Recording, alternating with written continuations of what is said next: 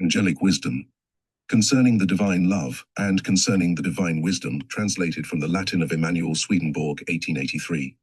Prefatory Note. The present translation is based upon the recommendations of the Revision Committee of the Swedenborg Society, and it is believed that in technical respects those recommendations have been fully carried out. In addition to this, fidelity to the matter and manner of Swedenborg has governed the translation. More remains to be done in the same direction, even with this small work. There are phrases which are still to be solved into English idioms by the painstaking translators of the future, but at present it has not seemed advisable to put idiomatic English in the first place, and Swedenborg's forms of speech in the second. There is temptation to do so, but whenever the process has been attempted, the immediate result has shown that some pregnant meaning has escaped in the altered phrase. Swedenborg is ever clear and definite, and employs unusual forms of speech only for unusual purposes. To convert these forms into current English would void their intrinsic meaning. A great part of the present work is of this unusual significance, being an expression of hitherto unknown spiritual things in the imperfect vehicle of natural language, and therefore, to correspond to the occasion, the phraseology is unusual. The Latin, however, is always felicitous and express, and the attempt has been made to emulate it in this respect, and yet to carry it over into an English as idiomatic as possible. The apparent repetitions of Swedenborg are inevitable subjects of a translator's thought. There is a temptation to abbreviate these and to leave some of them out, but the work would lose in importance and not gain in currency by such elimination. The iterations are a necessity and power of the author. He is a heaven-enlightened teacher. He goes over the new and old lesson again and again to those who will hear him. It is not an easy lesson to learn, though the reader may think he takes it in at once, for it is impossible to exhaust its significance, and each time it is repeated, some seed of it may germinate, or some willing and affectionate part of the mind may be open to living perception in place of a literal acquiescence. In the present work, however, the reader may bear in mind that the propositions from beginning to end stand in a sequence in the divine order, and are put demonstratively so as to depend upon each other. Hence, as in mathematical series, there is constant reference to former propositions, which are the quarry out of which the later propositions are built. The reoccurrence of principles, their constant statement in such case, is not repetition, but required food of demonstration. There is no sameness in it, for the truth comes back on each occasion, with a distinct purpose to be built into a new and extending spiritual edifice. It is difficult to speak of language alone in introducing to some new readers, and to many old ones, so important a work of the Lord's new church as the angelic wisdom concerning the divine love and concerning the divine wisdom of Swedenborg. Yet it can be said that Swedenborg as a mere writer, taken on his own ground of use and purpose, is unsurpassed in literature. Unimpaired in his simple statements lie powers of righteousness for the regeneration of men, and sublimities of spiritual revelation for opening the understanding. The measured tread of the writings, unheard by the world, and perhaps only noticed by some readers as a mannerism, is the three ire and discipline of the very truths of heaven. No writer is so suggestive and edifying for those who can enter into the affection of his works, and no writer is so distasteful for those who are averse to spiritual things. Each attitude of the will and understanding is implied in the other. The progressive adequate translation of Swedenborg's works is a colossal undertaking, to be executed piece by piece in the two countries where the English language prevails. Experience shows that those works will repay any amount of capacity and labor that is bestowed upon their rendering. It is a high task, a task of great privilege, to contribute to usher them gradually into our mother tongue. May the Lord fill them with their own meaning for many minds in England and her dependencies, and in America. J. J. Garth Wilkinson, Rudolph L. Taffel, October 4, 1883. Angelic Wisdom Concerning the Divine Love. Part 1. 1. Love is the life of man. Man knows that there is such a thing as love, but does not know what love is. He knows that there is such a thing as love from common conversation, as from expressions like these: such a person loves me, a king loves his subjects, and the subjects love the king, a husband loves his wife, and a mother her children, and conversely, further, such and such a person loves his country, his fellow citizens, his neighbor, and likewise speaking of things abstractedly from person, as when it is said a person loves this or that thing. Nevertheless, although love is such a universal expression in everyday conversation, scarcely anyone knows what love is. In meditating on the subject, on account of not being able to form to himself any idea of thought respecting it, a person says either that it is not anything, or that it is merely something flowing in from sight, hearing, touch, and social intercourse, and in this manner affecting. He is altogether ignorant of the fact that love is his very life, not only the general life of his whole body, and the general life of all his thoughts, but also the life of all the singulars thereof. A wise man is able to perceive this from queries like these: if you remove the affection belonging to love, are you then able to think anything, and are you able to do anything? Do not thought, speech, and action grow cold in proportion as the affection belonging to love grows cold? And do they not grow warm in proportion as the affection belonging to love grows warm? The wise man, however, perceives this, not from the knowledge that love is the life of man, but from his experience that these things happen so. 2. No one knows what the life of man is, unless he knows that it is love. If this is not known, one person may believe that a man's life consists merely in perceiving with the senses and in acting, and another that it consists in thinking, when yet thought is the first effect of life, and sensation and action are the second effects of life. Thought is here said to be the first effect of life, yet there is thought which is interior, and again interior, and thought which is exterior, and again exterior. Inmost thought, which is the perception of ends, is actually the first effect of life, but of these things hereafter, when the degrees of life are considered.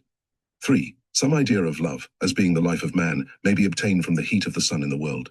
It is well known that this heat is a kind of common life to all the vegetations of the earth. For when this heat arises, as is the case in springtime, plants of every kind spring from the soil, they deck themselves with leaves, afterwards with blossoms, and at last with fruits, and thus live in a certain sense. But when the heat retires, as is the case in the time of autumn and winter, the plants are stripped of these signs of their life, and they wither. The case of love with man is like this, for heat and love mutually correspond to each other, wherefore also love is warm, or God alone, consequently the Lord is very love, because he is very El-Fay, and angels and men are recipients of life. In the treatises on divine providence and on life this will be abundantly illustrated. Here we shall only state that the Lord who is the God of the universe is uncreate and infinite, whereas man and angel are created and finite. The Lord also, because he is uncreate and infinite, is very Esse, which is called Jehovah, and he is very life or life in itself. No man can be created immediately from the uncreate, the infinite, from very Esse and very life, because the divine is one and indivisible, but man must be created from created and finited things which have been so formed that the divine can be in them. Since men and angels are such, they are recipients of life. If any man therefore allows himself to be so far led astray in thought as to believe that he is not a recipient of life, but life, he cannot be withheld from the thought that he is God. The fact that a man does feel as if he were life, and thence believes that he is, arises from fallacy, for the principal cause is not perceived otherwise in the instrumental cause than as one with it. That the Lord is life in himself, he himself teaches in John, as the Father hath life in himself, so also hath he given to the Son to have life in himself. He declares also that he is life itself. Now, since life and love are one, as appears from what has been said above, Nos 1:2, it follows that the Lord, because he is life itself, is love itself. That this may strike the understanding, be it known absolutely that the Lord, because he is love in its own very essence, that is, divine love, appears before the angels in heaven as a sun, and that from that sun proceed heat and light, and that the heat thence proceeding in its essence is love, and the light thence proceeding in its essence is wisdom, and that the angels, in proportion as they are recipients of that spiritual heat and of that spiritual light, are loves and wisdoms, not loves and wisdoms from themselves, but from the Lord. That spiritual heat and that spiritual light not only flow in with the angels and affect them, but they also flow in with men and affect them altogether in proportion as they become recipients. And they become recipients according to their love of the Lord, and their love towards the neighbor. This sun itself, this divine love, cannot create anyone immediately from itself by its heat and by its light, for in that case he would be love in its essence, which is the Lord himself, but it can create from substances and matters so formed that they able to receive heat itself and light itself, comparatively as the sun of the world by its heat and light cannot produce germinations in the earth immediately, but from the matters of the soil, in which it can be present by its heat and light, and cause vegetation. In the work on heaven and hell, Nos 116 to 140, it may be seen that the divine love of the Lord appears in the spiritual world as a sun, and that the spiritual heat and the spiritual light from which the angels derive love and wisdom proceed from it. 6. Since then man is not life but a recipient of life, it follows that the conception of a man from his father is not a conception of life, but only a conception of the first and purest form receptacle of life, to which form, as a stamen or initiament, are successively added in the womb substances and matters in forms adapted to the reception of life in its order and in its degree. The divine is not in space. That the divine, namely God, is not in space, although the divine is omnipresent and with every man in the world, and with every angel in heaven, and with every spirit under heaven, cannot be comprehended by a merely natural idea, but may by a spiritual idea. It cannot be comprehended by a natural idea, because there is space in that idea, for it is formed out of such things as are in the world, and in each and all of these things which strike the eye, there is space. Everything great and small there is of space. Everything long, broad, and high there is of space. In short, every measure, figure, and form there is of space. It has therefore been said that by a merely natural idea, it cannot be comprehended that the divine is not in space, when it is said that it is everywhere. Amen, nevertheless, may comprehend this be natural thought. provided he admits into it something of spiritual light. We shall therefore first of all say something concerning the spiritual idea, and the thought therefrom. A spiritual idea does not derive anything from space, but it derives its all from state. State is predicated of love, of life, of wisdom, of the affections, of the joys which are thence, in general it is. Predicated of good and of truth. A truly spiritual idea of these things has nothing in common with space. It is higher, and beholds the ideas of space under it, as heaven beholds the earth. But as angels and spirits see with eyes equally as men in the world, and objects cannot be seen except in space, therefore in the spiritual world where angels and spirits are, spaces appear similar to the spaces on earth, and yet they are not spaces, but appearances. Thus they are not fixed and settled as on earth. They can be lengthened and shortened. They can be changed and varied. And so because they cannot be determined by measure, they cannot in that world be comprehended by any natural idea, but only by a spiritual idea. And the spiritual idea. Concerning the distances of space is the same as concerning the distances of good or the distances of truth, which are affinities and similitudes according to their states. 8. It may appear from these premises that by a merely natural idea a man cannot comprehend that the divine is everywhere and yet not in space, and that angels and spirits comprehend this clearly, consequently that a man also may, provided he admits into his thought something of spiritual light. The reason why a man may comprehend this is that it is not his body which thinks, but his spirit, consequently not his natural, but his spiritual part. 9. The reason, however, why many do not comprehend this is that they love the natural, and therefore are not willing to raise the thoughts of their understanding above the natural into spiritual light. And they who are not willing to do so cannot help thinking from space, even concerning God, and to think of God from space is to think from the extents of nature. This has to be premised, because without a knowledge and some perception that the divine is not in space, not anything can be understood concerning the divine life which is love and wisdom, which are the subjects here treated of, and hence little, if anything, concerning the divine providence, omnipresence, omniscience, omnipotence, infinity, and eternity, which will be treated of in their series. 10. It has been stated that in the spiritual world there appear spaces equally as in the natural world, consequently also distances, but that these distances are appearances according to spiritual affinities which are of love and wisdom, that is, of good and truth. Hence it is that, although the Lord is everywhere in the heavens with the angels, he nevertheless appears high above them as a sun.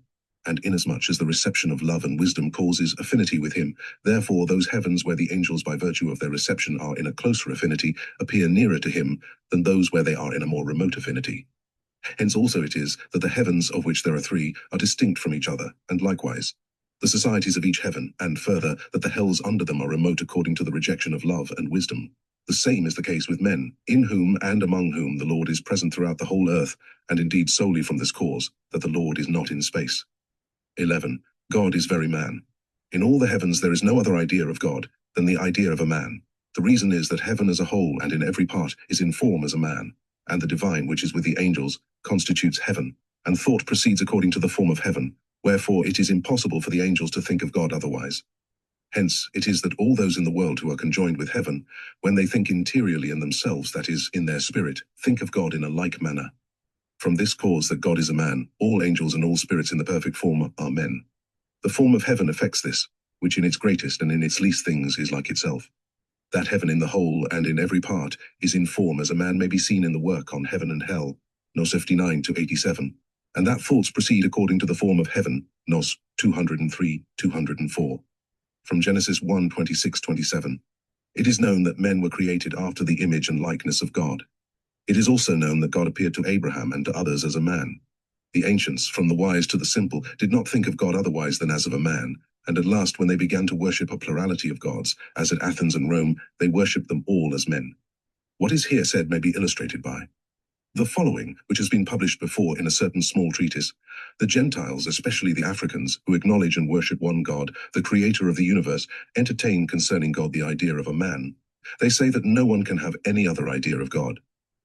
When they hear that a number of persons entertain the idea of God as of a little cloud in mid-air, they ask where such persons are, and on being told that they are among the Christians, they declare it to be impossible. They receive as a reply, however, that this idea of theirs arises from the fact that God in the Word is called a spirit, and of a spirit they entertain no other idea than as of a particle of cloud, not knowing that every spirit and every angel is a man.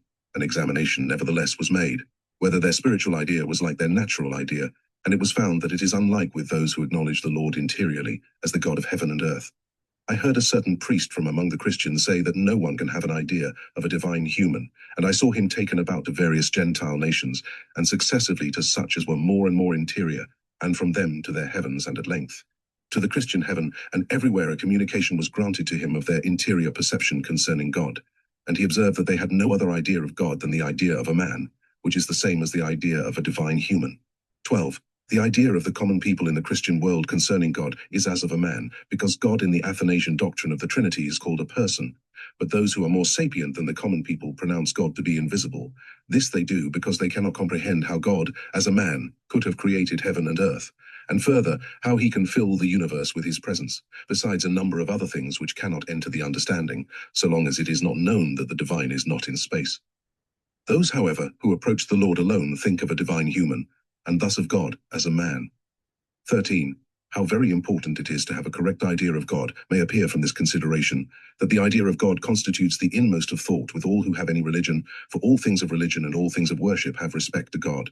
And as God is universally and singularly in all things of religion and of worship, therefore, unless there be a just idea of God, there cannot be any communication with the heavens. Hence it is that every nation in the spiritual world has its place allotted in accordance with its idea of God as a man, for in that idea, and in no other, is the idea of the Lord.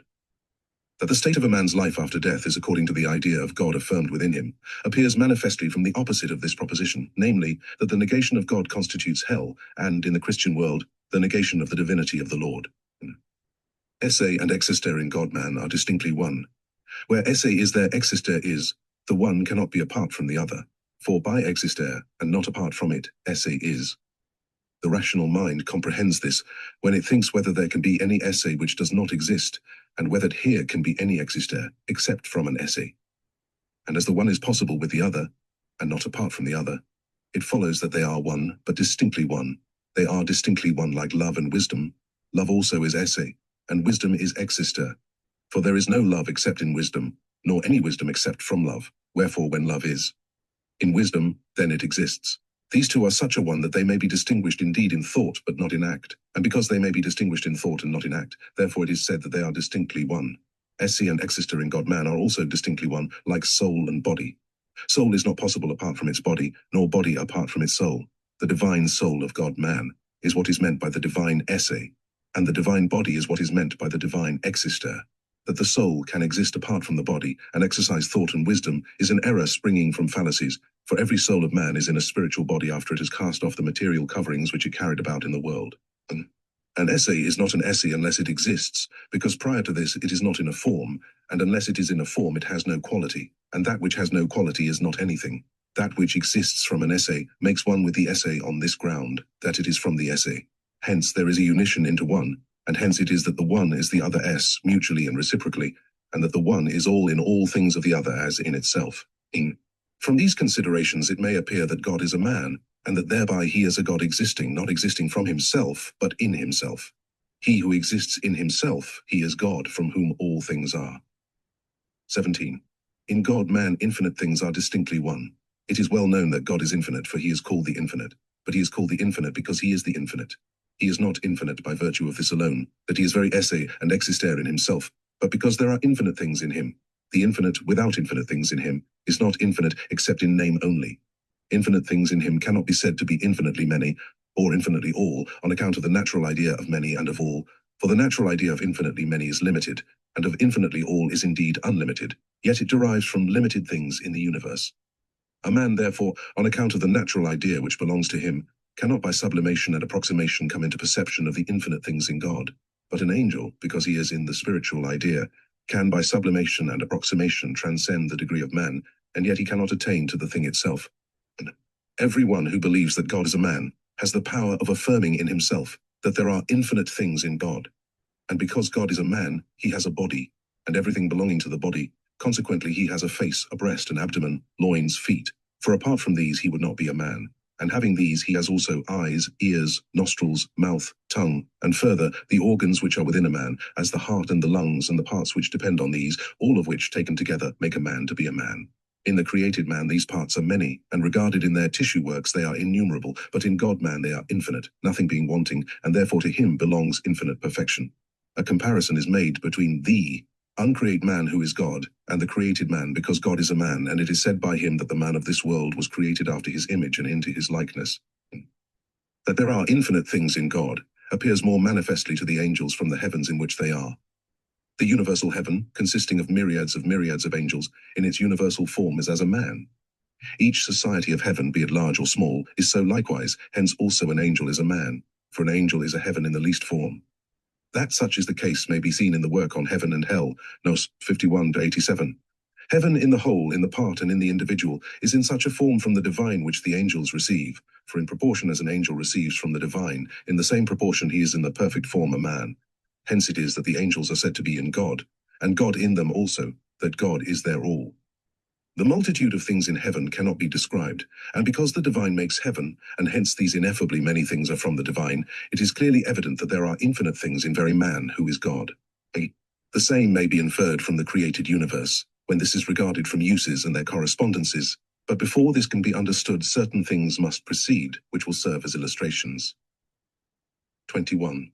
Because there are infinite things in God-man which appear in heaven, in angel, and in man, as in a mirror, and because God-man is not in space, as was shown above in Nos 8, 9, 10, it may be seen and comprehended in a measure, how God is able to be omnipresent, omniscient, and omniprovident, and how as a man he was able to create all things, and as a man is able to hold the things created by himself in their order to eternity. 22. That infinite things are distinctly one in God-man, may appear also as in a mirror from man. In man there are many and innumerable things as said above, but still the man is conscious of them as a unity. By feeling he does not know anything of his brains, of his heart and lungs, of his liver, spleen and pancreas, or of the innumerable things in his eyes, ears, tongue, stomach, generative organs and the rest of his interiors. And because by feeling he is not cognizant of these things, he is to himself as one. The reason is that all these things are such a form, that not one of them can be absent, for he is a form recipient of life from God-man, as was shown above, Nos 4, 5, 6.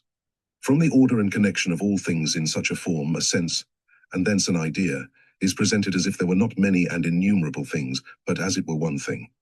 From this it may be concluded that the many and innumerable things which in man constitute as it were a one, in very man who is God, are distinctly, yea, most distinctly one.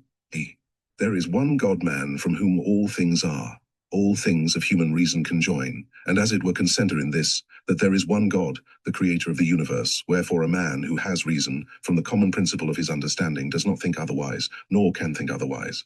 Tell any man of sound reason that there are two creators of the universe, and you will be sensible of his repugnance, and this perhaps from the mere sound of the phrase in his ear, whence it appears that all things pertaining to human reason conjoin and concenter in this, that God is one. There are two causes why this is so. The first is, that the very faculty of thinking rationally, viewed in itself, is not man's but is God's with him. Upon this faculty depends human reason in general, and this general ground causes the man to see this, that God is one as from himself.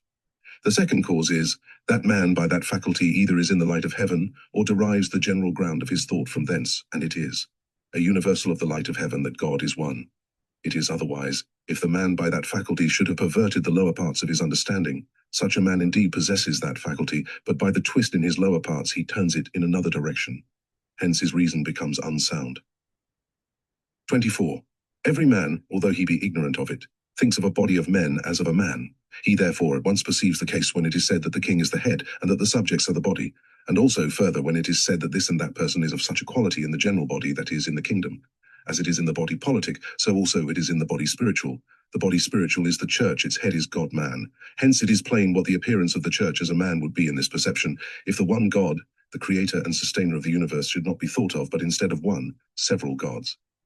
The church in this perception would appear as one body with several heads upon it, thus not as a man, but as a monster.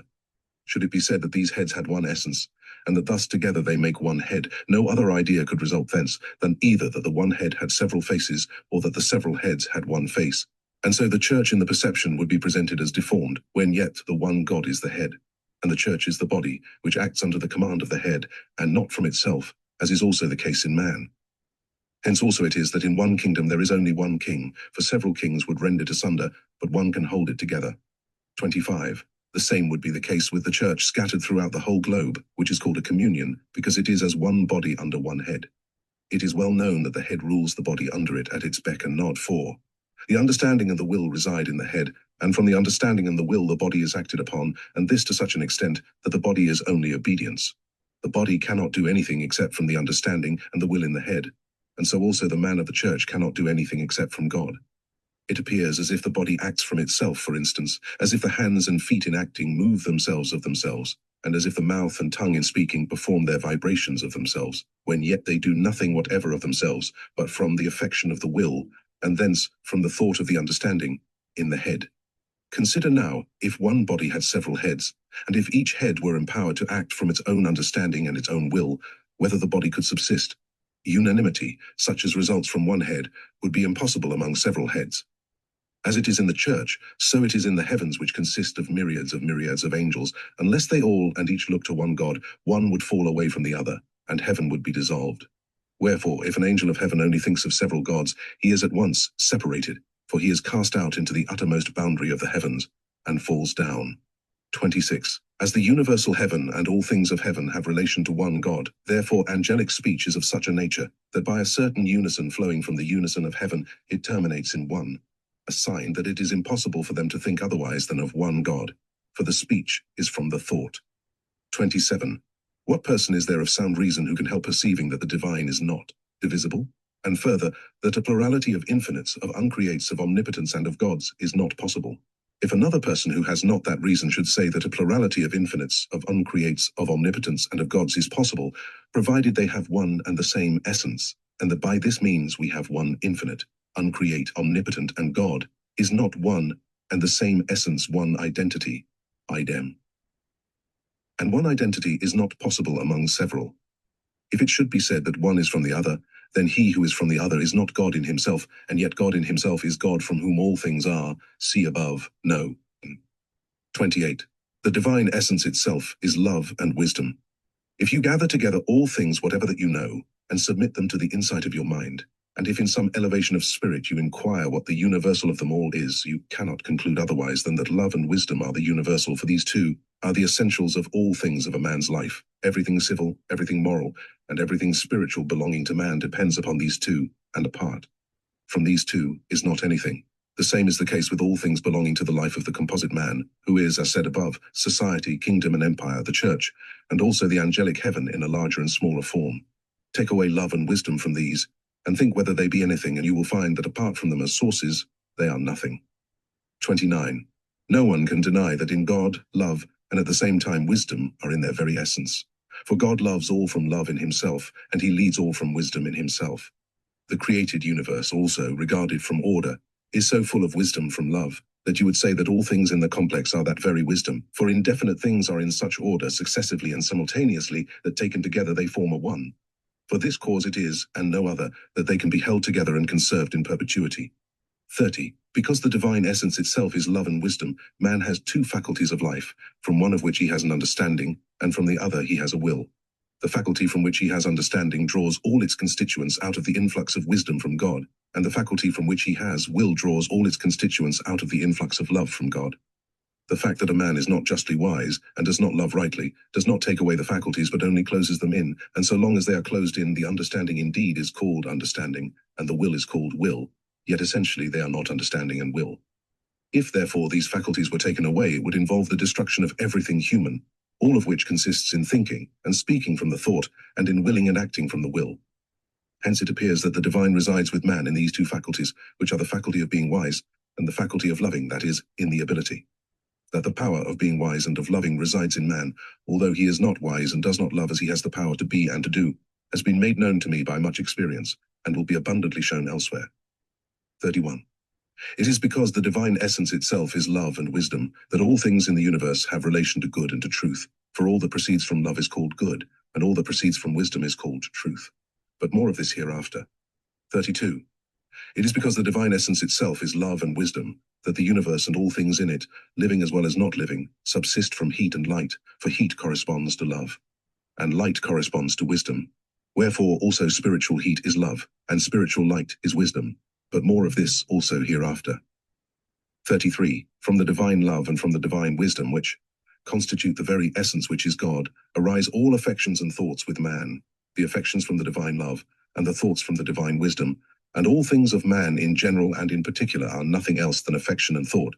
These two are, as it were, the sources of all things of his life. All the delights and pleasantnesses of his life are from them, the delights from the affection of his love, and the pleasantnesses from the thought thence. Now, inasmuch as man is created that he may be a recipient, and he is a recipient in proportion as he loves God, and from love to God is wise, that is, in proportion as he is affected by those things which are from God, and as he thinks from that affection, it follows that the divine essence, which is the creating power, is divine love and divine wisdom. 34. The divine love is of the divine wisdom, and the divine wisdom is of the divine love. That the divine esse and the divine exister in God-man are distinctly one, may be seen above, Nos. 14-16.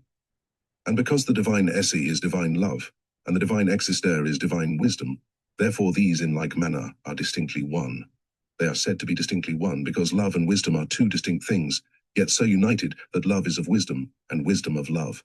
Thus love is in wisdom, and wisdom exists in love, and as wisdom derives its exister from love, as has been stated above, number 15, therefore also divine wisdom is esse.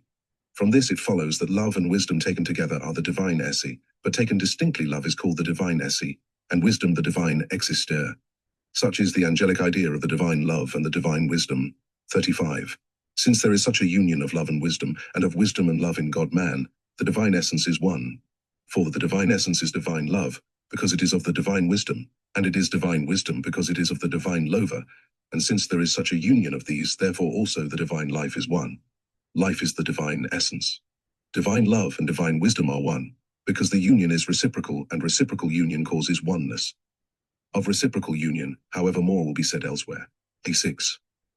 In every divine work, also there is a union of love and wisdom, therefrom is its perpetuity, yea, eternity. If there be more of divine love than of divine wisdom, or more of divine wisdom than of divine love, in any created work it will not subsist, except in so far as the two are in it in an even ratio. Whatever is in excess passes off.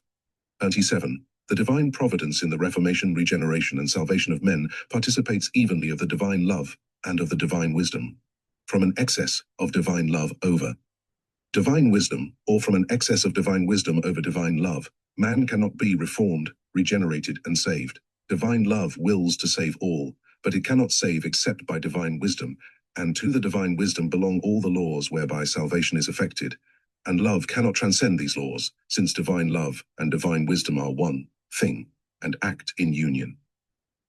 38. Divine love and divine wisdom are understood in the word by righteousness and judgment, divine love by right-eousness, and divine wisdom by judgment, wherefore in the word righteousness and judgment are applied to God.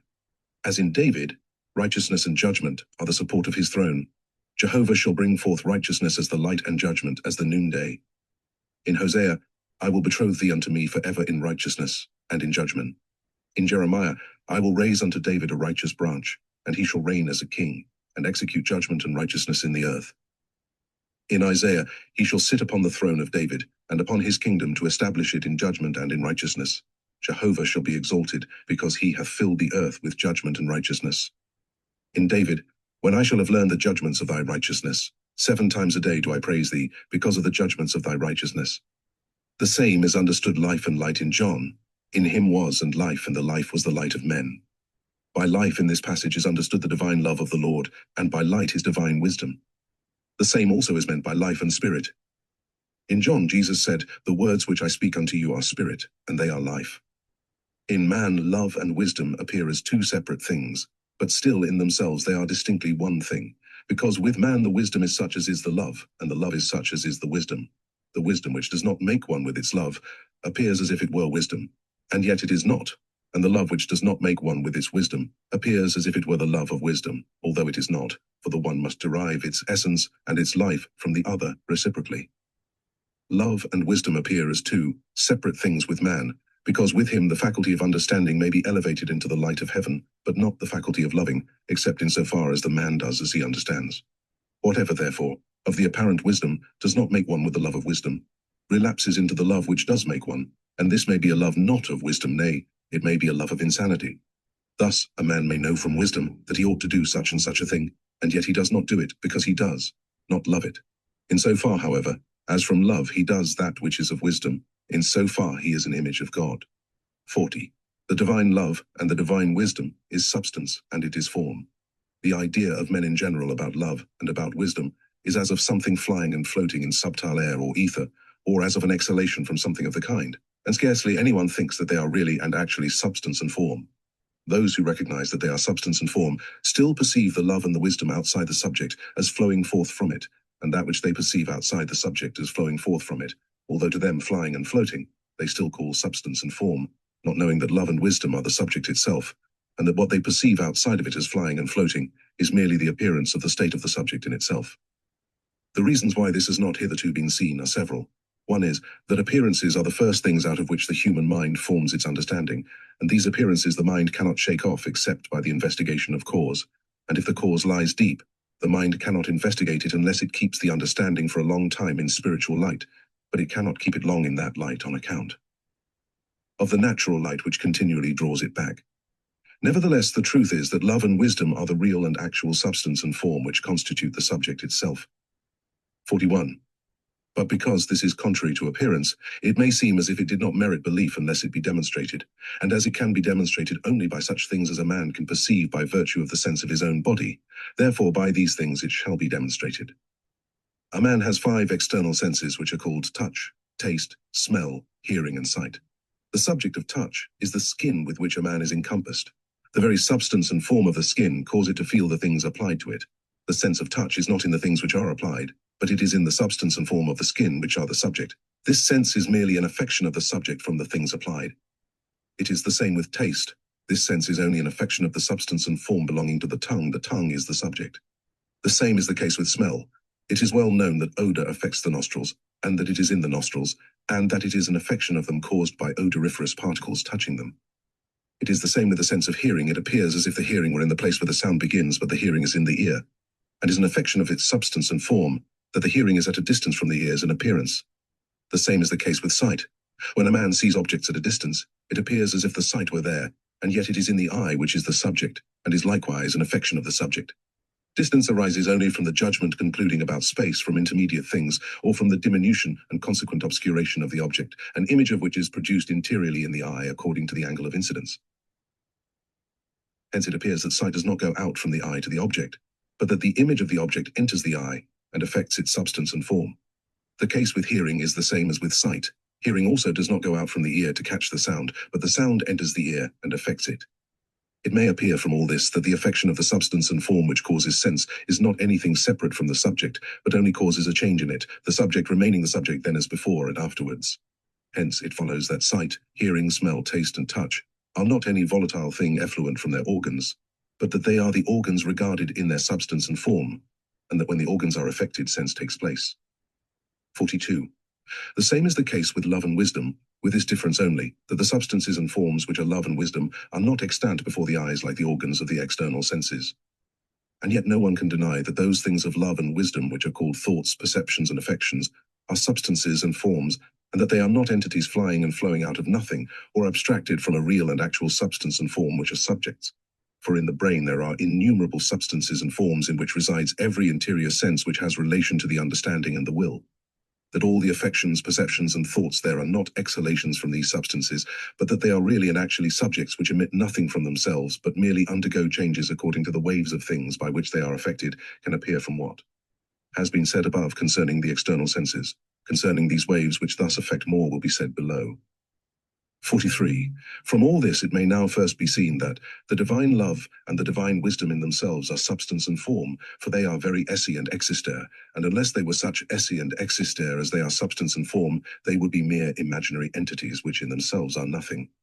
44. The divine love and the divine wisdom are substance and form in itself, thus very reality and the one and only reality, that the divine love and the divine wisdom is substance and form has been confirmed just above, and that the divine esse and existere is esse and existere in itself has also been said above.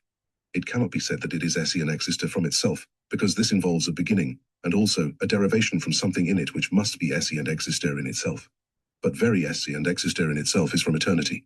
Very esse and existere in itself is also uncreated, and everything created must needs be from an uncreate, and that which is created is also finite, and the finite cannot exist excepting from the infinite. He who by some stretch of thought can keep in his mind and comprehend esse and existere in itself, will certainly also follow and comprehend that it is the very reality and one only reality, Very reality is said of that which alone is, and one only reality of that form which every other thing is. Now because this very and this one only is substance and form, it follows that it is the very and the one only substance and form.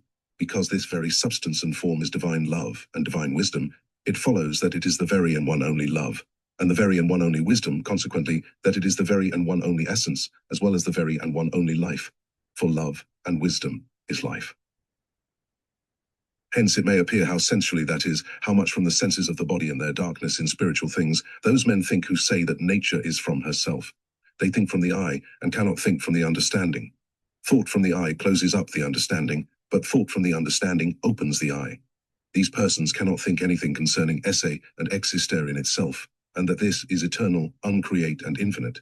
Neither can they think anything concerning life, except as a volatile thing going away into nothing. Nor can they think differently of love and wisdom, and in no wise that all things of nature are from them. Neither can it be seen that all things of nature are from them, unless nature be regarded from uses in their series and in their order, and this, not from a few of its forms which are objects of the eye alone. For uses can come from life only, and their series and order from wisdom and love, but forms are the continents of uses. If therefore forms alone are regarded, not anything of life can be seen in nature, still less anything of love and wisdom, consequently not anything of God. 47. The divine love and the divine wisdom cannot otherwise than be and exist in others created by itself. Loving self is not the essential of love, but loving others, and being conjoined with them by love. The essential of love also is to be loved by others, for thus conjunction is effected. The essence of all love consists in conjunction, so also does its life, which life is called delight, pleasantness, enjoyment, sweetness, blessedness, happiness, and felicity. Love consists in this, that one's own should be another's, and feeling the delight of that other as a delight in one's self. This is loving, but feeling one's own delight in another, and not that other's delight in oneself. This is not loving, for this is loving oneself, but the former loving one's neighbor. These two kinds of love are diametrically opposed to one another. Either kind of love indeed conjoins, and it does not appear that loving one's own, that is oneself in another, disjoins, when yet it so disjoins that in proportion as anyone has loved another in this manner, in the same proportion he afterwards hates him. For that conjunction is dissolved successively of itself, and then the love becomes hatred in a like degree. 48. Who that is capable of any insight into the essence of love cannot see this? For what does loving one's self, and not another out of one's self, by whom one may be loved in return, mean? It means separation rather than conjunction. Conjunction of love is by reciprocity, and there is no reciprocity in one's self alone. If there is supposed to be, it is from an imagined reciprocity in others.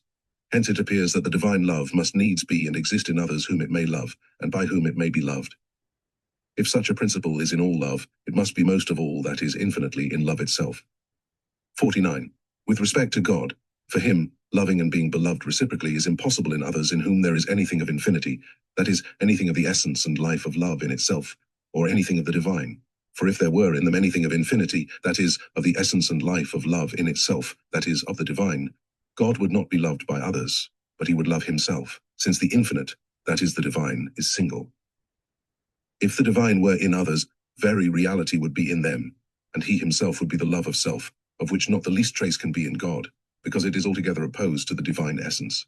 Wherefore, loving and being loved reciprocally must be in others in whom there is nothing of the divine in itself. That it has place in beings created from the divine will be seen below. But in order that it may have place, there must be infinite wisdom, which must make one with infinite love.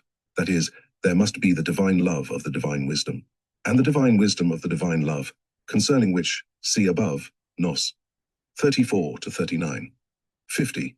Upon the perception and knowledge of this mystery depends the perception and knowledge of all things pertaining to existence, that is, to creation, and also of all things pertaining to subsistence, that is, to preservation, by God, thus of all the works of God in the created universe. This will be treated of in what follows. 51. But do not, I entreat you, confound your ideas with time and with space, for in proportion to the presence of time and space in your ideas, when you read the following, you will not understand it, for the divine is not in time and space. This will be seen clearly in the continuation of this work, where eternity, infinity, and omnipresence will be specifically treated of. All things in the universe have been cheated by the divine love and the divine wisdom of God-man. The universe in the greatest and least things, and in the first and last things, is so full of divine love and divine wisdom that it may be defined as divine love and divine wisdom in an image. That this is so appears manifestly from the correspondence of all things of the universe with all things of man. All things in general and in particular which exist in the created universe have such a correspondence with all things of man in general and in particular, that it may be said that man also is a kind of universe. There is a correspondence of his affections and thence of his thoughts with all things of the animal kingdom, of his will, and thence of his understanding with all things of the vegetable kingdom, and of his ultimate life with all things of the mineral kingdom. That there is such a correspondence does not appear to anyone in the natural world, but to everyone who attends to it in the spiritual world. In the spiritual world there are all things which exist in the natural world in its three kingdoms, and they are correspondences of affections and thoughts, of the affections from the will and the thoughts from the understanding, as well as of the ultimate or last things of the life of those who are there. And both the latter and the former appear around them in just such an aspect as that of the created universe, with this difference, that their embodiment is smaller. Hence it is plain to the angels that the created universe is an image representative of God-man, and that it is his love and wisdom which in the universe are presented in an image. Not that the created universe is God-man, but that it is from him, for nothing whatever in the created universe is substance and form in itself, or life in itself, or love and wisdom in itself. Nay, neither is a man in himself, but all is from God, who is man, wisdom and love, and form and substance in himself. That which is in itself is uncreate and infinite, but that which is from him, inasmuch as it carries nothing with it which is self-existent, is created and finite, and this represents an image of him, from whom it is and exists. 53. Of things created and finite may be predicated esse and tor, also substance and form and even life, nay love and wisdom, but all these are created and finite. The reason why these attributes may be predicated here is not that these subjects possess anything divine, but that they are in the divine, and that the divine is in them. For all that is created in itself is inanimate and dead, but things are animated and made alive by the fact that the divine is in them, and that they are in the divine. 54. The divine is not in one subject differently from what it is in another, but one created subject is different from another, for no two things can be the same, and hence each thing is a different continent. On this account, the divine appears various in its image. The presence of the divine in things opposite will be discussed in what follows. 55. All things in the created universe are recipients of the divine love and the divine wisdom of God-man. It is well known that all things of the universe in general and in particular are created by God. Hence the universe with all its constituents in general and in particular is called in the word, the work of the hands of Jehovah. The world in its complex is said to have been created out of nothing, and concerning that nothing an idea is entertained as of absolute nothing. From absolute nothing, however, nothing is made, or can be made. This is a self-evident truth. The universe, therefore, which is an image of God, and hence full of God, could be created only in God from God, for God is esse itself, and that which is must be from esse. To create that which is from nothing which is not is a mere contradiction. Nevertheless, that which is created in God from God is not continuous from him, for God is esse in itself, and in created things there is not any esse in itself. If in created things there were any esse in itself, this would be continuous from God, and that which is continuous from God is God. The angelic idea on this subject is that what is created in God from God is like that in a man which he had drawn from his, but from which the life is drawn, which life away is of such a nature that it is conformable to his life, and yet is not his life. The angels confirm this by many things which exist in their heaven, where they say they are in God, and God is in them, and nevertheless they have nothing of God, which is God, in their esse. A number of things whereby they confirm this will be adduced in what follows. Here we speak of it only as a thing to be known. 56. Every created thing by virtue of this, its origin, is such in its nature that it is a recipient of God, not by continuity, but by contiguity. Its conjunctivity is by contiguity, and not by continuity. It is conformable because it has been created in God from God, and because it has been thus created, it is an analogue, and by this conjunction it is as an image of God in a mirror. 57. Hence, it is that the angels are not angels from themselves, but they are angels by virtue of this conjunction with God-man. And this conjunction is according to the reception of the divine good and the divine truth, which are God, and appear to proceed from him, although they are in him. Reception, however, is according to the application of the laws of order, which are divine truths, to themselves, from the freedom of willing and thinking in accordance with reason, which they have from the Lord as their own. By this, they have a reception of divine good and of divine truth as from themselves. And by this comes reciprocity of love, for, as said above, love is not possible unless it be reciprocal. The same is the case with men on earth. From what has been said, it may now first be seen that all things of the created universe are recipients of the divine love and the divine wisdom of God-man. That the remaining things of the universe which are not like the angels, nor like men, for example, the things which are below man in the animal kingdom, and which are below these in the vegetable kingdom, and below these again in the mineral kingdom, are likewise recipients of the divine love and of the divine wisdom of God-man. cannot as yet be so explained as to be understood, for much has to be said first concerning the degrees of life and the degrees of the recipients of life. Conjunction with these things is according to their uses, for all good uses derive their origin from no other source than from a similar conjunction with God, which yet is dissimilar according to degrees. This conjunction in its descent becomes successively of such a nature, that nothing of freedom because nothing of reason, and hence nothing of the appearance of life is left, but still they are recipients. As they are recipients, they are also reagents, for because they are reagents, they are continents. Conjunction with uses which are not good will be discussed after the origin of evil has been shown. 59. From these premises it may appear that the divine is in all things of the universe in general and in particular, and that consequently the created universe is the work of the hands of Jehovah, as it is stated in the word, that is, the work of the divine love and the divine wisdom, for these are understood by the hands of Jehovah. And although the divine is in all things of the created universe in general and in particular, still there is nothing of the divine in itself in their esse, for the created universe is not God, but from God, and as it is from God, his image is in it, as a man's image is in a mirror, in which indeed the man appears, but still there is nothing of the man in it. 60. I heard several about me in the spiritual world who were conversing together say that they were willing indeed to acknowledge that the divine is in all things of the universe in general and in particular, because therein they see the wonderful things of God, and which are the more wonderful, the more inwardly they are examined. Nevertheless, when they heard that the divine is actually in all things of the universe in general and in particular, they were indignant, which is a sign that they indeed said so but did not believe it. They were therefore asked whether they could not see this from the angelic wisdom concerning the divine love and the divine wisdom wonderful faculty alone which is inherent in every seed, of producing its particular plant in such order, even till it comes to new seeds. And also because in every seed there is the idea of angelic wisdom concerning the divine love, and the divine wisdom the infinite and the eternal, for there is in seeds an effort to multiply and to fructify themselves to infinity and to eternity. The same might also be seen from every living creature, even the smallest, for in these there are the organs of the senses, brains, hearts, lungs, and the remaining organs with arteries, veins, fibers, muscles, from which actions proceed, not to speak of the stupendous things in their instincts, about which whole volumes have been written. All these marvelous things are from God, but the forms with which they are clothed are from the material substances of the earth. From these come plants, and in their order men, wherefore it is said of man, that he was created out of the ground, and that he is the dust of the earth, and that the soul of lives was breathed into him. From which it is plain that the divine does not belong to man, but is adjoined to him. 61. All things which are created in a certain image have relation to man. This may appear from all things of the animal kingdom in general and in particular, from all things of the vegetable kingdom in general and in particular, and from all things of the mineral kingdom in general and in particular. The relation to man in all things of the animal kingdom in general and in particular is evident from these considerations, that animals of every kind have members whereby they move, organs whereby they feel, and viscera whereby these are set in activity, which things they have in common with man.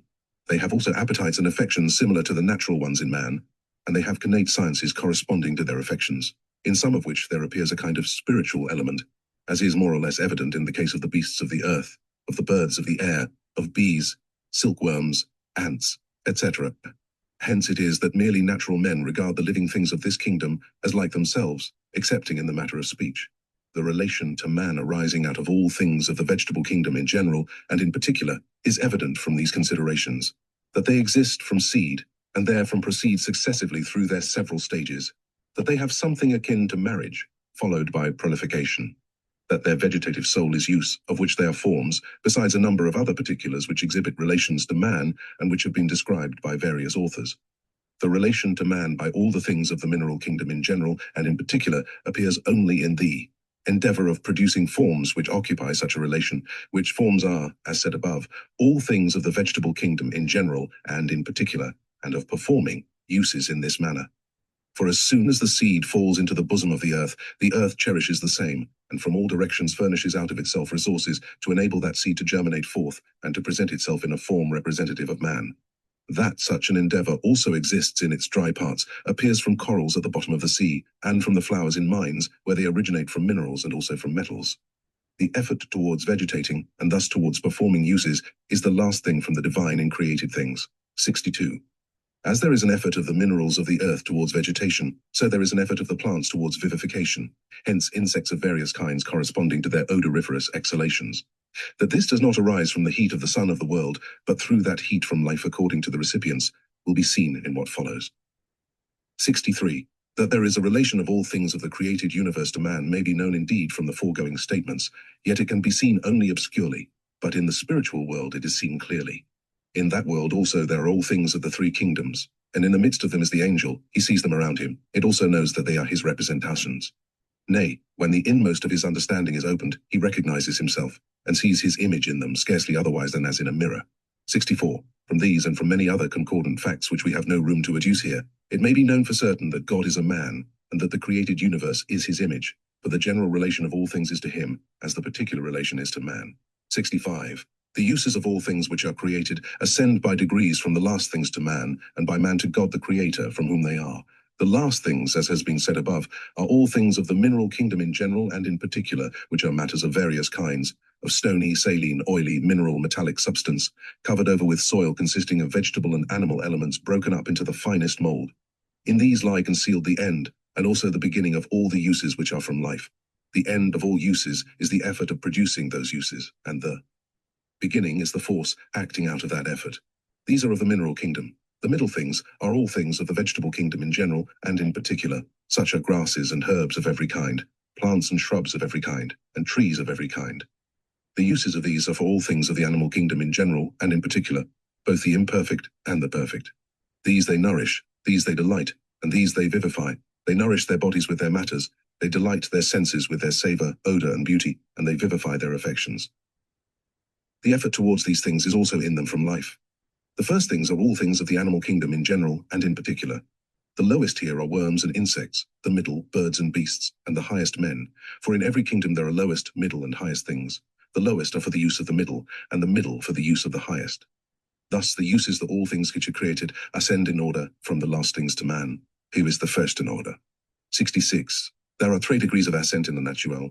In that 1, all things of life, the more perfect animals are recipients of the life of the 3 degrees of the natural world. The less perfect are recipients of the life of 2 degrees of that world, and the imperfect animals are recipients of 1 of its degrees.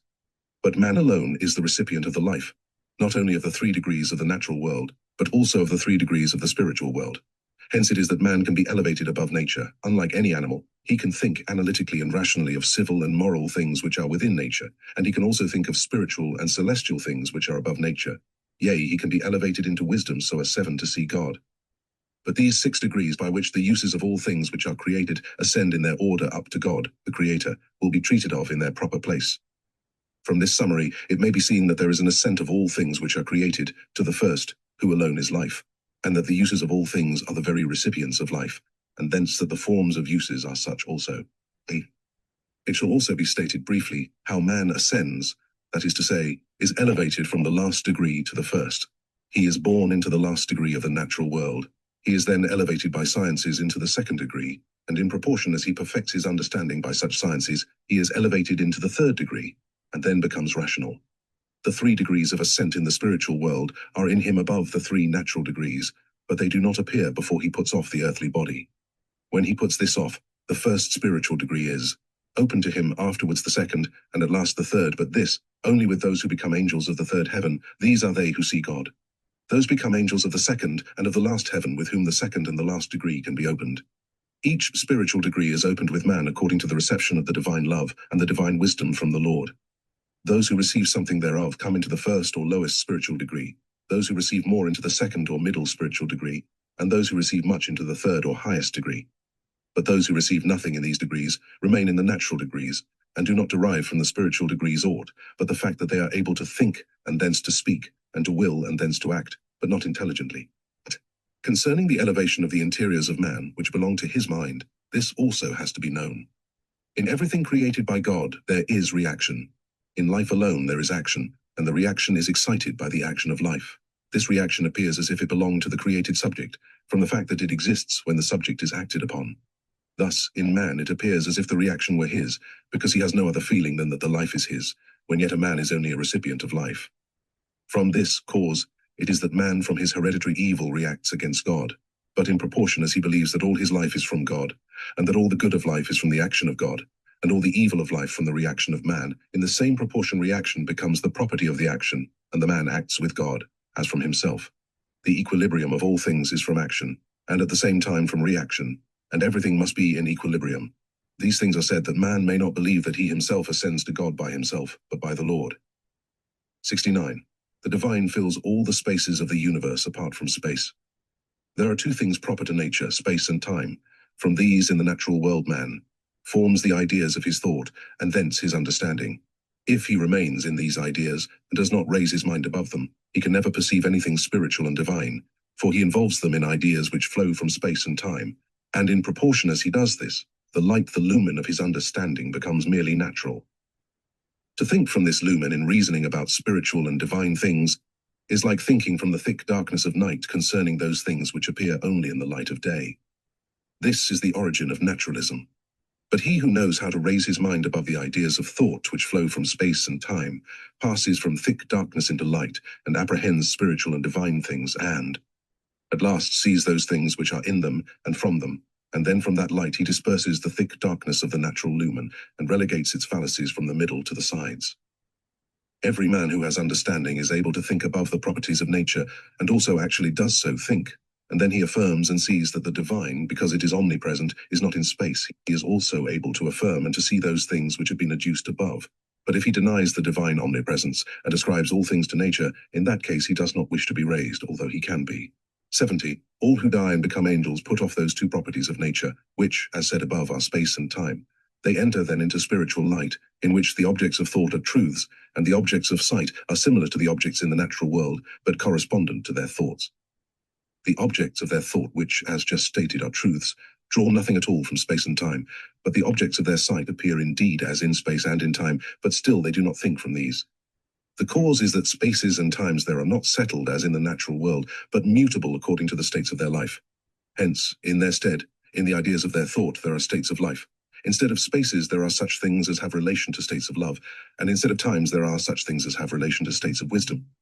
Hence, it is that spiritual thought, and thence also spiritual speech, differ so much from natural thought, and thence from natural speech, that they have nothing in common except in respect to the interiors of things, all of which are spiritual.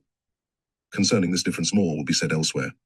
Now, as the thoughts of the angels derive nothing from space and time, but all from states of life, it appears that the angels do not comprehend when it is said that the divine fills spaces, for they do not know what spaces are, but that they clearly comprehend when, apart from an idea of any space, it is said that the divine fills all things. 71. In order that it may be plain that the merely natural man thinks of spiritual and divine things from space, and the spiritual man apart from space, let the following serve as an illustration. The merely natural man thinks by means of ideas which he has procured from the objects of sight, in all of which there is figure derived from length, breadth, and height, and from form terminated by these, which is either angular or circular. These things manifestly inhere in the ideas of his thought concerning the things visible on earth, and they also inhere in the ideas of his thought concerning non-visible things, such as civil and moral things. He does not indeed see in the latter the things belonging to figure and form, but still they reach thither by continuity. The case is different with a spiritual man, especially with an angel of heaven. His thought has nothing in common with figure and form deriving anything from length, breadth, and height of space, but it has all from the state of the thing, from the state of life. Hence, instead of length of space, he thinks of the good of a thing from the good of life, instead of breadth of space of the truth of a thing from the truth of life, and instead of height of the degrees of these. Thus he thinks from correspondence, which is the relation of spiritual and natural things with each other. From this correspondence it is that length in the word signifies the good of a thing, breadth the truth of a thing, and height the degrees of these. Hence it is plain that an angel of heaven, when he thinks of the divine omnipresence, can by no means think otherwise than that the divine fills all things apart from space. What the angel thinks is the truth, because the light which enlightens his understanding is the divine wisdom. 72. This is the fundamental thought concerning God, for without this thought those things which will be said concerning the creation of the universe by God-man, concerning his providence, omnipotence, omnipresence, and omniscience, can indeed be understood, but still not retained, because the merely natural man, while he understands these things, yet relapses into his life's love, which is that of his will. And this love dissipates these things, and immerses the thought in space, in which his lumen, which he calls rational light, abides. And he does not know that insofar as he denies these things, he becomes irrational. That such is the case may be confirmed by the idea concerning this truth, that God is a man. I pray you read with attention what has been said above, Nos. 11-13, and what follows after, and then you will understand that this is so. But let down your thought into the natural lumen which flows from space, and then will not these things seem like paradoxes? And if you let it down much, you will reject them. This is the reason why it is said that the divine fills all the spaces of the universe, and why it is not said that God-man fills them. For if this were said, the merely natural lumen would not assent. But it assents to the proposition that the divine fills, because this agrees with the formula of speech of the theologians that God is omnipresent and hears and knows all things. More may be seen on this subject nos. 7-10. 73. The divine is in all time apart from time. As the divine is in all space apart from space, so also it is in all time apart from time. For nothing which is proper to nature can be predicated of the divine, and space and time are proper to nature. Space in nature is measurable, and so is time. Time is measured by days, weeks, months, years, and centuries, and days are measured by hours, weeks, and months, by days, years, by thee. 4 seasons and centuries by years. Nature derives this measurement from the apparent gyration and rotation of the sun of the world, but it is otherwise in the spiritual world. There the progressions of life likewise appear in time, for the inhabitants live with one another, as men in the world live with one another, and this is not possible apart from an appearance of time. But time is not distinguished there into times and seasons as in the world, for their sun is constantly in its east, never moved away, for it is the divine love of the Lord which appears to them as a sun. Hence they have no days, weeks, months, years, centuries, but instead of these there are states of life, and by these a distinction is caused which cannot be called a distinction into times but into states. Hence it is that the angels do not know what time is, and that when it is named they perceive state instead of it, and when state determines time, time is only an appearance. Thus happiness of state causes time to appear short, and unhappiness of state causes time to appear long. From which it is plain that time in the spiritual world is nothing else than quality of state. From this ground it is that hours, days, weeks, months, and years in the word signify states, and their progressions in series and in complex. And when times are predicated of the church, by its morning is understood its first state, by midday its fullness, by evening its decline, and by night its end. The 4 seasons of the year, spring, summer, autumn, and winter, have the same meaning. 74. From these considerations it may appear that time makes one with thought from affection, for the quality of a man's state arises therefrom. That in progressions through spaces in the spiritual world, distances make one with progressions of time, may be illustrated by many things. Thus ways there are actually shortened in accordance with desires which are of thought from affection, and conversely are lengthened. Hence it is that we speak also of spaces of time. But in such cases, when thought does not conjoin itself with the man's proper affection, as in sleep, time does not appear. 75. Now as times which are proper to nature in its world are pure states in the spiritual world, which there appear progressive, because angels and spirits are finite, it may appear that in God they are not progressive, because he is infinite, and infinite things in him are one, according to what has been shown above, nos. 17-22, from which it follows that the divine is in all time apart from time. 76. Whoso does not know, and cannot by virtue of some perception think of God apart from time, is altogether unable to perceive eternity otherwise than as eternity of time, and then in thinking of God from eternity he must needs fall into confusion. For he thinks from a beginning, and a beginning is exclusively an attribute of time. His delirium lies in the thought that God has existed from himself, from which he falls headlong into the origin of nature from itself. From this idea he cannot be extricated excepting by the spiritual or angelic idea concerning eternity, which idea is apart from time, and when it is apart from time, then the eternal and the divine are the same. The divine is divine in itself, and not from itself. The angels say that they can indeed perceive God from eternity, but by no means nature from eternity, and still less nature from itself, and in no wise nature as nature in itself. For that which is in itself is very esse, from which all things are, and esse in itself is very life, which is the divine love of the divine wisdom, and the divine wisdom of the divine love.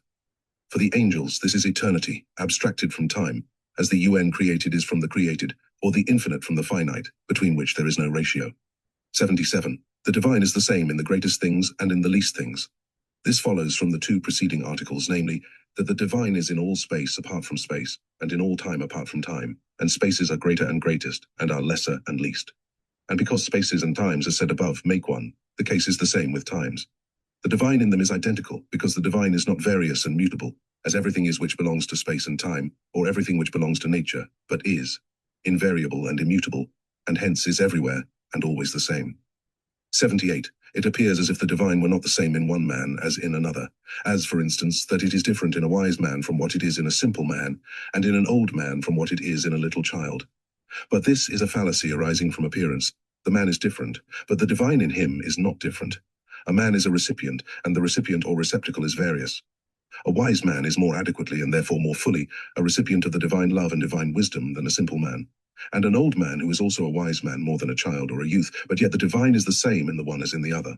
So also it is a fallacy arising from appearance, that the divine is various with the angels of heaven and with the men of the earth, because the angels of heaven are in wisdom ineffable, and men not so, but the apparent variety is in the subjects, according to the quality of the reception of the divine, and not in the Lord.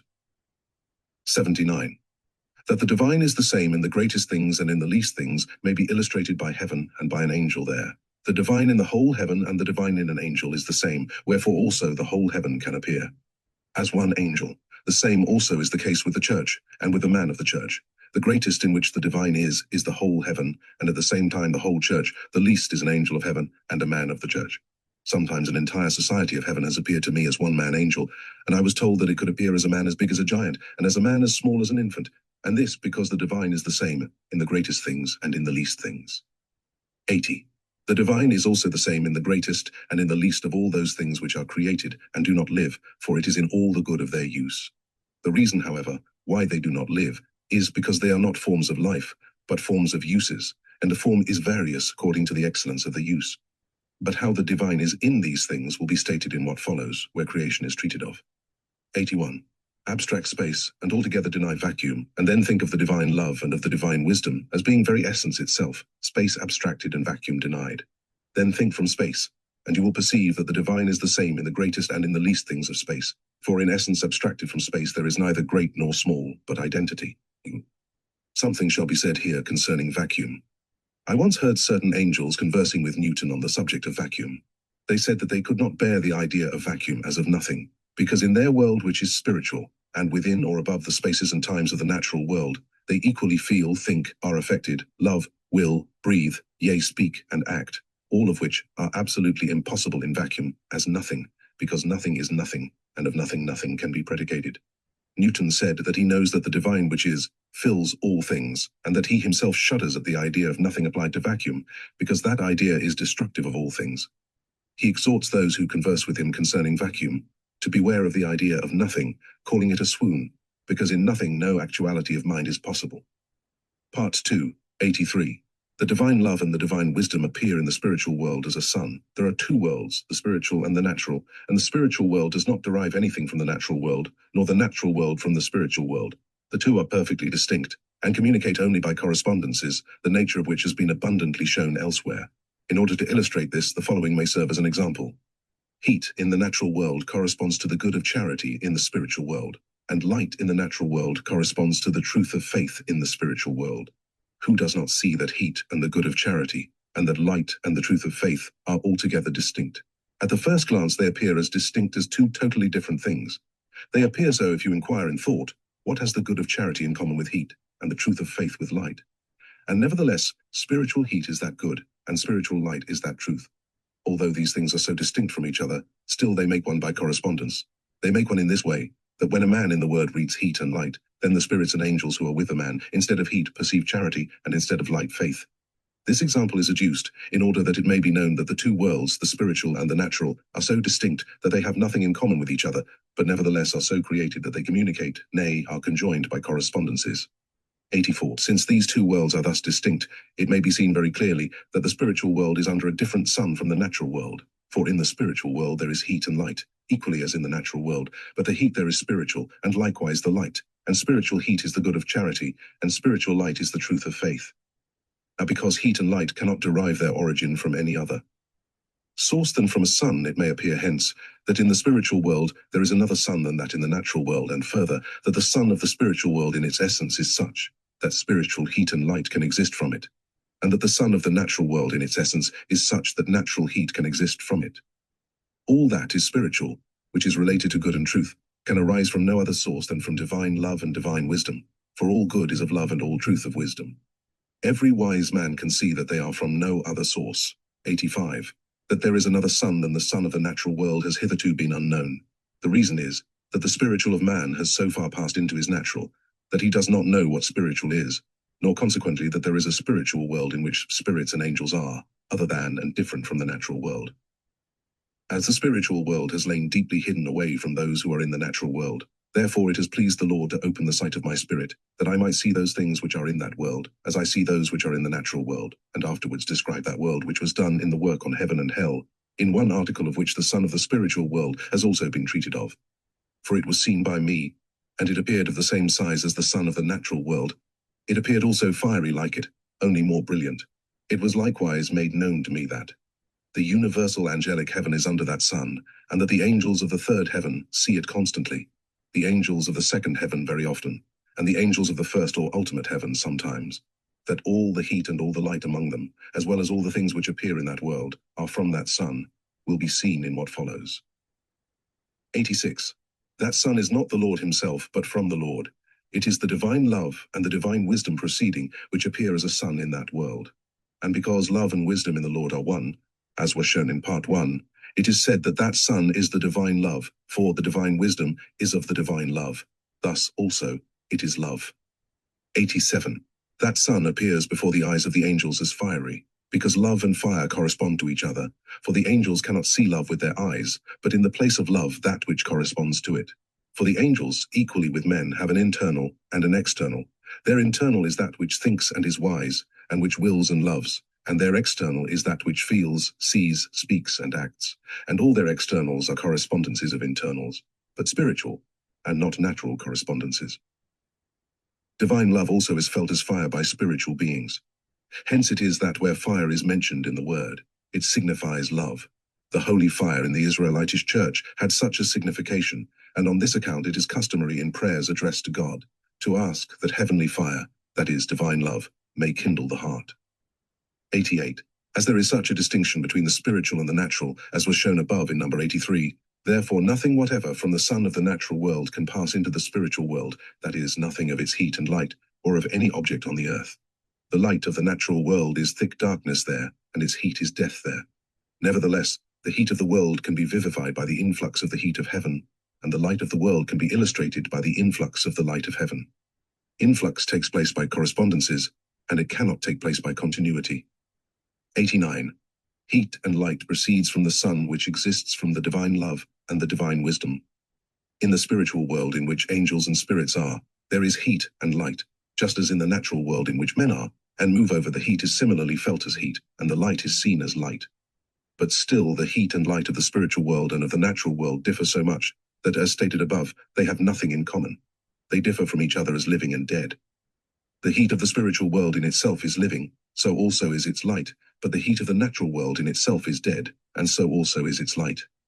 For the heat and light of the spiritual world proceed from a sun which is pure love, and the heat and light of the natural world proceed from a sun which is pure fire, and love is alive, and divine love is life itself, while fire is dead, and the solar fire is death itself, it may be so called, because there is absolutely nothing of life in it. 90. Because the angels are spiritual, they cannot live in any other than spiritual heat and light, but men cannot live in any other than natural heat and light, for the spiritual suits the spiritual, and the natural the natural. If an angel should derive the minutest thing from natural heat and light, he would perish, for it disagrees totally with his life. Every man as to the interiors of his mind is a spirit. When a man dies, he steps entirely out of the world of nature, and leaves behind him all its belongings, and he enters into a world in which there is nothing of nature, and in that world he lives so separated from nature that there is not any communication by continuity, that is, as between purer and grosser, but as between prior and posterior, between which no communication is possible except by correspondences. Hence it may be seen that spiritual heat is not a purer natural heat, and spiritual light not a purer natural light, but that they are altogether of a different essence, for spiritual heat and light derive their essence from a sun, which is pure love, this being life itself, and natural heat and light derive their essence from a sun which is pure fire, in which there is absolutely nothing of life, as was said above. 91. Since there is such a difference between the heat and light of these respective worlds, it appears plainly whence it is that those who are in the one world cannot see those who are in the other world. For the eyes of a man who sees from natural light are from the substance of his world, and the eyes of an angel are from the substance of his world. Thus they are formed on either hand to receive adequately their own light. From these things it may be seen from what a degree of ignorance those persons think who do not admit into their faith the fact that angels and spirits are men because they do not see them with their eyes. 92. Hitherto it has not been known that angels and spirits are in an absolutely different light and in a different heat from men. Nay, it has not been known that there is another light and another heat. For man in his thought has not penetrated deeper than into the interior or purer things of nature. On this account also many have imagined that the dwellings of angels and spirits are in the ether, and some think that they are in the stars, thus within nature, and not above or beyond it. And yet angels and spirits are entirely above or beyond nature, and in their own world, which is under another sun. And as in that world spaces are appearances, as was shown above, therefore it cannot be said that they are in the ether or in the stars. They are together with man, conjoined to the affection and thought of his spirit. For a man is a spirit, from that he thinks and wills, wherefore the spiritual world is where man is, and in no way far from him. In short, every man as to the interiors of his mind is in that world, in the midst of angels and spirits there, and he thinks from its light, and loves from its heat. 93. That sun is not God, but it is the proceeding from the divine love, and the divine WL estem of God man. The same is the case with the heat and light from that sun. By that sun conspicuous to the angels, and from which they have heat and light, the Lord himself is not understood, but the first proceeding from him is understood, which is the acme of spiritual heat. The acme of spiritual heat is spiritual fire, which is the divine love and the divine wisdom in their first correspondence. Hence it is that that sun appears fiery, and also that it is fiery to the angels, but not to men. The fire, which is fire to men, is not spiritual, but is natural, and the difference between the two fires is like the difference between living and dead. Wherefore the spiritual sun by heat vivifies those who are spiritual, and redintegrates spiritual things. But the natural sun indeed does likewise for those who are natural, and for natural things, yet not from itself, but through the influx of spiritual heat, to which it carries subordinate aid. 94. This spiritual fire, in which also light lies in its origin, becomes spiritual heat and light, which decrease in going forth, and the act of decrease is effected by degrees, of which we shall speak in what follows. The ancients represented this by circles glowing with fire, and resplendent with light around the head of God, which representation also is common at the present day, when God is presented in pictures as a man. 95. That love produces heat, and wisdom light is clear from actual experience. When a man loves, he grows warm, and when he thinks from wisdom, he sees things as it were in light. From this it is evident that the first proceeding of love is heat, and that the first proceeding of wisdom is light. That they are also respectively correspondences is evident, for heat does not exist in love itself, but from love in the will, and thence in the body, and light does not exist in wisdom, but in the thought of the understanding, and thence in the speech. Wherefore love and wisdom are the essence and life of heat and light. Heat and light are precedents, and because they are precedents, they are also correspondences. 96. That spiritual light is altogether distinct from natural light. Anyone can know by paying attention to the thoughts of his mind. For when the mind thinks, it sees its objects in light, and they who think spiritually see truths, and see them in the middle of the night, just as well as in the day. On this account also light is predicated of the understanding, and the understanding is said to see, for a person sometimes says of the subject of which another speaks, that he sees that it is so, that is, he understands. The understanding, because it is spiritual, cannot see in this manner from natural light, for natural light does not lie in the man, but goes away with the sun. Hence it appears that the understanding enjoys a different light from the eye, and that this light is from a different origin. 97. Let every one beware of thinking that the sun of the spiritual world is God himself. God himself is a man. The first proceeding from his love and wisdom is that spiritual fiery thing which appears before the angels as a sun. Therefore, when the Lord manifests himself to the angels in person, he manifests himself as a man, and this sometimes in the sun, sometimes outside of it. 98. It is from this correspondence that the Lord in the Word is not only called the Son, but also fire and light, and by the Son is understood himself as to divine love and divine wisdom together, by fire, himself as to divine love, and by light, himself as to divine wisdom. 99. Spiritual heat and light, because they proceed from the Lord as a sun, make one, as HLSDL divine love and divine wisdom make one. How divine love and divine wisdom in the Lord make one is explained in part 1. Heat and light make one in like manner, because they proceed. And the things which proceed make one by correspondence, for heat corresponds to love, and light to wisdom. Hence it follows that as divine love is the divine esse, and divine wisdom is the divine exister, as shown above, nos. 14-16. So spiritual heat is the divine proceeding from the divine esse, and spiritual light is the divine proceeding from the divine exister. Wherefore, as by that union the divine love is of the divine wisdom, and the divine wisdom is of the divine love, as shown above, nos. 34-39. So spiritual heat is of spiritual light, and spiritual light is of spiritual heat. And because there is such a union, it follows that the heat and light in proceeding from the Lord as a sun are one. It will be seen, however, in what follows that they are not received as one by angels and men. 100.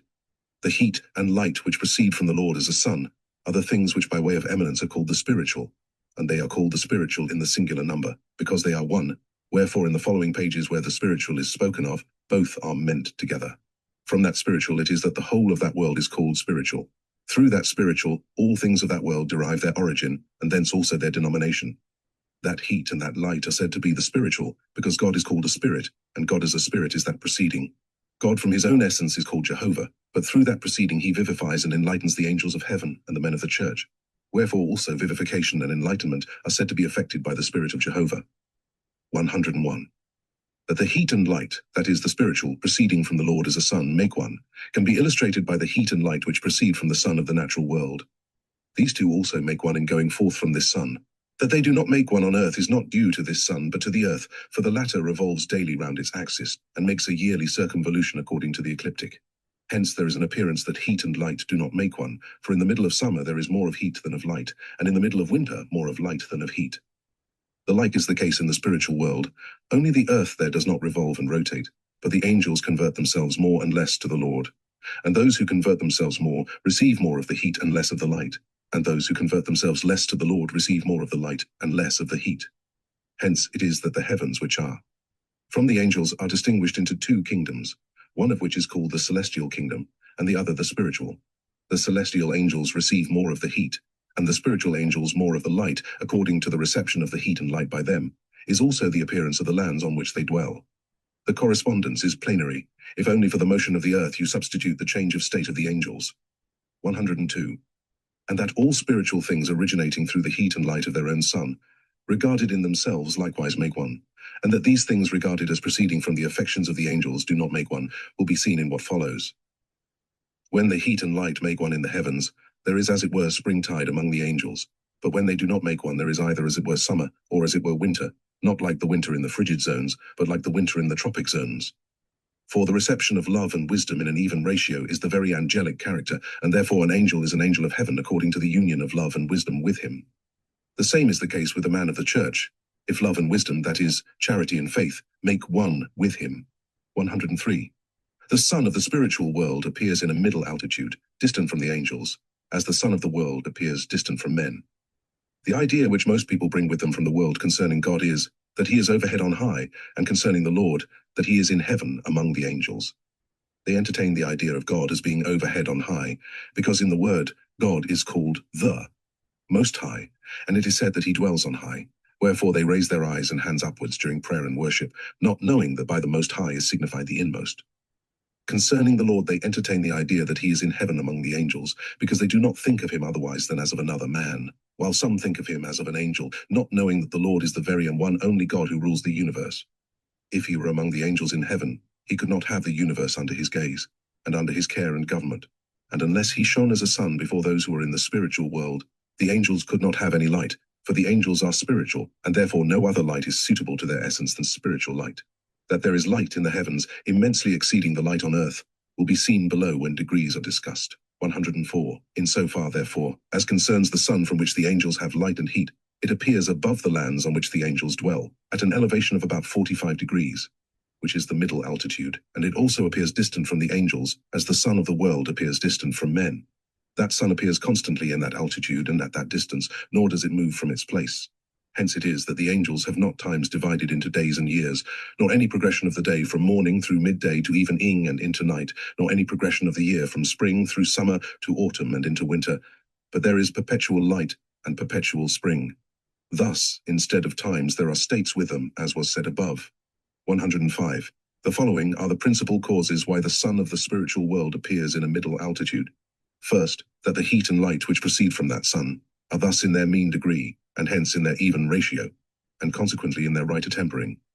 For if the sun were to appear above the middle altitude, more of heat than of light would be perceived. If below it, more of light than of heat would be perceived, as is the case on earth, when the sun is above or below the middle of the heaven. When above, the heat increases beyond the light, when below, the light increases beyond the heat. For the light remains the same in summer and in winter, but the heat increases and diminishes according to the degrees of the altitude of the sun. The second cause why the sun of the spiritual world appears in a middle altitude above the angelic heaven is because there is thus a perpetual spring in all the angelic heavens, whereby the angels are in a state of peace, for this state corresponds to springtime on earth. The third cause is that thus the angels can always turn their faces to the Lord and see him with their eyes. For in every turning of their bodies the angels have the east, and thus the Lord before their faces, which is peculiar to that world. This would not be the case if the sun of that world were to appear above or below the middle altitude, and least of all if it appeared overhead in the zenith. 106. If the sun of the spiritual world did not appear distant from the angels, as the sun of the natural world from men, then the universal angelic heaven, and hell under it, and our terraqueous globe under these, could not be under the view, the care, the omnipresence, omniscience, omnipotence, and providence of the Lord. Comparatively, as is the case with the sun of our world, unless this were at such distance from the earth as we see it, it could not be. Present and powerful in all lands by its heat and light, thus could not lend a subordinate aid to the sun of the spiritual world. 107. It is most highly necessary to know that there are two suns, one spiritual and the other natural. The spiritual sun is for those who are in the spiritual world, and the natural sun for those who are in the natural world. Unless this be known, nothing concerning the creation and concerning man, which subjects are to be treated of, can be rightly understood. The effects indeed may be seen, but unless at the same time the causes of the effects are seen, the effects can appear only as it were in dark night. 108. The distance between the sun and between the angels in the spiritual world is an appearance according to the reception of the divine love and the divine wisdom by them.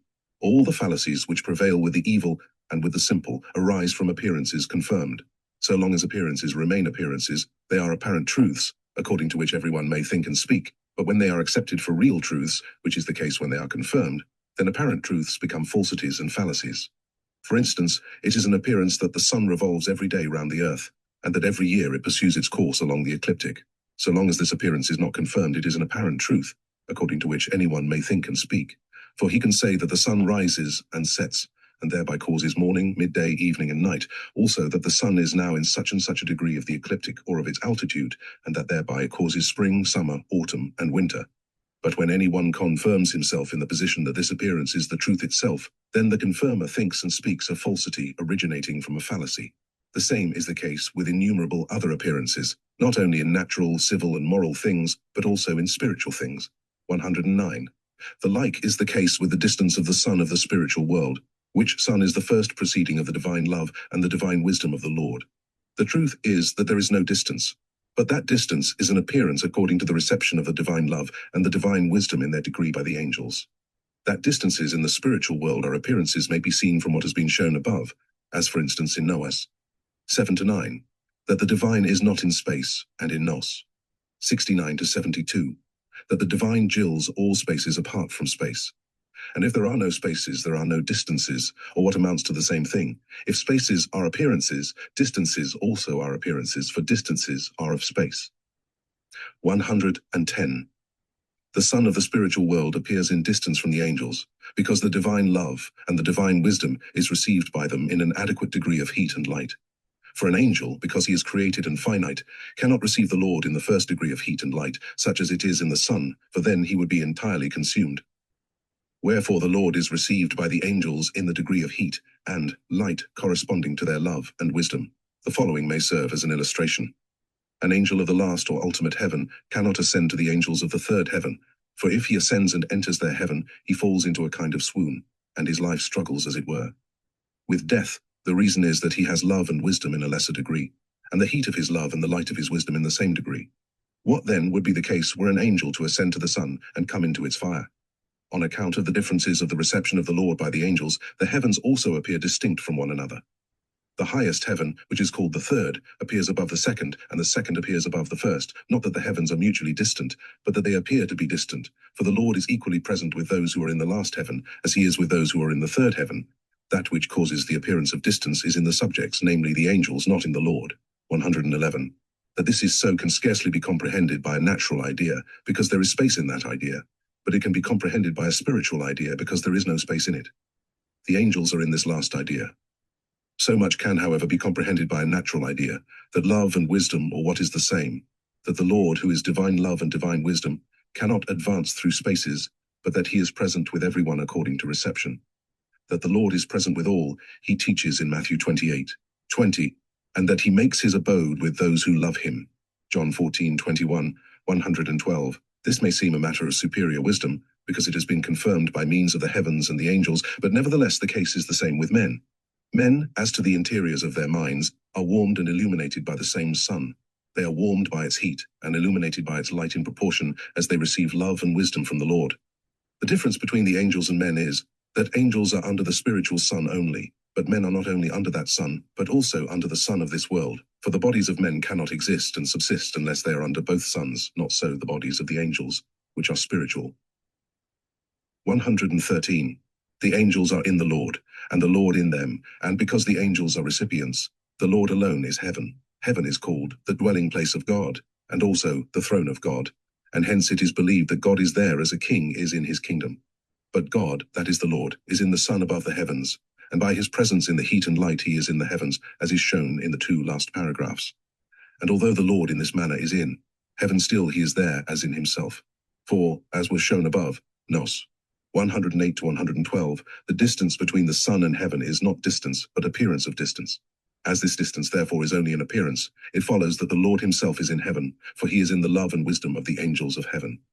And because he is in the love and wisdom of all the angels, and the angels constitute heaven, he is in the universal heaven. 114. The Lord is not only in heaven, but even is very heaven, because love and wisdom make the angel, and these two are the Lord's with the angels.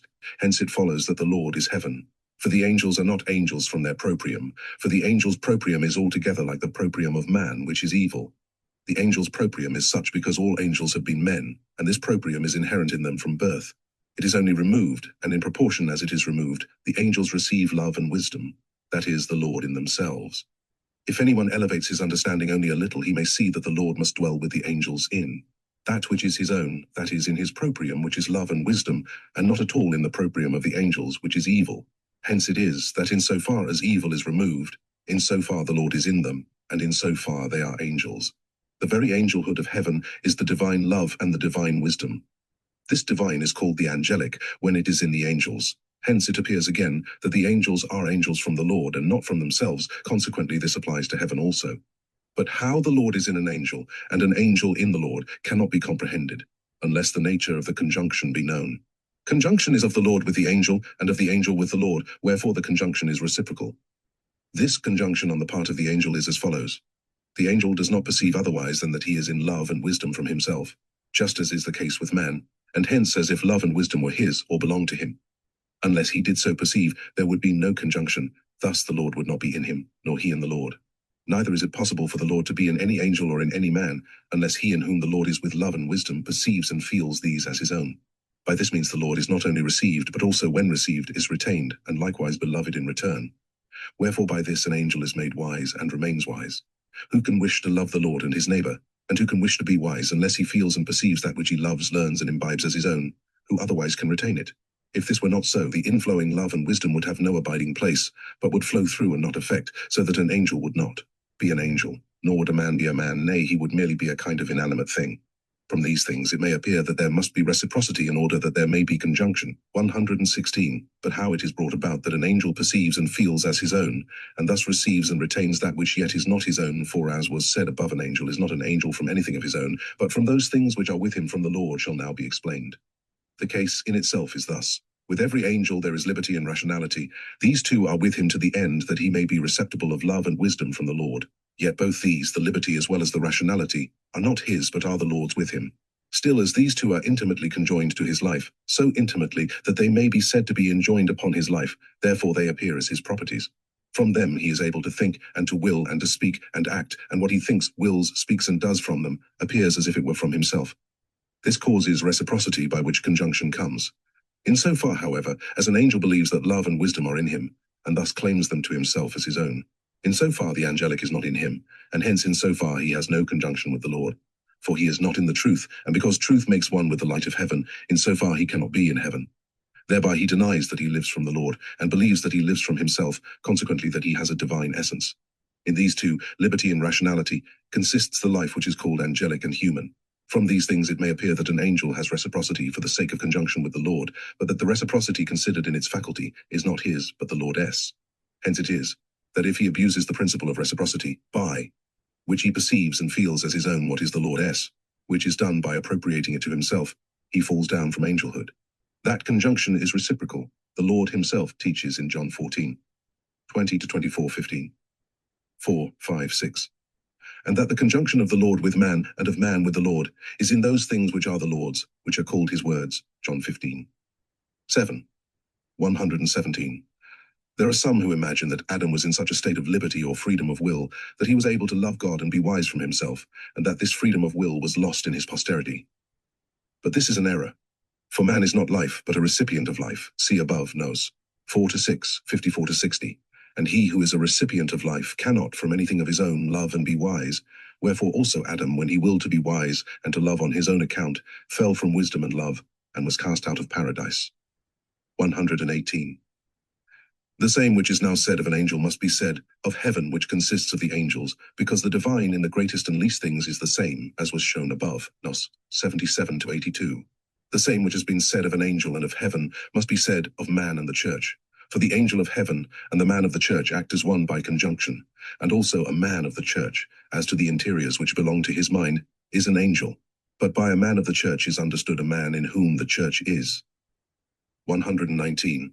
In the spiritual world, the EAST is where the Lord appears a son, and the remaining quarters result accordingly. The sun of the spiritual world and its essence, as well as its heat and light, and the presence of the Lord by means of it, have been treated of. We shall now treat also of the quarters of the spiritual world. The reason why that sun and that world are treated of is because God is treated of, and love and wisdom, and to treat of these subjects otherwise than from their very origin would be to treat them from effects, and not from causes. And yet effects teach nothing but effects, and when they alone are examined, they do not bring to light any cause, but causes bring effects to light. And knowing effects from causes is being wise, but seeking out causes from effects is not being wise, because then fallacies present themselves. V. Inch the inquirer calls causes, and so wisdom is turned into innishness. Causes are prior things and effects are posterior things, and from posterior things prior things cannot be seen, but posterior things can be seen from prior things. This is order. This is the reason why the spiritual world is here treated of first, for all causes are there, and afterwards the natural world, where all things that appear are effects. 120. The quarters of the spiritual world shall now be spoken of. There are quarters there, in like manner, as in the natural world, but the quarters of the spiritual world, like the world itself, are spiritual, whereas the quarters of the natural world, like that world itself, are natural. Wherefore they differ so much that they have nothing in common. There are 4 quarters in either world, which are called east, west, south, and north. These 4 quarters in the natural world are constant, determined by the sun in the meridian. In front of it is the north, on one side is the east, on the other side is the west, which quarters are determined by the meridian of each particular place. For sun's station in the meridian is always the same everywhere, and therefore fixed. It is different in the spiritual world. There the quarters are determined by the sun of that world, which appears constantly in its place, and where it appears, there is the east. Wherefore the determination of the quarters in that world is not, as in the natural world, from the south, but it is from the east. In front of it is the west, on one side is the south, and on the other is the north. But that these quarters are riot from the sun there, but from the inhabitants of that world, who are angels and spirits, will be seen in what follows. 121. As these quarters, by virtue of their origin, which is the Lord as a son, are spiritual, therefore the habitations of angels and spirits, all of which are according to these quarters, are also spiritual. And they are spiritual, because the angels and spirits have their places of abode according to their reception of love and wisdom from the Lord. Those who are in a higher degree of love dwell in the east, those who are in a lower degree of love in the west, those who are in a higher degree of wisdom in the south, and those who are in a lower degree of wisdom in the north. Hence it is, that in the word, by the east, in the supreme sense, is meant the Lord, and in a respective sense love towards him by the west, love towards him decreasing, by the south, wisdom in light, and by the north, wisdom in shade, or similar things relatively to the state of those who are treated of. 122. Since all the quarters in the spiritual world are determined from the east, and by the east in a supreme sense is meant the Lord, and also divine love, it is evident that the Lord, and love to him, are the source from which all things are, and that insofar as anyone is not in that love, insofar he is remote from the Lord, and dwells either in the west, or in the south, or in the north, at distances there according to receptions of love. 123. Since the Lord as a son is constantly in the east, therefore the ancients, among whom all things of worship were representative of spiritual things, when engaged in prayer, turned their faces to the east, and that they might do the like in all worship, they also turned their temples thither. Hence it is that churches at the present day are also built in like manner. 124. The quarters in the spiritual world are not from the Lord as a son, but they are from the angels according to reception. It has been stated that the angels dwell distinctly in relation to each other, some in the eastern quarter, some in the western, some in the southern, and some in the northern. and that those who dwell in the eastern quarter are in a higher degree of love, those in the western in a lower degree of love, those in the southern in the light of wisdom, and those in the north in the shade of wisdom. This diversity of their habitations appears as if it was from the Lord as a son, when yet it is from the angels. The Lord is not in a greater and lesser degree of love and wisdom, that is, he as a son is not in a greater or lesser degree of heat and light with one person than with another, for he is everywhere the same. But he is not received by one in the same degree as by another, and this causes them to appear to themselves to be at a greater or smaller distance from each other, and also variously according to the quarters. From this it follows that the quarters in the spiritual world are nothing else than various receptions of love and wisdom, and thence of heat and light from the Lord as a son. That this is the case appears from what was shown above, Nos 108 to 112. The distances in the spiritual world are appearances, 125. Because the quarters are various receptions of love and wisdom by the angels, that distances and that appearance exists must now be spoken of. The Lord is in an angel, and an angel in the Lord, as was shown in the preceding article. But because it appears as if the Lord as a son were outside him, it also appears that the Lord sees him from the Son, and that he sees the Lord in the Son, almost in the same manner as an image appears in a mirror. If therefore we are to speak according to that appearance, the case is this, that the Lord sees and inspects everyone face to face, but that the angels in their turn do not thus see the Lord. Those who are in love to the Lord from the Lord see him directly, therefore they are in the east and the west. But those who are more in wisdom see thee, Lord, obliquely to the right, and those who are less in wisdom obliquely to the left. Therefore the former are in the south, and the latter in the north. The reason why both the latter are in oblique aspect is, because love and wisdom proceed from the Lord as one, but are not received as one by the angels, as was also said before. And the wisdom which abounds over love appears indeed as wisdom, but still is not, because the superabundant wisdom has no life from love in it. From these considerations, it is plain whence the diversity of reception arises, agreeably to which the dwellings of the angels appear according to the quarters in the spiritual world. 126. That various reception of love and wisdom constitutes quarter in the spiritual world may appear from this circumstance, that an angel changes quarter according to the increase and decrease of love with him, from which it is evident that the quarter is not from the Lord as a son, but that it is from the angel according to reception. It is the same with man as to his spirit. He, as to his spirit, is in a certain quarter of the spiritual world, in whatever quarter of the natural world he may be, for, as was said above, the quarters of the spiritual world have nothing in common with the quarters of the natural world. The man is in the latter as to his body, but in the former as to his spirit. 127. In order that love and wisdom may make one with angel and man, there are pairs in all the things of his body. The eyes, ears, and nostrils are pairs, the hands, loins, and feet are pairs. The brain is divided into two hemispheres, the heart into two chambers, the lungs into two lobes, and in like manner the other members. Thus in the angel and in the man there is a right and a left, and all their right parts have relation to love, from which wisdom comes, and all the left parts to wisdom from love, or, what is the same thing, all the right parts have relation to good, from which truth comes, and all the left parts to truth from good. Angel and man have these pairs, that love and wisdom, or good and truth, may act as one, and that as one they may look to the Lord. But of this more in what follows. 128. From these considerations it may be seen what fallacy and consequent falsity those are in, who suppose that the Lord shares out heaven at his own good will, or that he arbitrarily grants that one should have more wisdom and love than another, when nevertheless the Lord wills that one may be wise and be saved equally with another, for he provides means for all. Everyone is wise and is saved in proportion as he receives these means, and lives according to them, for the Lord is the same with one as with another. But the recipients, who are angels and men, are dissimilar by reason of dissimilar reception and life. That this is so may appear from those things which have now been said concerning the quarters, and concerning the habitations. Of the angels according to them, namely, that every diversity is right from the Lord, but from the recipients. 129. The angels constantly turn their faces to the Lord as a son, and thus have the south to the right, the north to the left, and the westat the back. All things which are here said of the angels, and of their conversion to the Lord as a son, are also to be understood of man as to his spirit. For man as to his mind is a spirit, and if he is in love and wisdom, he is an angel. Wherefore also after death, when he puts off his externals which he had derived from the natural world, he becomes a spirit or an angel. And because the angels constantly turn the face to the rising of the sun, thus to the Lord, it is said also of a man who is in love and wisdom from the Lord, that he sees God, that he looks to God, that he has God before his eyes, by which is meant that he leads the life of an angel. Such things are said in the world, both because they actually exist in heaven, and because they actually exist in the spirit of man, who does not look before himself to God while he prays, no matter to what quarter his face may be turned. 130. The angels constantly turn their faces to the Lord as a son, because the angels are in the Lord, and the Lord in them, and the Lord interiorly leads their affections and thoughts, and turns them constantly to himself, wherefore they must needs look towards the east, where the Lord appears as a son. Hence, it is evident that the angels do not turn themselves to the Lord, but that the Lord turns them to himself. For when the angels think interiorly of the Lord, they then do not think of him otherwise than as in themselves. Real interior thought does not make distance, but exterior thought, which acts as one with the sight of the eyes. The reason is that exterior but not interior thought is in space, and when it is not in space, as in the spiritual world, still it is in the appearance of space. But these things can be very little understood by a man who thinks of God from space. For God is everywhere, and yet not in space. Thus he is both within and without an angel, and hence an angel can see God, that is, the Lord, both within himself and also without himself. Within himself when he thinks from love and wisdom, without himself when he thinks of love and wisdom. Of these things, however, we shall speak in detail in the treatises on the Lord's omnipresence, omniscience, and omnipotence.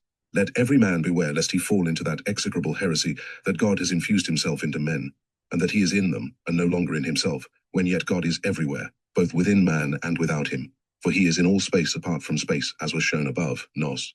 7-10, and 69-72. If he were in a man, he would not only be divisible but also enclosed in space, nay, and a man might then think that he is God. This heresy is so abominable that in the spiritual world it stinks like a rotten carcass. 131. The conversion of the angels to the Lord is such, that in every turning of their bodies they look in front towards the Lord, as a son. An angel may turn round and thereby see the various things which are about him, but still the Lord as a son appears constantly before his face. This may seem wonderful, but nevertheless it is the truth. It has also been granted to me to see the Lord as a son thus. I see him before my face, and for a number of years to whatever quarter of the world I have turned, I have seen him in a like manner. 132. Since the Lord as a son, thus the east is in front of the faces of all the angels of heaven, it follows that the south is to their right, the north to the left, and the west at the back, so also in every conversion of their bodies. For, as said before, all the quarters in the spiritual world are determined from the east. Wherefore those who have the east before their eyes are in the very quarters, nay, are themselves the determinations of the quarters. For, as was shown above, Nos. 124-128, the quarters are not from the Lord as a son, but from the angels according to reception. 133.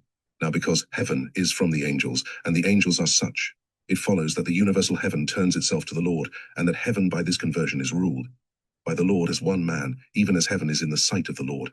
That heaven is as one man in the sight of the Lord may be seen in the work on heaven and hell, Nos. 59-87. The quarters of heaven also originate thence. 134.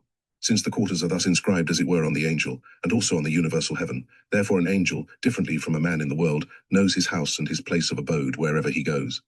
A man does not know his house and place of abode from any quarter in himself, because he thinks from space, thus from the quarters of the natural world, which have nothing in common with the quarters of the spiritual world. Nevertheless, birds and beasts have such a knowledge in them. For it is implanted in them to know of themselves their homes and places of abode, as is known from much experience. A sign that such is the case in the spiritual world. For all things which exist in the natural world are effects, and all things which exist in the spiritual world are the causes of those effects. The natural, which does not derive its cause from the spiritual, does not exist. 135. All the interiors, both of the mind and the body of angels, are turned to the Lord as a son. The angels have an understanding and a will, and they have a face and a body. They have also the interior things of the understanding and will, as well as of the face and the body. The interiors of the understanding and the will are the things which belong to their interior affection and thought. The interiors of the face are the brains, and the interiors of the body are the viscera, of which the primary are the heart and the lungs. In short, the angels have all things in general, and in particular that men have on earth. It is by virtue of these things that angels are men. The external form, apart from those internal things, does not make them men, but the external form, together with these internals, nay, from them, does make them men. Otherwise they would be only images of man, in which there is no life, because the form of life is not within. 136. It is well known that the will and understanding rule the body at their nod, for what the understanding thinks, the mouth speaks, and what the will wills, the body does. From these considerations, it is plain that the body is a form corresponding to the understanding and the will. And because form is predicated also of the understanding and the will, it is plain that the form of the body corresponds to the form of the understanding and the will. But this is not the place to describe the nature of these respective forms. There are also innumerable things in either form, and innumerable things on either side act as one, because they mutually correspond to each other. Hence it is that the mind, comprising the will and the Understanding rules the body at its beck, thus altogether as it rules itself. From these considerations, it follows that the interiors of the mind act as one with the interiors of the body, and the exteriors of the mind with the exteriors of the body.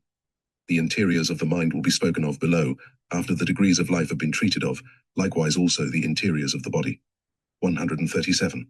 Since the interiors of the mind make one with the interiors of the body, it follows that, when the interiors of the mind turn themselves to the Lord as a son, the interiors of the body also do likewise, and because the exteriors of both, the mind as well as the body, depend upon their interiors, it follows that they also do likewise. For what the external does, it does from the internals, since the general derives all it has from the particulars out of which it arises. Hence it appears that because an angel turns his face and body to the Lord as a son, all the interiors of his mind and body are also turned in the same direction. The like holds with man. If he has the Lord constantly before his eyes, which is the case if he is in love and wisdom, he then looks to him not only with his eyes and face, but also with his whole mind and his whole heart, that is, with all things of the will and the understanding, and at the same time with all things of the body. 138. This conversion towards the Lord is an actual conversion, and a kind of elevation, for the subject is elevated into the heat and light of heaven, which is effected by an opening of the interiors, and when these are opened, love and wisdom flow into the interiors of the mind, and the heat and the light of heaven into the interiors of the body. Hence the elevation, which is like rising out of a cloud into clear air, or out of air into ether. And love and wisdom with their heat and light are the Lord with the man, who, as was said above, turns the man to himself. The contrary occurs with those who are not in love and wisdom, and still more with those who are against love and wisdom. The interiors of their minds as well as of their bodies are closed, and when they are closed, the exteriors react against the Lord, for such is their inherent nature. Hence it is that they turn their backs to the Lord, and to turn the back thus is to turn to hell. 139. Nor from wisdom alone, for love alone is like esse apart from its exister, since love exists in wisdom, and wisdom apart from love is like exister apart from its esse, since wisdom exists from love. Love indeed is possible without wisdom, but such love is man's and not the Lord's, and wisdom also is possible without love. This last wisdom is indeed from the Lord, but it has not the Lord in it, for it is like the light of winter, which is indeed from the sun, but nevertheless the essence of the sun, which is heat, is not in it. 140. Every spirit, whatever his quality, turns in like manner to his ruling love. What a spirit is, and what an angel, shall first be stated. Every man after death comes first into the world of spirits, which is in the middle between heaven and hell, and there goes through his times or his states, and according to his life is prepared either for heaven or for hell. So long as he stays in that world, he is called a spirit. He who is raised from that world into heaven is called an angel, but he who is cast down into hell is called a Satan or a devil. So long as these are in the world of spirits, he who is prepared for heaven is called an angelic spirit, and he who is prepared for hell an infernal spirit. The angelic spirit in the meantime is conjoined with heaven, and the infernal spirit with hell. All the spirits who are in the world of spirits are adjoined to men, because men, as to the interiors of their minds, are in like manner between heaven and hell, and through these spirits they communicate with heaven or with hell according to their life. It is to be observed that the world of spirits is one thing, and the spiritual world another. The world of spirits is that which has just been spoken of, but the spiritual world embraces that world, and also heaven and hell. 141. Something shall also be said concerning loves, because the subject now under consideration is the conversion of angels and spirits from their loves to their loves. The universal heaven is distinguished into societies according to all the differences of loves, in like manner hell, and in like manner the world of spirits. But heaven is distinguished into societies according to the differences of heavenly loves, hell into societies according to the differences of infernal loves, and the world of spirits according to the differences of loves, both heavenly and infernal. There are two loves which are the heads of all the rest, or to which all other loves stand related the love which is the head, or to which all heavenly loves have relation, is love to the Lord, and the love which is the head, or to which all infernal loves have relation, is the love of ruling from the love of self. These two loves are diametrically opposed to each other. 142. Since these two loves, love to the Lord and the love of ruling from the love of self, are altogether opposed to each other, and because all who are in the love to the Lord turn to the Lord as a son, as was shown in the preceding article, it may appear that all who are in the love of ruling from the love of self turn their backs to the Lord. They turn in this opposite direction because those who are in love to the Lord love nothing more than to be led by the Lord, and will that the Lord only shall rule, but those who are in the love of ruling from the love of self love nothing more than to be led by themselves, and will that they themselves alone may rule. It is said here the love of ruling from the love of self, because there is a love of ruling from the love of doing uses. This love because it makes one with love towards the neighbor, is a spiritual love. But this love cannot be called love of ruling, but a love of doing uses. 143. Every spirit of whatever quality turns to his ruling love, because love is the life of every one, as was shown in part 1, Nos. 1, 2, 3. And the life turns its receptacles, which are called members, organs, and viscera, thus the whole man, to that society which is in a similar love with itself, where consequently its love is. 144. Since the love of ruling from the love of self is entirely opposed to love to the Lord, therefore spirits who are in that love of ruling turn the face backwards from the Lord, and hence look with their eyes to the west of the spiritual world, and thus, because of the wrong conversion of their bodies, the east is behind them, the north is at their right, and the south at their left. The east is behind them because they hate the Lord, the north is at their right because they love fallacies and their resultant falsities, and the south is at their left because they spurn the light of wisdom. They may turn themselves round and round, but all the things which they see about them appear similar to their love. All these are natural, sensual, and some of them are of such a nature that they imagine that they alone live, and look upon others as images, thdyle, that they are wise more than all others, although they are insane. 145. In the spiritual world, ways appear laid out like the ways in the natural world. Some lead to heaven and some to hell. But the ways which lead to hell do not appear to those who are going to heaven, nor do the ways which lead to heaven appear to those who are going to hell. There are innumerable ways of this kind, for there are ways which lead to every society of heaven and to every society of hell. Each spirit enters the way which leads to the society of his own love, nor does he see the ways which lead in another direction. Hence it is that each spirit, as he turns himself to his ruling love, also goes on in it. 146. The divine love and the divine wisdom which proceed from the Lord as a sun, and make heat and light in heaven, is the proceeding vine, which is the Holy Spirit. In the doctrine of the New Jerusalem concerning the Lord it was shown that God is one in person and in essence, and that in him there is a Trinity, and that God is the Lord. Also that his Trinity is named Father, Son, and Holy Spirit, and that the divine, the source of all divinum quo, is named the Father, the divine human the Son, and the preceding divine the Holy Spirit. It is called the preceding divine, and yet no one knows whence it is that it is called preceding. This is not known, because heretofore it has not been known that the Lord appears as a sun before the angels, and that from that sun proceeds heat which in its essence is divine love, and also light which in its essence is divine wisdom. So long as these things were unknown, men could not think otherwise than that the preceding divine is the divine in itself. Wherefore also the Athanasian doctrine of the Trinity declares that there is one person of the Father, another of the Son, and another of the Holy Spirit. But now, when it is known that the Lord appears as a Son, a just idea may be had of the preceding divine, which is called the Holy Spirit, as being one with the Lord, but as proceeding from him as heat and light from the sun.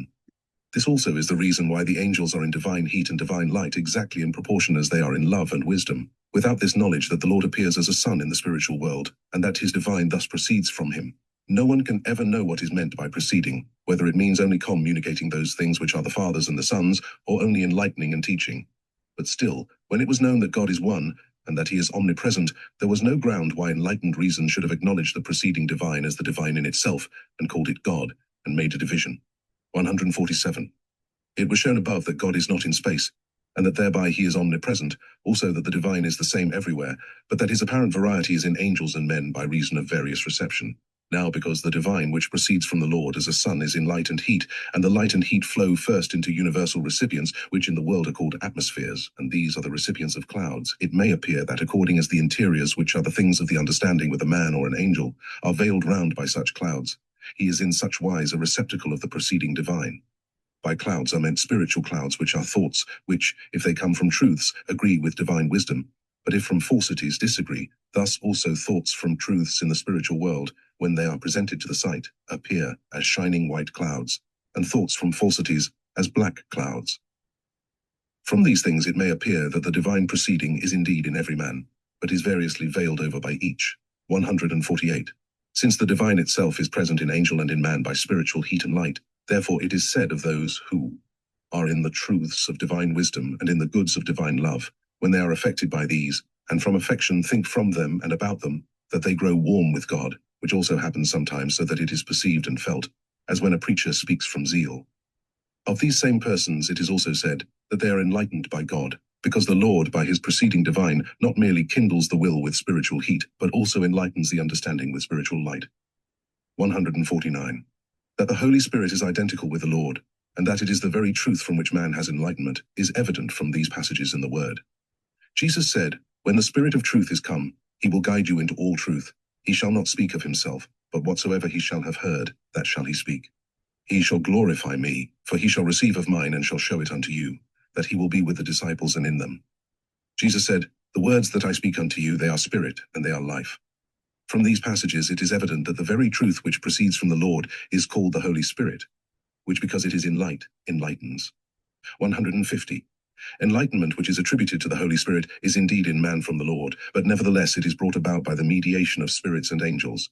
The nature of that mediation, however, cannot yet be described, only that angels and spirits cannot by any means enlighten or illustrate a man from themselves, because they, in like manner as man, are enlightened by the Lord. And as they are enlightened in like manner, it follows that all enlightenment or illustration is from the Lord alone. It takes place by the mediation of angels or spirits, because the man who is in enlightenment or illustration is then placed in the midst of such angels and spirits as receive from the Lord alone more enlightenment than others. 151. The Lord created the universe and all things belonging to it by means of the Son, which is the first proceeding of the divine love and the divine wisdom. By the Lord is meant God from eternity, namely Jehovah, who is called Father and Creator, because the Lord is one with him, as has been shown in the doctrine of the New Jerusalem concerning the Lord. Wherefore in the following pages, where also creation is treated of, he is named the Lord. 152. That all things in the universe were created by the divine love and the divine wisdom was fully shown in part 1, especially Nos. 52, 53. Here now it is shown that this took place by means of the Son, which is the first proceeding of the divine love and the divine wisdom. No one who is capable of seeing effects from causes, and afterwards by causes effects in their order and in series, can deny that the Son is the first, the prime of creation, for all those things which are in its world subsist from it, and because they subsist from it, they also have existed from it. The one fact involves the other, and proclaims it. Thus all things are under the view of the Son, because it has put them into existence, and keeping them under its view amounts to putting them into existence continually, wherefore also it is said that subsistence is perpetual existence. And if anything were withdrawn entirely from the influx of the Son through the atmospheres, that thing would be dissolved instantaneously, for the atmospheres, which are purer, and again purer, and actuated in potency by the Son, hold all things in connection. Now because the subsistence of the universe, and of all things belonging to it, is from the Son, it is evident that the Son is the prime originant in creation. Creation is spoken of by the Son, but this means by the Lord through the Son, for the Son also is created by the Lord. 153. There are two sons through which all things have been created by the Lord, the Son of the spiritual world and the Son of the natural world. All things have been created by the Lord through the Son of the spiritual world, but not through the Son of the natural world, for the latter Son is far below the former, it is in middle distance. Above it is the spiritual world, and below it is the natural world, and the Son of the natural world has been created to render subordinate aid. This aid will be spoken of in what follows. 154. The universe and all things belonging thereto were created by the Lord, by means of the Son of the spiritual world, because that Son is the first proceeding of the divine love and the divine wisdom. And from the divine love and the divine wisdom, all things are, as was pointed out above. Nos. 52 to 82. Three things there are which exist in every created thing, in the greatest as well as in the least, namely, end, cause, and effect. A created thing in which these three are not is not possible. These three exist in the greatest, that is, in the universe, in the following order. In the Son, which is the first proceeding of the divine love and the divine wisdom, is the end of all things. In the spiritual world are the causes of all things. In the natural world are the effects of all things. But how these three are in the first things and in the last shall be shown in what follows. Now, because no created thing is possible in which these three are not, it follows that the universe and all things belonging to it have been created by the Lord through the Son, where the end of all things is. 155. Actual creation cannot be brought within conception unless space and time are removed from the thought. But if these are removed, it may be comprehended. Remove them. If you can, or as much as you can, and keep the mind in idea abstracted from space and time, and you will perceive that the maximum of space and the minimum of space in no wise differ from each other. And then you cannot but have the like idea of the creation of the universe, and of the creation of the singulars in the universe. You will also perceive that the diversity in created things comes from the fact that there are infinite things in God-man, and hence indefinite things in the Son, which is the first proceeding from him, which indefinite things exist, as in an image, in the created universe. Hence it is that no two things anywhere can possibly be the same. Hence comes the variety of all things, a variety which is placed before the eyes together with space in the natural world, and placed in the appearance of space in the spiritual world. And it is a variety of generals, and it is a variety of singulars. These are the things which have been pointed out in Part 1, where it is shown that in God, man, infinite things are distinctly one, nos. 17 to 22, that all things in the universe have been created by the divine love and the divine wisdom, nos. 52, 53, that all things in the created universe are recipients of the divine love and of the divine wisdom of God, man, nos. 54 to 60, that the divine is not in space, nos. 7 to 10, that the divine fills all spaces apart from space, nos. 69 to 72, that the divine is the same in the greatest and the least things, nos. 77 to 82, 156. The creation of the universe and of all things belonging to it cannot be said to have been accomplished from space to space or from time to time, thus progressively and successively, but from eternity and from infinity, not from eternity of time, because there is no such thing, but from eternity not of time, for this is the same with the divine, nor from infinity of space, because again there is no such thing, but from infinity not of space, which also is the same with the divine. I know that these things transcend the ideas of the thoughts which are in natural light, but they do not transcend the ideas of the thoughts which are in spiritual light, for in these ideas there is nothing of space and time. Nay, they do not altogether transcend the ideas which are in natural light, for when it is said that infinity of space is not possible, everyone affirms this from reason. The case is the same with eternity, for this is infinity of time. If you say to eternity, this is comprehended from time, but from eternity is not comprehended, unless time be removed. 157. The sun of the natural world is pure fire and hence dead, and nature, because it derives origin from that sun, is dead. Creation itself can in no wise be ascribed to the son of the natural world, but all to the son of the spiritual world, because the son of the natural world is wholly dead, but the son of the spiritual world is alive, for it is the first proceeding of the divine love and the divine wisdom, and what is dead does nothing whatever of itself, but is acted upon. Wherefore to ascribe to it anything of creation would be like ascribing the work of the artificer to the instrument with which the hands of the artificer operate. The son of the natural world is pure fire from which the all of life has been abstracted, but the son of the spiritual world is fire in which there is divine life. The angelic idea concerning the fire of the son of the naturality, concerning the fire of the son of the spirit world, is this: que the divine life internally interfieth the son of the world de pool, externally entieth the son of the natural. From this it may appear that the actuality of the natural son is not from itself, but from the living force proceeding from the son of the spiritual world. Wherefore, if the living force of that son were withdrawn or taken away, the natural son would collapse. Hence it is that of all the forms of the worship of a god, the worship of the Son is the lowest, for it is quite dead as the Son itself is dead, and hence that worship in the Word is called abomination. 158. As the Son of the natural world is pure fire, and hence it is dead, therefore also the heat proceeding from it is dead heat, and likewise the light proceeding from it is dead. The atmospheres too, which are called ether and air, and which receive and carry down in their bosom the heat and light of that Son, are dead. Since these are dead, all things of the surface of the ground in general and in particular, which are under the atmospheres and are called earths, are dead. But still these things, all and singular, are girded round by spiritual things which proceed and flow forth from the Son of the spiritual world. Unless they were so engirded, the earths could not have been stirred into activity, and could not have produced the forms of uses, which are plants, or the forms of life, which are animals, nor could have supplied those matters through which man exists and subsists. 159.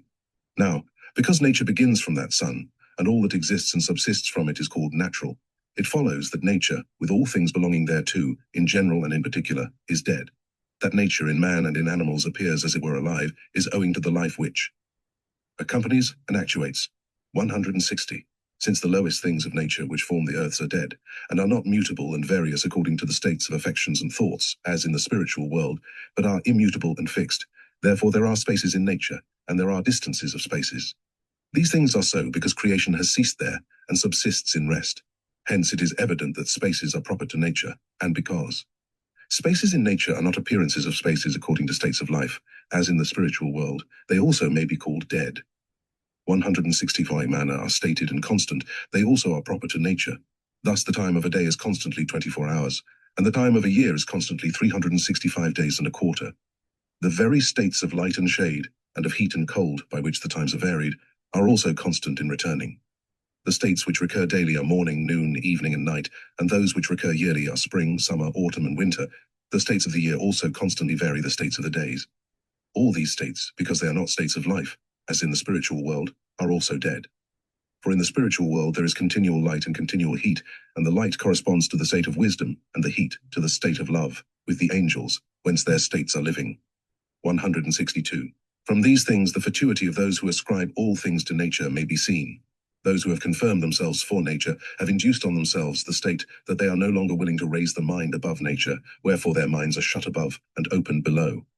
A person thus becomes sensual natural, a spiritually dead man, and because he then thinks only from such things as he has imbibed out of the senses of the body or through the senses from the world, he also at heart denies God. Then, because conjunction with heaven is broken, conjunction with hell is established, the faculty of thinking and willing alone remaining, the faculty of thinking from rationality and the faculty of willing from liberty, which two faculties every man has from the Lord, nor are they ever taken away. These two faculties are possessed equally by devils as by angels, but the devils apply them to growing insane and to doing evil, but the angels to growing wise and to doing good. 163. Without two sons, the one living and the other dead, there can be no creation. The universe in general is distinguished into two worlds, the spiritual and the natural. Angels and spirits dwell in the spiritual world, and men in the natural world. These two worlds are entirely similar in external appearance, so similar that they cannot be distinguished, but as their internal complexion they are entirely dissimilar. The men who are in the spiritual world, who, as said above, are called angels and spirits, are spiritual, and, being spiritual, they think spiritually and speak spiritually. But the men who are the natural world are natural, and therefore think naturally and speak naturally, and spiritual thought and speech have nothing in common with natural thought and speech. From this it is plain that these two worlds, the spiritual and the natural, are entirely distinct from each other, so that they can by no means be together. 164. Now because these two worlds are so distinct, it is necessary that there should be two sons, one from which all spiritual things are, and another from which all natural things are. And because all spiritual things in their origin are living, and all natural things from their origin are dead, and sons are origins, it follows that the one son is living, and that the other son is dead also, that the dead son itself is created through the living son by the Lord. 165.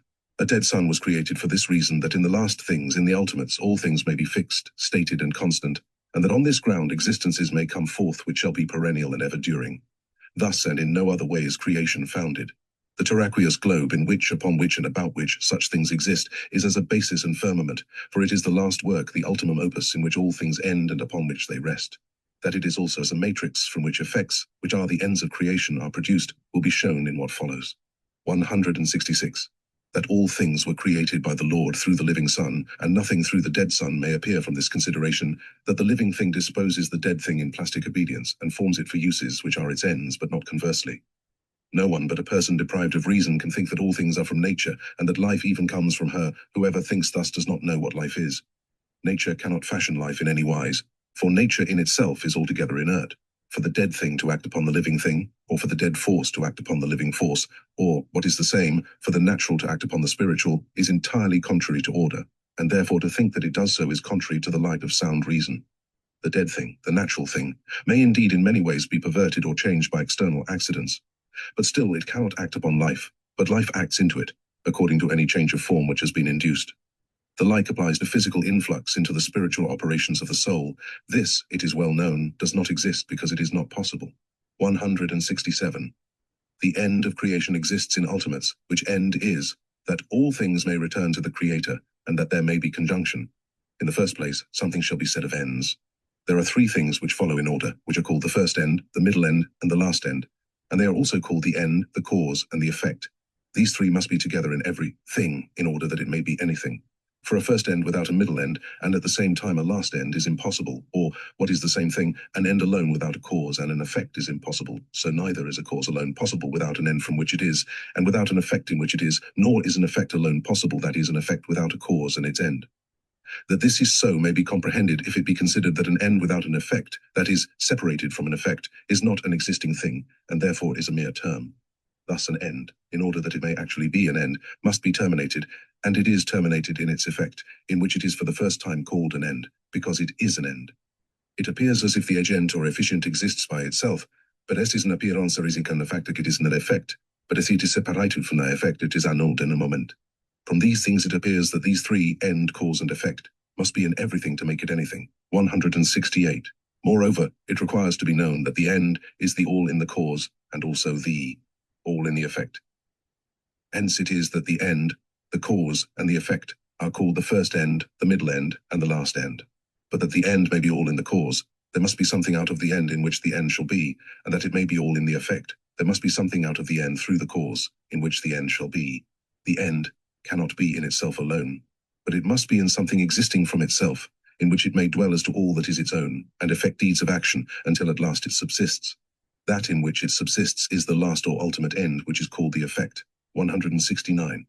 These three things, namely end, cause, and effect, are in the created universe, both in its greatest things and in its least things.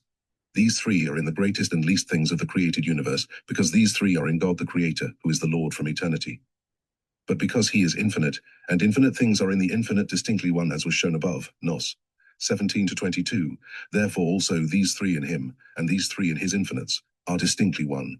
Hence it is that the universe, which was created from his essay, and which, regarded as to uses, is his image, has obtained these three in all things belonging to it, in general and in particular. 170. The universal end, the end of all things in creation, is that there may be an eternal conjunction of the Creator with the created universe, and this is not possible unless there be subjects in which his divine may be as in itself, thus in which it may dwell and abide. In order that these subjects may be the dwellings and mansions of himself, they must be recipients of his love and wisdom as of themselves, thus they must be those who shall elevate themselves to the Creator as of themselves, and shall conjoin themselves with him. Without this reciprocity no conjunction is possible. These subjects are men, who are able to elevate and conjoin themselves as of themselves. That men are such subjects, and that they are recipients of the divine as of themselves, has been pointed out above many times. Through this conjunction, the Lord is present in every work created by himself, for all has been created finally for the sake of man. Wherefore the uses of all things which are created ascend by degrees from the last things to man, and through man to God the Creator, from whom they are, as was shown above, Nos. 65-68, 171. Creation continually proceeds to this last or ultimate end by these three things, which are end, cause, and effect, because these three are in the Lord the Creator, as was said just above, and the divine is in all space apart from space, Nos. 69-72, and is the same in the greatest and least things, Nos. 77-82. Hence it is evident that the created universe, in its general progression to its ultimate end, is relatively the middle end. For out of the ground, by the Lord the Creator, forms of uses are continually raised in their order up to man, who as to his body is also from the ground. He, man, is next elevated by the reception of love and wisdom from the Lord, and that he may receive love and wisdom all means are provided, and he has been so made that he can receive, if only he will. From what has now been said it may be seen, though as yet merely in a general manner, that the end of creation exists in the last things or ultimates, which end is, that all things may return to the Creator, and their conjunction may exist. 172. That these three, end, cause, and effect, are in all things that are created, in general and in particular, may also appear from this, that all effects, which are called ultimate ends, become anew first ends, in continuous series from the prime end, who is the Lord the Creator, all the way to the ultimate end, which is the conjunction of man with him. That all last ends become anew first ends is plain from this, that there is nothing so inert and dead as to be totally devoid of working power. Even out of sand and nature breathes, which contributes aid to producing something, and therefore to effecting something. Part 3, 173. In the spiritual world, there are atmospheres, waters, and earths, as in the natural world, but the former are spiritual, whereas the latter are natural. That the spiritual can also natural world alike, can this difference only, that all things of the spiritual world, in general, in particular, are spiritual, and all things of the natural world, in general, in particular, are natural, has been stated in the preceding pages, and shown in the work on heaven and hell. Inasmuch as these two worlds are alike, therefore there are atmospheres, waters, and earths in both, which are generals through which and from which all things exist, in general and in particular, with infinite variety. 174. As regards the atmospheres, which are called ethers and airs, they are alike in both worlds, the spiritual and the natural, with this difference, that those in the spiritual world are spiritual, and those in the natural world are natural. The former are spiritual, because they exist from the Son, which is the first proceeding of the divine love and divine wisdom of the Lord, and from him receive in themselves divine fire, which is love, and divine light, which is wisdom, and carry down these to the heavens where the angels are, and cause the presence of that Son in the greatest and in the least things there. The spiritual atmospheres are discrete substances, or least forms, originating from the Son, and as they each singly receive the Son, therefore the fire of the Son, divided into so many substances or forms, and as it were enveloped by them, and tempered by these envelopments, becomes heat, adequate at last to the love of the angels in heaven, and of the spirits under heaven. So likewise the light of the sun. The natural atmospheres are similar to the spiritual atmospheres in this respect, that they also are discrete substances and least forms, originating from the sun of the natural world, which also singly receive the sun and store up its fire in themselves, and temper it, and carry it down as heat to the earth, the dwelling place of men, and in like manner the light. 175. The difference between the spiritual atmospheres and the natural atmospheres is this, that the spiritual atmospheres are receptacles of divine fire and divine light, thus of love and wisdom, for they contain these within themselves, whereas the natural atmospheres are not receptacles of divine fire and divine light, but they are receptacles of the fire and light of their own sun, which in itself is dead, as was shown above. Wherefore interiorly there is nothing in them from the sun of the spiritual world, but still they are environed by the spiritual atmospheres which are from the spiritual sun. That this is the difference between the spiritual atmospheres and the natural atmospheres is derived from the wisdom of the angels. 176.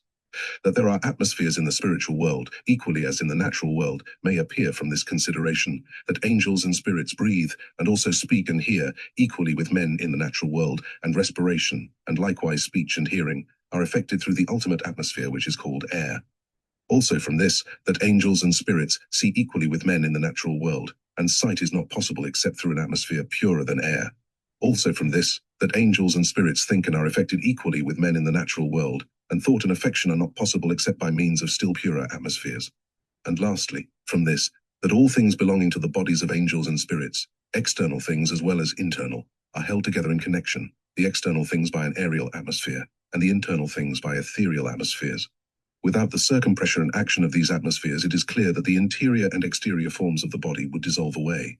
Since the angels are spiritual, and the parts of their bodies, all and singular, are held together in connection, form, and order by atmospheres, it follows that these atmospheres are spiritual, and they are spiritual, because they arise from the spiritual sun, which is the first proceeding of the divine love and divine wisdom of the Lord. 177. That in the spiritual world there are also waters, and likewise lands, as in the natural world, with this difference, that the waters and earths of the spiritual world are spiritual, was said above, and is shown in the work on heaven and hell. And because these are spiritual, they are actuated and modified by the heat and light of the spiritual sun by means of the atmospheres proceeding from it, just as the waters and earths in the natural world are actuated and modified by the heat and light of the sun of their world by means of its atmospheres. 178. Atmospheres, waters, and lands are here mentioned because these three are generals, through which and from which all things, in general and in particular, exist in infinite variety. The atmospheres are the active forces, the waters are the middle forces, and the earths are the passive forces from which all effects exist. That these three are such forces in their series is due solely to the life which proceeds from the Lord as a sun, and which causes them to be active. 179. There are degrees of love and wisdom, and hence degrees of heat and light, also degrees of atmospheres. Unless it be known that there are degrees, also what they are, and what their nature is, the things that follow cannot be comprehended, since there are degrees in every created thing, thus in every form, wherefore this part of the angelic wisdom will treat of degrees. That there are degrees of love and wisdom may appear manifestly from the angels of the three heavens. The angels of the third heaven so far excel the angels of the second heaven in love and wisdom, and these the angels of the last or ultimate heaven, that they cannot be together. Degrees of love and wisdom distinguish and separate them. Hence it is that the angels of the lower heavens cannot ascend to the angels of the higher heavens, and if they are allowed to ascend, they do not see the higher angels or anything that is about them.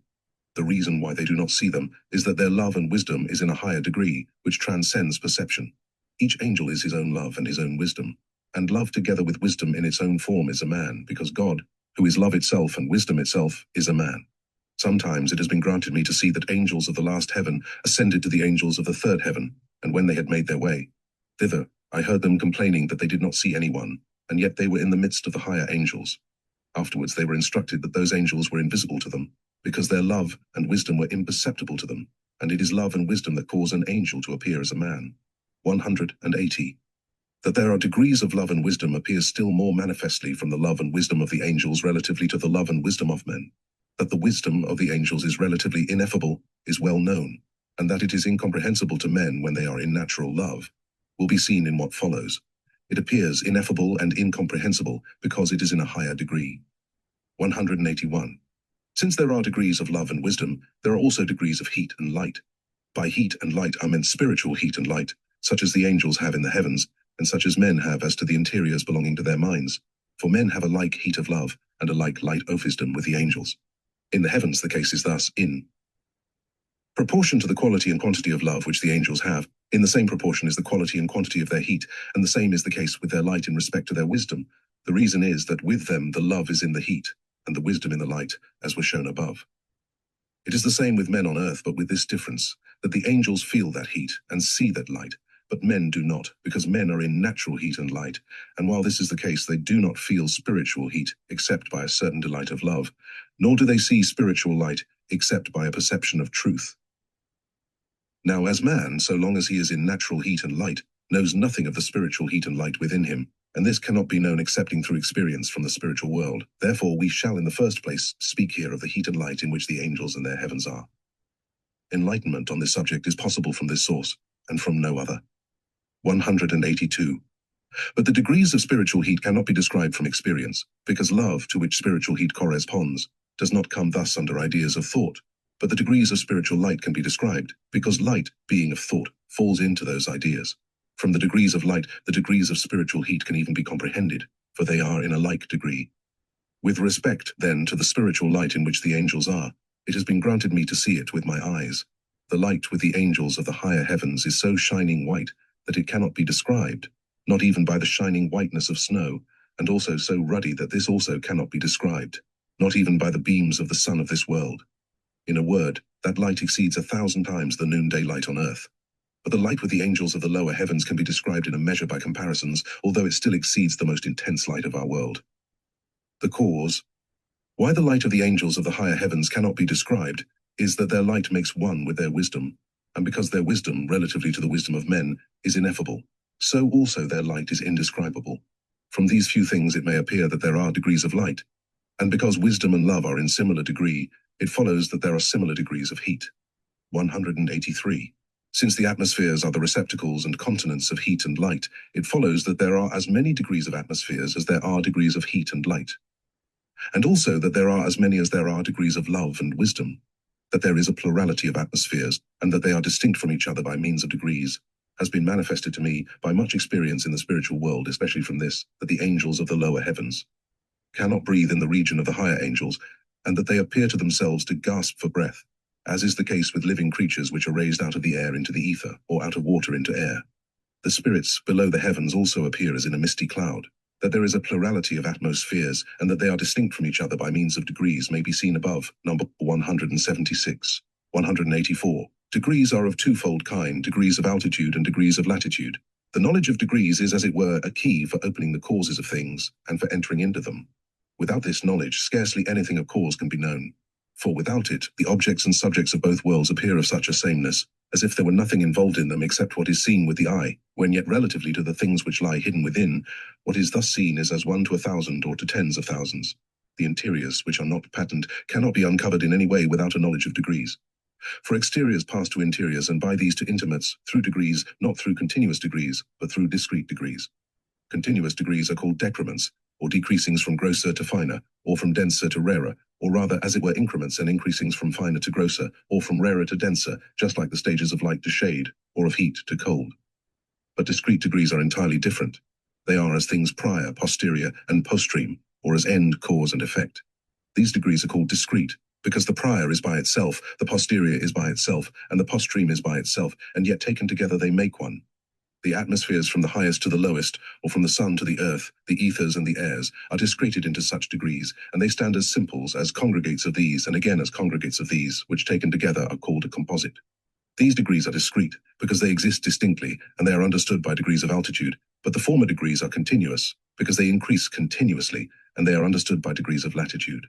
All things which exist in the spiritual world and in the natural world, in general and in particular, coexist at the same time out of discrete degrees and out of continuous degrees, or out of degrees of altitude and out of degrees of latitude.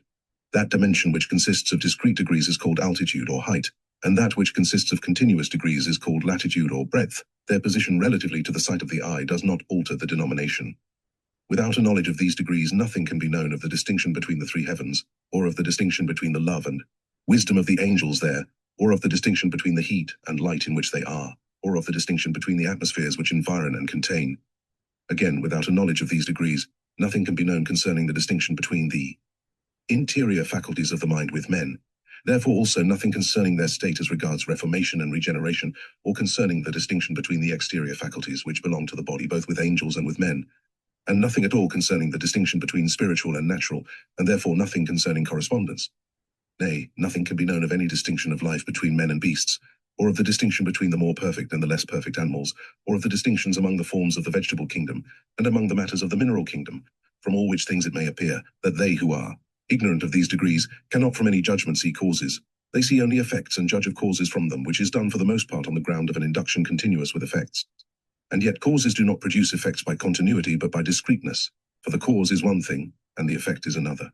The distinction between the two is as between prior and posterior, or as between the thing that forms and the thing that is formed. 186. In order to comprehend still better the character and quality of discrete degrees, and the difference between them and continuous degrees, let the angelic heavens serve as an example. There are 3 heavens, and these distinct by degrees of altitude, wherefore one heaven is under the other, nor do these heavens communicate otherwise than by influx, which is effected by the Lord through the heavens in their order to the lowest heaven, and not conversely. Each heaven, however, is divided in itself, not by degrees of altitude, but by degrees of latitude. Those who are in the middle, or in the center, are in the light of wisdom, but those who are in the circumferences as far as to the boundaries are in the shade of wisdom. Wisdom thus decreases all the way to ignorance, as light decreases to shade. This takes place by continuity. It is the same with men.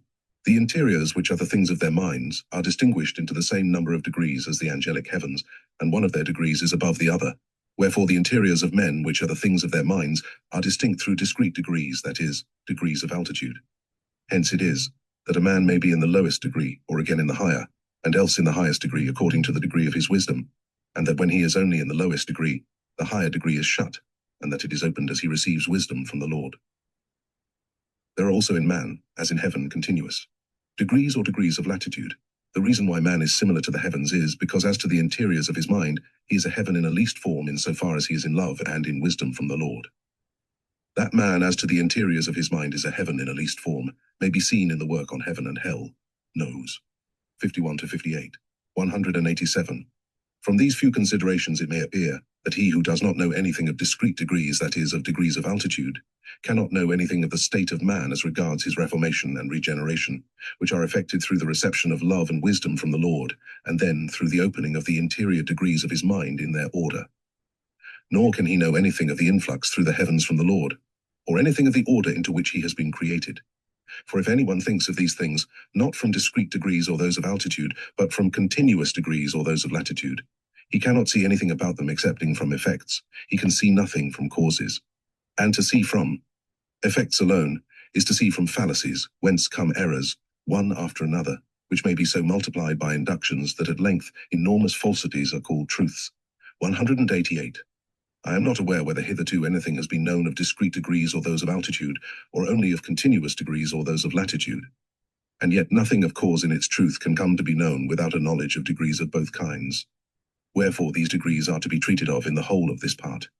For it is the object of this little work to uncover causes, that effects may be seen from them, and thus that the darkness in which the man of the church lies concerning God and concerning the Lord, and in general concerning divine things which are called spiritual, may be dispelled. This I can aver, that the angels are in sorrow on account of the darkness on earth. They say that they see light hardly anywhere, and that men snatch up fallacies and confirm them, and thereby multiply falsities upon falsities, and with a view to confirming these, by employing reasonings from falsities and from falsified truths, they devise things which cannot be dispelled on account of darkness concerning causes, and on account of ignorance concerning truths. Most of all, they lament over confirmations concerning faith separate from charity, and over justification thereby, also concerning the ideas of men about God, about angels and spirits, and concerning the ignorance of what love and wisdom are. 9th. The degrees of altitude are homogeneous, and one is from the other in series like end, cause, and effect.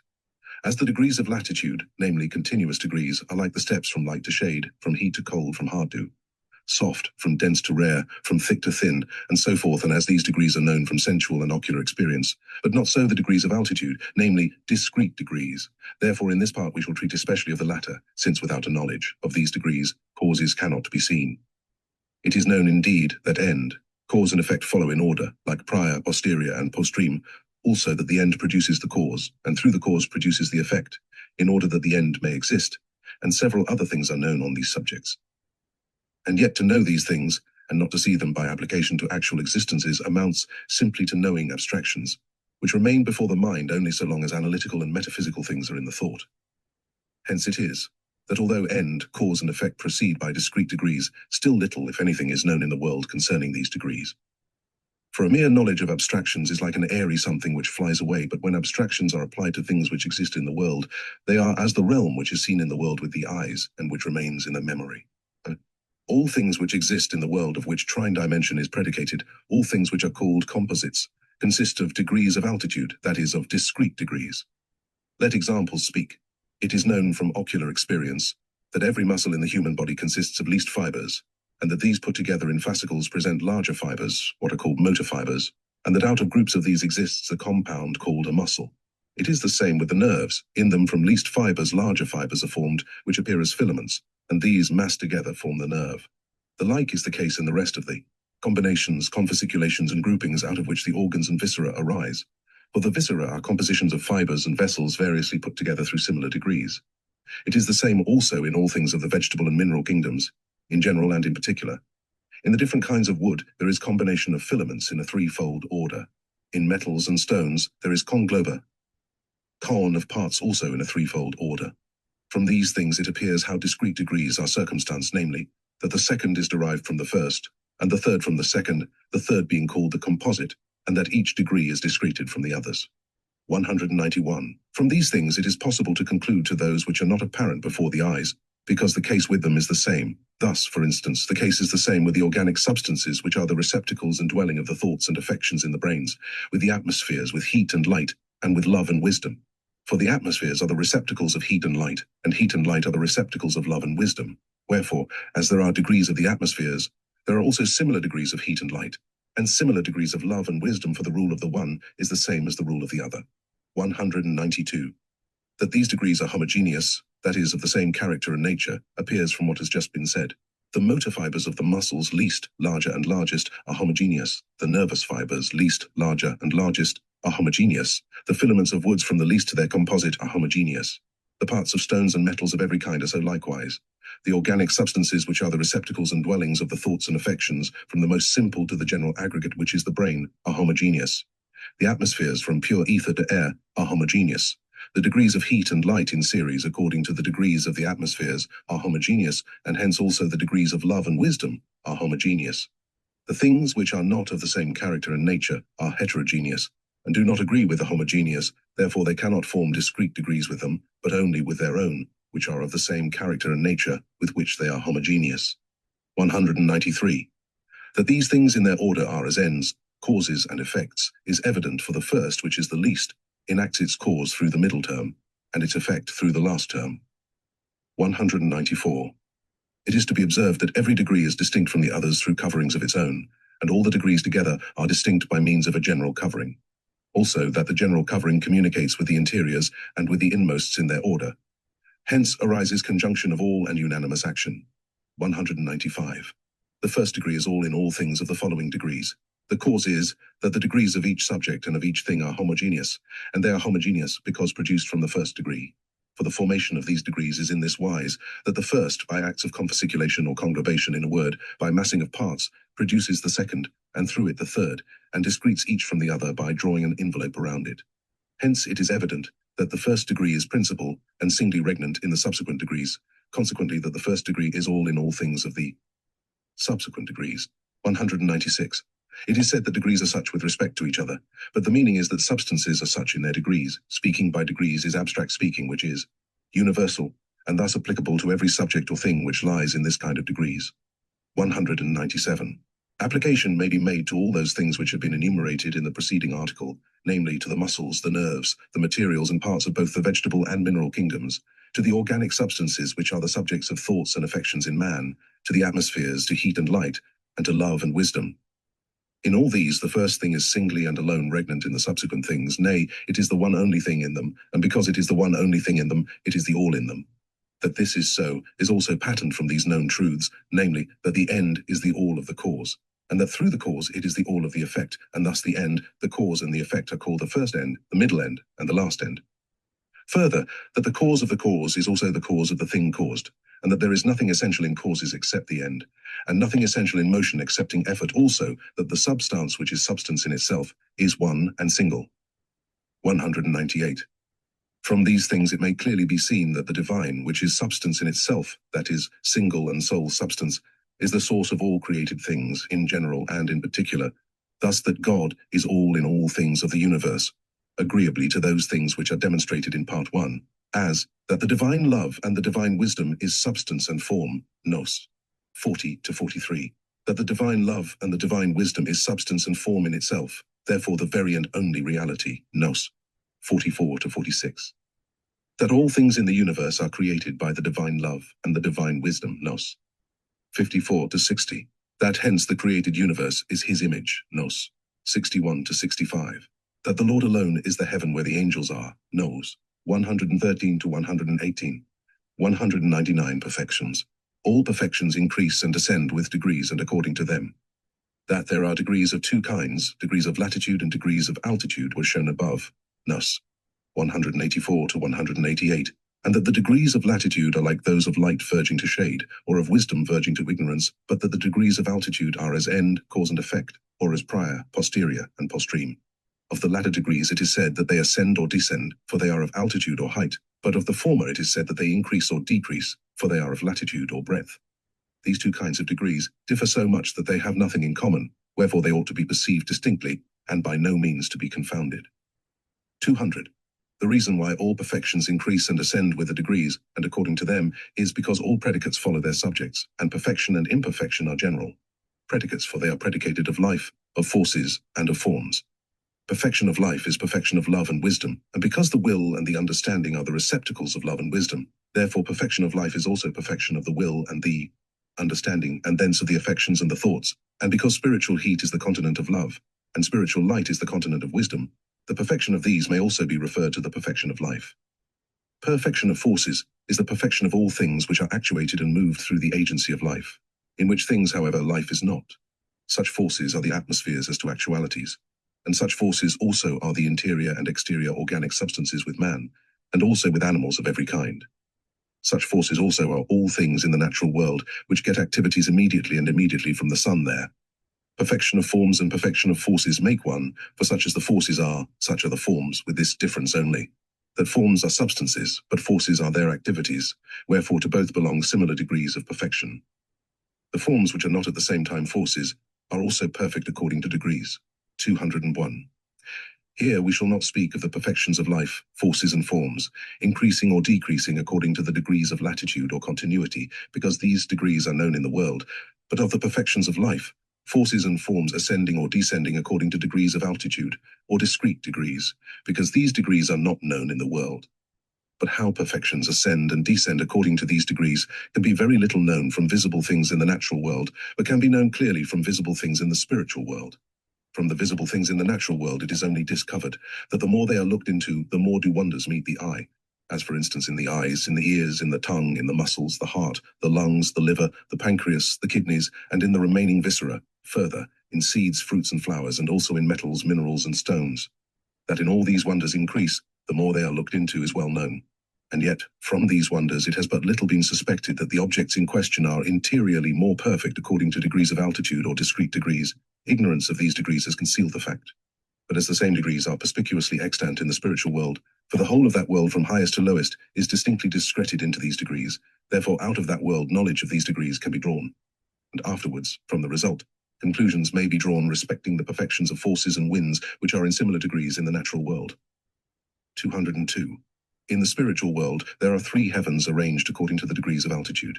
In the highest heaven, the angels excel in all perfection the angels of the middle heaven, and in the middle heaven the angels excel in all perfection the angels of the lowest heaven. The degrees of perfections are such that the angels of the lowest heaven cannot ascend to the first threshold of the perfections of the angels of the middle heaven, nor these to the first threshold of the perfections of the angels of the highest heaven. This appears a paradox, yet it is the truth. The cause is that they are consociated according to discrete degrees and not according to continuous degrees. It has been made known to me by experience that there is such a distinction between the affections and thoughts, and thence between the speech of the angels of the higher and the lower heavens, that they have nothing in common, and that communication is made only through correspondences, which correspondences exist through the immediate influx of the Lord into all the heavens, and through immediate influx through the highest heaven into the lowest. As these distinctions are of such a character, they cannot be expressed in natural language, and therefore cannot be described, for the thoughts of angels do not fall into natural ideas, for they are spiritual. They can be expressed and described only by the angels themselves in their own languages, words, and writings, and not in those which are human. This is why it is said that ineffable things are heard and seen in the heavens. These distinctions may be comprehended in some measure by this consideration, that the thoughts of the angels of the highest or third heaven are thoughts of ends, and the thoughts of the angels of the middle or second heaven are thoughts of causes, and the thoughts of the angels of the lowest or first heaven are thoughts of effects. It is to be observed that it is one thing to think from ends, and another to think of ends, also that it is one thing to think from causes, and another to think of causes, and again that it is one thing to think from effects, and another to think of effects.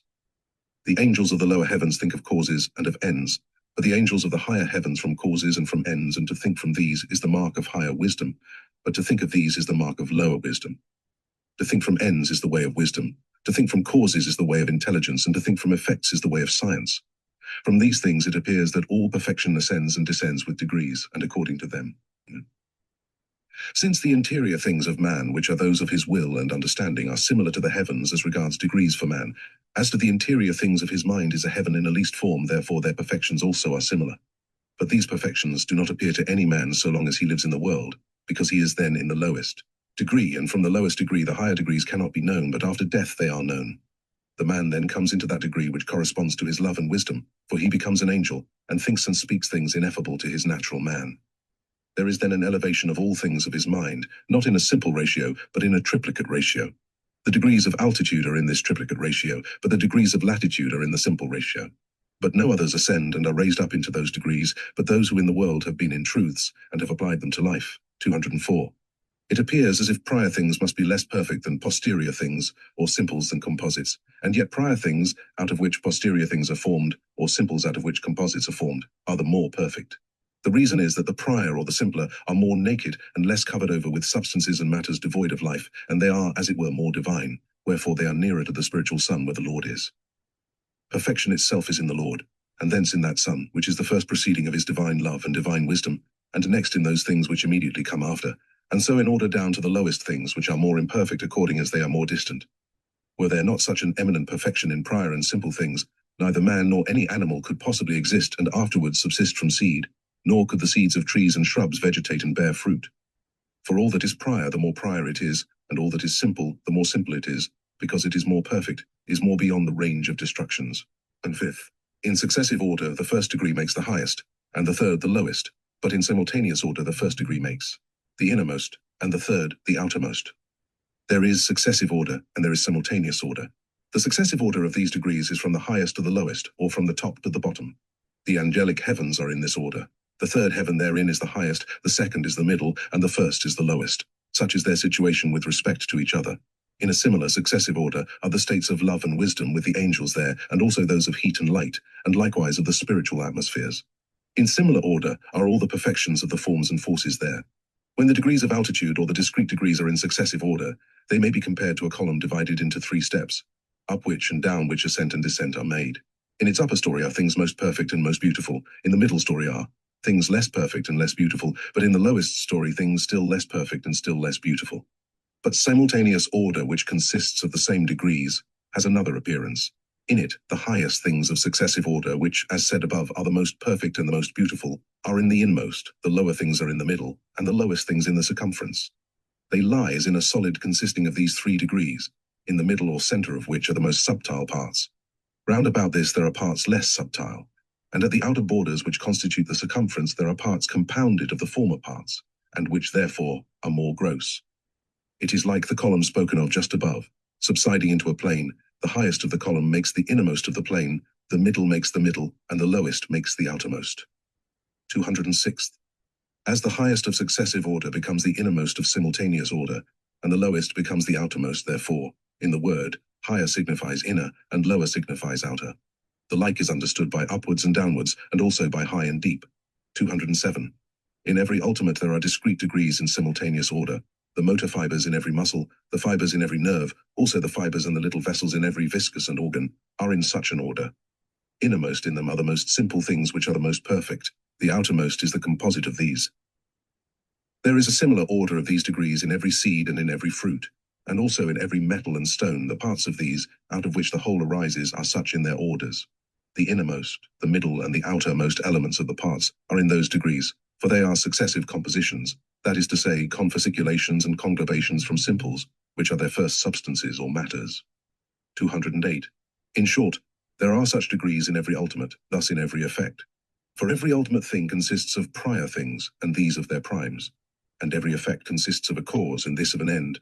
And the end is the all of the cause, and the cause is the all of the effect, as shown above. And the end makes the inmost thing, the cause the middle thing, and the effect the ultimate thing.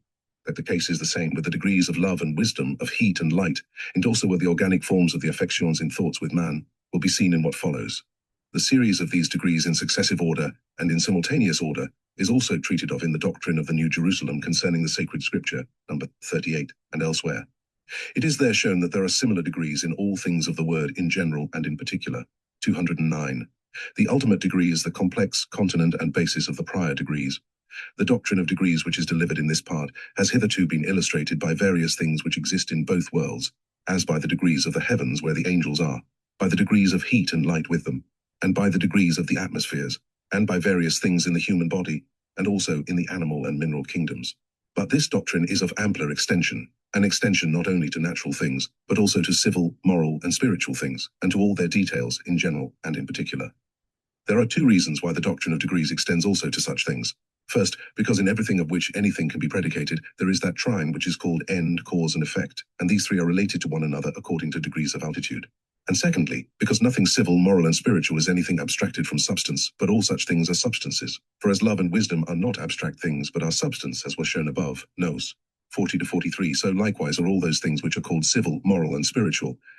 These can indeed be thought of abstractedly from substances, but still in themselves they are not abstracted. Take, for example, affection and thought, charity and faith, will and understanding. These are just like love and wisdom in this, that they do not exist outside subjects which are substances, but are states of subjects or substances, that they are changes of these which present variations will be seen in what follows. By substance is also meant form, because substance is not possible apart from form. 210. From the fact that will and understanding, affection and thought, and charity and faith can be thought of and have been thought of abstractedly from the substances which are their subjects, it has come about that a just idea of these things as being states of substances or forms has perished. The case is altogether like that of sensations and actions, which also are not things abstracted from the organs of sensation and motion. Abstracted or separated from these, they are mere imaginary entities. They are like sight without the eye, hearing without the ear, taste without the tongue, and so forth. 211. Since all things civil, moral, and spiritual go forth through degrees, just as natural things go forth, and not only through continuous degrees, but also through discrete degrees, and since the progressions of discrete degrees are like the progressions of ends to causes, and of causes to effects. Therefore I have chosen to illustrate and confirm the present point, that the ultimate degree is the complex, continent, and basis of the prior degrees, by the things above mentioned, namely, by those which relate to love and wisdom, to the will and the understanding, to affection and thought, and to charity and faith. 212. That the ultimate degree is the complex, continent, and basis of the prior degrees appears manifestly from the progression of ends and causes to effects. That the effect is the complex, continent, and basis of the causes and ends may be comprehended by enlightened reason, but not so easily that the end, with all things of it, and the cause with all things of it, are actually in the effect, and that the effect is their full complex. That the thing is so may appear from what has been said above in this part, particularly from these considerations, that the one thing is from the other in a triplicate series, and that the effect is nothing else than the end in its ultimate. And because the ultimate is the complex, it follows that the ultimate is the continent, and also the basis. 213. As regards love and wisdom, love is the end, wisdom the instrumental cause, and use is the effect, and use is the complex, continent and basis of wisdom and love, and use is such a complex and such a continent, that all things of love and all things of wisdom lie actually in it, and it is their simultaneity. But let it be duly borne in mind that all things of love and wisdom, which are homogeneous and concordant, lie in use, according to what was said and shown above, in the articles Nos. 189-194. 214. Affection, thought, and action are also in a series of similar degrees, because affection has reference to love, thought to wisdom, and action to use. Charity, faith, and good work are in a series of similar degrees, for charity is of affection, faith is of thought, and good work is of action. Will. Understanding and exercise are also in a series of similar degrees, for will is of love and thence of affection, understanding is of wisdom and thence of faith, and exercise is of use and thence of work. As then all things of wisdom and love lie in use, so all things of thought and affection lie in action, all things of faith and charity and good work and so forth, but all must be homogeneous, that is, concordant. 215. That the ultimate of each series, that is to say, use, action, work, and exercise, is the complex and continent of all the prior things has not yet been known. It appears as if nothing more lies in use, in action, in work, and in exercise than the same element which lies in motion, and yet all the prior things are actually extant in them, and so fully that nothing is wanting.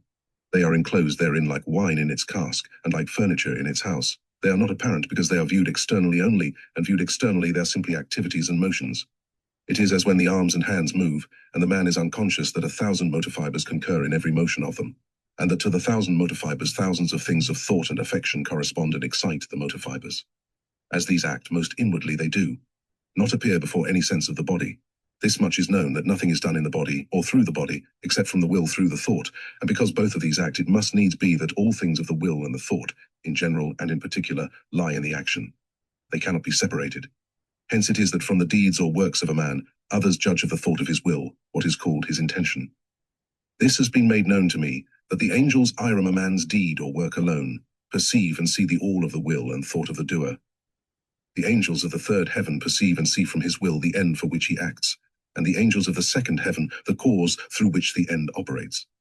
Hence it is that in the word works and deeds are so often commanded, and that it is said that a man is known by vis, works. 216. It is a matter of angelic wisdom that unless the will and understanding, or affection and thought, also charity and faith, clothe and invest themselves with works or deeds whenever it is possible, they are nothing better than airy things which pass away, or like phantoms of air which perish, and that then first they abide with man, and become a part of his life, when the man operates and does them. The reason is that the ultimate is the complex continent and basis of prior things. Such an airy nothing, and such a phantom, is faith separated from good. Works, such also are faith and charity without their exercises, only with this difference, that those who declare for faith and charity know that they ought to do good works and can will to do them, but not so those who are in faith separated from charity. 217. The degrees of altitude are in fullness and in power in their ultimate degree. In the preceding article it was shown that the ultimate degree is the complex and continent of the prior degrees. Hence it follows that the prior degrees are in their fullness in their ultimate degree, for they are in their effect, and every effect is a fullness of causes. 218. That those ascending and descending degrees which are also called prior and posterior, and likewise degrees of altitude and discrete degrees, are in their power, in their ultimate degree, may be confirmed by all those things which have been adduced as confirmations from the sensible and perceptible world in the preceding articles. Here, however, I choose to confirm them only by the efforts, forces, and motions in dead subjects and in living subjects. It is well known that effort does nothing of itself, but that it acts by forces corresponding to itself, and through these produces visible motion, and that on this ground effort is the all in forces, and through the forces is the all in motion. And because motion is the ultimate degree of effort, that by this motion it exerts its power. Effort, force, and motion are not otherwise conjoined than according to degrees of altitude, the conjunction of which is not by continuity, for they are discrete, but by correspondences.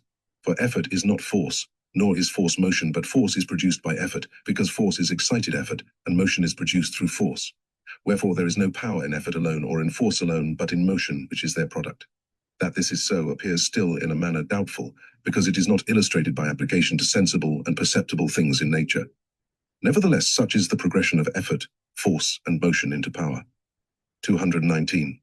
But let application of this be made to living effort, and to living force, and to living motion. The living effort in man, who is a living subject, is his will united to his understanding.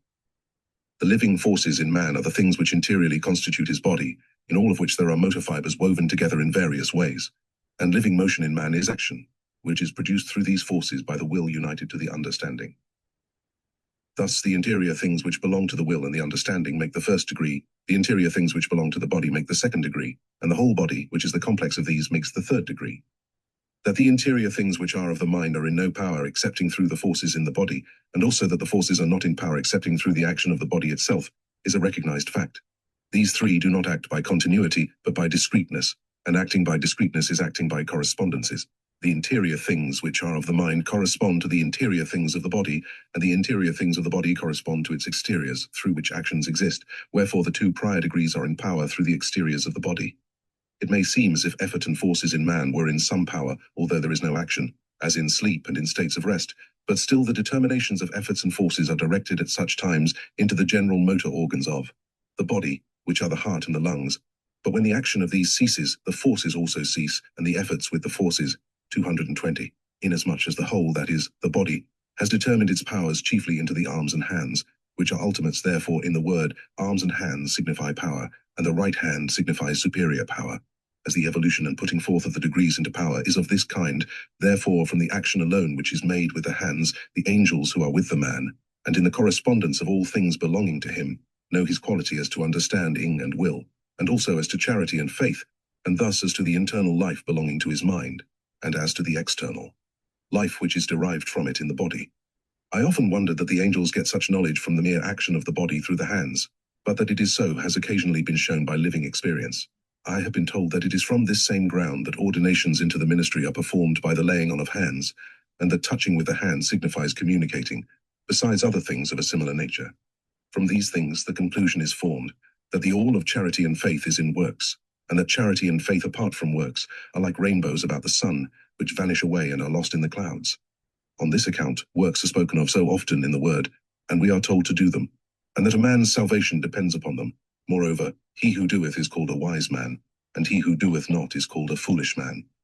But let it be known that by works are here meant uses which are actually done, for the all of charity and faith is in uses and according to uses. There is this correspondence with uses, because this correspondence is spiritual, but it is carried out through substances and matters which are subjects. 221. Here 2 arcana which are brought within reach of the understanding by what precedes can be revealed. The first arcanum is that the word in the sense of the letter is in its fullness and in its power. For there are 3 senses in the word according to the 3 degrees, the celestial sense, the spiritual sense, and the natural sense. Since these senses are in the word according to the 3 degrees of altitude, and their conjunction is affected by correspondences, therefore the ultimate sense, which is the natural, and is called the sense of the letter, is not only the complex, continent and basis of the corresponding interior senses, but moreover, the word in the ultimate sense is in its fullness and in its power. That this is so is abundantly shown and confirmed in the doctrine of the New Jerusalem concerning the sacred scripture. No. 27 to 35, 36 to 49, 50 to 61, 52 to 69. The second arcanum is that the Lord came into the world and took upon him a human, in order to put himself into the power of subjugating the hells, and of reducing all things to order both in the heavens and on the earths. This human he superinduced over his former human. The human which he superinduced in the world was like the human of a man in the world, yet both these humans are divine, and therefore infinitely transcend the finite humans of angels and men. And because he fully glorified the natural human even to its ultimates, therefore he rose again with the whole body, therein differing from any man. By the assumption of this human, the Lord put on divine omnipotence, not only for subjugating the hells and reducing the heavens to order, but also for holding the hells in subjection to eternity, and saving mankind. This power is meant by his sitting at the right hand of the power and might of God, since the Lord, by the assumption of a natural human, made himself divine truth in ultimates, therefore he is called the Word, and it is said that the Word was made flesh, and the divine truth in ultimates is the Word in the sense of the letter. The Lord made himself this, by fulfilling all things of the word concerning himself in Moses and the prophets. Every man is his own good and his own truth. A man is a man from no other ground. But the Lord, by the assumption of a natural human, is divine good and divine truth itself, or what is the same, he is divine love and divine wisdom itself, both in the first things and in the last. Hence it is that after his advent into the world, the Lord appears as a sun in the angelic heavens, in stronger beam and in greater splendor than before his advent. This is an arcanum which is brought within the range of the understanding by the doctrine of degrees. The Lord's omnipotence before his advent into the world will be spoken of in what follows. 222. There are degrees of both kinds in the greatest and in the least of all things that are created. That the greatest and the least of all things consist of discrete and continuous degrees, or of degrees of altitude and latitude, cannot be illustrated by examples from visible objects, because the least things are not extant before the eyes, and the greatest things which are extant do not appear to be distinguished into degrees. Wherefore this matter does not allow demonstration otherwise than by universals. And because the angels are in wisdom from universals, and thence in knowledge concerning singulars, it is allowed to bring forward their declarations on these subjects. 223. The utterances of the angels on this subject are these, that there is nothing so small that has not in it degrees of both kinds. For instance, there is not a least thing in any animal, not a least thing in any plant, not a least thing in any mineral, not a least thing in the ether and the air, that has not in it these degrees. And as ether and air are receptacles of heat and light, that there is not the least thing of heat and light, and as spiritual heat and spiritual light are the receptacles of love and wisdom, that there is not the least thing of these in which there are not degrees of both kinds. The angels also declare that the least thing of an affection and the least thing of a thought, nay, that the least thing of an idea of thought, consists of degrees of both kinds, and that a least which does not consist of these degrees is nothing, for it has no form, therefore no quality, and no state which can be changed and varied, and by this means exist. The angels confirm this by the truth that infinites in God the Creator, who is the Lord from eternity, are distinctly one, and that there are infinite things in his infinites, and that in things infinitely infinite, there are degrees of both kinds, which also in him are distinctly one.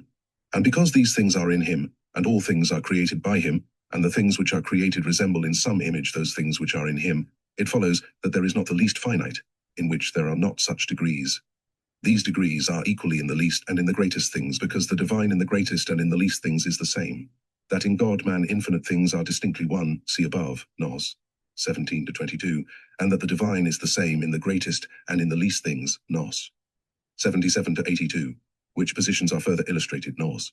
155, 169, 171, 124, there does not exist the least thing of love and wisdom, or the least thing of affection and thought, or even the least thing of an idea of thought, in which there are not degrees of both kinds, because love and wisdom are a substance and a form, as was shown above, Nos. 40-43, in like manner affection and thought. And because there is no possible form in which these degrees are not, as was said above, it follows that there are similar degrees in these things. For to separate love and wisdom and affection and thought from substance in form is to annihilate them, because they are not possible outside their subjects, for they are states of these perceived by man in their variation, which states body them forth. 225. The greatest things in which there are degrees of both kinds are the universe in its whole complex, the natural world in its complex, and the spiritual world in its complex. Further, every empire and every kingdom in its complex, also all civil, all moral, and all spiritual concerns thereof. In their complex, the whole animal kingdom, the whole vegetable kingdom, and the whole mineral kingdom, each in its complex, as well as all the atmospheres of either world taken together, and also their heats and lights. In like manner things less general, as man in his complex, every animal in its complex, every tree and every shrub in its complex, also every stone and every metal in their complex. The forms of these things are similar in this respect, and they consist of degrees of both kinds. The reason is that the divine by which they are created is the same in the greatest and least things, as was shown above, Nos. 77-82. The singulars and the various singulars of all these things are similar to the generals and largest generals in this, that they are forms of both kinds of degrees. 226. On account of the greatest and least things being forms of both kinds of degrees, there is connection between them first to last, for similitude conjoins them. But still there is no least thing which is the same with any other, and therefore there is a distinction of all the singulars from each other, and of all the various singulars. That no sameness is possible in any least thing in any form, or among any forms, is because there are similar degrees in the greatest things, and the greatest things consist of the least. When there are such degrees in the greatest things, and according to those degrees perpetual distinctions from top to bottom, and from center to circumferences, it follows that in all their lesser and least constituents, passing as these do through similar degrees, all sameness is impossible. 227. This also is from angelic wisdom, that the perfection of the created universe comes out of the similitude of generals and particulars, that is to say, of the greatest things and the least things in regard to these degrees, for by virtue of this, the one thing regards the other as its similar, with which it can be conjoined for all use, and present all end in effect. Because they are not illustrated by application to visible things, and yet abstract things, being universals, are usually better comprehended than applied things, for the latter are of perpetual variety, and variety obscures. 229. It is asserted by some persons that there is a substance so simple that it is not a form from lesser forms, and that out of that substance accumulated into masses, substantiate or composite things arise, and ultimately material substances. But in fact such absolutely simple substances have no existence. For what is a substance without a form? It is something of which nothing can be predicated, and from an entity of which nothing can be predicated, no process of heaping up can make anything. That there are innumerable things in the first created substances of all, that is to say, in the least and most simple things will be seen in what follows where forms are treated of. 230. There are 3 infinite and uncreated degrees of altitude in the Lord, and there are 3 finite and created degrees in man. There are 3 infinite and uncreated degrees of altitude in the Lord, because the Lord is love itself and wisdom itself, as was shown in the preceding pages, and because the Lord is love itself and wisdom itself, therefore also he is use itself, for love has use for its end, which it produces by wisdom. Thus love and wisdom apart from use have no boundary or end, that is, they have no home of their own, wherefore it cannot be said that they are and exist unless there be a use in which they are. These 3 constitute the 3 degrees of altitude in the subjects of life. These 3 stand as the first end, the middle end which is called the cause, and the last end which is called the effect. That end, cause, and effect constitute the 3 degrees of altitude has been shown above and abundantly confirmed. 231. That there are these 3 degrees in man may appear, from the elevation of his mind even to the degrees of love and wisdom in which the angels of the 2nd and 3rd heavens are, for all angels have been born men, and man, as to the interior things of his mind, is a heaven in a least form. Therefore, there are as many degrees of altitude with man by creation as there are heavens. Man also is an image and likeness of God, wherefore those 3 degrees are inscribed on man, because they are in God-man, that is, in the Lord. That these degrees in the Lord are infinite and uncreate, and that in man they are finite and created, may appear from those things which were demonstrated in part 1, and also from these, that the Lord is love and wisdom in himself, and that man is a recipient of love and wisdom from the Lord. Also that of the Lord nothing but infinite can be predicated, and of man nothing but finite. 232. These 3 degrees with the angels are named celestial, spiritual, and natural, and for them the celestial degree is the degree of love, the spiritual degree is the degree of wisdom, and the natural degree is the degree of uses. The reason why these degrees are so named is that the heavens are distinguished into 2 kingdoms, and the one kingdom is named the celestial, and the other the spiritual kingdom, to which is added a 3rd kingdom which is occupied by men in the world, and this is the natural kingdom. And the angels of whom the celestial kingdom consists are in love, and the angels of whom the spiritual kingdom consists are in wisdom. But men in the world are in uses, and therefore these kingdoms are conjoined. How it is to be understood that men are in uses will be shown in the next part. 233. I have been informed from heaven that in the Lord from eternity, who is Jehovah, before the assumption of a human in the world, there were the 2 prior degrees actually, and the 3rd degree in potency, such as they are with the angels, but that alter the assumption of a human in the world, he superinduced also the 3rd degree, which is called the natural, and that thereby he became a man similar to man in the world. With this distinction, however, that this degree, like the prior degrees, is infinite and uncreate in him, while these degrees in angel and in man are finite and created. For the divine which had filled all spaces apart from space, nos. 69 to 72, penetrated also to the last things of nature. But before the assumption of the human, the divine influx into the natural degree was mediate through the angelic heavens, but after the assumption immediate from himself. And this is the reason why all the churches in the world before his advent were representative of spiritual and celestial things, but after his advent they became spiritual, natural and celestial, natural, and representative worship was abolished. This again was the reason why the Son of the angelic heaven, which, as said above, is the first proceeding of his divine love and divine wisdom, after the assumption of the human shone out with more eminent beam and splendor than before the assumption. This moreover is meant by the words in Isaiah, in that day the light of the moon shall be as the light of the sun, and the light of the sun shall be 7-fold, as the light of 7 days. This is said of the state of heaven and the church after the Lord's advent into the world. And in the Apocalypse, the face of the Son of Man was as the sun shineth in his strength, and elsewhere, as in Isaiah. The mediate illustration of men through the angelic heaven, which existed before the coming of the Lord, may be compared to the light of the moon, which is the mediate light of the sun. And forasmuch as this light after his coming was made immediate, it is said in Isaiah that the light of the moon shall be as the light of the sun. And in the Psalms, in his days shall the righteous flourish, and abundance of peace until there is no longer any moon. This also is spoken of the Lord. 134. The Lord from eternity, that is Jehovah, put on this 3rd degree by the assumption of a human in the world, because it was not possible for him to enter into this degree excepting through a nature similar to the human nature, thus in no other way than by conception from his divine, and by birth from a virgin, for thus he was able to put off nature, which in itself is dead, and yet a receptacle of the divine, and to put on the divine. This is meant by the Lord's 2 states in the world, which are called the state of exinanition and the state of glorification, and which are treated of in the doctrine of the New Jerusalem concerning the Lord. 235. These are general statements concerning the threefold ascent of the degrees of altitude, but as those degrees exist in the greatest and least things, as was said in the preceding article, nothing in special can here be said concerning them.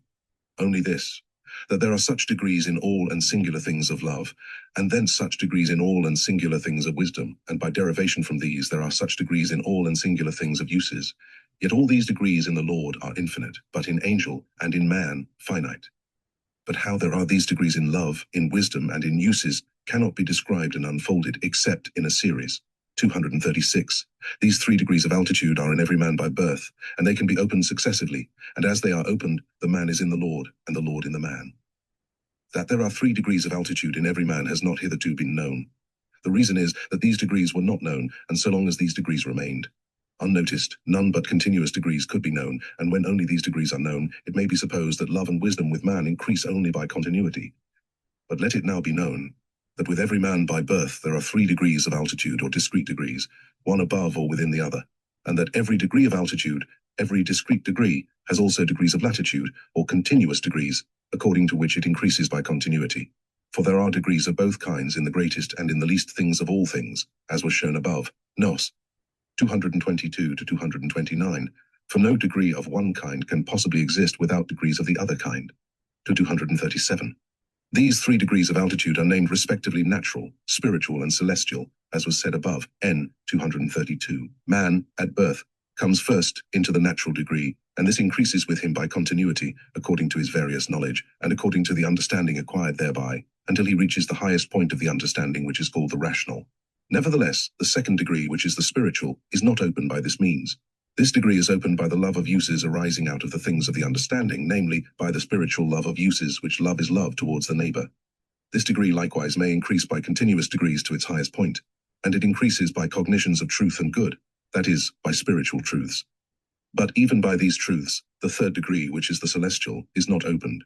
For this degree is opened by the celestial love of use, which love is love to the Lord, and love to the Lord is nothing else than committing the precepts of the word to life, the sum of which precepts is to shun evils because they are infernal and diabolical, and to do goods because they are heavenly and divine.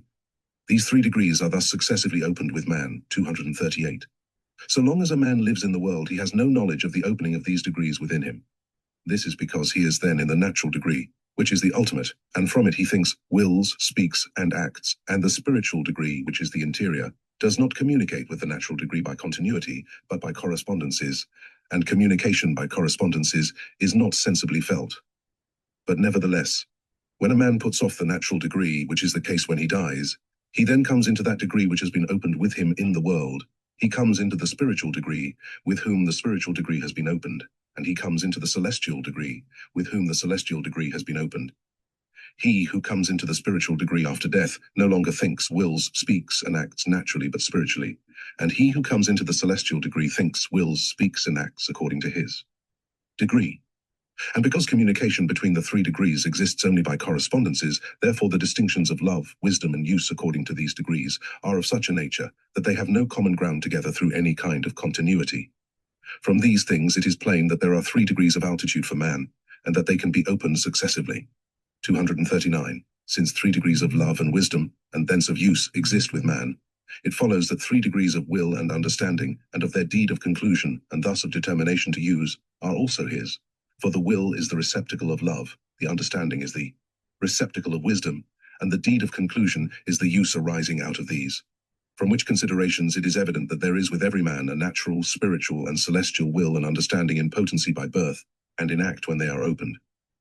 In a word, the mind of man, which consists of a will and an understanding from creation, and thence from birth, is of 3 degrees, so that man has a natural mind, a spiritual mind, and a celestial mind. And by virtue of this he can be elevated to angelic wisdom, and possess it while he lives in the world, but still he only comes into it after death, that is, if he becomes an angel, and then he speaks ineffable things and things incomprehensible to the natural man. I knew a man of moderate education in the world, and after death I saw him and spoke with him in heaven, and I clearly perceived that he spake as an angel, and that the things which he said would be imperceptible to the natural man. The reason was that in the world he had applied the precepts of the word to life, and had worshipped the Lord, and therefore he was raised by the Lord into the 3rd degree of love and wisdom. It is important that this elevation of the human mind should be known, because the understanding of what follows depends upon it. 240. There are 2 faculties from the Lord with man, by which he is distinguished from the beasts. One faculty is that he is able to understand what truth is and what good is. This faculty is called rationality, and it is the faculty of his understanding. The other faculty is that he is able to do what is true and good, This faculty is called liberty, and it is the faculty of his will. Thus a man is able by his rationality to think whatever he pleases, either with God or against God, either with the neighbor or against the neighbor. And also he is able to will and to do what he thinks, but when he sees evil and fears punishment, by his liberty he is able to desist from doing. By virtue of these two faculties a man is a man, and is distinguished from the beasts. Man has these two faculties from the Lord, and has them continually from him, nor are they taken away, for were they taken from him, his humanity would perish. In these two faculties the Lord is with every man, both with the good and with the evil. They are the Lord's dwelling in the human race. Hence it is that every man, whether he be good or whether he be evil, lives to eternity. But the Lord's dwelling with man is nearer in proportion as the man by means of these faculties opens the higher degrees. For by the opening of these he comes into the higher degrees of love and wisdom, thus nearer to the Lord. From these things it may appear that as these degrees are opened, so the man is in the Lord, and the Lord in the man. 241. It was said above that the 3 degrees of altitude are as end, cause, and effect, and that love, wisdom, and use follow in succession according to these degrees. Wherefore a short declaration shall be made concerning love as being end, concerning wisdom as being cause, and concerning use as being effect. Everyone who consults his reason whilst it is in the light is able to see that a man's love is the end of all things belonging to him, for what he loves that he thinks, that he concludes, and that he does, that consequently he has for an end.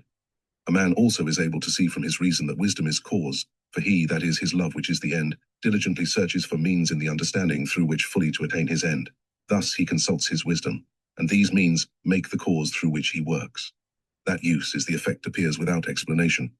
But love with one man is not the same as it is with another, and wisdom is not the same with one as it is with another, and so also use is not the same. And as these 3 are homogeneous, as was shown above, Nos. 189 to 194, it follows that such as is the love with man, such is the wisdom with him, and such is the use.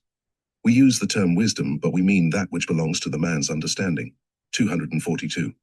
Spiritual light flows in with man through the 3 degrees, but not spiritual heat, excepting in so far as the man shuns evils as sins, and looks to the Lord.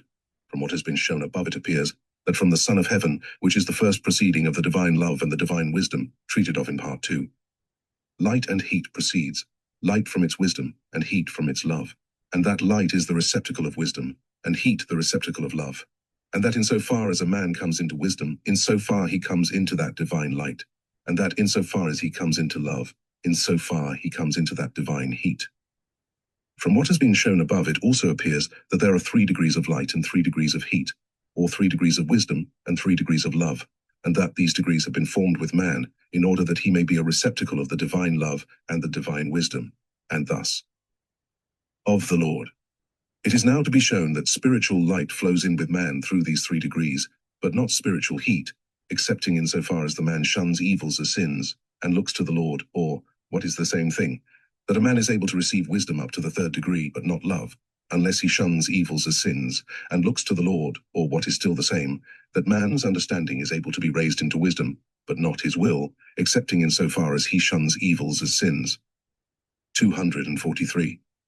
That the understanding is able to be raised into the light of heaven, into angelic wisdom, but that the man's will cannot be raised into the heat of heaven, into angelic love, unless he shuns evils as sins and looks to the Lord, has been plainly evidenced to me from experience in the spiritual word. Many times I have seen and perceived that simple spirits, who only knew that there is a God, and that the Lord was born a man, and scarcely anything further, fully understood arcana of angelic wisdom, almost as the angels do, and not these simple ones alone, but also several of the diabolical crew. They understood when they heard, but not when they thought to themselves.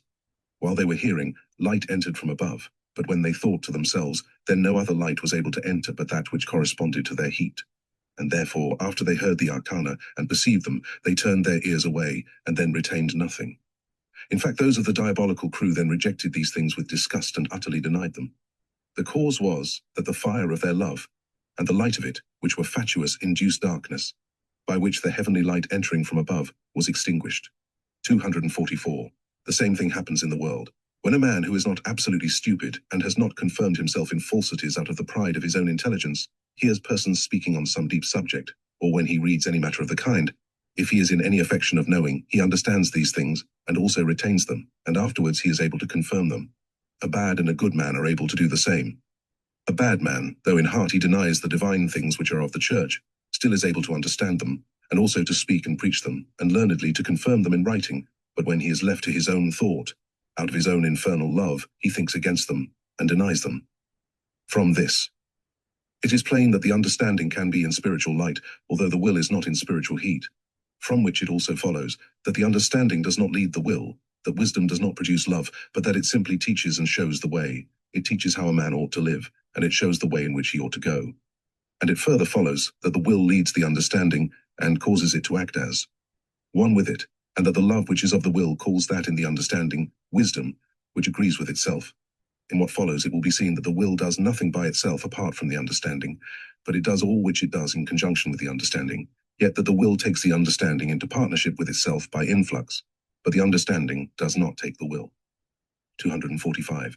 The nature of the influx of light with man into the 3 degrees of life which belong to the mind shall now be shown. The forms, which are the receptacles of heat and light, that is, of love and wisdom with man, and which, as was stated, are in threefold order, or of 3 degrees by birth, are transparent, and transmit spiritual light as a crystal glass transmits natural light. Hence it is that a man, in respect to wisdom, can be raised up to the 3rd degree. Nevertheless, these forms are not opened until spiritual heat conjoins itself to spiritual light, that is, love to wisdom. By this conjunction, these transparent forms are opened according to the degrees. This is like the case of the light and heat of the sun of the world in their action on plants growing on the earth. The light of winter, which is as bright as the light of summer, does not open anything in seed or in tree, but when the heat of spring conjoins itself to the light, then it opens vegetation. The case is similar, for spiritual light corresponds to natural light, and spiritual heat corresponds to natural heat. 246. This spiritual heat is procured in no other way than by shunning evils as sins, and at the same time looking to the Lord. For so long as a man is in evils, he is also in the love of them. For he is in concupiscence to them, and the love of evil and concupiscence abide in a love opposite to spiritual love and affection. And the said love or concupiscence cannot be removed except by shunning evils as sins, and because a man cannot shun evils from himself but from the Lord, therefore he must look to him. Then when he shuns them from the Lord, the love of evil and the heat thereof is removed, and the love of good and its heat is introduced in its stead, by which a higher degree is opened. For the Lord flows in from above, and opens that degree, and then he conjoins love, that is, spiritual heat, to wisdom or spiritual light, out of which conjunction the man begins to flourish spiritually, as a tree in the time of spring. 247. By the influx of spiritual light into all the 3 degrees of the mind, man is distinguished from the beasts, and, excelling the beasts, is able to think analytically, to see not only natural, but also spiritual truths. And when he sees them, he is able to acknowledge them, and thus to be reformed and regenerated. The faculty of receiving spiritual light is what is understood by the rationality mentioned above, which every man has from the Lord, and which is not taken away from him, for, if it were taken away, he could not be reformed. From this faculty of rationality it is that man, unlike the beasts, is able not only to think, but also to speak from thought, and afterwards from his other faculty, which is called liberty, which has also been mentioned above, he is able to do those things which he thinks from his understanding. As these 2 faculties, rationality and liberty, which are proper to man, have been treated of above, N 240, we shall not speak of them further here. 248. If the higher degree, which is the spiritual, is not opened with man, he becomes natural and sensual. It was shown above that there are 3 degrees of the human mind which are called natural, spiritual, and celestial, and that these degrees can be successively opened with man. It was also shown that the natural degree is first opened, and that afterwards, if the man shuns evils as sins and looks to the Lord, the spiritual degree is opened, and lastly the celestial. Since these degrees are successively opened according to a man's life, it follows that the 2 higher degrees may also not be opened, and that the man then remains in the natural degree, which is the last degree. It is also known in the world that there is a natural and a spiritual man, or an external and an internal man. But it is not known that the natural man becomes spiritual by the opening of any higher degree with him, and that such opening is effected by a spiritual life, which is a life according to the divine precepts, and that without a life according to these, a man remains natural. 249. There are 3 kinds of natural men. 1 kind consists of those who know nothing of the divine precepts. The 2nd kind consists of those who know that there are such precepts, but think nothing of a life according to them. And the 3rd kind consists of those who despise and deny them. In respect to the 1st kind, which consists of those who know nothing of the divine precepts, they must needs remain natural, since they cannot be taught by themselves. Every man is taught of the divine precepts by others who know them from religion, and he is not taught by immediate revelations, on which subject see the doctrine of the New Jerusalem concerning the sacred scripture, Nos 114 to 118. Those who are of the 2nd kind, who know that there are divine precepts, but think nothing of a life according to them, they also remain natural, and care about no other concerns than those of the world and the body, these after death become pieces of drudgery and servitude according to the uses which they are able to afford to those who are spiritual. For the natural man is a drudge and a servant, and the spiritual man is a master and a lord. Those who are of the third kind, who contemn and deny the divine precepts, not only remain natural, but also become. 250. Because it is not known in the world what the spiritual man is, and what the natural, and because the man who is merely natural is by many called spiritual, and conversely, therefore a distinct declaration shall be made on the following subjects. 1. What the natural man is, and what the spiritual man. 2. The character of the natural man with whom the spiritual degree is opened. 3. The character of the natural man with whom the spiritual degree is not opened but still not closed. 4. The character of the natural man with whom the spiritual degree is entirely closed. 5. Lastly, the nature of the distinction between the life of a merely natural man and the life of a beast. 251. 1. What the natural man is, and what the spiritual man. A man is not a man from face and body, but from understanding and will, and therefore by the natural man and the spiritual man is meant his understanding and will, which are either natural or spiritual. The natural man, as to his understanding and his will, is like the natural world, and may also be called a world or a microcosm, and the spiritual man, as to his understanding and his will, is like the spiritual world, and may also be called a spiritual world or a heaven. Hence it is evident that as the natural man is in a certain image and natural world, so he loves those things which are of the natural world, and that as the spiritual man in a certain image is a spiritual world, so he loves those things which are of that world or of heaven. The spiritual man indeed also loves the natural world, but not otherwise than as a master loves his servant, through whom he performs uses. According to uses also the natural man becomes like the spiritual, which is the case when the natural man feels the delight of use from the spiritual man. This natural man may be called natural spiritual. The spiritual man loves spiritual truths. He loves not only to know and understand them, but he also wills them, while the natural man loves to speak those truths and also to do them. To do truths is to perform uses. This subordination arises from the conjunction of the spiritual world and the natural world, for whatever appears and is done in the natural world derives its cause from the spiritual world. From these things it may appear that the spiritual man is altogether distinct from the natural man, and that no other communication exists between them than such as there is between cause and effect. 252. 2. The character of the natural man with whom the spiritual degree is opened is evident from what has been said above. To this it may be added, that the natural man is a full man when the spiritual degree is opened with him, because then he is consociated with angels in heaven, and at the same time consociated with men in the world, and in relation to both he lives under the Lord's guidance, for the spiritual man drinks in the commandments through the word from the Lord, and executes them through the natural man. The natural man for whom the spiritual degree is open does not know that he thinks and acts from his spiritual man. It appears to him that he does this from himself, when yet it is not from himself but from the Lord.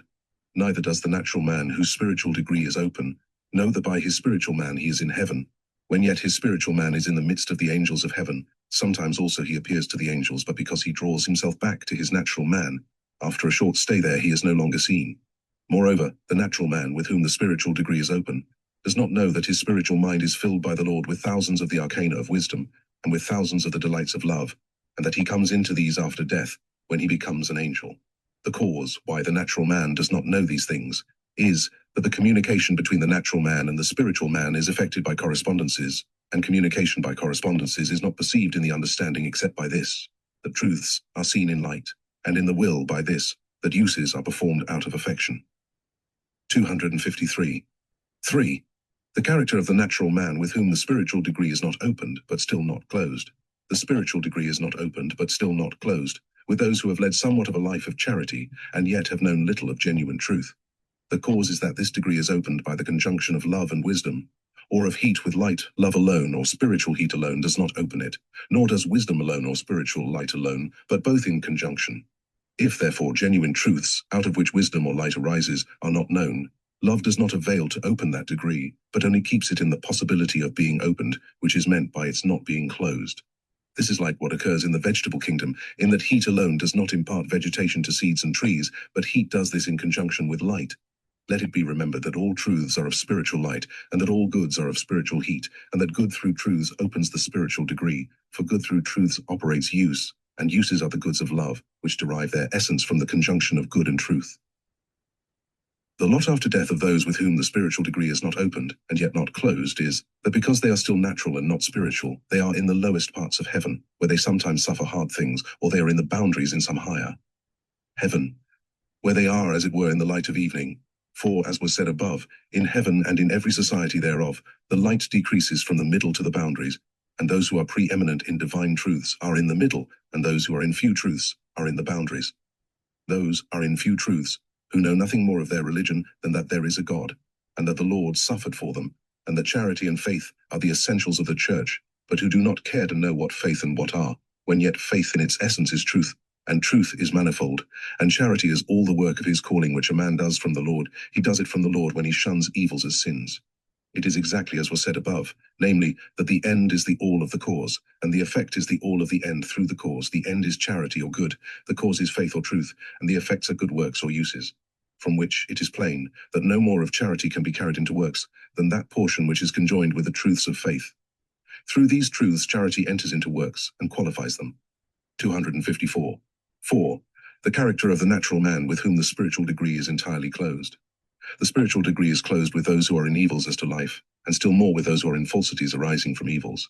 The case is like that of the fibril of a nerve, which contracts at the slightest touch of anything heterogeneous, and like that of the motor fibers of a muscle, and of the muscle itself, and indeed of the whole body, which shrinks from the touch of whatever is hard or cold. So the substances or forms of the spiritual degree with man shrink from evils and their falsities, because these are heterogeneous. For the spiritual degree being in the form of heaven admits nothing but goods, and the truths which come of good, these are homogeneous to it, but evils and the falsities which come of evil are heterogeneous to it. This degree is contracted, and by contraction closed, especially with those who in the world, from love of self, are in the love of ruling, because this love is opposite to love to the Lord. It is also closed, yet riot closed so much, with those who from love of the world are in the mad cupidity of possessing the goods of others. The reason why these loves shut the spiritual degree is because they are origins of evils. The contraction or closing up of this degree is like the twisting back of a spire against its former fluxion. For this reason it is that after that degree is closed, it repels the light of heaven, so that instead of the light of heaven there is darkness there. Consequently, truth which is in the light of heaven becomes nausea. With these persons, not only the spiritual degree itself is closed, but also the higher region of the natural degree, what is called the rational, and this goes on until at length the lowest region of the natural degree, what is called the sensual, alone stands open. For this is nearest to the world and to the external senses of the body, from which the man afterwards thinks, speaks, and reasons. The natural man who has been made sensual through evils and their falsities in the light of heaven does not appear as a man in the spiritual world, but as a monster, and with nose retracted, the nose is drawn in, because the nose corresponds to the perception of truth. Also he does not bear a ray of the light of heaven. Such persons in their caverns have no other light than one resembling the light from live coals or from burning charcoal. These things show plainly who those are with whom the spiritual degree is closed up, and what their nature is. 255. 5. The nature of the distinction between the life of a merely natural man and the life of a beast. This distinction will be treated of specially in what follows, where life is the subject. Thus much may be said here, that the distinction is that man has 3 degrees of mind, that is, 3 degrees of understanding and will, and that these degrees can be opened successively, and as they are translucent, man can be raised as to his understanding into the light of heaven, and see truths, not only civil and moral, but also spiritual truths, and out of many truths seen, he can form conclusions touching truths in order, and thus perfect the understanding to eternity. But beasts have not the 2 higher degrees, but only the natural degrees, which, without the higher degrees, possess no faculty of thinking on any subject, civil, moral, and spiritual. And since their natural degrees are not capable of being opened and thence raised into higher light, they cannot think in successive order, but in simultaneous order, which is not thinking, but acting from a science corresponding to their love. And because they cannot think analytically and see a lower thought from a higher thought, so they cannot speak, but they only utter sounds suitable to the science of their love. But still the sensual man, who is in the lowest sense natural, differs from the beast only in this, that he can fill his memory with scientifics and think and speak from them. This power he gets from a faculty proper to every man, the faculty of being able to understand truth if he chooses. This faculty makes all the distinction. Still many by the abuse of this faculty have rendered themselves lower than the beasts. 256. The natural degree of the human mind considered in itself is continuous, but by correspondence with the 2 higher degrees, while it is elevated, it appears as if it were discrete. This, although difficult of comprehension by those who do not yet possess a knowledge of the degrees of altitude, must nevertheless be revealed, because it belongs to angelic wisdom, and this wisdom, although it cannot be compassed by the thought of the natural man in the same way as by the angels, yet may be comprehended by the understanding, whenever this is raised up to the degree of light in which the angels are, for the understanding can be raised up even thither, and be enlightened according to its elevation. The enlightenment of the natural mind, however, does not ascend by discrete degrees, but it increases by a continuous degree, and as it increases, so that mind is enlightened from within by the light of the two higher degrees. How this occurs can be comprehended from a perception of the degrees of altitude, in that one degree is above another, and that the natural degree, which is the ultimate, is a kind of general covering to the two higher degrees, in that case as the natural degree is raised to the degree of the higher. So the higher from within acts upon the exterior natural, and illuminates it. The illumination is effected indeed from within by the light of the higher degrees, but this light is received by the natural degree which envelops and surrounds them, by continuity, therefore more lucidly and purely according to the height of the ascent. That is, the natural degree is enlightened from within by virtue of the light of the higher degrees, discreetly, but in itself continuously. From tins it is evident that man, so long as he lives in the world, and is thereby in the natural degree, cannot be elevated into very wisdom, such as it is with the angels, but only into higher light reaching to the angels, and into receiving enlightenment from their light, which flows in from within, and illuminates. But these things cannot as yet be more clearly described. They may be better comprehended from effects, for provided some knowledge be first had of causes, effects place them in light in themselves, and so furnish illustration. 257. Effects are 1. That the natural mind can be raised up to the light of heaven, in which the angels are, and perceive naturally what the angels perceive spiritually, thus not so fully, but still the natural mind of man cannot be raised into the angelic light itself. 2. That man, through his natural mind raised to the light of heaven, can think with angels, yea, can speak with them. But then the thought and speech of the angels flow into the natural thought and speech of the man, and not conversely, so that the angels speak with man in some natural language, which is the man's mother tongue. 8. That this is effected by a spiritual influx into the natural man, and not by any natural influx into the spiritual man. 4. That human wisdom which is natural, so long as a man lives in the natural world, can by no means be raised into angelic wisdom, but only into some image of it. The reason is that the elevation of the natural mind is effected by continuity, as from shade to light, or from grosser to purer. But still the man with whom the spiritual degree has been opened comes into that wisdom when he dies, and he can also come into it by a laying, a sleep of the sensations of the body, and by an influx then from above into the spiritual things of his mind. 5. Man's natural mind consists of spiritual substances, and at the same time of natural substances. Thought comes out of its spiritual substances, but not out of its natural substances. These substances recede when the man dies, but not the spiritual substances. Wherefore that same mind after death, when the man becomes a spirit or angel, remains in a form similar to that which it had in the world. 6. The natural substances of that mind, which, as was said, recede by death, constitute the cutaneous covering of the spiritual body in which spirits and angels are. Through such covering, which is taken from the natural world, their spiritual bodies subsist, for the natural is the ultimate continent. Hence it is that there is no spirit and no angel who was not born a man. These arcana of angelic wisdom are here adduced, that the quality of the natural mind with man may be known. This subject is further treated of in what follows. 258. Every man is born into the faculty of understanding truths to the inmost degree, in which the angels of the third heaven are, for the human understanding, rising up by continuity around the two higher degrees, receives the light of the wisdom of those degrees in the manner stated above, N 256. Hence it is that man can become rational, according to this elevation. If he be raised to the third degree, he becomes rational out of the third degree. If he be raised to the second degree, he becomes rational out of the second degree, and if B be not raised, he is rational in the first degree. It is said that he becomes rational out of those degrees, because the natural degree is the general receptacle of their light. The cause why a man does not become rational to the possible height is this, that the love, which is of the will, cannot be raised in the same manner as the wisdom which is of the understanding. The love, which is of the will, is raised only by shunning evils as sins, and then by the goods of charity, which are uses, which the man thereafter performs from the Lord. If, therefore, the love which is of the will is not raised at the same time, the wisdom which is of the understanding, however it may have ascended, still falls back again down to its love.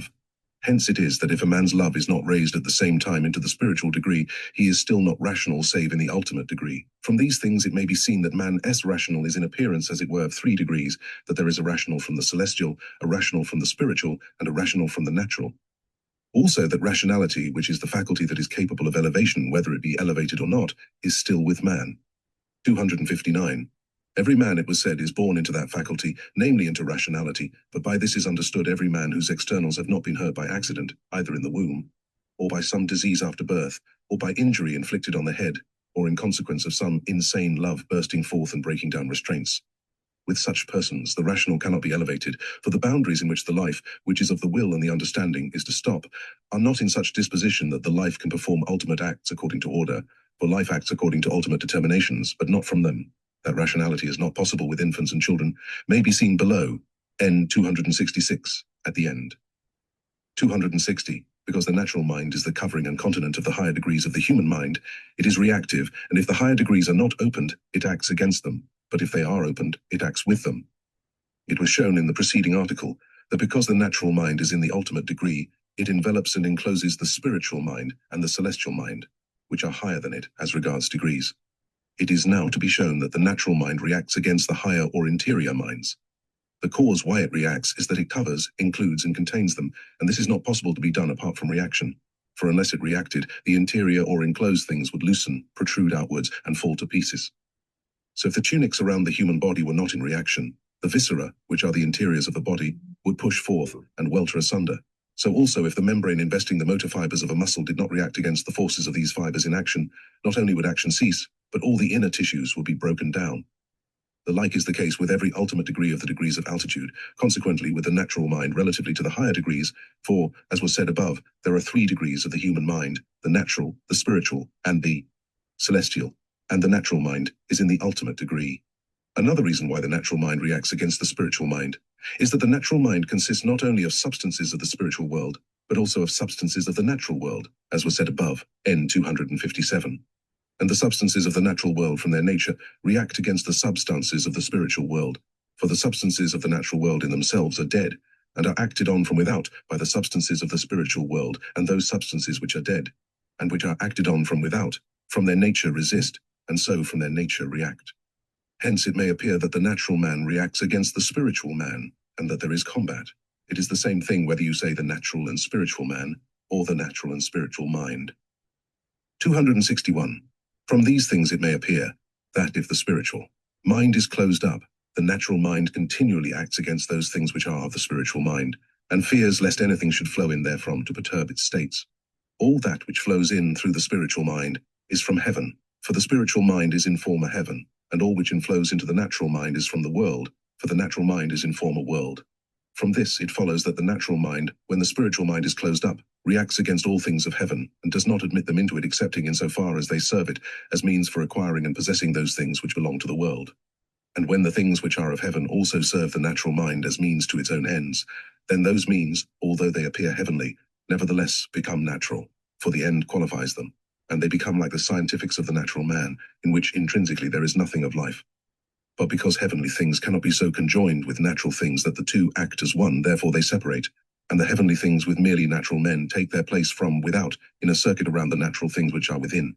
Hence it is that a merely natural man can say and preach heavenly things, and also feign them by his actions, although inwardly he thinks against them. The latter he does when he is alone, but the former when he is in company. But of these things more in what follows. 262. By virtue of the reaction which is in him from birth, the natural mind or man, when he loves himself and the world above all things, acts against those things which are of the spiritual mind or man. Then also he feels delight in evils of every kind, as in adulteries, defraudings, revenges, blasphemings, and other the like things.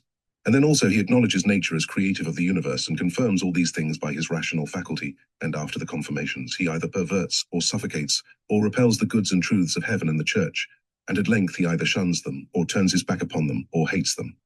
This he does in his spirit, and in the body just so far as he dares to speak with others from his spirit without fear of the loss of good name, as a means to honor and lucre. When a man is such, he successively shuts up the spiritual mind closer and closer. Confirmations of evil by falsities especially shut it. Hence it is that evil and falsity confirmed after death cannot be extirpated, they are extirpated only in the world by repentance. 263. But the state of the natural mind is altogether different when the spiritual mind is open. In this case, the natural mind is disposed for submission to the spiritual mind, and is subordinated. For the spiritual mind acts from above or from within upon the natural mind, and removes those things which there react, and adapts to itself those which act in like manner, with itself. Hence the overbearing reaction is gradually taken away. It is to be noted that in the greatest and least things of the universe, whether living or dead, action and reaction exist, hence the equilibrium of all things. This is lost when action overcomes reaction, and vice versa. Similar is the case with the natural mind and with the spiritual mind. When the natural mind acts out of the delights of its love and out of the pleasures of its thought, which in themselves are evils and falsities, then the reaction of the natural mind removes those things which are of the spiritual mind, and blocks the doors to prevent them from entering, and manages that action shall come to pass from such things as agree with its reaction. Thus, an action-giant reaction of the natural mind are brought about which are opposite to the action and reaction of the spiritual mind. Hence, a closure of the spiritual mind takes place like the twisting back of a spire. But if the spiritual mind is opened, then the action and reaction of the natural mind is inverted. For the spiritual mind acts from above or from within, and at the same time from below or from without, through those things which are disposed for submission to it in the natural mind, and it twists back the spiral in which the action and reaction of the natural mind lie. This mind by birth is in opposition to those things which belong to the spiritual mind, which opposition, as is well known, it derives by heredity from parents. Such is the change of state which is called reformation and regeneration. The state of the natural mind before reformation may be compared to a spiral twisting or circumflexing downwards, but after reformation it may be compared to a spiral twisting or circumflexing upwards. Wherefore a man before reformation looks downwards to hell, but after reformation he looks upwards to heaven. 264. The origin of evil is from the abuse of the faculties which are the proper faculties of man, namely rationality and liberty. By rationality is meant the faculty of understanding truths and thereby falsities, and goods and thereby evils, and by liberty is meant the faculty of thinking, willing, and doing these things freely.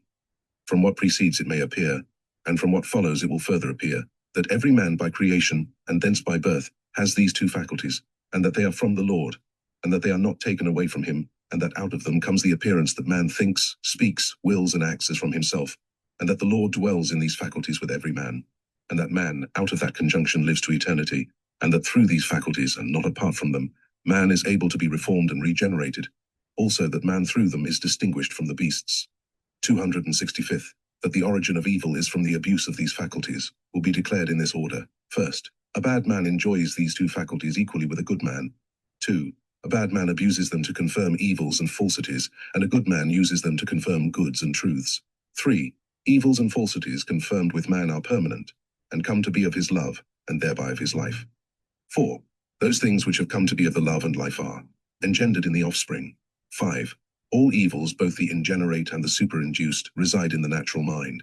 266. 1. A bad man enjoys these two faculties equally with a good man. That the natural mind is able, as regards the understanding, to be elevated even to the light in which the angels of the third heaven are, and to see truths, acknowledge them, and afterwards speak them was shown in the preceding article. From this it is plain, because the natural mind can be thus elevated, that a bad man enjoys that faculty which is called rationality equally with a good man, and because the natural mind can be elevated so far, it follows that he is able also to think and to speak those high truths. But reason and experience testify further that he is able to will and do them, although he does not will and do. Reason who cannot will and do those things which he thinks. He does not will and do, because he does not love to will and do them. This power of willing and doing is the liberty which every man has from the Lord, but is not willing and doing good when he has the power. Comes out of the love of evil which opposes, but this love he is able to resist, and many also do resist it. This has been sometimes confirmed by experience in the spiritual world. I have heard evil spirits who inwardly were devils, and who in the world rejected the truths of heaven and the church, and I have observed that while the affection of knowing in which every man is from childhood was excited by the glory that surrounds each love like the splendor of fire, they perceived the arcana of angelic wisdom fully, as well as good spirits who inwardly were angels. Yea, those diabolical spirits said that in fact they were able to will and do according to those arcana, but that they would not. When it was said to them that they would will these things if only they shunned evils as sins, they said that they were able also to do this, but that they would not. From this it was manifest that the wicked equally with the good have the faculty which is called liberty. Let any one consult himself, and he will observe that it is so. A man has the power to will because the Lord, from whom that faculty comes, continually gives the power. For, as was said above, the Lord dwells with every man in these two faculties, thus in the faculty or in the power of being able to will. With regard to the faculty of understanding, which is called rationality, this does not exist with a man until his natural mind comes of age. In the meantime, it is like seed in unripe fruit, which cannot be opened in the ground to develop a growth. This faculty also does not exist with those who are mentioned above. N. 259, 267. 2. A bad man abuses TG's faculties to confirm evils and falsities, and a good man uses them to confirm goods and truths. From the intellectual faculty, which is called rationality, and from the voluntary faculty, which is called liberty, man derives the power of confirming whatever he pleases.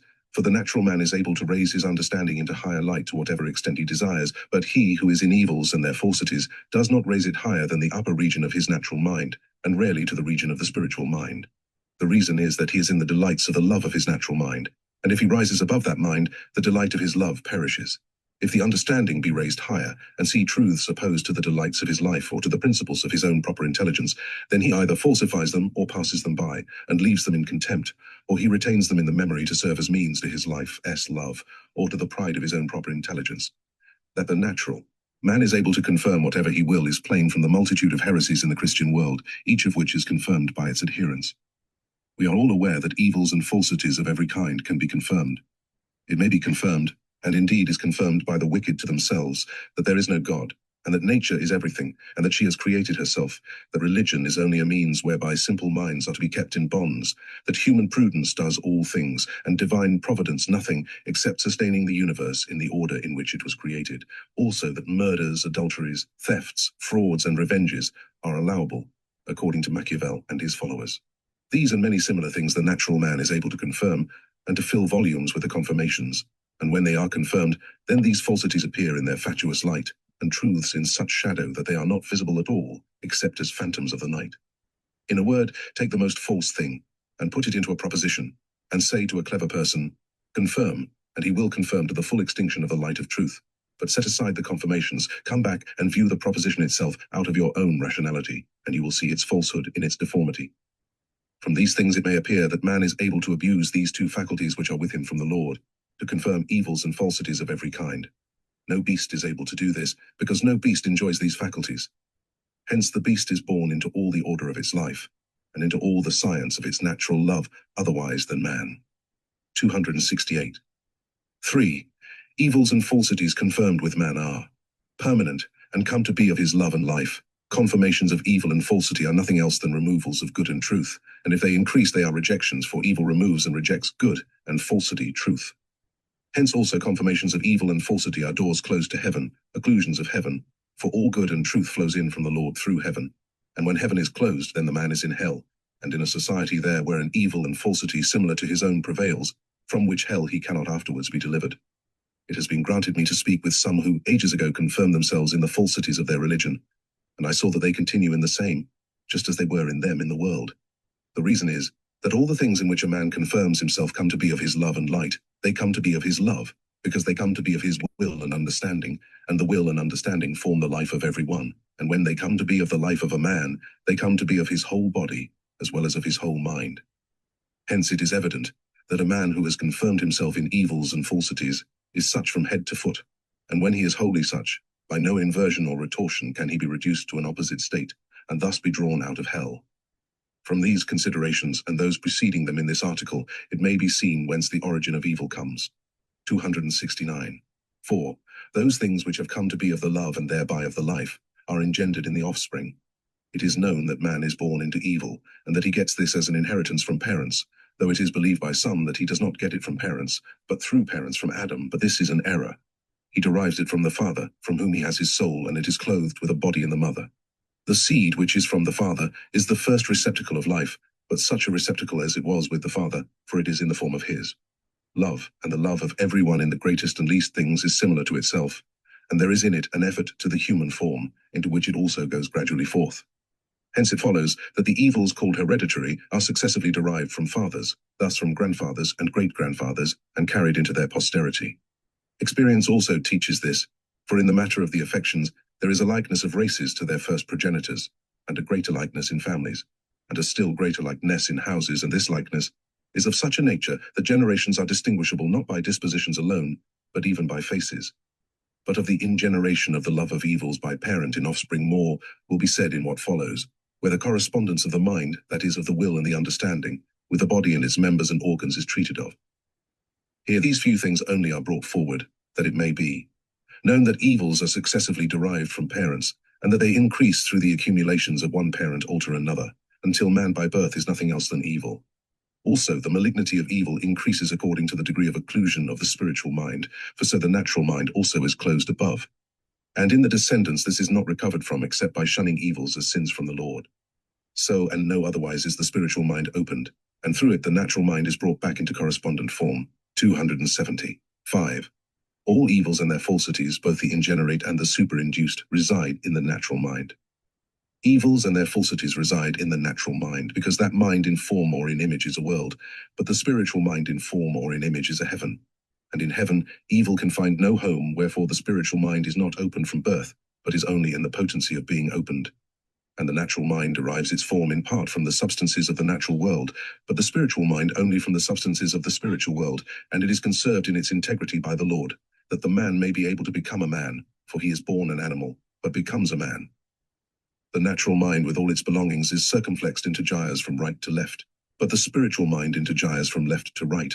Thus these minds are reciprocally of contrary turn, a sign that evil resides in the natural mind, and that of itself it acts against the spiritual mind, and the circumjuration from right to left is turned downwards, thus towards hell, but the circumjuration from left to right goes upwards, thus towards heaven.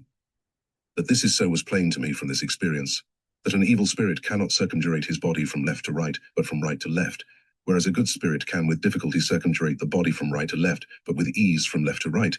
The circumjuration follows the flux of the interiors, which are the things of the mind. 271. Evils and falsities are in all opposition against goods and truths, because evils and falsities are diabolical and infernal, and goods and truths are divine and heavenly. That evil and good are opposites, also the falsity of evil and the truth of good, everyone acknowledges when he hears it, but because those who are in evil do not feel, and therefore do not perceive otherwise than that evil is good.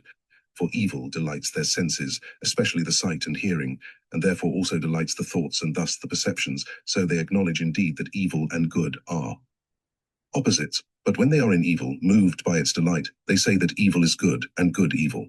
Take an example. He who abuses his liberty to think and to do evil calls the abuse liberty, and its opposite, namely to think good, which in itself is good, he calls slavery, when yet the latter is truly freedom, but the former bondage.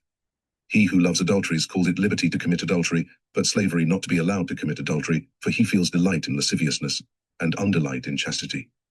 He who is in the love of ruling from the love of self, in that love feels delight of life exceeding other delights of every kind, hence all belonging to that love he calls good, and all that is contrary to it he declares to be evil, when yet the opposite is true. It is the same with every other evil. Although therefore everyone acknowledges that evil and good are opposites, still those who are in evils cherish a contrary idea about the opposition, and those only have a just idea who are in goods. No one, while he is in evil, is able to see good, but he who is in good is able to see evil. Evil is below as in a den, good is above as on a mountain. 272. Now as many do not know what the nature of evil is, and that it is entirely opposite to good, and as it is important that this should be known, therefore the matter shall be surveyed in this order. 1. The natural mind which is in evils and thereby in falsities is a form and image of hell. 2. The natural mind which is a form and image of hell descends by 3 degrees. 3. The 3 degrees of the natural mind which is a form and image of hell are opposite to the 3 degrees of the spiritual mind which is a form and image of heaven. 4. The natural mind which is a hell is in all opposition against the spiritual mind which is a heaven. 273. 1. The natural mind which is in evils and thereby in falsities is a form and image of hell. We cannot here describe what the natural mind is with man in its substantial form, or what is its nature in its own form, woven out of the substances of both worlds in the brains, where that mind resides in its first principles. A universal idea concerning that form will be given in what follows when the correspondence of the mind and body is treated of. Here we shall only say something of its form as to states and their changes, through which perceptions, thoughts, intentions, volitions, and their belongings are manifested. For the natural mind which is in evils and thereby in falsities, in respect to these states and changes, is a form and image of hell. This form supposes a substantial form as a subject, for changes of state are not possible apart from a substantial form which is their subject, just as sight is not possible without an eye, and hearing without an ear. Now, as to the form or image whereby the natural mind resembles hell, that form and image is such, that the reigning love with its concupiscences, which is the universal state of this mind, is as the devil is in hell, and the thoughts of the false arising out of that reigning love are as the crew of the devil. By the devil and by his crew nothing else is meant in the word, and the cases are similar. In hell the love of ruling from the love of self is the reigning love. This is there called the devil, and the affections of the false with the thoughts arising out of that love are his crew. It is the same in every society of hell, with differences amounting to the specific differences of one genus. And the natural mind which is in evils and thereby in falsities is in a similar form, wherefore also the natural man who is of this character, after death comes into a society of hell similar to himself.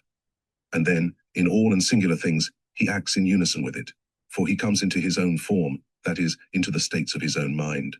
There is also another love, which is called Satan, subordinate to the former love which is called the devil, and this is the love of possessing the goods of others by every bad art. Cunning villainies and devices are its crew. Those who are in this hell are generically called Satans, and those who are in the former hell are generically called devils, and such of them as do not act clandestinely there do not refuse their name. Hence it is that the hells in the composite are called the devil and Satan. The two hells are generically distinguished according to those two loves, because all the heavens are distinguished into two kingdoms, the celestial and the spiritual, according to two loves, and the diabolical hell as an opposite corresponds to the celestial kingdom, and the satanic hell as an opposite corresponds to the spiritual kingdom. That the heavens are distinguished into two kingdoms, the celestial and the spiritual, may be seen in the work on heaven and hell, Nos. 26-28. The natural mind of the character mentioned above is in former hell, because all spiritual form is similar to itself in the greatest and least things. Hence it is that every angel is a heaven in a lesser form, as is also shown in the work on heaven and hell, Nos. 51-58. It also follows that every man or spirit who is a devil or a Satan is a hell in a lesser form. 274. 2. The natural mind, which is a form or image of hell, descends through 3 degrees. That in the greatest and the least things of all things there are degrees of 2 kinds, namely, degrees of altitude and of latitude, may be seen above, Nos. 222-229. Such then is the case with a natural mind in its greatest and least things. Degrees of altitude are meant here. The natural mind, from its 2 faculties of rationality and liberty, is in this state, that it is able to ascend through 3 degrees, and to descend through 3 degrees.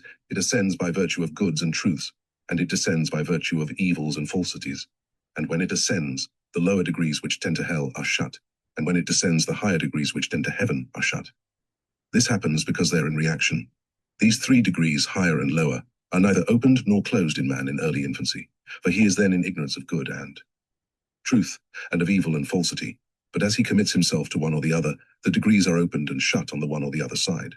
When they are opened towards hell, then the reigning love which is of the will obtains the highest or inmost place. The thought of the false, which is of the understanding from that love, obtains the second or middle place, and the conclusion of the love through the thought, or of the will through the understanding, obtains the lowest place. It is the same case here as with the degrees of altitude treated of above, namely that they stand in order as end, cause and effect, or as first end, middle end, and last end.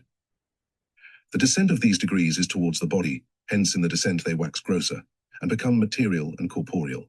If truths out of the word in the second degree are summoned to form it, then these truths are falsified out of the first degree, which is the love of evil, and become servants and slaves. From this it may be seen what the truths of the church out of the word become with those who are in the love of evil, that is, whose natural mind is in former hell, namely, that because they serve the devil as means, they are profaned, for the love of evil reigning in the natural mind which is a hell, is the devil, as was said above. 275. 3. The 3 degrees of the natural mind which is a form and image of hell are opposite to the 3 degrees of the spiritual mind which is a form and image of heaven. That there are 3 degrees of the mind, and that these are called natural, spiritual, and celestial, and that the human mind consisting of these degrees looks towards heaven and turns round thither was shown above. Hence it may be seen that when the natural mind looks downwards and turns round towards hell, it consists in like manner of 3 degrees, and that each degree of it is opposite to a degree of the mind which is a heaven. That this is so was manifest to me from those things which were seen in the spiritual world, namely, that there are 3 heavens, and these distinct according to the 3 degrees of altitude, and that there are 3 hells, and these also distinct according to 3 degrees of altitude or profundity, and that the hells in all and singular things are opposed to the heavens, also that the lowest hell is opposite to the highest heaven, that the middle hell is opposite to the middle heaven, and the highest hell is opposite to the ultimate heaven. Similar is it with the natural mind which is in the form of hell, for spiritual forms are similar to themselves in the greatest things, and in the least the heavens and the hells are in such opposition, because their loves are thus opposed. Love to the Lord, and thence love towards the neighbor, form the inmost degree in the heavens, but the love of self and the love of the world form the inmost degree in the hells. Wisdom and intelligence from their own loves form the middle degree in the heavens, but foolishness and insanity, which appear as wisdom and intelligence, from their loves form the middle degree in the hells. Conclusions from their 2 degrees, which are either laid up in the memory as sciences or determined into actions in the body, form the last or ultimate degree in the heavens. Conclusions from their 2 degrees, which either become sciences or become acts, form the outermost degree in the hells. How the goods and truths of heaven are turned into evils and falsities, thus into the opposite in the hells, may appear from this experience. I heard that a certain divine truth flowed down from heaven into hell, and I heard that on the way of the descent it was converted by degrees into falsity, and at the lowest hell into exactly the opposite of the truth. From this it was plain that the hells according to degrees are in opposition to the heavens as regards all goods and truths, and that these are made into evils and falsities by influx into forms turned the wrong way. It is well known that all influence, all flowing in, is perceived and felt according to recipient forms and their states. This conversion into the opposite was plain to me also from this experience. It was granted me to see the hells in their place relatively to the heavens, and those who were there appeared inverted with their heads downwards and their feet upwards. But it was said that they still appear to themselves to be upright on their feet, comparatively as is the case with the antipodes. From these experimental proofs it may appear that the 3 degrees of the natural mind which in form and image is a hell are opposite to the 3 degrees of the spiritual mind which in form and image is a heaven. 276. 4. The natural mind which is a hell is in all opposition against the spiritual mind which is a heaven. When loves are opposite, then all things belonging to perception become opposites. For out of love which makes the very life of man, all other things flow as streams from their source, those things which are not from that source separate in the natural mind from those things which are from it. The things which are from its reigning love are in the middle, and the rest at the sides. If these latter are truths of the church from the word, they are sent from the middle further away to the sides, and at length are exterminated, and then the man, that is the natural mind, perceives evil as good, and falsity as truth. And conversely, on this ground he believes that villainy is wisdom, that insanity is intelligence, that cunning is prudence, and that evil arts are contrivances of genius. And then also he values divine and heavenly things, those of the church and of worship, at nothing, and makes bodily and worldly things of the greatest price. Thus he inverts the state of his life, so that what is his head's he makes his footsoles and tramples upon it, and what is his footsole he makes his heads. So the man from being alive becomes dead. He is said to be alive whose mind is a heaven, and he dead whose mind is a hell. 277. All things which are of the 3 degrees of the natural mind are included in the works which are done by the acts of the body. The science of degrees which is delivered in this part discloses the arcanum, that all things of the mind, that is, of the will and understanding of a man, are in his actions or works, included therein, much as things visible and invisible are included in a seed, a fruit, or an egg. The actions or works appear simple, just like these things in externals, and yet in internals they contain things innumerable. There are the forces of the motor fibers of the whole body in concurrence, and there are all things of the mind which excite and determine these forces, and these, as shown above, of 3 degrees. And because there are all things of the mind, there are all things of the will, that is, all the affections of the man's love, which make the 1st degree. There are all things of the understanding, that is, all the thoughts of his perception, which make the 2nd degree, and there are all things of the memory, that is, all the ideas of the thought that is nearest to speech, taken from the memory, which compose the 3rd degree. Out of these things determined into action works exist, and in those works, seen in the external form, the prior things their antecedents do not appear although they are actually involved. That the ultimate thing is the complex continent and basis of prior things may be seen above, Nos. 209 to 216, and that the degrees of altitude are in fullness in their ultimate, Nos. 217 to 221, 278.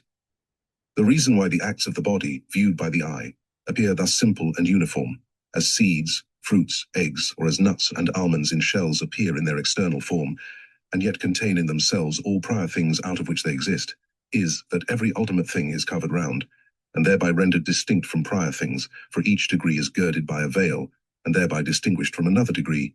Wherefore those things which belong to the 1st degree are not known from the 2nd degree, nor are those of the 2nd degree known from the 3rd. For example, the love of the will, which is the 1st degree of the mind, is not known in the wisdom of the understanding, which is the 2nd degree of the mind, except by a certain delight in the thought of a thing.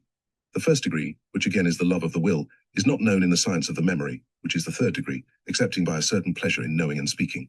From these considerations it follows that a work which is an act of the body includes all these things, although in its external form it appears simple as one thing. 279. This is confirmed by these facts.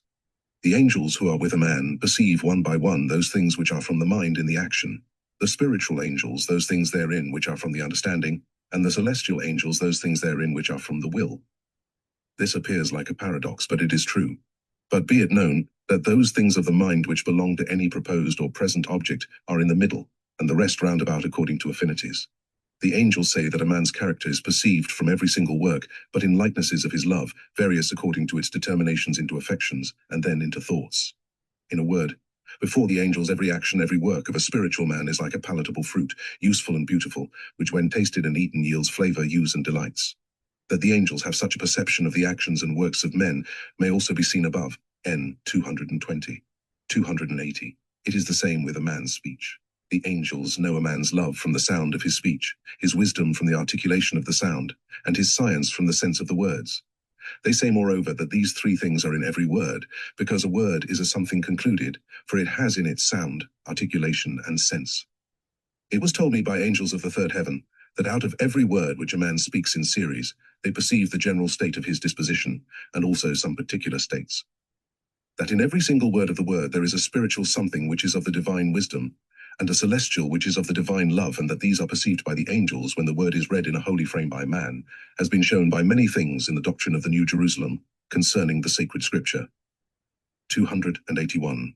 The conclusion is, that in the works of a man whose natural mind descends through 3 degrees into hell, there are all his evils and falsities of evil, and that in the works of a man whose natural mind ascends into heaven, there are all his goods and truths, and that both the latter and the former are perceived by the angels from the mere speech and from the mere action of the man. Hence it is said in the word, that a man shall be judged according to his works, and that he shall render an account of his words. Part 4, 282. The Lord from eternity, who is Jehovah, created the universe and all things thereof from himself, and not from nothing. It is known throughout the universal world, and acknowledged by virtue of interior perception by every wise man, that there is one God, who is the creator of the universe. And it is known from the word that God the creator of the universe is called Jehovah, from Essi, because he alone is. That the Lord from eternity is that Jehovah was shown by many things out of the word in the doctrine of the New Jerusalem concerning the Lord. Jehovah is called the Lord from eternity because Jehovah assumed a human in order that he might save men from hell, and then he commanded his disciples to call him Lord. Wherefore Jehovah in the New Testament is called the Lord, as may appear from this, and quote, thou shalt love Jehovah thy God with all thy heart and with all thy soul. And in the New Testament, thou shalt love the Lord thy God with all thy heart and with all thy soul. The case is the same in other passages taken from the Old Testament in the Evangelists. 283. Everyone who thinks from clear reason sees that the universe was not created out of nothing, because he sees that it is impossible for anything to be made out of nothing. For nothing is nothing, and to make anything out of nothing is contradictory, and what is contradictory is against the light of truth, which is from the divine wisdom, and whatever is not of the divine wisdom is also not of the divine omnipotence. Everyone who thinks from clear reason sees also that all things have been created out of a substance which is substance in itself, for this is very esse out of which all things that are can exist, and because God alone is substance in itself, and thence very esse, it is evident that the existence of things is from no other source. Many have seen this, because reason causes it to be seen, but they have not dared to confirm it, fearing lest thus they might perhaps be brought to think that the created universe is God because from God, or that nature is from itself, and thus that the inmost of nature is what is called God. Hence it is that although many have seen that the existence of all things is from no other source than God, and out of his esse, nevertheless they did not dare to advance beyond the first thought on the subject, lest they should involve the understanding in a so-called Gordian knot, from which they might not afterwards be able to extricate it. The reason why they might not be able to extricate the understanding is that they thought of God, and of the creation of the universe by God, from time and space which are things proper to nature, and no one is able from nature to perceive God in the creation of the universe, but everyone whose understanding is in any interior light is able to perceive nature and its creation from God, because God is not in time and space. That the divine is not in space may be seen above, nos. 7-10, that the divine fills all the spaces of the universe apart from space, nos. 69-72, and that the divine is in all time apart from time, nos. 72-76. In what follows it will be seen that although God has created the universe and all things of it from himself, yet there is nothing at all in the created universe which is God, besides other things which will place this matter in its proper light. 284. The first part of this work treated of God, that he is divine love and divine wisdom, and that he is life, also that he is substance and form, which is very and only esse. The second part treated of the spiritual sun and its world, and of the natural sun and its world, and showed that the universe with all things of it was created by God through both suns. The third part treated of the degrees in which all and singular things that are created exist. In this fourth part, the creation of the universe by God will be treated of. The cause why Rince and the former subjects are treated is that the angels have lamented before the Lord, that when they look into the world they see nothing but darkness, and among men no knowledge of God, of heaven, and of the creation of nature, for their angelic wisdom to rest upon. 285. The Lord from eternity, that is, Jehovah, could not have created the universe and all things thereof unless he were a man. Those who have a natural corporeal idea of God as a man are quite unable to comprehend how God as a man could create the universe and all things of it, for they think to themselves, How can God as a man wander all over the universe from space to space and create? Or how can he speak the word from his place and creation ensue from that dictum? When it is said that God is a man, such ideas occur. To those who think of God man as if he were like a man of this world, and who think of God from nature and its properties which are time and space. But those who think of God man, not from man in this world, and not from nature and its space and time, clearly perceive that the universe could riot have been created, unless God were a man. Commit your thought to the angelic idea concerning God as being a man, and remove as much as possible the idea of space, and you will approximate in thought to the truth. Certain of the learned also perceive that spirits and angels are not in space, because they perceive the spiritual apart from space, for it is like thought, which although it is in a man, still the man through it is able to be present in a manner elsewhere, in any place, be it ever so remote. Such is the state of spirits and angels who are men, even as regards their bodies. They appear in the place where their thought is, because spaces and distances in the spiritual world are appearances, and act as one with their thought from affection. From these things it may be seen that God, who appears far above the spiritual world as a sun, to whom there can be no appearance of space, is not to be thought of from space. And then it can be comprehended that he created the universe not out of nothing, but out of himself. Also that his human body cannot be thought of as great or small, or of any stature, because this also attributes space, and hence that he is the same in the first things and the last, and in the greatest things and the least, and moreover, that the human is the inmost in every created thing, but apart Iram space. That the divine is the same in the greatest and least things may be seen above, Nos 77 to 82, and that the divine fills all spaces apart from space, Nos 69 to 72. And because the divine is not in space, it is right continuous as the inmost of nature is. 286. That God could not have created the universe and all things thereof, unless he were a man, may be very clearly comprehended by an intelligent person from this ground, that he cannot deny to himself that in God there is love and wisdom, that there is mercy and clemency, and also that there is absolute goodness and truth, because these things are from him. And because he cannot deny these things, neither can he deny that God is a man. For riot, one of these things is possible abstracted from man. Man is their subject, and to separate them from their subject is to say that they are not. Think of wisdom and place it outside man. Is it anything?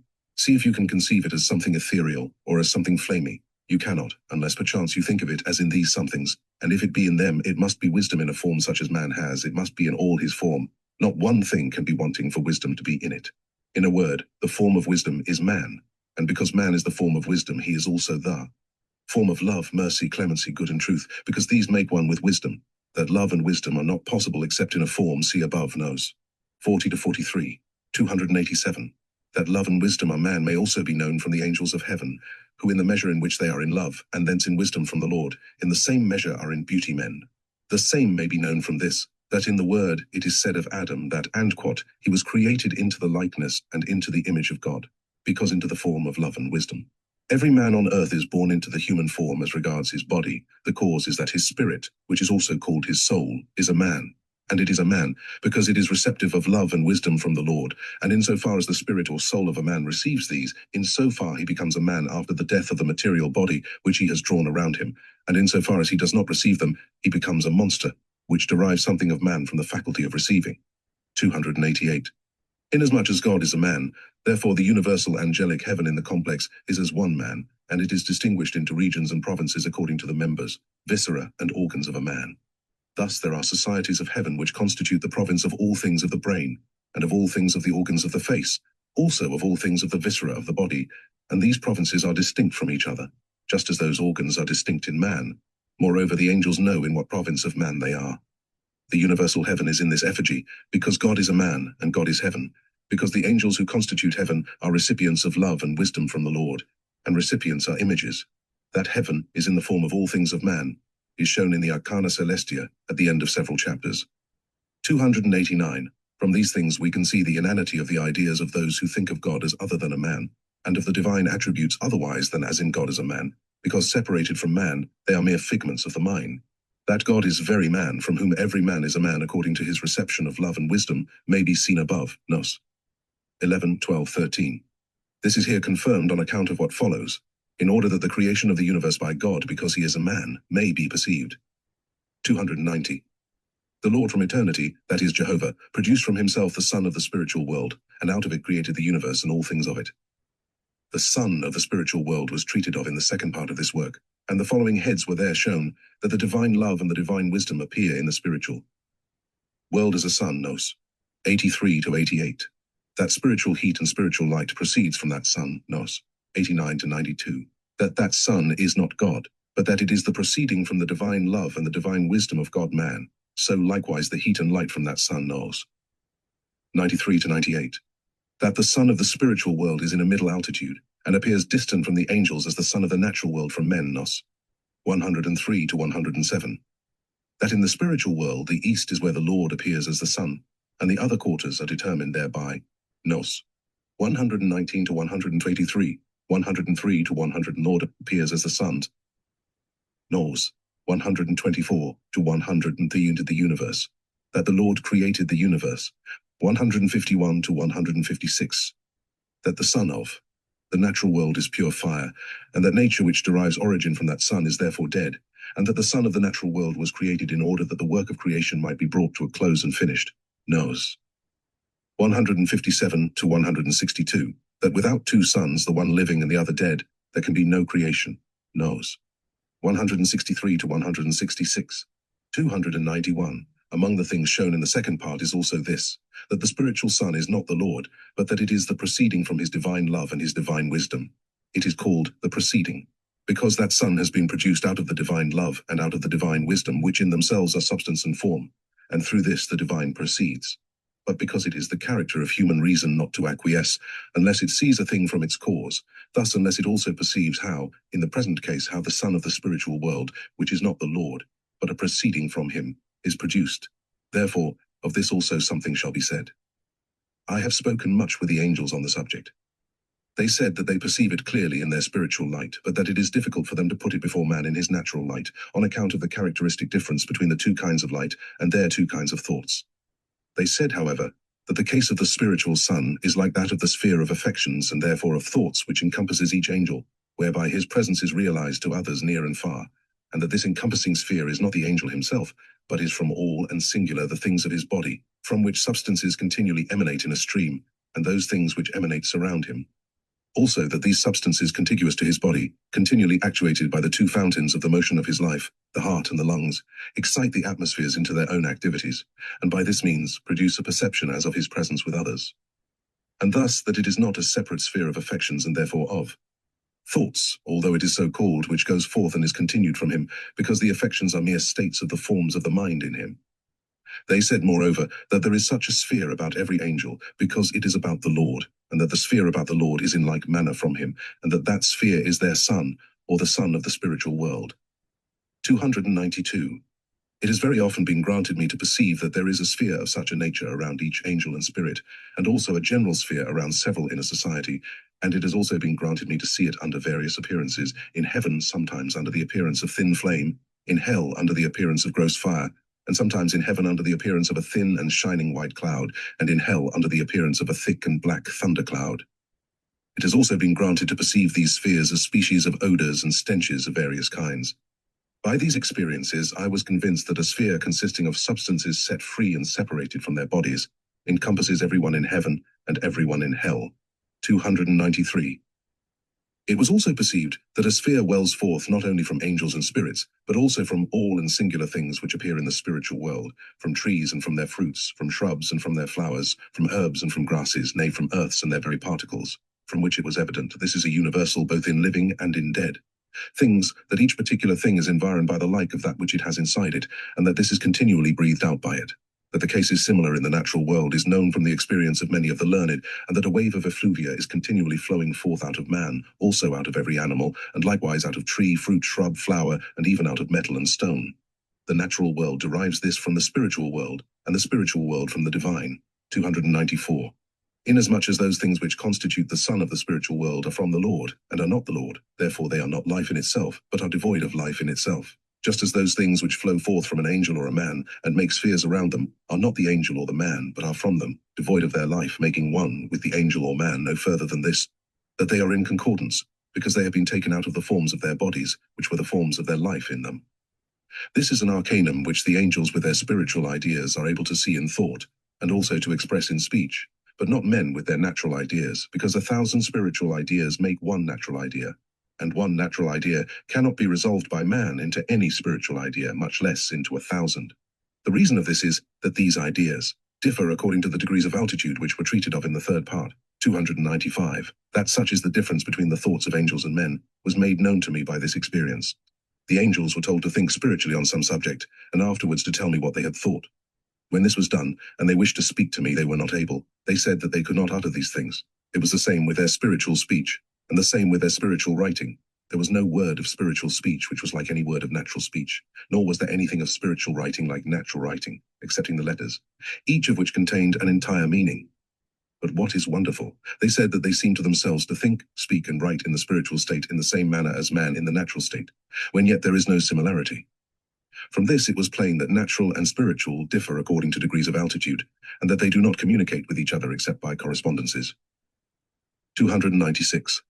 There are three things in the Lord which are the Lord, the divine of love, the divine of wisdom, and the divine of use, and these three are presented in appearance outside the sun of the spiritual world, the divine of love by heat, the divine of wisdom by light, and the divine of use by atmosphere, which is the continent. That heat and light proceed from the sun of the spiritual world, and that the heat proceeds from the divine love of the Lord, and the light from his divine wisdom may be seen above, Nos. 89 to 92, 99 to 102, 146 to 150. And now it will be shown that the third thing which proceeds from the sun there is atmosphere, which is the continent of heat and light, and that this proceeds from the divine of the Lord which is called use. 297. Everyone who thinks with any enlightenment is able to see that love has use for an end and intends it, and that it produces use through wisdom, for love cannot produce any use of itself, but by means of wisdom. What indeed is love, unless there be something that is loved? This something is use, and because use is that which is loved, and it is produced by wisdom, it follows that use is the continent of wisdom and love.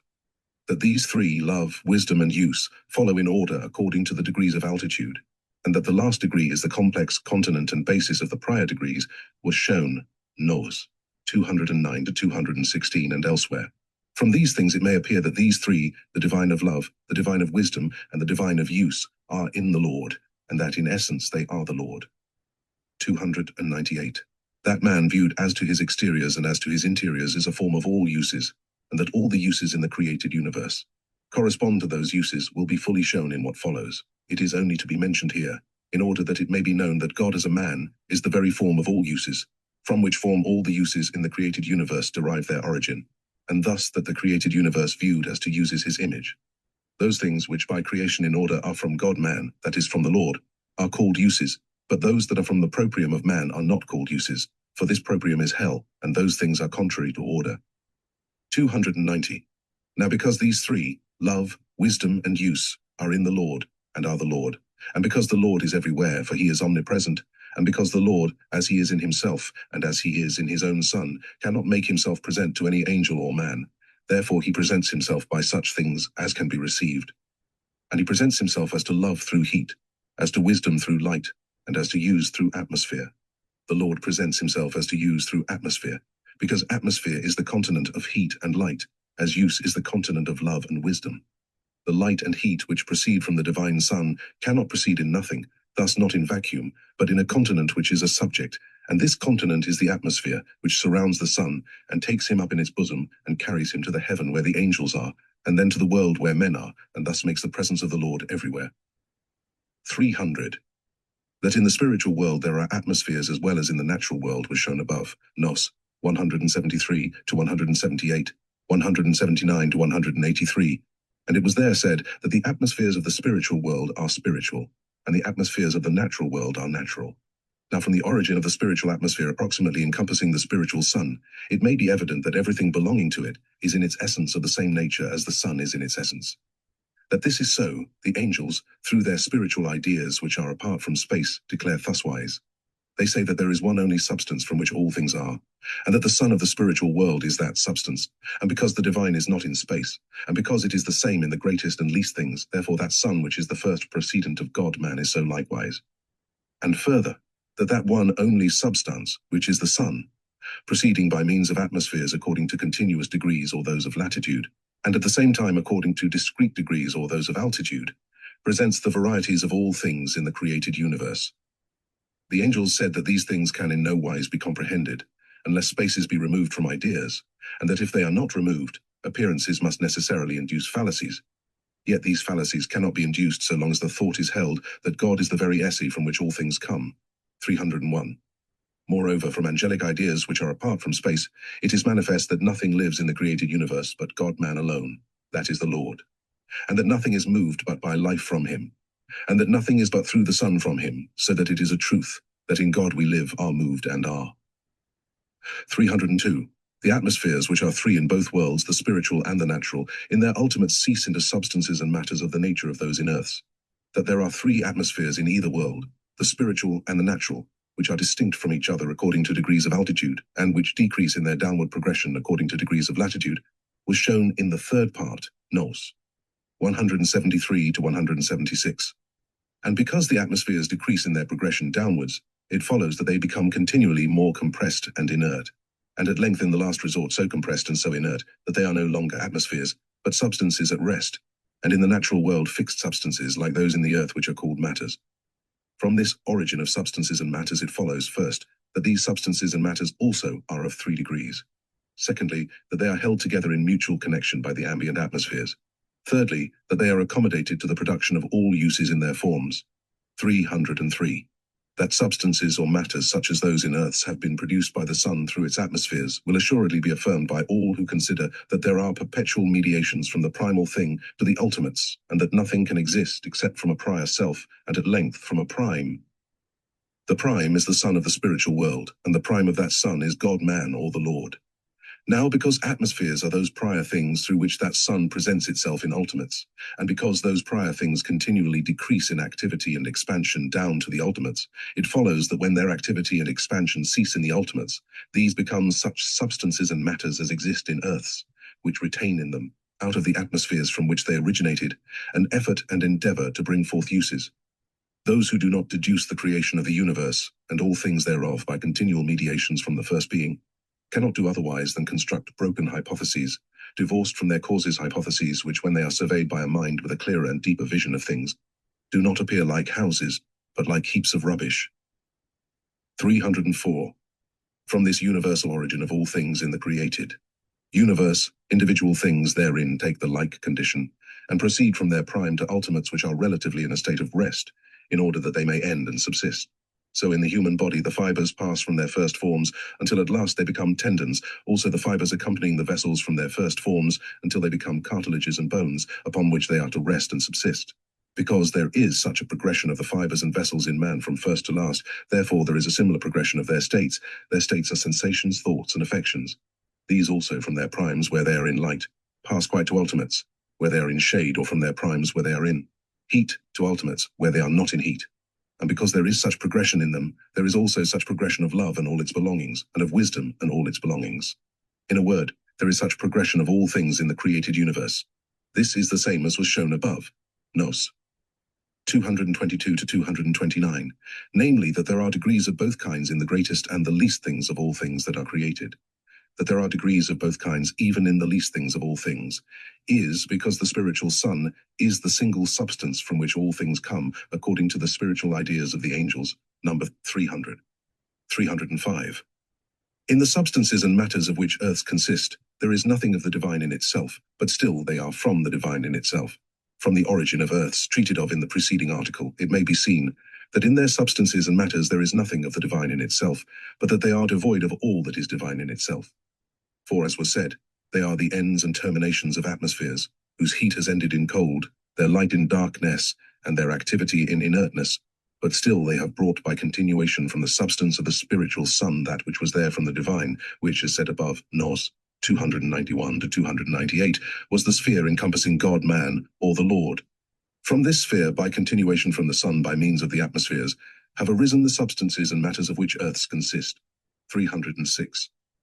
The origin of earths from the spiritual sun by means of atmospheres cannot be described otherwise by words flowing out of natural ideas, but it can be described otherwise by words flowing out of spiritual ideas, because these are apart from space, and because they are apart from space, they do not fall into any words of natural language.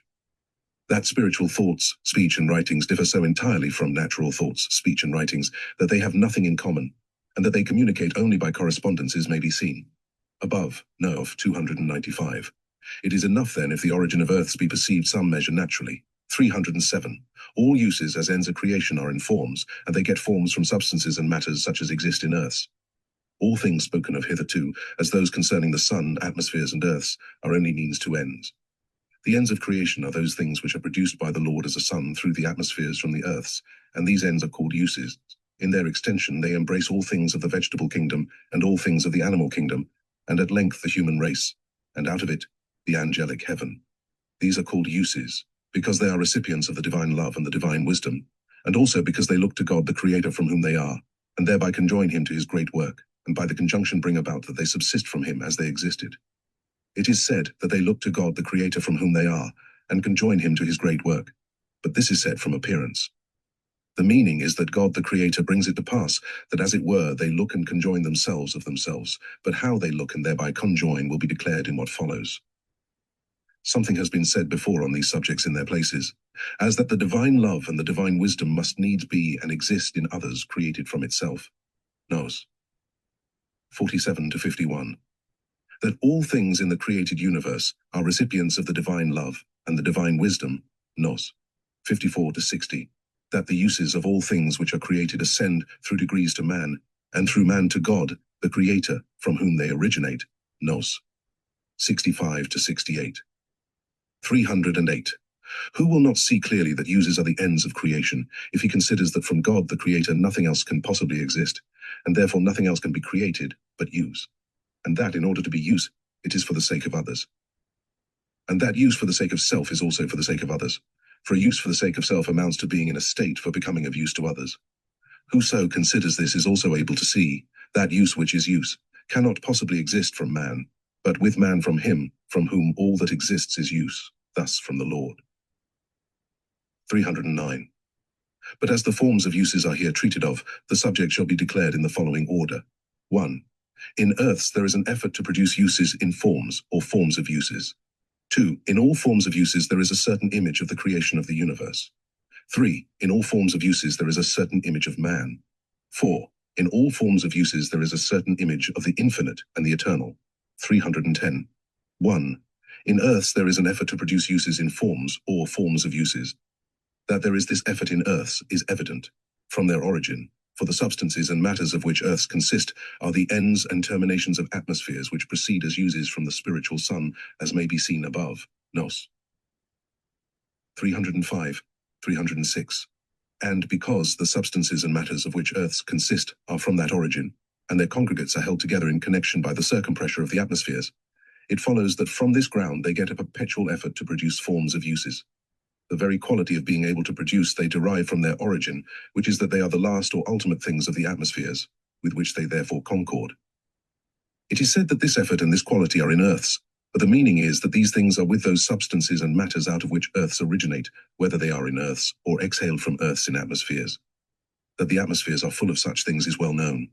That the substances and matters of earths possess such effort and such quality is plain from the fact that seeds of all kinds, opened by means of heat to their inmost core, are impregnated by the most subtile substances, which cannot be from any but a spiritual origin, and from this ground have the power of conjoining themselves to use, whence they become prolific, and then, through conjunction with matters from a natural origin, they are able to produce forms of uses, and thereafter to deliver them forth as from the womb, to come at length into the light, and thus germinate and grow. This effort is afterwards continuous from the earths through the root all the way to ultimates, and from ultimates or last things to primes, in which the use itself lies is its origin.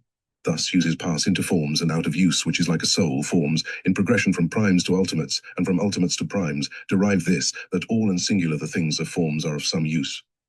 Use is said to be like a soul, because its form is like a body. That there is an effort more inward still, namely, the effort of producing uses for the animal kingdom through vegetable growths, also follows, for animals of all kinds are nourished thereby. That there is also an inmost effort in these substances, the effort of affording use to the human race, likewise follows. These things follow from this ground. 1. That these substances are ultimates, and in ultimate things all prior things exist simultaneously in their order according to what has been shown above in divers places. 2. There are degrees of both kinds in the greatest and the least things of all things, as was shown above. Nos. 222 to 229, and likewise in the above effort. 3. All uses are produced by the Lord out of ultimate things, wherefore in ultimates there must be effort to uses. 311. But still all these efforts are not living. For they are efforts of the last forces of life, in which forces, by virtue of the life out of which they spring, there is finally an endeavor to return to their origin through preferred means. Atmospheres in ultimates become such forces by which substances and matters as they exist in earths are actuated into forms and held together in forms both within and without. Time fails to demonstrate those things more at large, for the subject is extensive. 312. The first production from these earths when they were still fresh and in their simplicity was the production of seeds. The first effort in them could not be any other. 313. 2. In all forms of uses there is a certain image of creation. Forms of uses are of three kinds: the forms of the uses of the mineral kingdom, the forms of the uses of the vegetable kingdom, and the forms of the uses of the animal kingdom. The forms of the uses of the mineral kingdom cannot be described because they are not visible to the eye. The first forms are the substances and matters of which earths consist in their least things. The second forms are congregates of these and are of infinite variety. The third forms arise from plants fallen to dust and from the remains of animals, and from continual evaporations and exhalations of these which mix with earths and form their soil or humus. These forms of the 3 degrees of the mineral kingdom in image resemble the creation in this, that actuated by the sun through the atmospheres and their heat and light, they produce uses in forms which have been the ends of creation. This image of creation lurks recondite in their efforts, respecting which see above, number 310. 314. In the forms of the uses of the vegetable kingdom, the image of creation appears in this, that from their primes they proceed to their ultimates, and from the ultimates to the primes. Their primes are seeds, their ultimates are stems clothed with bark, and through the inner bark, which is the ultimate of the stems, they tend to seeds which, as was said, are their primes. The stems clothed with layers of bark represent the globe clothed with earths, from which the creation and formation of all uses exist. That vegetations are brought about through the outer and inner barks and coatings, by pushes through the envelopes of the roots continued around the stalks and branches into the initiaments of the fruits, and likewise through the fruits into the seeds, is known to many. An image of creation in the forms of uses is exhibited in the progression of their formation from primes to ultimates, and from ultimates to primes, and also in this, that in all the progression there lies the end of producing fruits and seeds which are uses. From what has been said above, it is plain that the progression of the creation of the universe was from its prime, namely the Lord encircled by the sun, to ultimates, which are earths, and from these through uses to its prime or Lord also, that uses have been the ends of the whole creation. 315. Let it be known that the heat, light, and atmospheres of the natural world conduce absolutely nothing to this image of creation, but only the heat, light, and atmospheres of the sun of the spiritual world. These bring that image with them, and clothe it with the forms of the uses of the vegetable kingdom. The heat, light, and atmospheres of the natural world only open seeds, maintain their shoots in expansion, and put upon them matters which fix them, but not by any forces from their own sun, which viewed in themselves are null, but by forces from the spiritual sun, by which they are perpetually driven to these things. But the natural forces contribute absolutely nothing to giving them an image of creation, for the image of creation is spiritual, but in order that it may appear and afford use in the natural world, and may stand fixed and be lasting, it must be materiated, that is, filled in with the matters of that world. In the forms of the uses of the animal kingdom, there is a similar image of creation, in that a body is formed out of seed put into a womb or ovum, which body is the ultimate of the seed, and this body, when grown up, produces new seeds. This progression is similar to the progression of the forms of the uses of the vegetable kingdom. Seeds are the beginnings. The womb or ovum is like the earth. The state before birth is like the state of. The seed in the earth, while it takes root the state after birth, until the time of prolification, is like the growth of a tree until it arrives at the state of fruit-bearing. From this parallelism it is plain that as there is a similitude of creation in the forms of plants, so there also is in the forms of animals, in that there is a progression from primes to ultimates, and from ultimates to primes. A similar image of creation exists in every single thing that there is in man, for similar is the progression of love through wisdom into uses. Therefore similar is the progression of the will through the understanding into acts, and similar is the progression of charity through faith into works. The will and the understanding, also charity and faith, are the originate primes, acts and works are the ultimates. From these through the joys of uses a return is made to their primes, which, as was said, are the will and the understanding, or charity and faith. That the return is effected through the joys of uses is very manifest from the joys felt in those actions and works which come from kind of love, in that they flow back to their original prime in the love, and conjunction takes place thereby. The joys of actions and works are what are called the joys of uses. A similar progression from primes to ultimates, and from ultimates to primes, is exhibited in the forms, most purely organic, of the affections and thoughts in man. In his brains there are those star-like forms called the cinereous substances. Out of these go forth fibers through the medullary substance by the neck into the body. These fibers go to ultimates there, and from the ultimates return to their primes. The return of the fibers to their primes is made through the blood vessels. There is a similar progression of all the affections and thoughts, these being changes and variations of the state of those forms and substances. The fibers going forth from those forms or substances are comparatively like the atmospheres from the spiritual sun, which are continents of heat and light, and the acts of the body are like the things which are produced from earths through atmospheres, the joys of the uses of which return to the origin from which they sprang. But that there is such a progression of these things, and that an image of creation lies in this progression, can scarcely be comprehended adequately by the understanding, because thousands and myriads of forces operating in act appear as one thing, and because the joys of uses do not present ideas in the thought, but only effect without distinct perception. On this subject see what was said and shown above, namely, that the uses of all things which are created ascend through degrees of altitude to man, and through man to God the Creator from whom they originate, Nos. 65 to 68.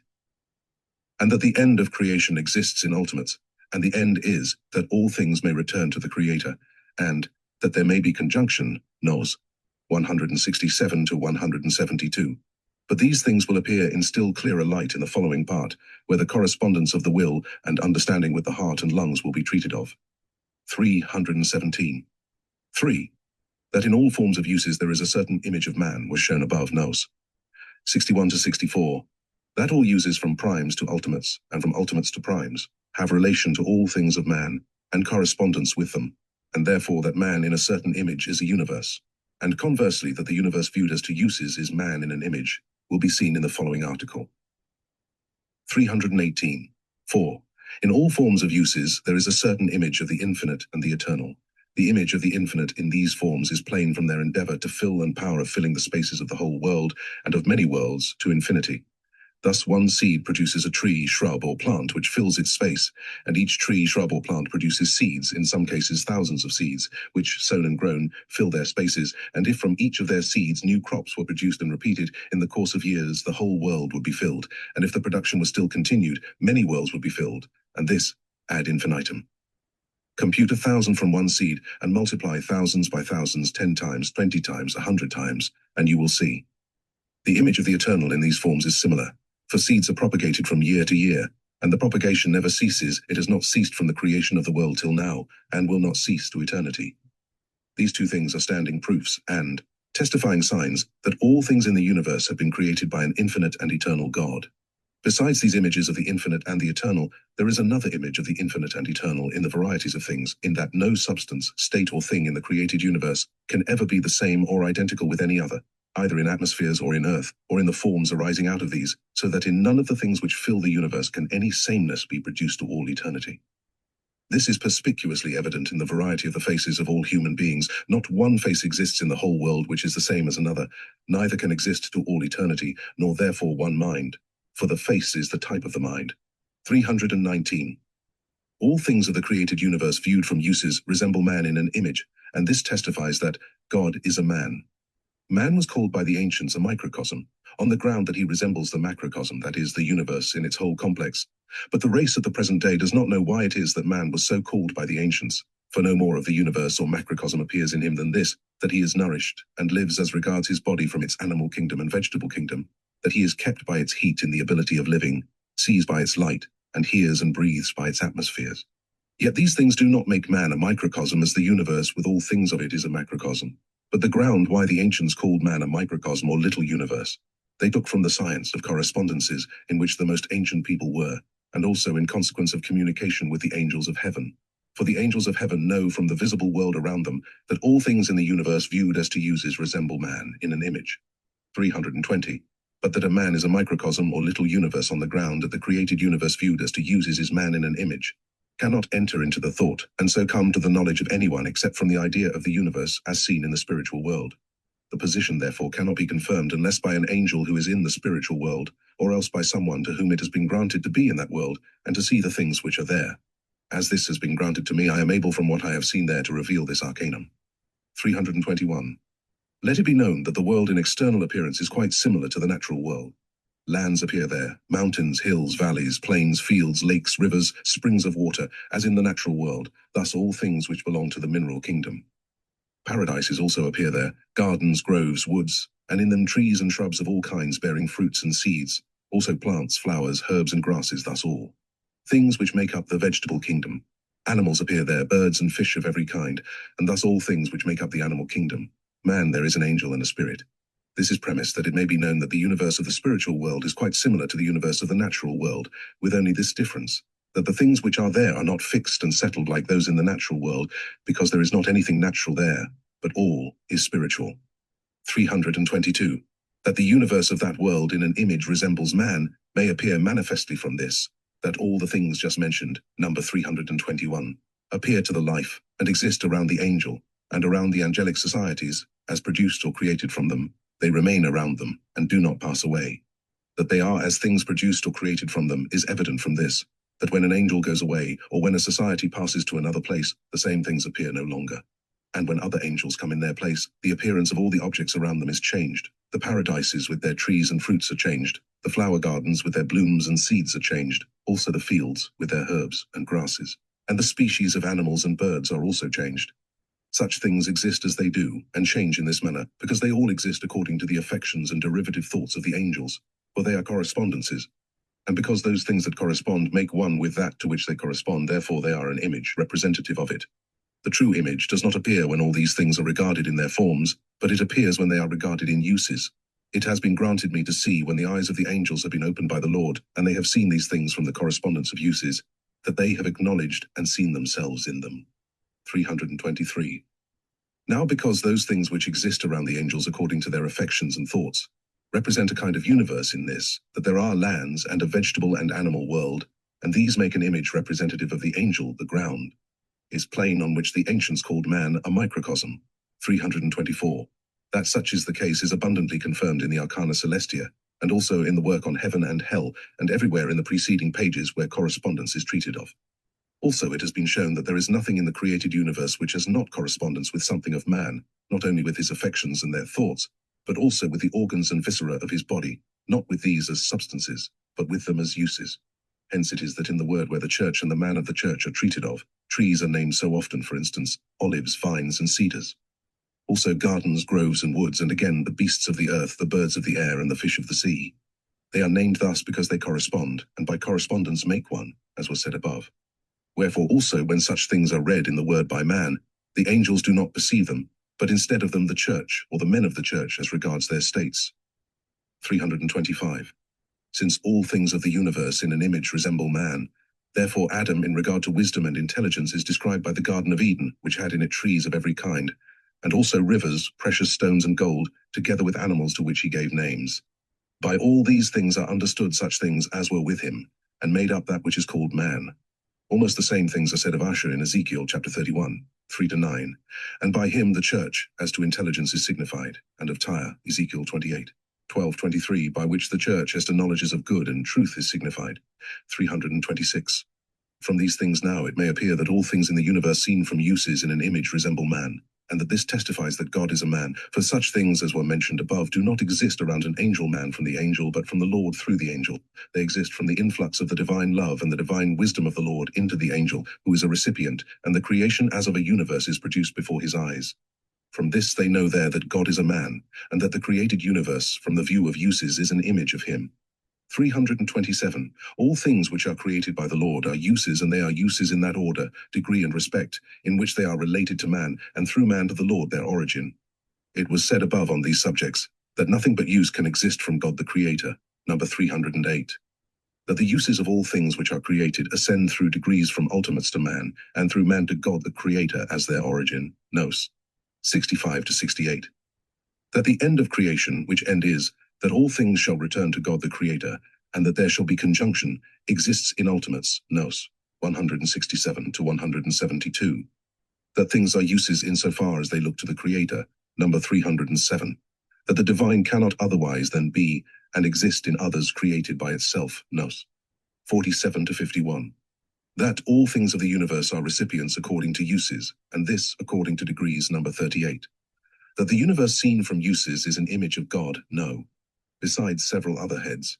From these positions this truth is plain, that all things which are created by the Lord are uses, and that they are uses in that order, degree, and respect in which they are related to man, and through man to the Lord. Their origin. It remains now that some things should be said here specifically concerning uses. 328. By man to whom uses are referable is meant not only a man but also an assembly of men, a society on a smaller or larger scale, a commonwealth, kingdom, or empire, and also that greatest society, the universal world, for all these are a man. So likewise in the heavens the universal angelic heaven before the Lord is as one man, and in like manner every society of heaven. Hence it is that every angel is a man. That this is the case may be seen in the work on heaven and hell, Nos. 68 to 103. These things explain what is meant by man in the following pages. 329. The end of the creation of the universe plainly shows what use is. The end of the creation of the universe is the existence of the angelic heaven, and because the angelic heaven is the end, man also, or the human race, is the end, because heaven is from this race. Hence it follows that all things which are created are mediate ends, and that these are uses in that order, degree and respect in which they are referable to man, and through man to the Lord. 330.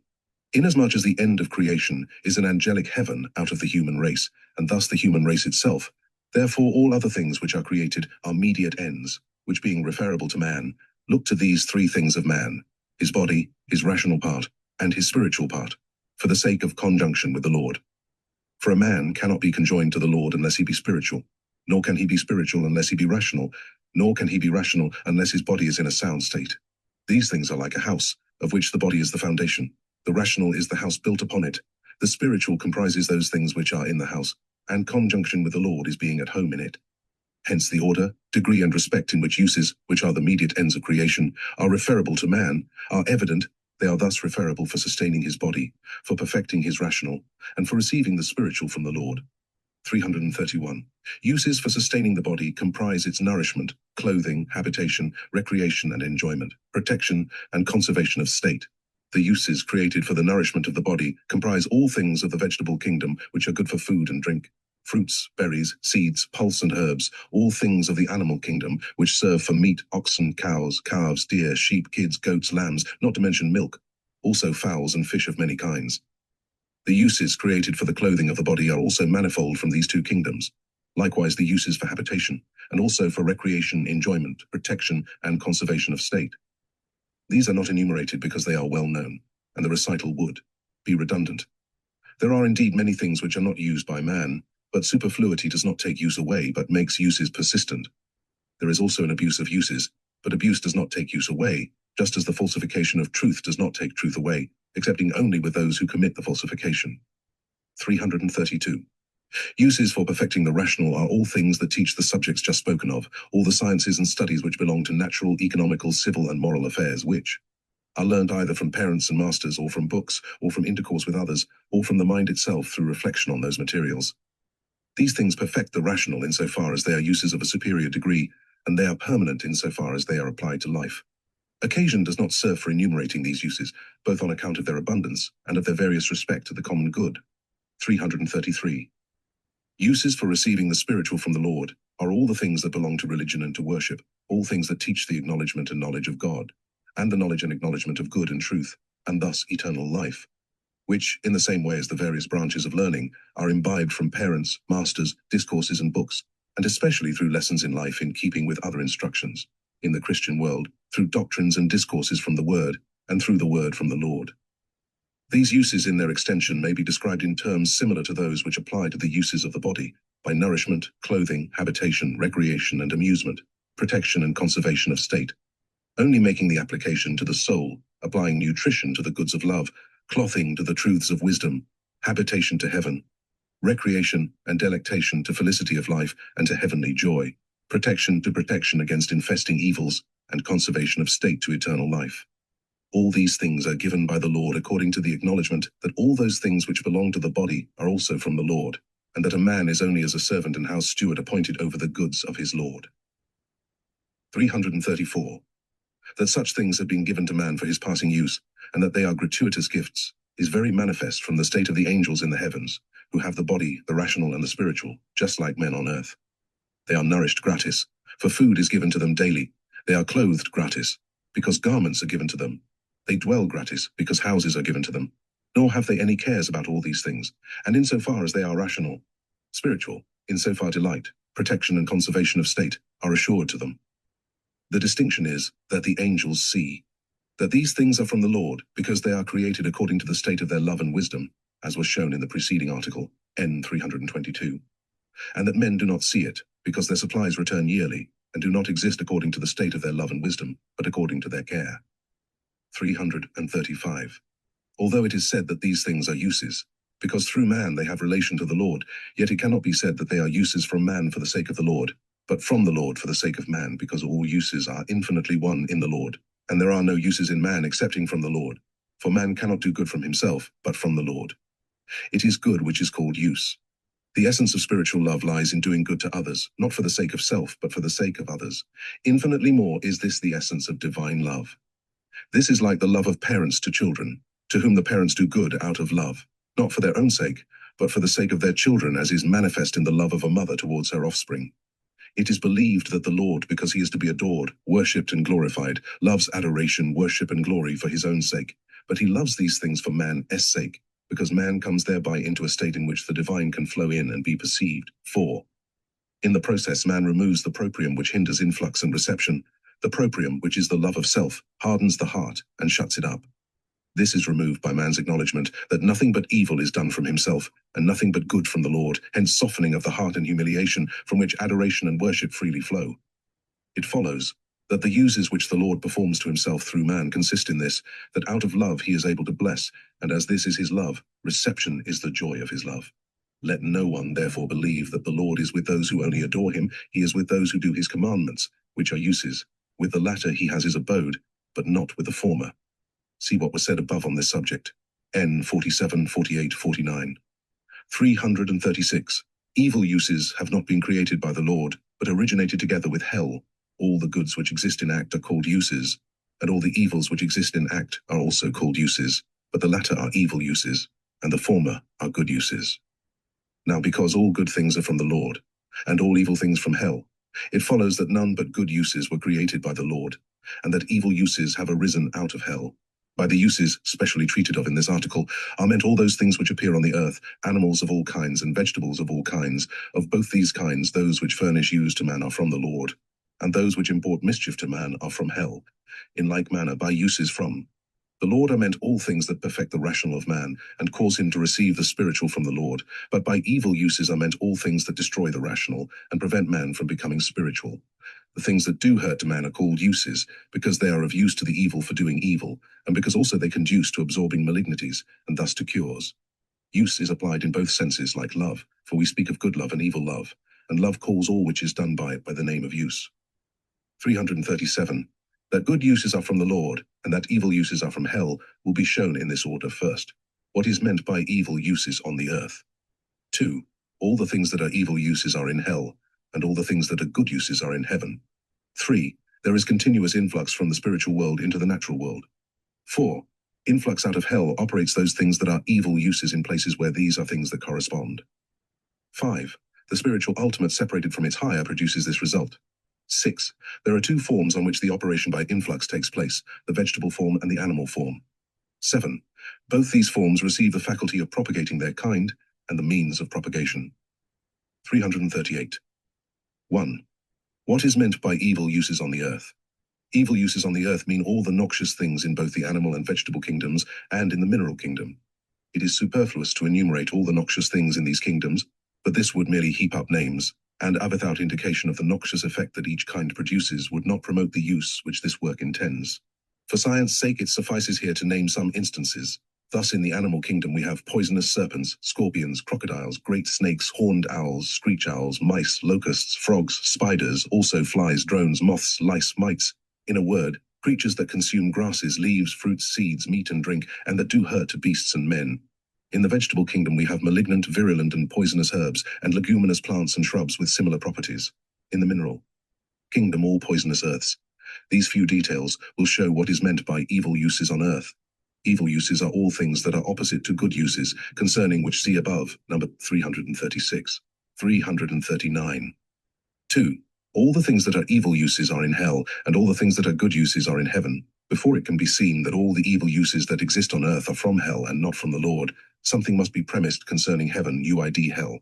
If this subject be not known, evil uses as well as good may be attributed to the Lord, and both may be supposed to be simultaneous by creation, or else they may be attributed to nature, and their origin to the Son of nature. Man cannot be delivered from these two errors unless he knows that nothing, whatever exists in the natural world that does not draw cause and therefore origin from the spiritual world, and that good is from the Lord, and that evil is from the devil, that is, from hell. The spiritual world means here both heaven and hell.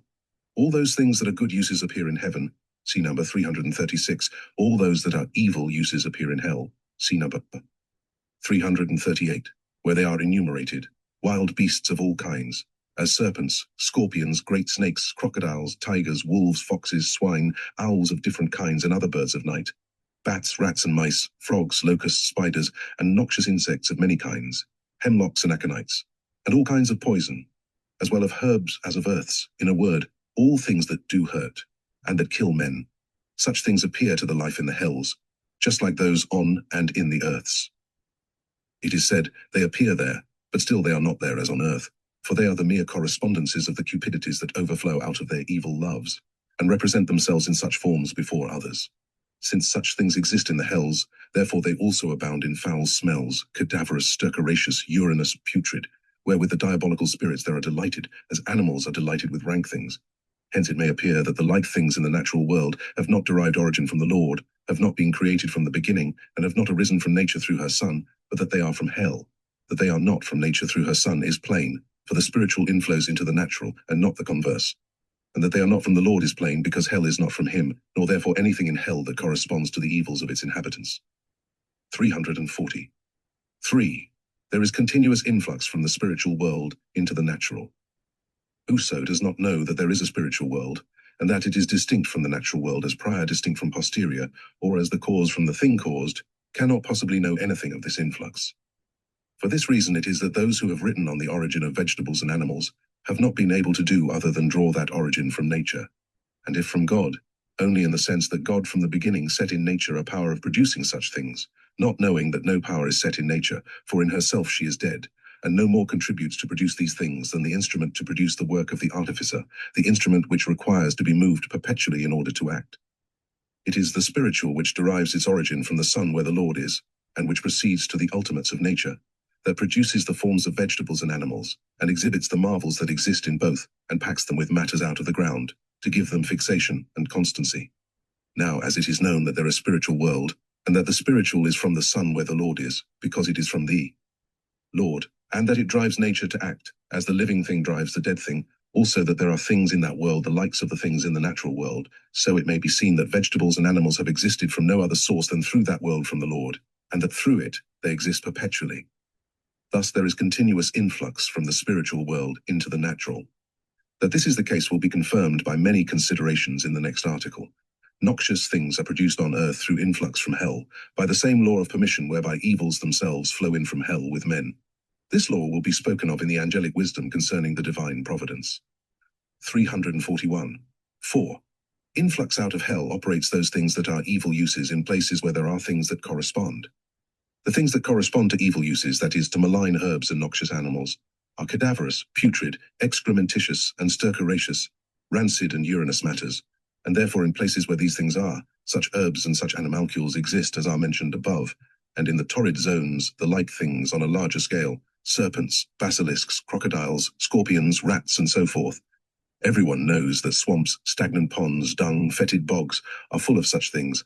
Also that noxious insects fill the atmosphere in clouds, and noxious vermin walk the earth in armies and consume herbs to the very roots. I once observed in my garden in the space of an ell that almost all the dust was turned into very small insects, which on being stirred with a stick rose in clouds. That cadaverous and putrid matters concord with these noxious and useless animalcules, and that the two orders of things are homogeneous, is evident from experience alone. This may be manifestly seen from the ground of the cause, which is that there are similar fetors and stenches in the hells, where such animalcules also appear, and therefore those hells are named accordingly, and some are called cadaverous, some stercoraceous, some urinous, and so forth. But all these hells are covered, lest those vapors should breathe out from them. For when they are opened a very little, which occurs when novitiate devils enter, they excite vomiting and grievous headaches, and those hells which are at the same time poisonous induce fainting. The very dust there also is of the same nature, wherefore it is there called damned dust. Hence it is evident that where there are stenches of the kind, there these noxious things are, because the two correspond. 342. The question now is whether such things arise out of eggs conveyed to the spot, either through the air, or by rain, or by percolations of water in the soil, or whether they originate out of the damps and stenches themselves. The whole experience about the case does not lend itself to the opinion that these noxious animalcules and insects are hatched from eggs carried to the place, or lying in the ground since the creation. For worms exist in minute seeds, inside nutshells, in wood, in stones, and creep out of leaves. And upon plants and in plants there are lice and grabs which correspond with them.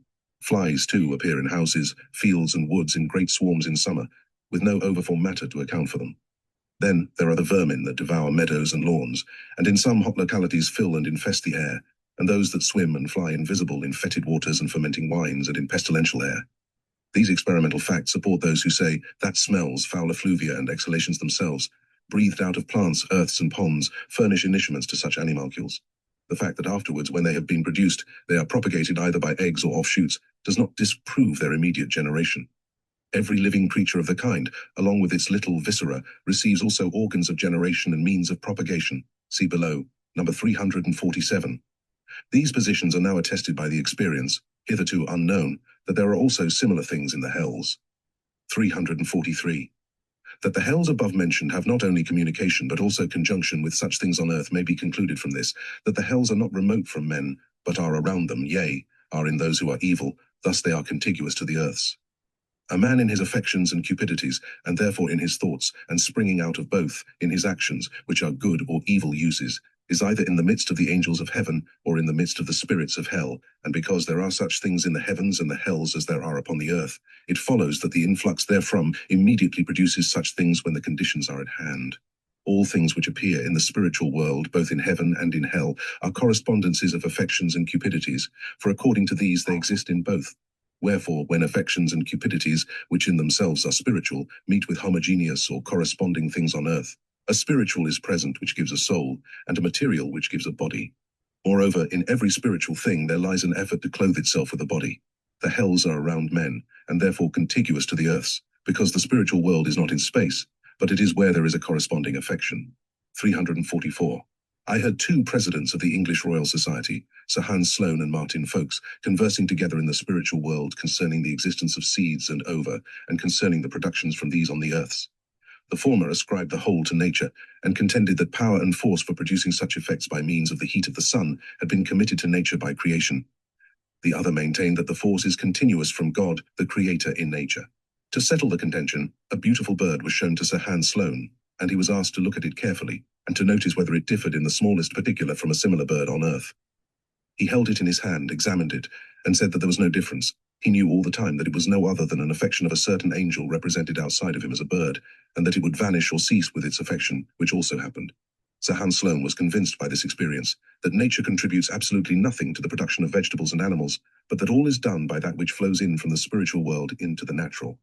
He said that if that bird were filled up in its minimal parts with corresponding matters of the earth, and so were fixed, it would be a durable bird, like the birds on earth, and that the case is similar with those things that are from hell. To this he added that if he had known the things that he now knew of the spiritual world, he would have ascribed to nature no more than this, that it subserves the spiritual which is from God, for fixing those things which inflow continually into nature. 345. 5.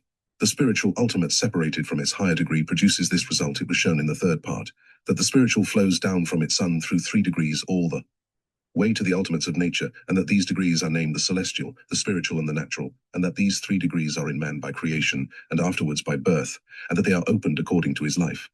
Also that if the celestial degree, which is the highest and inmost, is opened, man becomes celestial. If the spiritual degree, which is the middle, is opened, he becomes spiritual.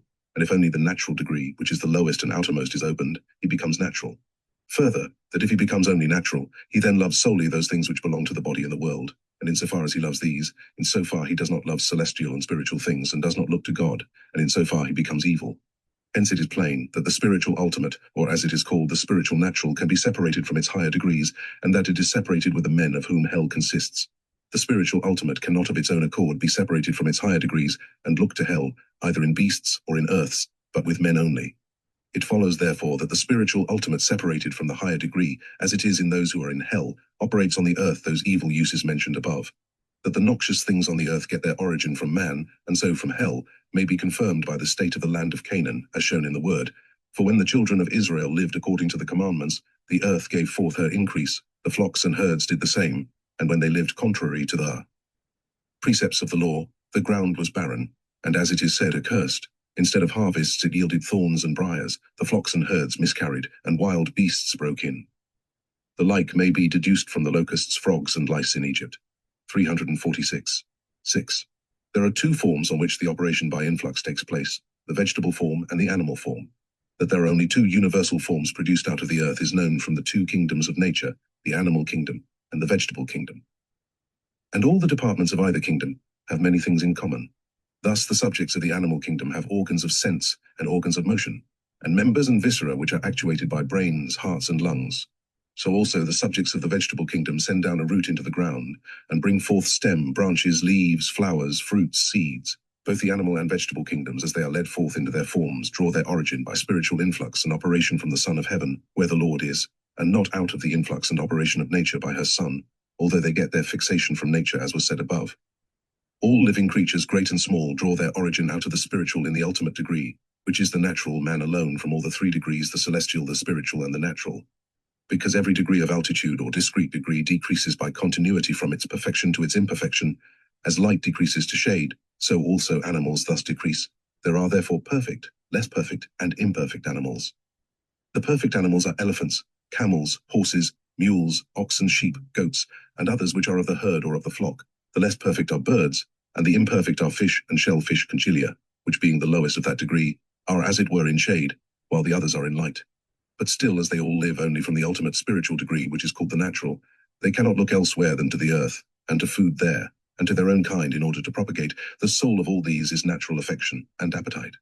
It is the same with the subjects of the vegetable kingdom. They also comprise the perfect, the less perfect, and the imperfect. The perfect are trees of fruit, the less perfect are trees yielding juice, and shrubs, and the imperfect air grasses.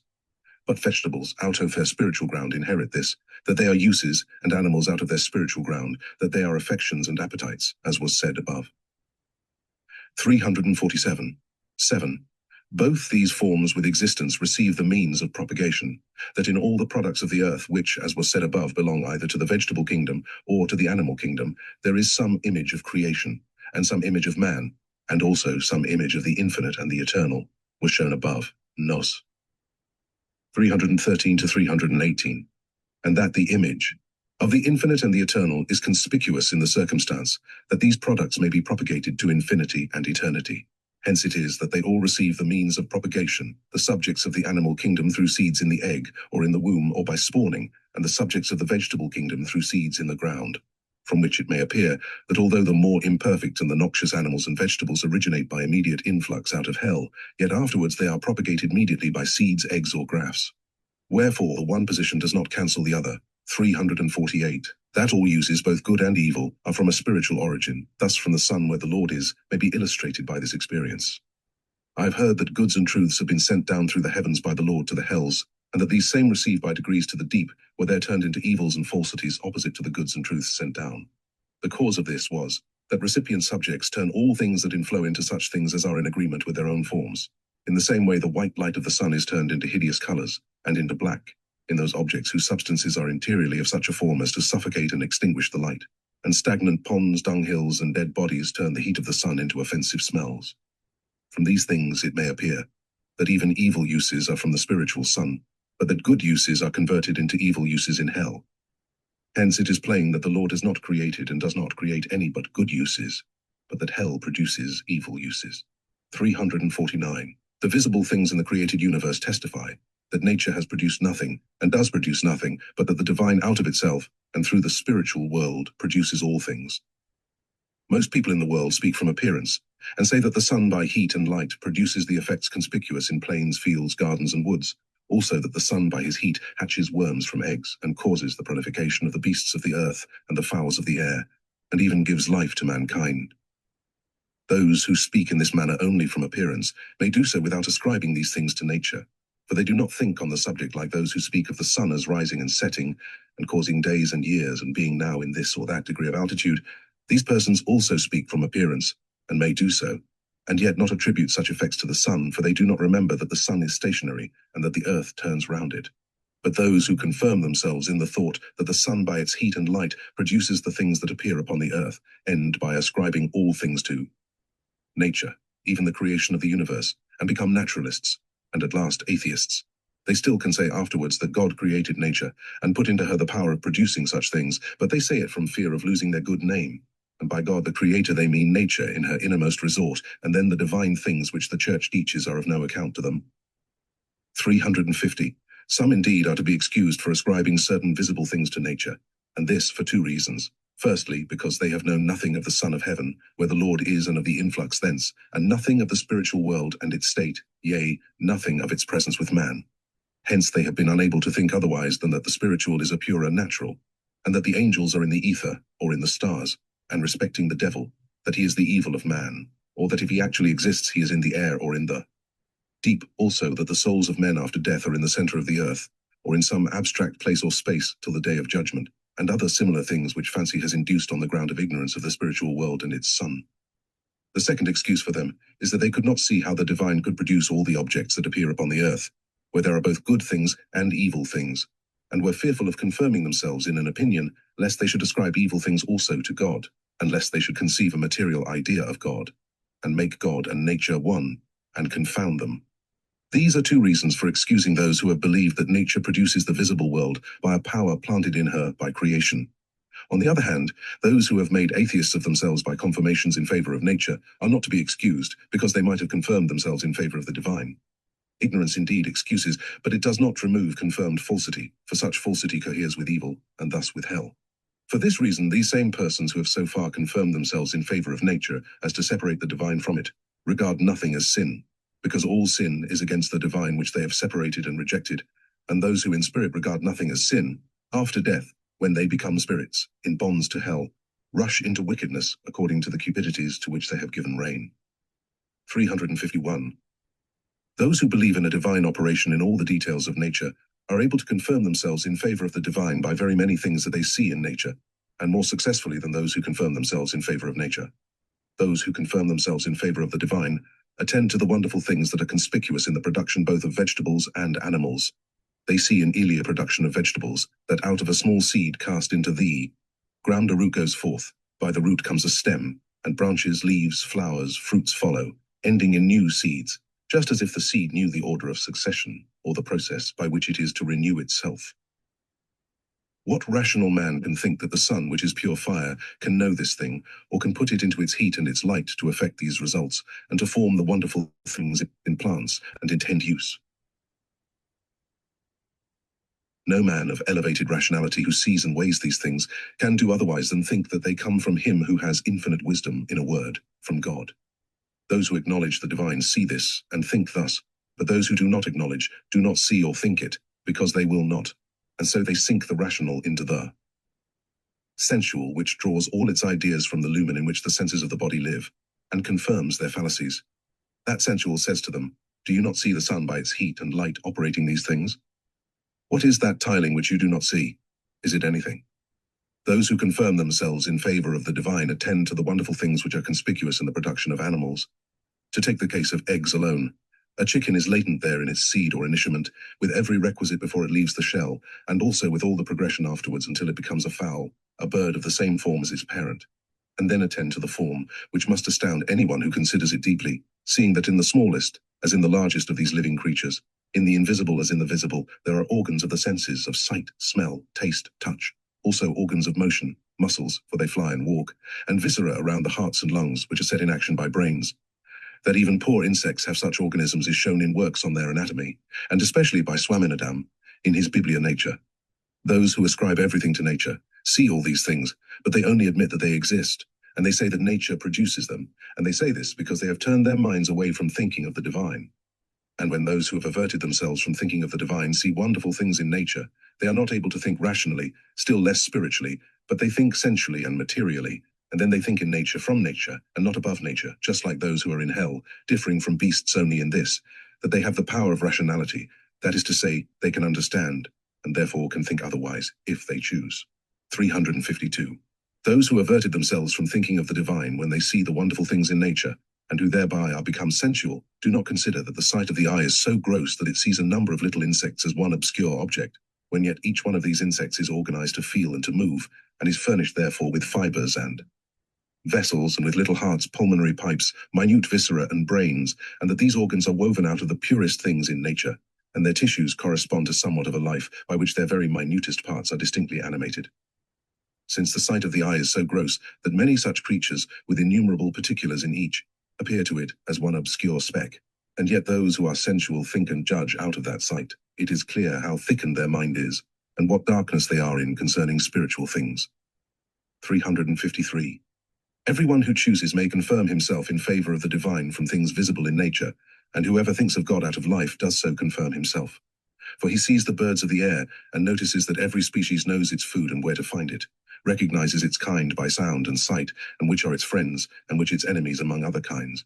Sees also that they mate, know connubial union, build artful nests in which they lay their eggs, sit upon these, know the time of hatching, bring forth their young brood, love them most tenderly, cherish them under their wings, bring food in their bills and feed them, until the young can provide for themselves, and repeating the same life, procreate a family in perpetuation of their kind. Everyone who chooses to think of the divine influx through the spiritual world into the natural may see that influx in these things, and can say in his heart, if he will, such sciences cannot flow into these creatures out of the sun through its rays of light, for the sun from which nature derives its origin and essence is pure fire, and therefore these rays of light are absolutely dead, and so he may conclude that such things come out of the influx of the divine wisdom into the ultimates of nature. 354. Everyone may confirm himself in favor of the divine from things visible in nature, if he considers the case of grubs and caterpillars, how these, moved by a certain delight of desire, long and aspire to a change of state, to put off their earthly state, and put on the likeness of a heavenly one, and with this view they creep into corners, and put themselves as it were into a womb in order to be born again, and there become chrysalises, aurelias, caterpillars, nymphs, and at length butterflies, and having undergone this metamorphosis, and each after its kind clothed with beautiful wings, they ascend into the air as their heaven, and in sportive delight enact connubial rites, lay eggs, and provide themselves with a posterity, nourished meanwhile with pleasant and sweet food from the flowers. He who confirms himself in favor of the divine from things visible in nature cannot but see an image of the earthly state of man in these creatures as grubs, and an image of the heavenly state when they become butterflies. But those who confirm themselves in favor of nature see the same things, but because they have in heart rejected the heavenly state of man, they call them mere instincts of nature. 355. Everyone may confirm himself in favor of the divine from things visible in nature, while he attends to the facts that are known of bees, that they have the skill to collect wax and suck honey from herbs and flowers, and to build cells like little houses, and set them in the form of a city with streets through which they come in and go out, that at long distances they smell the flowers and herbs from which they collect the wax for the houses and the honey for food, and laden with these, they fly back in a direct line to the hive. Thus they provide themselves with food and dwelling for the coming winter, as if they foresaw and knew it. They also set over them a mistress or queen, out of whom a posterity is to be propagated, and for her they build a palace above them, with guards about it, and she, when the time of bringing forth is at hand, goes attended by her guards from cell to cell, and lays her eggs, which a crowd of followers anoint all over to protect them from the air, and the new progeny springs from them. Afterwards, when the progeny has arrived at maturity, and can repeat the life, it is driven from the home, and the swarm thus expelled first collects, and then in a body, to prevent dissociation of its band, flies away to look out for a domicile. About autumn also the useless bees, the drones, are led out, and deprived of their wings to prevent them from coming back and consuming the food for which they have not labored, not to mention other particulars. It may be seen from this history that the bees, for the use they perform to the human race, possess, out of an influx from the spiritual world, a form of government like that which obtains with men on earth, yea, with the angels in heaven. Is there any man of unimpaired reason who does riot see that such proceedings in these creatures are not from the natural world? What has that sun from which nature springs in common with a government emulous of, and analogous to, the government of heaven? Out of these things and others strictly similar to them in the brute creation, the confessor and worshipper of nature confirms himself in favor of nature, while the confessor and worshipper of God confirms himself from the same things in favor of the divine. The spiritual man sees spiritual things in them, and the natural man sees natural things in them, each class according to his character. As regards myself, such things to me were testimonies of an influx of the spiritual into the natural, of the spiritual world into the natural world, of an influx from the divine wisdom of the Lord. And moreover weigh this question: can you think analytically concerning any form of government, or concerning any civil law, or concerning any moral virtue, or concerning any spiritual truth, unless the divine out of his wisdom flows in through the spiritual world? For myself I could not, and I cannot. For I have perceptibly and sensibly noticed that influx now for about 19 years continually, wherefore I speak this as in witness here. 356. Can any natural thing have use for an end, and dispose uses into orders and into forms? None but a wise one can do this, and no one but God, to whom belongs infinite wisdom, can so ordinate and form the universe. Who else or what else can foresee and provide all those things that are for food and clothing for mankind, for food from the fruits of the earth and from animals, and for clothing from the same? It is one of many wonders, that a poor creature like the silkworm should clothe both women and men, from queens and kings to maid servants and men servants, in silk and magnificent attire, and that poor insects such as bees should supply wax for illumination, and lend splendor to temples and palaces. These, and many other things, are outstanding certifications that the Lord operates all those things that exist in nature from himself through the spiritual world. 357. To these things it has to be added that those who have confirmed themselves in favor of nature from the visible things of the world, until at last they became atheists, have been seen by me in the spiritual world, and in the spiritual light. Their understanding appeared open below, but closed above, because in thought they looked downwards to the earth, and not upward to heaven. Above the sensual, which is the bottom of the understanding, appeared the likeness of a veil in some, flashing with hellish fire, in some black as it were soot, and in some livid, as it were a corpse. Therefore let every one beware of confirmations for nature, let him confirm himself for the divine, there is no lack of materials. Part 5th, 358. 2 receptacles and habitations for himself, which are called the will and the understanding, have been created and formed by the Lord with man, the will for his divine love, and the understanding for his divine wisdom. The divine love and the divine wisdom of God the Creator, who is the Lord from eternity, and also the creation of the universe, have been treated of. Something shall now be said concerning the creation of man. Were add that man was created in the image of God according to his likeness. The divine wisdom is there meant by the image of God, and the divine love by the likeness of God, for wisdom is nothing else than the image of love. Since love presents itself to be seen and known in wisdom, and because it is seen and known there, wisdom is its image. Love also is the esse of life, and wisdom is the existere of life therefrom. The likeness and image of God appears perspicuously with the angels, for love from within shines out in their faces, and wisdom in their beauty, and beauty is the form of their love. I have seen, and I have known. 359. A man cannot be an image of God according to his likeness, unless God be in him, and from the innermost be his life. That God is in man, and from the innermost is his life, follows from the particulars shown above, number 4 to 6, that God alone is life, and that men and angels are recipients of life from him. It is also known from the word that God is in man, and that he makes his abode with him. And because it is known from the word, it is usual for preachers to exhort their flocks to prepare themselves to receive God, that he may enter into them and be in their hearts, that they may be his dwelling place. The devout also say the same in their prayers, and some more openly so of the Holy Spirit, which they believe to be in them when they are in holy zeal, and think, speak, and preach therefrom. That the Holy Spirit is the Lord, and not a separate person in the Godhead, was shown in the doctrine of the New Jerusalem concerning the Lord, number 51, 52, 53. 4. The Lord anquat, in that shall know that are in me and I in you, John 14. 20, so also in chap 15, 45 and chap 17, 23. 360. Now because the Lord is divine love and divine wisdom, and these two essentially are himself, therefore in order that he may dwell in man, and give life to man, it is necessary that he should have created and formed in man receptacles and habitations for himself, one for love, and another for wisdom. The will and the understanding are these receptacles and habitations with man. The will is the receptacle and habitation of love, and the understanding is the receptacle and habitation of wisdom.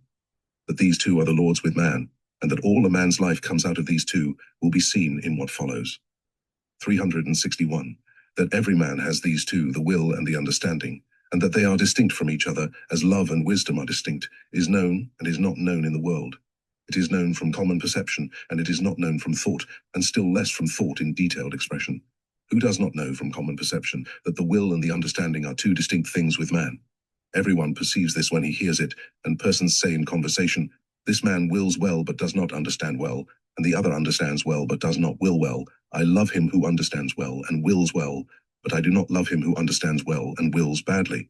But when the same person thinks of the will and understanding, he does not divide and distinguish the two, but confounds them, because his thought then communicates with his bodily sight. If he writes, he comprehends still less that the will and the understanding are two distinct things, because then his thought communicates with the sensual, which is the man's proprium. Hence it is that some persons can think well and speak well, but cannot write well. This is a common case with the female sex. It is the same with many other things. Who has not known from common perception that a man who leads a good life is saved, and that a man who leads a bad life is condemned? Also that a man who leads a good life comes among angels and then sees, hears, and speaks as a man. Also that a man who does what is just out of justice, and what is upright out of uprightness, has a conscience. But if he recedes from common perception, and submits these things to thought, then he does not know what conscience is, or that the soul can see, hear, and speak as a man, or that the good of life is anything more than giving alms to the poor. And if you write these things from thought, you confirm them by appearances and fallacies, and by words of sound, and not of substance. Hence it is that many of the learned who have thought much, and especially who have written much, have weakened and obscured their common perception, and indeed have destroyed it, and that the simple see more clearly what is good and true than those who think themselves their superiors in wisdom. This common perception comes out of influx from heaven, and falls into thought and down to sight, but thought separated from common perception falls into imagination arising out of sight and out of proprium. You may have experienced that this is so. Tell some truth to anyone who is in common perception, and he will see it. Tell him that we live and are moved by God and in God, and he will see it. Tell him that God dwells in love and in wisdom with man, and he will see it. Tell him further that the will is the receptacle of love, and the understanding the receptacle of wisdom, and explain it a little, and he will see it. Ask him what conscience is, and he will tell you. But say the same things to one of the learned, who has not thought from common perception, but from principles or from ideas caught through sight from the world, he will not see. Way afterwards, which is the wiser. 362. The will and the understanding, which are the receptacles of love and wisdom, are in the brains, in the whole and in every part of them, and therefore in the body, in the whole and in every part of it. These things shall be demonstrated in this order. 1. Love and wisdom, and therefore the will and the understanding, make the very life of man. 2. The life of man is in the brains in its principles, and in the body in principiates. 3. Such as the life is in the principles, such it is in the whole and in every part. 4. Through these principles the life is in the whole from every part, and in every part from the whole. 5. Such as the love is, such is the wisdom, and therefore such is the man. 363. 1. Love and wisdom, and therefore the will and the understanding, make the very life of man. Scarcely anyone knows what life is. When a man thinks about life, it appears to be a floating somewhat without an idea attached to it. This is because it is not known that God alone is life, and that his life is divine love and divine wisdom. Hence it is plain that life with man is nothing else than this, and that in the degree in which he receives, life is with him. We know that heat and light proceed from the sun, and that all things in the universe are recipients, and that things grow warm and bright in the degree in which they receive. So also heat and light proceed from the sun where the Lord is, and the preceding heat is love, and the preceding light is wisdom, as shown in the second part. Out of these two things, therefore, which proceed from the Lord as a sun, life is. That love and wisdom from the Lord is life, may also appear from this, that man becomes torpid as love recedes from him, and becomes stupid as wisdom recedes from him, and if they receded altogether, he would be extinct. There are several departments of love that have obtained other names because they are derivations, such as affections, desires, appetites, and their pleasures, and delights, and there are several departments of wisdom, as perception, reflection, recollection, thought, intention for an object, and there are several common to both love and wisdom, as consent, conclusion, and determination to action. Besides others, all these indeed are of both, but they are denominated from the more prevalent and immediate element of the two. From these two, ultimately the sensations are derived, namely of sight, hearing, smell, taste, and touch, with their delights and pleasures. It is of appearance that the eye sees, but the understanding sees through the eye, hence seeing is also predicated of the understanding. The appearance is that the ear hears, but the understanding hears through the ear, hence also hearing is predicated of attention and listening, which are acts of the understanding.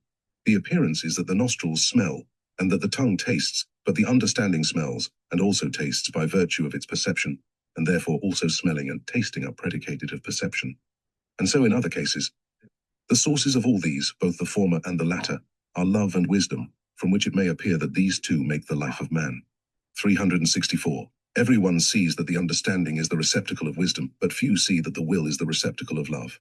The cause of this is that the will does nothing of itself, but acts through the understanding, and also that when the love of the will passes into the wisdom of the understanding, it at first goes off into affection, and so passes on. And affection is not perceived excepting by a certain pleasure of thinking, speaking, and acting, to which attention is not paid. Nevertheless, that this is from the love is evident, because everyone wills what he loves, and does not will what he does not love. 365. 2. The life of man is in the brains in principles, and in the body in principiates. In the principles it is in its primes, and in the principiates it is in the things produced and formed from the primes, and by life in principles is meant the will and the understanding. These are the two which are in the brains in their principles, and in the body in their principiates. That the principles or primes of life are in the brains is manifest. 1. From conscious sense, for when a man exerts the mind and thinks, he perceives that he thinks in the brain, he draws in as it were the sight of the eye, and keeps the forehead on the stretch, and perceives that there is speculation within, most of all inside the forehead, and somewhat above it. 2. From the formation of man in the womb, for the brain or head comes the first, and for a long time afterwards it is larger than the body.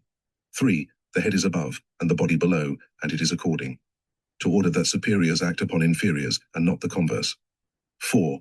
When the brain is hurt in the womb, or injured by accidental wounding, or by disease, or by too great application, thought is overthrown, and sometimes the mind totters.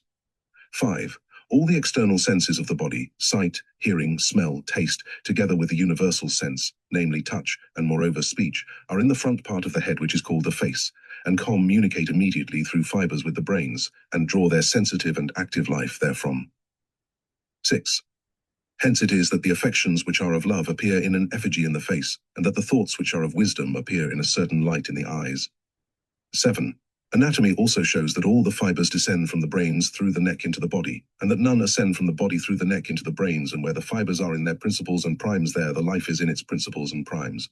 Will anyone undertake to deny that where the origin of the fibers is there, the origin of the life is? 8. Ask anyone who is in common perception whereabouts his thought is, or where he thinks, and he will answer that he thinks in his head.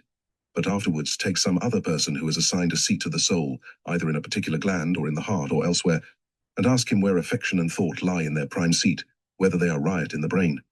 And he will answer no, or that he does not know. The cause of his in science you may see above, number 361, 366. 3. Such as the life is in principles, such it is in the whole and in every part of it. That this may be perceived, we shall now mention where those principles in the brains are, and how they are derived. Anatomy plainly shews where the principles in the brains are. It shows that there are 2 brains, and that these are continued from the head into the spine of the back, and that they consist of 2 substances, a cortical substance and a medullary substance, and that the cortical substance consists of innumerable, as it were, glands, and the medullary substance of innumerable, as it were, fibers. Now, because these glands are the heads of the fibrils, they are also their principles. The fibers begin from them and then proceed and successively confasciate into nerves, and the confasciations or nerves, when made, descend to the organs of sense in the face and to the organs of motion in the body, and form them. Consult any anatomist, and you will be shown this.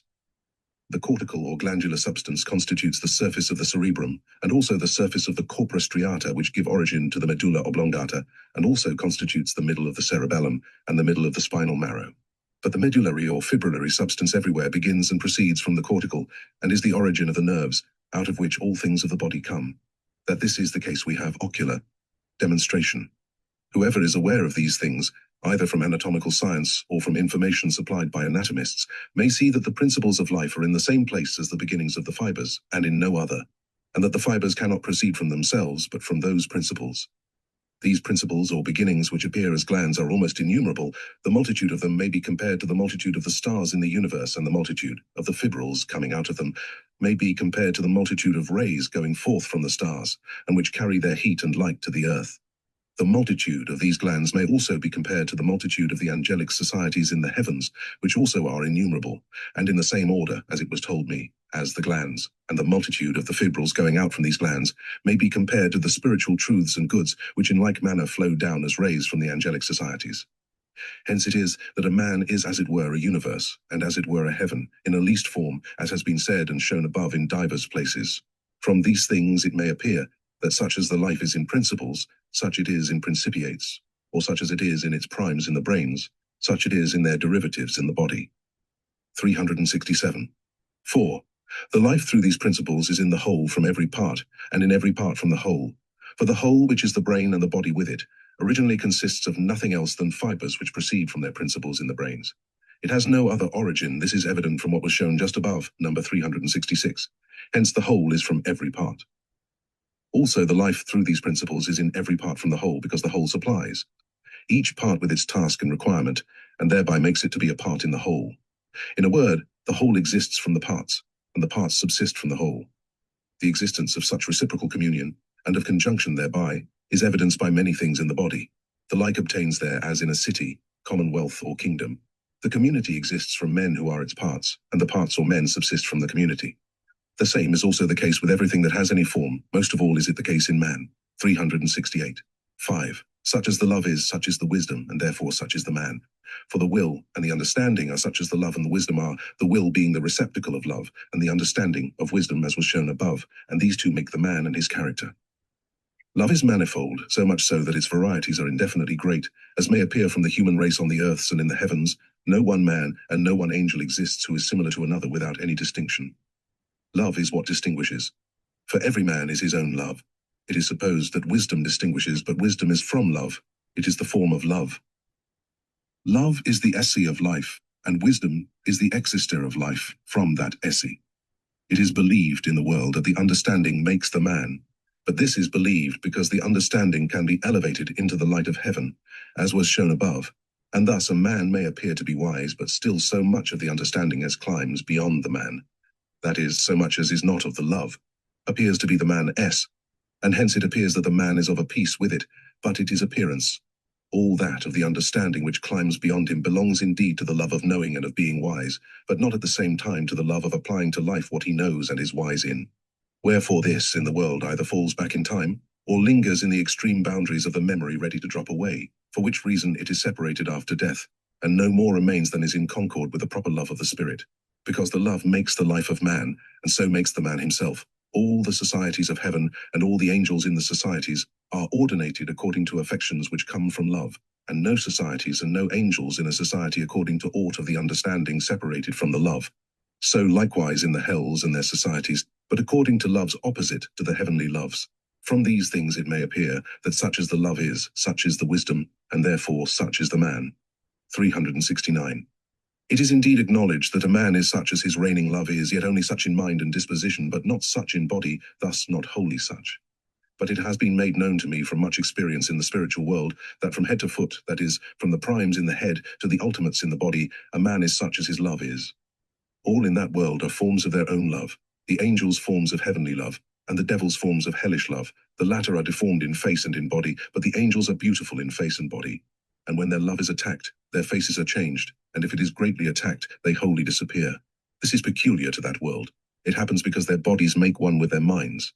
The cause is plain from what was said above, namely, that all things of the body are principiates, that is, woven by fibers out of principles which are receptacles of love and wisdom. And when the principles are such, the principiates cannot be different. Wherefore whither the principles go, the principiates follow. The two cannot be separated. Hence it is that he who elevates his mind to the Lord is elevated whole to the Lord, and he who throws down his mind to hell is thrown down thither whole. Wherefore the whole man, according to his life's love, comes either into heaven or into hell. It is a word of angelic wisdom that the mind of a man is a man, because God is a man, and that the body is the external of the mind which feels and acts, and that thus they are one and not two. 370. It is to be observed that the very forms of the members, organs, and viscera in man as regards their woofs and tissues come out of fibers arising from their principles in the brains, but they are fixed by such substances and matters as there are in earths, and from earths in air and in ether. This is effected by means of the blood. Hence, in order that all things of the body may preserve their formation and thus be permanent in their functions, man requires to be nourished by material food and to be continually redintegrated. 371. There is a correspondence of the will with the heart, and of the understanding with the lungs. This shall be demonstrated in the following series. 1. All things of the mind are referable to the will and the understanding, and all things of the body to the heart and the lungs. 2. There is a correspondence of the will and the understanding with the heart and the lungs, and therefore a correspondence of all things of the mind with all things of the body. 3. The will corresponds to the heart. 4. The understanding corresponds to the lungs. 5. Many arcana concerning the will and the understanding, and also concerning love and wisdom, may be discovered through this correspondence. 6. The mind of man is his spirit, and the spirit is a man, and the body is the external through which the mind or spirit feels and acts in its world. 7. The conjunction of the spirit of man with the body is through the correspondence of his will and understanding with his heart and lungs, and disjunction by non-correspondence. 372. 1. All things of the mind are referable to the will and the understanding, and all things of the body to the heart and the lungs. Nothing else is meant by the mind than the will and the understanding, which in their complex comprise all things that affect a man, and all which he thinks. Thus all things of his affection and thought, those things that affect a man, are of his will, and those things that a man thinks are of his understanding.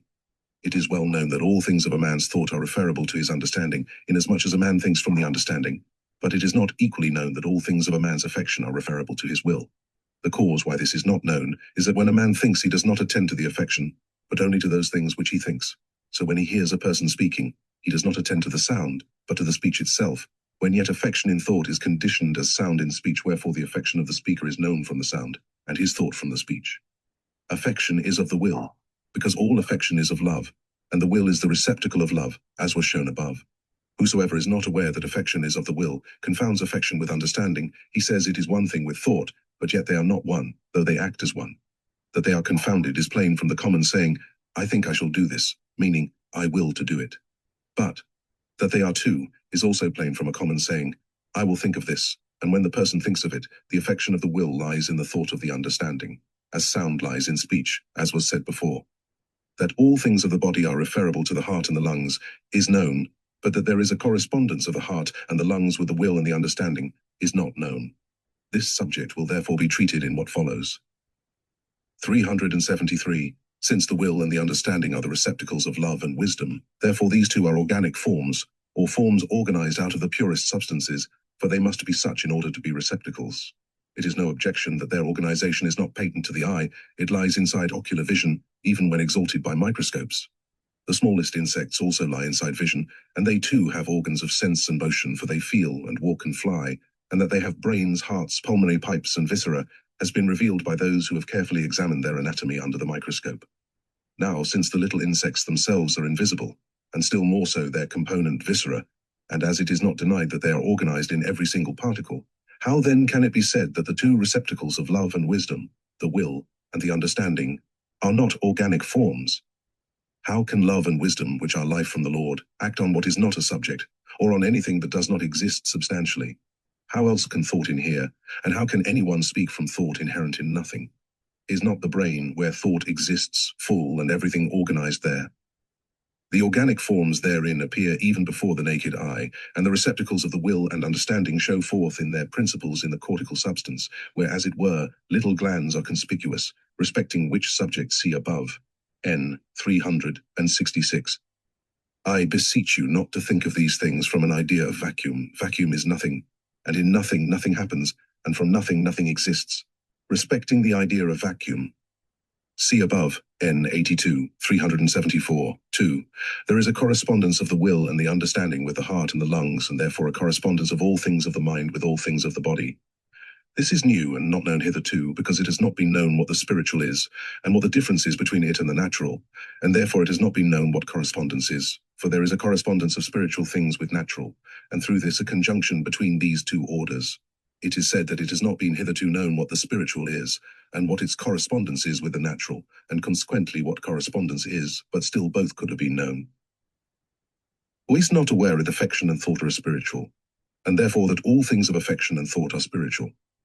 Who is not aware that action and speech are natural, and therefore that all things of action and speech are natural? Who is not aware that affection and thought, which are spiritual, cause man to act and to speak? Who may not know on these grounds what the correspondence of spiritual things with natural is? Is it not thought that makes the tongue to speak, and affection, together with thought that makes the body to act? There are two distinct things here. I can think and not speak, and I can will and not act. And it is known that the body does not think, and does not will, but that thought falls into speech and will into action. And does not affection shine forth out of the face, and present a type of itself there? Everyone knows this. Is not affection regarded in itself spiritual, and are not the changes of the face, the looks as they are called, natural? Who might not conclude from this that there is correspondence, and hence that there is a correspondence of all things of the mind with all things of the body? And because all things of the mind are referable to affection and thought, or what is the same thing to the will and the understanding, and all things of the body to the heart and the lungs, it might have been seen that there is a correspondence of the will with the heart and of the understanding with the lungs. Such things have not been known, although they could have been known, because man has become so external that he has chosen to acknowledge nothing except the natural. This has been the delight of his love, and therefore it has been the delight of his understanding, until it has become painful to him to elevate thought above the natural to any spiritual separate from the natural. And so of his natural love and its delight, he could not do otherwise than think that the spiritual is a pure and natural, and that correspondence is a somewhat flowing in by continuity. Yea, the merely natural man cannot think of anything separate from the natural. Such thing to him is nothing. Another cause why these things have not been first seen and then known hitherto is that all things of religion, all spiritual things, have been removed from the view of man by the dogma prevailing in the whole Christian world. That theological things, which are spiritual things, which councils and certain leaders have decreed, are to be blindly believed, because, as they say, they transcend the understanding. Whence some have supposed the spiritual to be like a bird which flies over the air in an ether, to which the sight of the eye does not reach, when yet it is as a bird of paradise, which flies near the eye, and touches its pupil with its beautiful wings, and longs to be seen. By the sight of the eye we mean the intellectual sight. 375. The correspondence of the will and the understanding with the heart and the lungs cannot be confirmed in the abstract or by rational things alone, but it may be confirmed by effects. The same remark applies to the causes of things, which may indeed be seen rationally, but not clearly accepting through effects, for the causes are in the effects, and make themselves visible through them. Until this happens, the mind is not convinced concerning causes. The effects of the above correspondence will be delivered in the following pages. But lest anyone thinking on this correspondence should fall into ideas taken from hypotheses about the soul, let him first read over carefully the propositions in the preceding article, and also in Nos. 363, 364. Love and wisdom, and therefore the will and the understanding, constitute the real life of man. The life of man is in the brains in principles, and in the body in principiates, number 365. Such as the life is in principles, such it is in the whole and in every part, number 366. The life through these principles is in the whole from every part, and in every part from the whole, no. Such as the love is, such is the wisdom, and therefore such is the man, number 368. 376. Here, for the sake of confirmation, it is permitted to bring forward a representation of the correspondence of the will and the understanding with the heart and the lungs as seen in heaven among the angels. They, by a wonderful fluxion into gyres such as no words can express, formed the likeness of a heart and the likeness of lungs with all the interior contextures which are in them, and then were following the flux of heaven, for heaven presses amain into such forms by virtue of the influx of love and wisdom from the Lord. And so they represented the conjunction of the heart and the lungs, and also at the same time their correspondence with the love of the will and with the wisdom of the understanding. This correspondence and union they called the heavenly marriage. They said that in the whole body, and in its several members, organs and viscera, the same conditions occur as those shown there in the heart and the lungs. And that where no heart and lungs act, and where each does not perform its reciprocations, no motion of life is possible from any voluntary principle, and no sense of life from any intellectual principle. 377. Since the correspondence of the heart and the lungs with the will and the understanding is treated of in what now follows, and since the correspondence of all things of the body, the members of the whole, the organs of the senses, and the viscera, is founded upon this correspondence, and since the correspondence of natural things with spiritual has been hitherto unknown, and yet is amply shown in two works, one of which treats of heaven and hell, and the other, the Arcana Celestia of the spiritual sense of the word in Genesis and Exodus, I will here point out what is written and shown in those two works respecting correspondence. In the work on heaven and hell, the correspondence of all things of heaven with all things of man, Nos. 87 to 102. The correspondence of all things of heaven with all things on earth, Nos. 103 to 115. In the Arcana Celestia, the work on the spiritual sense of the word in Genesis and Exodus. The correspondence of the face and its expressions with the affections of the mind, Nos. 1568, 2988, 2989, 3631, 4996, 4797, 4800, 5165, 5168, 4696, 9365, the correspondence of the body, its gestures and actions, with intellectual things and voluntary things, Nos. 2988, 3632, 4215, the correspondence of the senses in general, Nos. 4332, 4332, the cousin 3000s of the eyes and of sight, Nos. 4403 to 4420, the correspondence of the nostrils and of smell, Nose. 4624 to 4634, the correspondence of the ears and of hearing, Nos. To 4660, the correspondence of the tongue, and of 4791 to 4805, the correspondence of Ike, hands, arms, shoulders and feet, Nos. 4931 to 4953, the correspondence of the loins and organs of generation, Nos. 5050 to 5062, the correspondence of the internal viscera, specially of the stomach, thymus gland, receptaculum chyli and lacteals, and of the mesentery, Nos. 5,171 to 5,181, 5,189. The correspondence of the spleen, N, 9,698, 5,171 for 5,377, 385. The correspondence of the liver and of the hepatic, cystic and pancreatic ducts, No, 5,183 to 5,185. The correspondence of the intestines, Nos, 5,392 to 5,385, 5,383. Correspondence of the bones, Nos, 5,560 to 5,564. The correspondence of the bones, Nos, 5,552 to 5,559.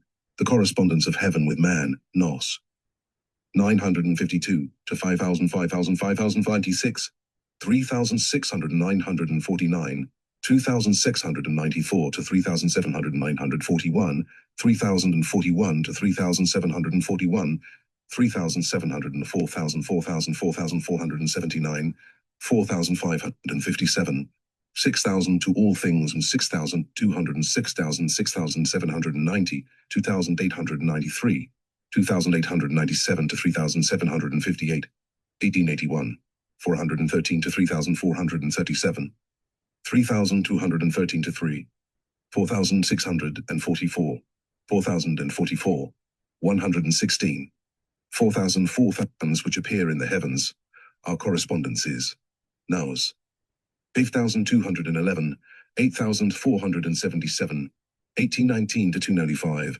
1625, 1619 to 1622, 3,601, 3,201, 3,600, 400 and 448, 3,472. The correspondence of the sense of the letter of the word and of its spiritual sense is treated of in the Arcana Celestia throughout. And on this subject, see also the doctrine of the New Jerusalem concerning the sacred scripture, Nos 5 to 26, 27 to 65, 378. 3. That the will corresponds to the heart cannot so clearly appear as a proposition, as from the will viewed in effects, according to what was said above, number 370. Simply stated, it is evidenced by this, that all the affections which are of the love induce changes in the iterate motions of the heart, as shown by the pulse of the arteries, which act synchronously with the heart. The changes and iterate motions it undergoes according to the affections of love are innumerable. Those which are felt by the finger are few, the slow pulse and the quick pulse, the high or the low, the soft or the hard, the regular or the irregular, and so forth. But the heart also beats differently in joy and in sorrow, in tranquility of mind and in violent passion, in fearlessness and in fear, in hot diseases and in cold, and so forth.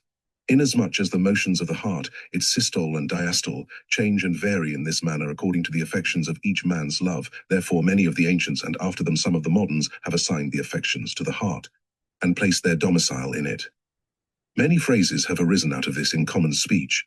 Thus we speak of a stout heart and a timid heart, of a joyful and a sad heart, of a soft and a hard heart, of a great and a little heart, of a whole heart and a broken heart, of a heart of flesh and a heart of stone, also of being fat, soft and meek in heart, and of giving the heart to a thing, of giving a single heart, of giving a new heart, of laying up in the heart, of receiving in the heart, of not gaining upon the heart, of hardening one's heart, of a friend at heart. Hence too the terms concord, discord, in Latin vicordia, and other similar expressions, which are meant of love and its affections. The word speaks in the same way, because the word is written by correspondences. Whether you say the love or the will, it is the same, because the will is the receptacle of the love, as was explained above. 379. It is known that vital heat exists in man and in every living creature, but the origin of it is not known.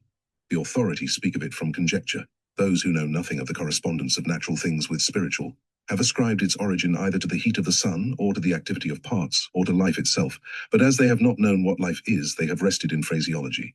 But he who is aware that there is a correspondence of the love and its affections with the heart and its derivations is able to know that love is the origin of vital heat. For love proceeds as heat from the spiritual sun where the Lord is, and also is felt as heat by the angels. This spiritual heat, which in its essence is love, is what inflows by correspondence into the heart and its blood and puts heat into it, and at the same time makes it live. That our in grows hot, and as it were is fired, according to his love and the degree of it, and grows torpid and cold according to its decrease, is known, for it is felt and seen, it is felt in the heat of the whole body, and seen in the redness of the face, and, on the other hand, Its extinction is felt in the coldness of the body and seen in the pallor of the face. Because love is the life of man, therefore the heart is the first thing and the last thing, the prime and the ultimate of his life. Again, because love is the life of man, and the soul transacts its life in the body through the blood, therefore the blood, in the word, is called the soul. What is meant by soul in various senses will be shown in what follows. 380. Moreover, the blood is red from the correspondence of the heart and the blood with love and its affections. In the spiritual world there are all kinds of colors.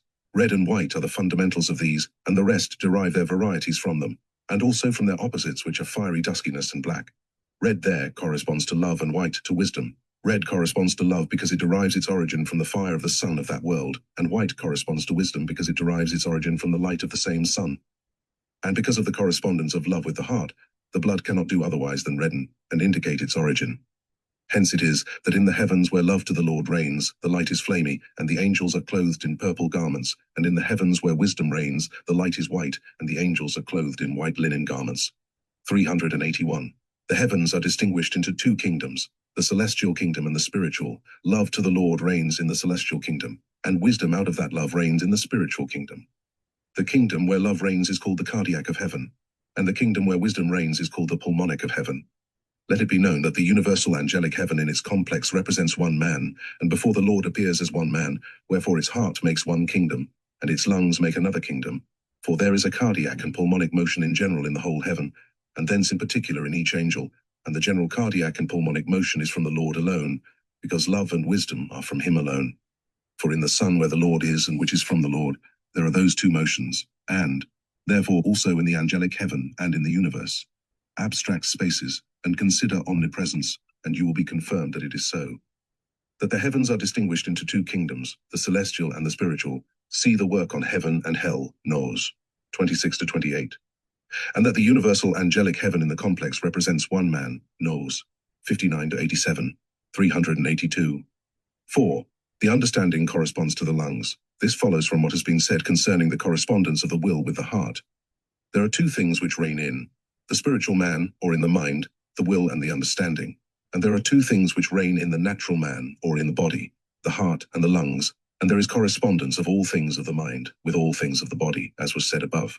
Hence it follows that as the will corresponds to the heart, so the understanding corresponds to the lungs. Everyone also may remark in himself, both from his thought and from his speech, that the understanding corresponds to the lungs. From thought. It is not possible for anyone to think unless the pulmonary breathing concurs and concords, and therefore when a man thinks tacitly, he breathes tacitly. If he thinks deeply, he breathes deeply. He draws up and lets go, compresses and elevates the lungs according to the thought, thus, according to the influx of affection from love, slowly, quickly, eagerly, gently, intently. And if he hold the breath altogether, he cannot think, except in his spirit by its respiration, which is not manifestly apperceived. From speech. For not the least part of a word flows forth out of the mouth without the helping hand of the lungs. The sound which is articulated into words all exists from the lungs through the trachea and epiglottis. So that according to the inflation of those bellows and the opening of the passage, speech is raised into shouting, and according to their contraction dies into whispers, and if the passage be closed, speech ceases and thought with it. 383. Inasmuch as the understanding corresponds to the lungs, and therefore thought to the respiration of the lungs, so soul and spirit in the word signify the understanding. As where it is said, Thou shalt love the Lord thy God with all thy heart, and with all thy soul. Matt 22:37. And God will give a new spirit. Ezek 36:26. Psalm 51. 10. That the heart signifies the love of the will was shown above, hence the soul and the spirit signify the wisdom of the understanding. That the Spirit of God, also called the Holy Spirit, means the divine wisdom, and therefore the divine truth which is the light of men, may be seen in the doctrine of the New Jerusalem concerning the Lord. Nos 50:51. Hence it is that the Lord breathed on his and said, Receive ye the Holy Spirit. John 20:22. Hence also it is said that Jehovah God breathed into the nostrils of Adam the breath of lives, and he became a living soul. General 2:7. And he said to the prophet, Prophesy upon breath, say unto the wind, Come from the four winds, O breath, and upon these slain that they may live. Ezek 37:9. And so in other places. Hence the Lord is called the breath of the nostrils, and the way of the breath of life. Because respiration passes through the nostrils, therefore perception is signified by them. And an intelligent person is said to be a man of sharp nostril acute naris, and an unintelligent man to be of dull nostril obesh naris. From this ground also it is that spirit or breath and wind, in the Hebrew and in some other languages are expressed by one word, for the word spirit derives its origin from breathing or animation, and therefore when a man dies it is said that he gives up the ghost or anima. And hence too men believe that spirit is wind or an airy somewhat of the same nature as the breath or halitus of the lungs, and that the soul is the same.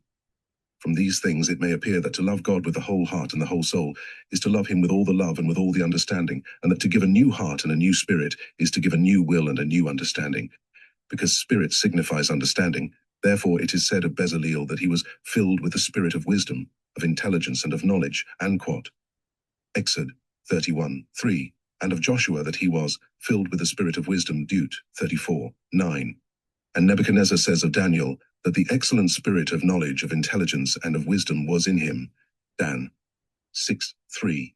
And it is said in Isaiah, they that erred in spirit shall have intelligence, 29:24, so also in many other places.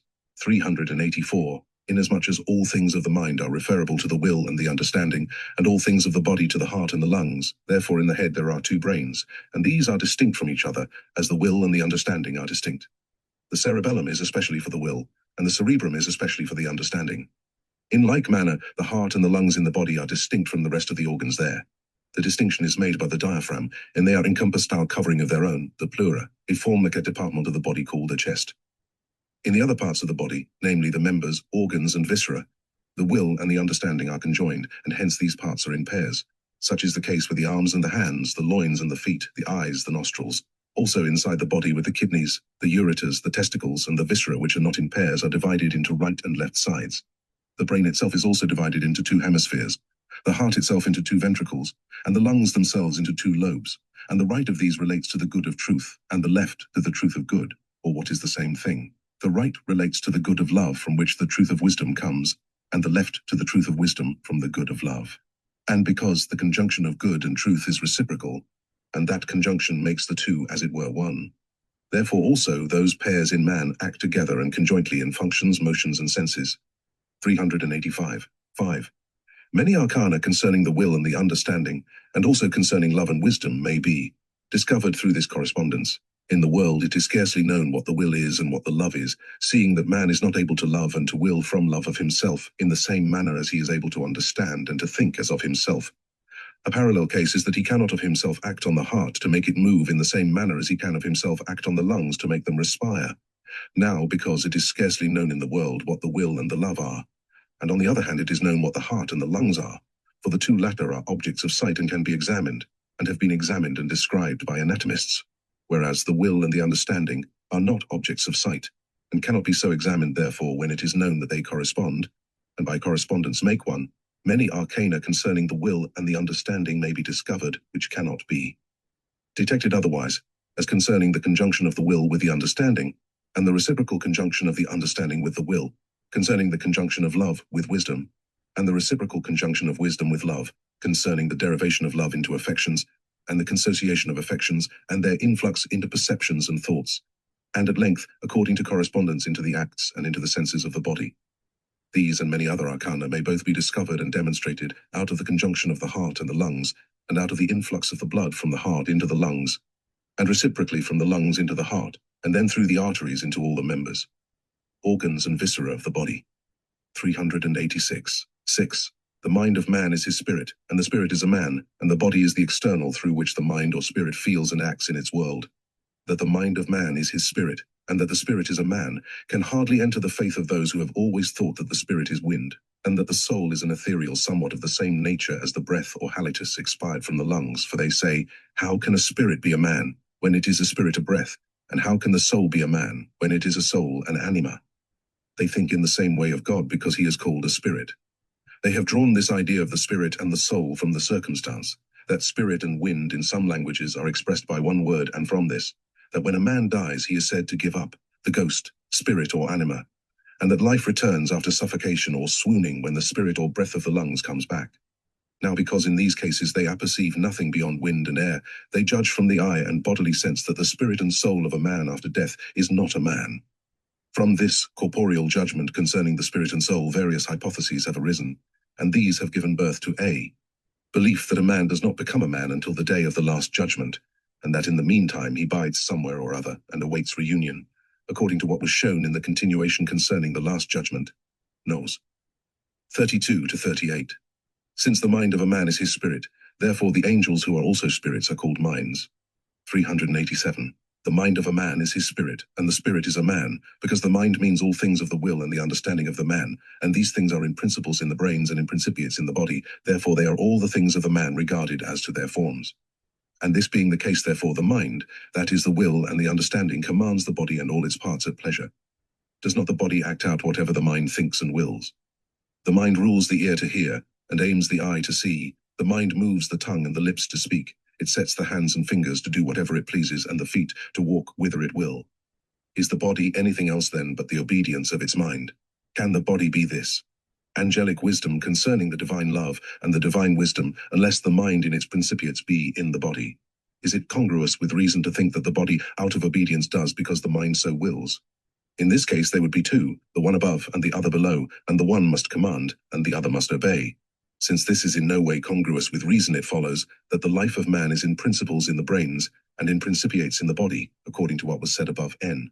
Also that such as the life is in principles, such it is in the whole, and in every part, number 366.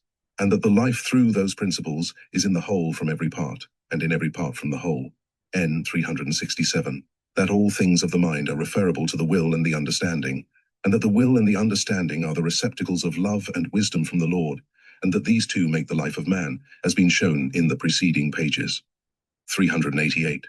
From the things now said, it may also be seen that the mind of man is the man himself.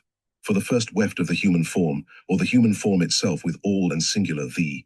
Things of it comes out of the principles continued from the brain through the nerves, according to what was also shown above. This form it is into which man comes after death, and which is then called a spirit and an angel, and which is in all perfection Aman, Buddha spiritual man.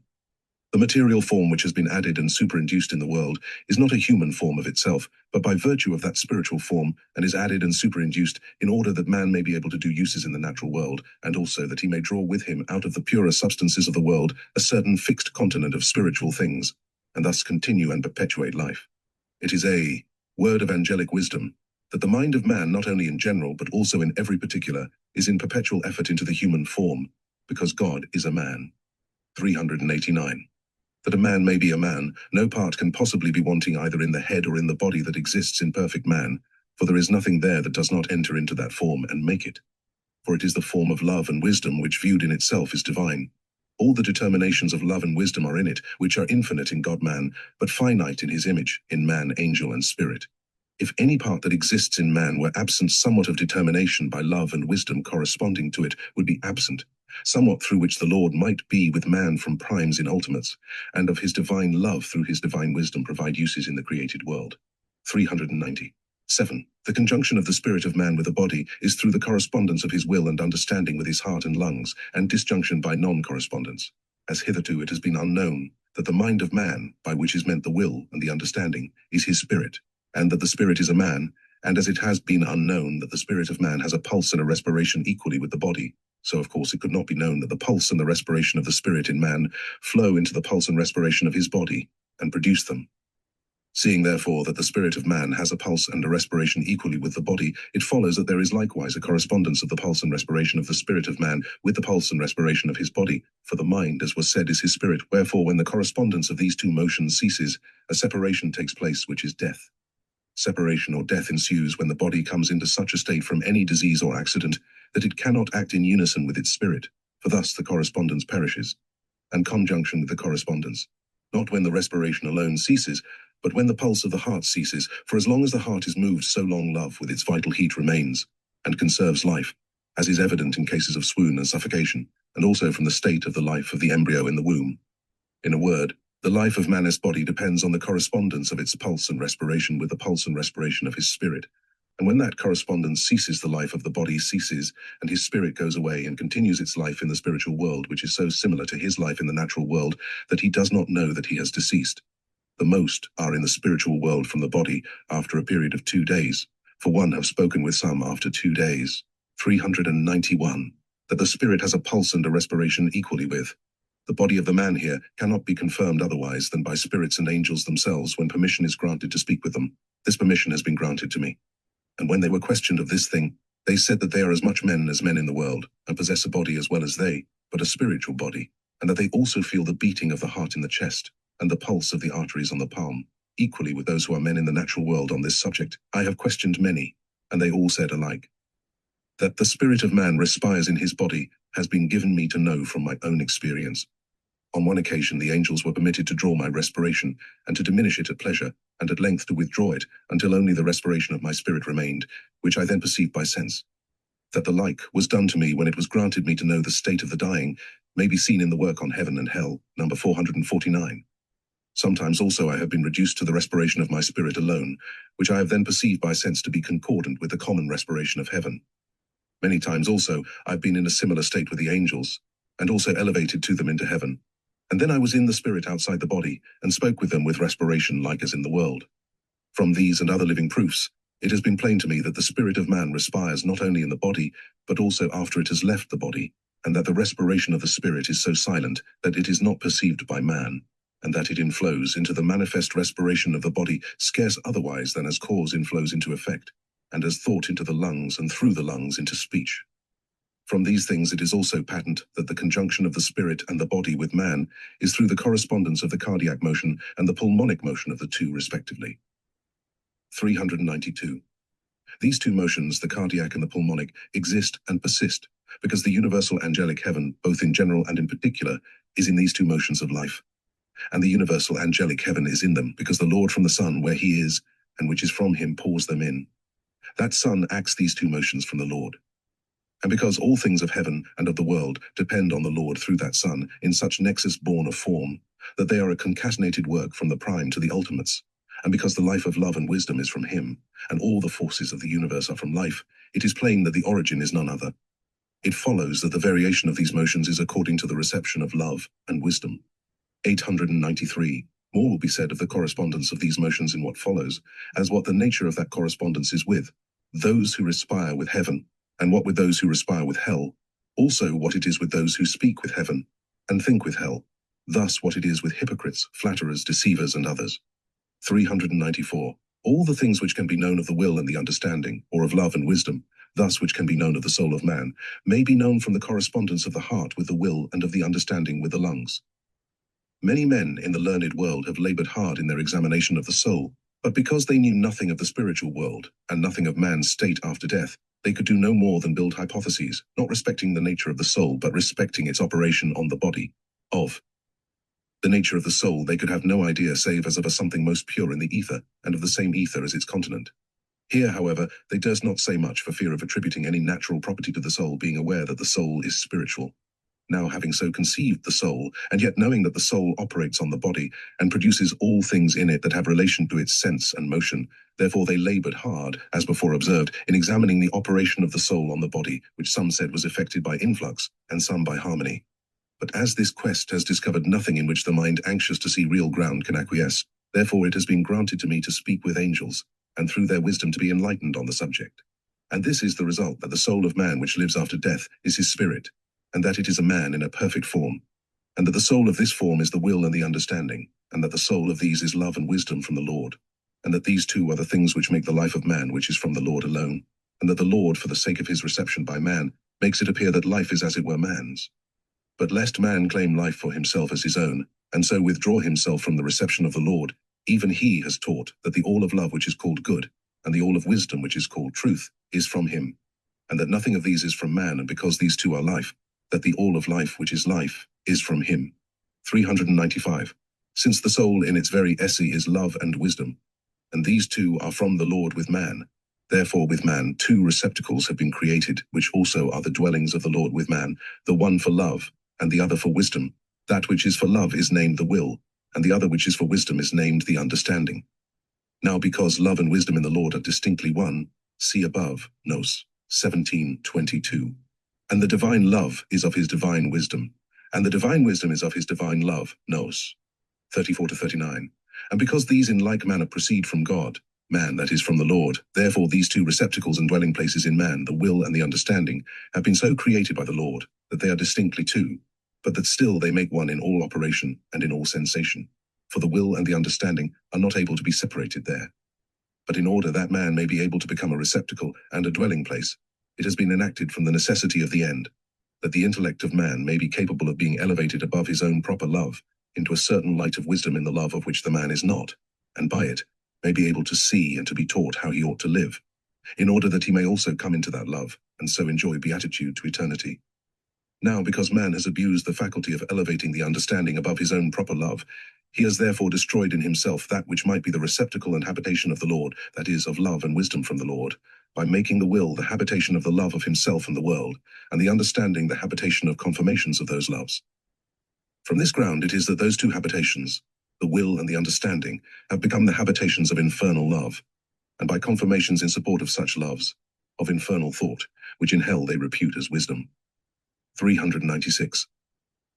The reason why the love of self and the love of the world are infernal loves, and why man could come into them, and thus destroy the will and the understanding in himself, is that the love of self and the love of the world are by creation heavenly, for they are the loves of the natural man, serviceable to spiritual loves as foundations are serviceable to houses. For out of the love of self and the world man wishes well to his body, he wishes to be fed, to be clothed, to have a dwelling place, to take thought for the good of his house, to solicit employment for the sake of use, even to be honored according to the dignity of the affairs which he administers, in the interest of obedience, and also to be delighted and refreshed by the pleasures of the world. But all these things for a certain end which must be a use, for by these things he is in a state to serve the Lord and to serve the neighbor. But when there is no love of serving the Lord and serving the neighbor, and only a love of serving himself at the expense of the world, then that love turns from heavenly to hellish, for it causes a man to sink his mind and his character in his proprium, which in itself is all that is evil. 397. Now lest a man through the understanding be in heaven, as he can be, and through the will in hell, and lest he have thus a divided mind, therefore after death all that of the understanding which is over and above his love proprium is removed. Whence it comes that the will and the understanding with all men at length act in unison.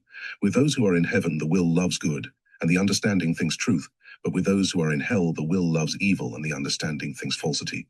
Man does the like in the world when he thinks out of his own spirit, which is the case when he is alone, notwithstanding that many do otherwise when they are in the body, which is the case when they are not alone. The reason why they then do otherwise is that they raise their understandings above the love proprium of their will or of their spirit. These remarks are made in order that it may be known that the will and the understanding are two distinct things, and yet have been created to act as one, and that they are forced to act as one after death, if not before. 398. Now, because love and wisdom, and therefore the will and the understanding, are what is called the soul, and in the following pages it has to be shown how the soul acts upon the body and operates all things of it, and this may be known from the correspondence of the heart with the will and of the lungs with the understanding. Therefore the propositions which follow have been discovered by that correspondence. 1. The love or will is the very life of man. 2. The love or will presses continually into the human form and into all the things which are of the human form. 3. The love or will is not able to do anything through its human form apart from marriage with the wisdom or understanding. 4. The love or will prepares a house or bridal bed for the future wife, which is the wisdom or understanding. 5. The love or will also prepares all the things in its human form, that it may be able to act conjointly with the wisdom or understanding. 6. After the nuptials, the first conjunction is through the affection of knowing, from which springs the affection of truth. 7. The second conjunction is through the affection of understanding, from which springs the perception of truth. 8. The third conjunction is through the affection of seeing the truth, from which springs thought. 9. Through these three conjunctions the love or will is in its sensitive life and in its active life. 10. The love or will introduces the wisdom or understanding into all the things of its house. 11. The love or will does nothing excepting in conjunction with it. 12. The love or will conjoins itself to the wisdom or understanding, and brings to pass that the wisdom or understanding is reciprocally conjoined. The wisdom or understanding out of the potency given to it by the love or will is able to be elevated, and to receive those things which are of light from heaven, and to perceive them. The love or will in like manner is able to be elevated, and to perceive those things which are of heat from heaven, if it loves its spouse in that degree. Otherwise the love and will drags back the wisdom or understanding from its elevation, to act in unison with it. 16. The love or will is purified by wisdom in the understanding if they are elevated together. 17. The love or will is defiled in the understanding, and by it if they are not elevated together. 18. The love purified by the wisdom in the understanding becomes spiritual and celestial. And the love defiled in the understanding, and by it becomes natural and sensual. 20. The faculty of understanding, which is called rationality, and the faculty of acting, which is called liberty, still remain. 21. Spiritual and celestial love is love towards the neighbor and love to the Lord, and natural and sensual love is the love of the world and the love of self. 22. The case is similar with charity and faith, and with their conjunction, as it is with the will and the understanding and with their conjunction. 399. 1. The love or will is the very life of man. This follows from the correspondence of the heart with the will, see above nos. 378 to 381. For as the heart acts in the body, so the will acts in the mind. And as all things of the body depend upon the heart for existence and for motion, so all things of the mind depend upon the will for existence and for life. It is said, upon the will, but this means upon the love, because the will is the receptacle of love. And love is life itself, see above, nos, 1, 2, 3, and the love which is life itself is from the Lord alone. The ground whereby it may be known from the heart, and its expansion into the body through the arteries and veins, that the love or will is the life of man, is that those things which correspond to each other act similarly, with the distinction that the one is natural and the other spiritual. How the heart acts in the body is plain from anatomy, which shews that all that lives, or is in the obedience of life, wherein the heart acts through the vessels emitted from itself, and that all that does not live wherein the heart through its vessels does not act. And besides, the heart is the first and the last thing which acts in the body. That it is the first is evident from the embryo, and that it is the last is evident from the dying, and that it acts apart from the cooperation of the lungs is evident from cases of suffocation and of swooning. Hence it may be seen that as the subsidiary life of the body depends on the heart alone, so in like manner the life of the mind depends on the will alone, and that the will lives when the thought ceases in like manner as the heart lives when the breathing ceases. This again is plain from embryos, from the dying, and from cases of suffocation and of swooning, from which things it follows that the love or will is the very life of man. 400. 2. The love or will presses continually into the human form and into all the things which are of the human form. This is plain from the correspondence of the heart with the will, for it is a known fact that all the things of the body are formed in the womb, and that they are formed through fibers from the brains, and through blood vessels out of the heart, and that the contextures of all the organs and viscera are made out of these two, from which it is evident that all things of man exist out of the life of the will, which is the love, by their principles, from the brains through the fibers, and that all things of his body exist out of the heart through the arteries and veins. On these grounds it is very plain that the life, which is the love, and therefore the will, continually presses into the human form. And because the human form consists of all those things which there are in man, it follows that the love or will is in the continual effort and endeavor to form all those things. There is this effort and endeavor into the human form, because God is a man, and the divine love and the divine wisdom is his life, from which the all of life proceeds. Anyone may see that if the life which is very man did not act on that which in itself is not life, the formation of anything such as exists in man would be impossible, for thousands of things in man make one thing, and unanimously conspire to the image of the life from which they spring, to the end that man may be able to become his receptacle and habitation. From these things it may be seen that the love, and out of the love the will, and out of the will the heart, continually press into the human form. 401. 3. The love or will is not able to do anything through its human form apart from marriage with the wisdom or understanding. This also is patterned from the correspondence of the heart with the will. The embryo man lives in the heart, but not in the lungs. For at this time the blood does not how in from the heart to the lungs to give him the power of respiring, but it hows through the foramen ovale into the left ventricle of the heart, wherefore the embryo cannot then move aught of the body, but lies enswathed, nor can it feel aught, for the organs of the senses are closed up.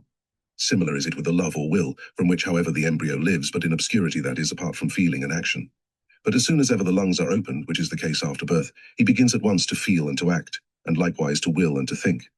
From these things it may appear that the love or will is not able to do anything through its human form apart from marriage with the wisdom or understanding. 402.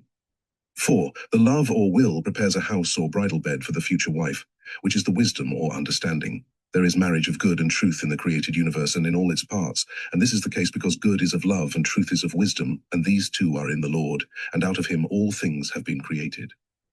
How this marriage exists in man may be seen in a mirror in the conjunction of the heart with the lungs, for the heart corresponds to love or good, and the lungs to wisdom and truth, see above nos. 378 to 381, 382 to 384. How the love or will betroths the wisdom or understanding to itself, and afterwards marries or enters into, as it were, conjugal relation with the wisdom, may be seen from that conjunction. Love betroths wisdom to itself, in that it prepares a house or bridal bed for wisdom, and marries it, in that it conjoins wisdom to it by affections, and then works wisdom with it in that house. That this is so cannot be fully described excepting in spiritual language, because love and wisdom, and therefore the will and the understanding, are spiritual, and these things can indeed be delivered in natural language, but to obscure perception only, for lack of knowing what love is, what wisdom is, and what the affections of good are, and what the affections of wisdom, which are the affections of truth.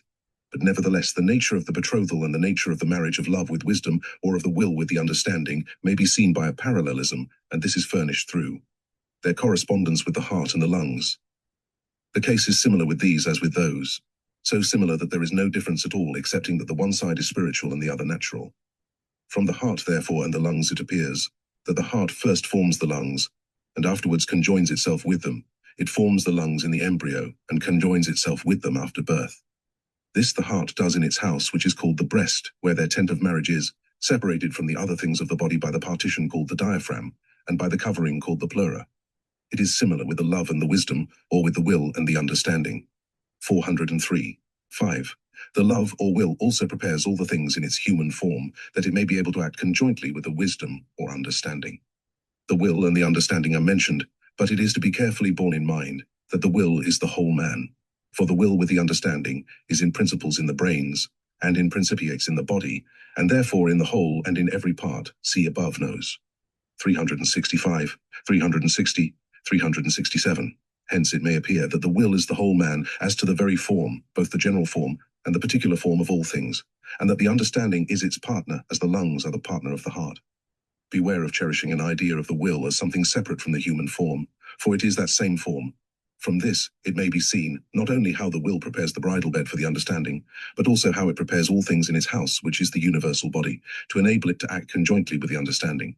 This end it prepares by this means, that all and singular the things of the body are conjoined to the understanding as they are conjoined to the will, or that all and singular the things of the body are under obedience to the understanding as they are under obedience to the will. How all and singular the things of the body are prepared for conjunction with the understanding as they are prepared for conjunction with the will, cannot be seen except as in a mirror or image through anatomical science in the body. This science explains the manner in which all things in the body are so connected that when the lungs respire, all and singular the things in the whole body are actuated by the respiration of the lungs, and also at the same time by the pulse of the heart. Anatomy shows that the heart is conjoined to the lungs by the auricles, and that these are continued into the interiors of the lungs.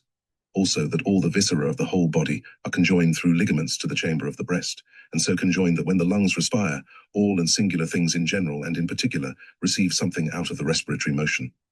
Thus, when the lungs rise and swell, the ribs expand the thorax, the pleura is dilated, and the diaphragm is stretched out wide, and with these all the lower departments of the body, which are connected through ligaments with them, receive some act through the pulmonic acts.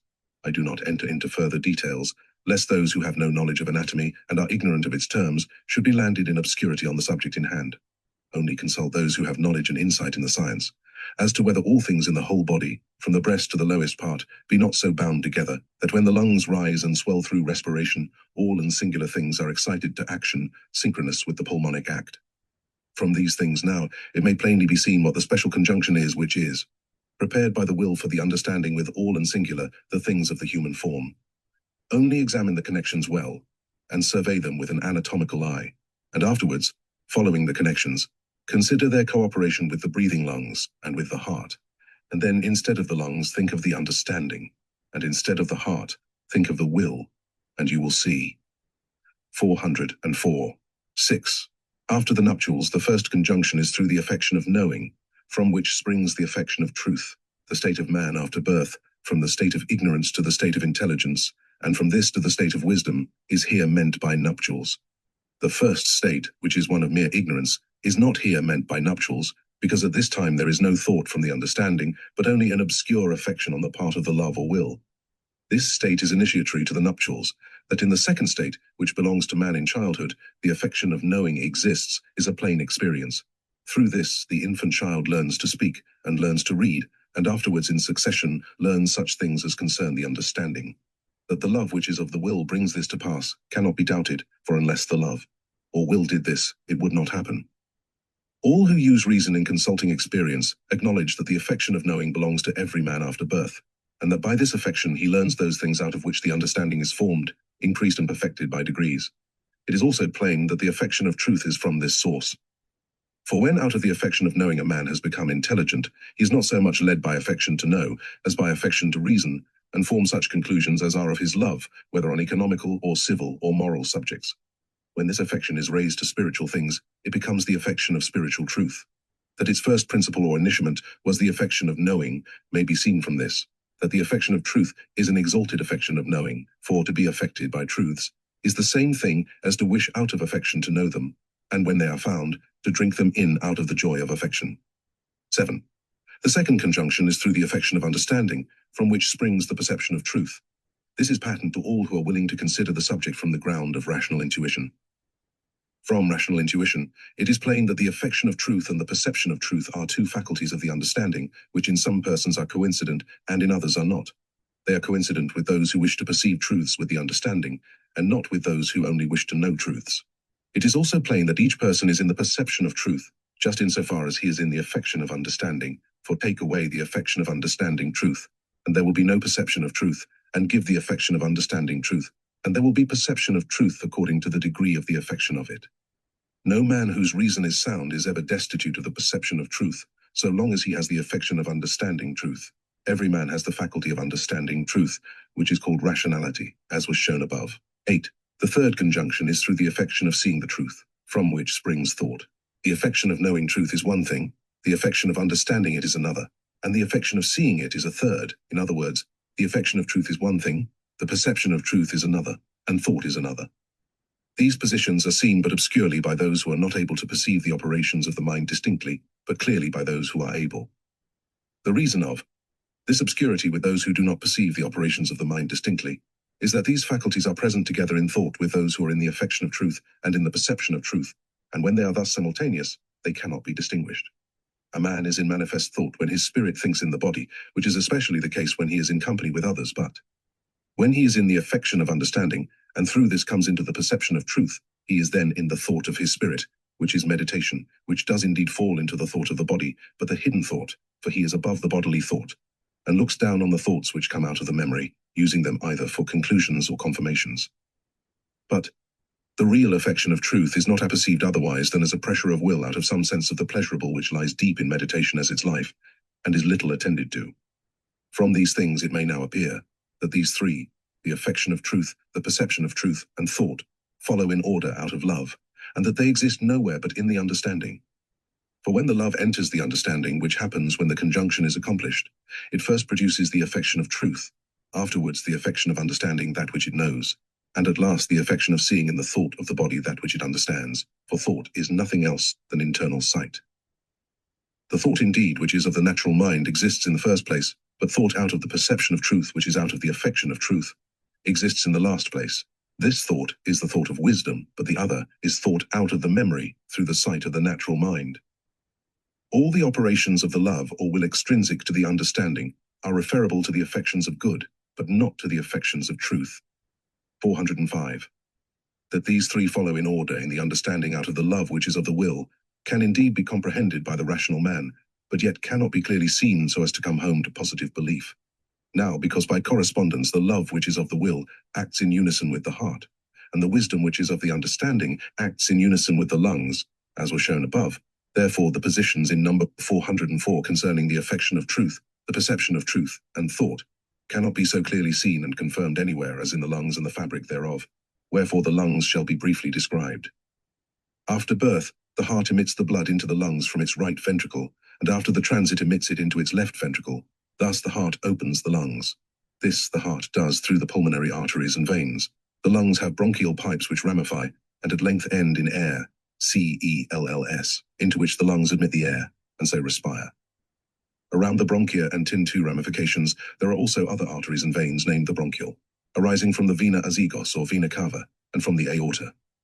These arteries and veins are distinct from the pulmonary arteries and veins. From these things it is evident that the blood inflows into the lungs through two ways, and flows out from them through two ways.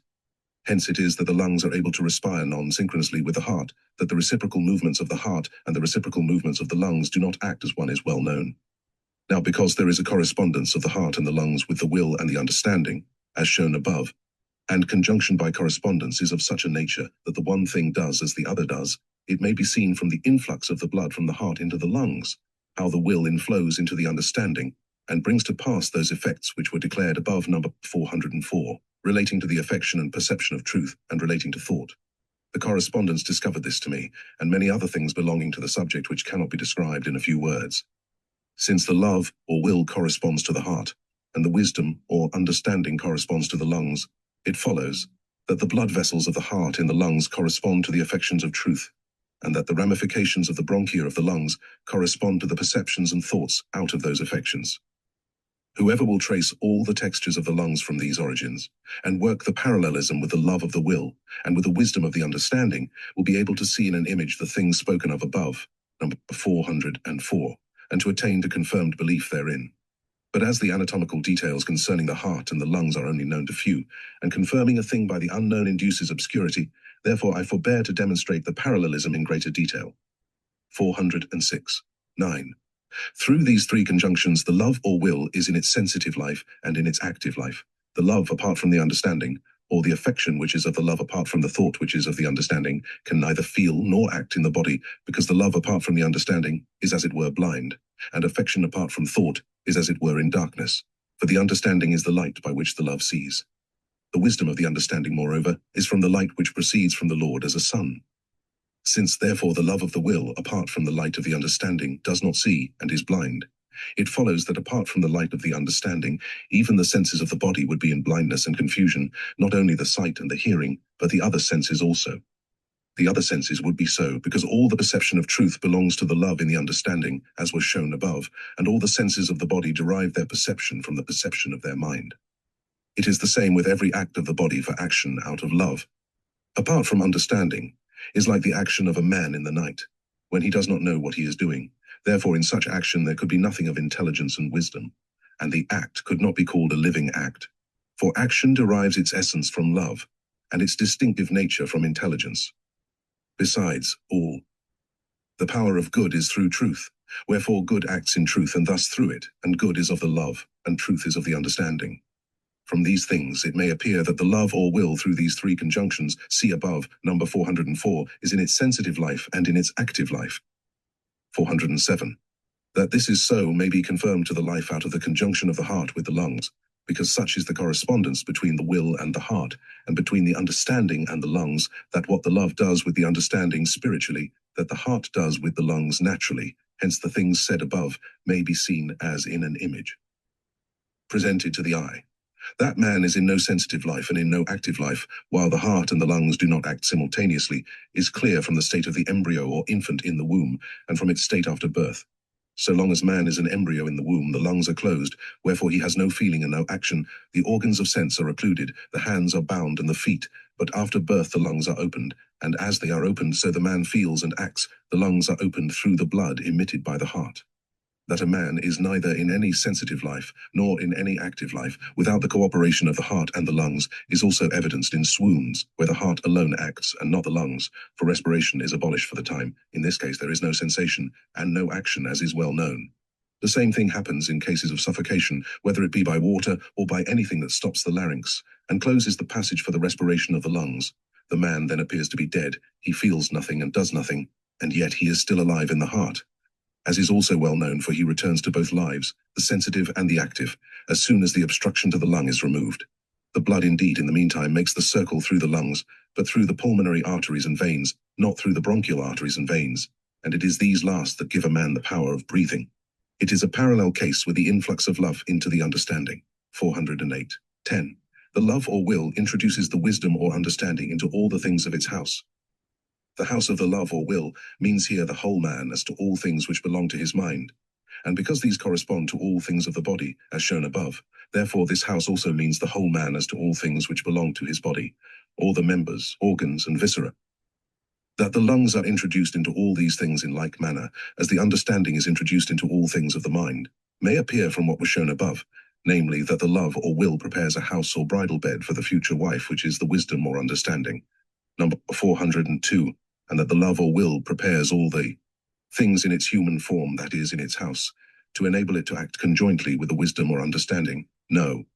From the particulars given under these two heads, it is plain that all and singular the things in the whole body are so connected through the ligaments emitted from the ribs, vertebrae, sternum and diaphragm, and from the peritoneum which hangs on these supports, that when the lungs are respiring, all are drawn and borne in like manner into alternate actions. Also, anatomy clearly shows that the alternate waves of respiration actually enter into the viscera to their very inmost recesses, for the ligaments above mentioned cleave to and cohere with the sheaths of the viscera, and these enveloping sheaths dive to their innermost parts by exertions or prolongations of themselves, as do also the arteries and veins by ramifications. Hence it may appear that the respiration of the lungs is in plenary conjunction with the heart in all and singular the things of the body, and that the conjunction may be exact and complete. Even the heart itself is in the pulmonic motion, for it lies in the bosom of the lungs, and it cleaves to them by the auricles, and reclines upon the diaphragm, by virtue of which its arteries again participate in the pulmonic motion. Moreover, the stomach is in the like conjunction by the connective coherence of its esophagus with the trachea. These anatomical facts are adduced in order that the nature of the conjunction of the love, or will with the wisdom or understanding may be seen, also of the conjunction of both in consort with all things of the mind, for the anatomical conjunction is the simile of the mental. 409. 11. The love or will does nothing excepting in conjunction with the wisdom or understanding. For as the love has no sensitive and no active life apart from the understanding, and as the love introduces the understanding into all the things of the mind, as was shown above, Nos. 407, 408, it follows that the love or will does nothing excepting in conjunction with the understanding. For what is the meaning of acting from love without understanding? Such action can only be called irrational. The understanding instructs as to what shall be done and how it shall be done.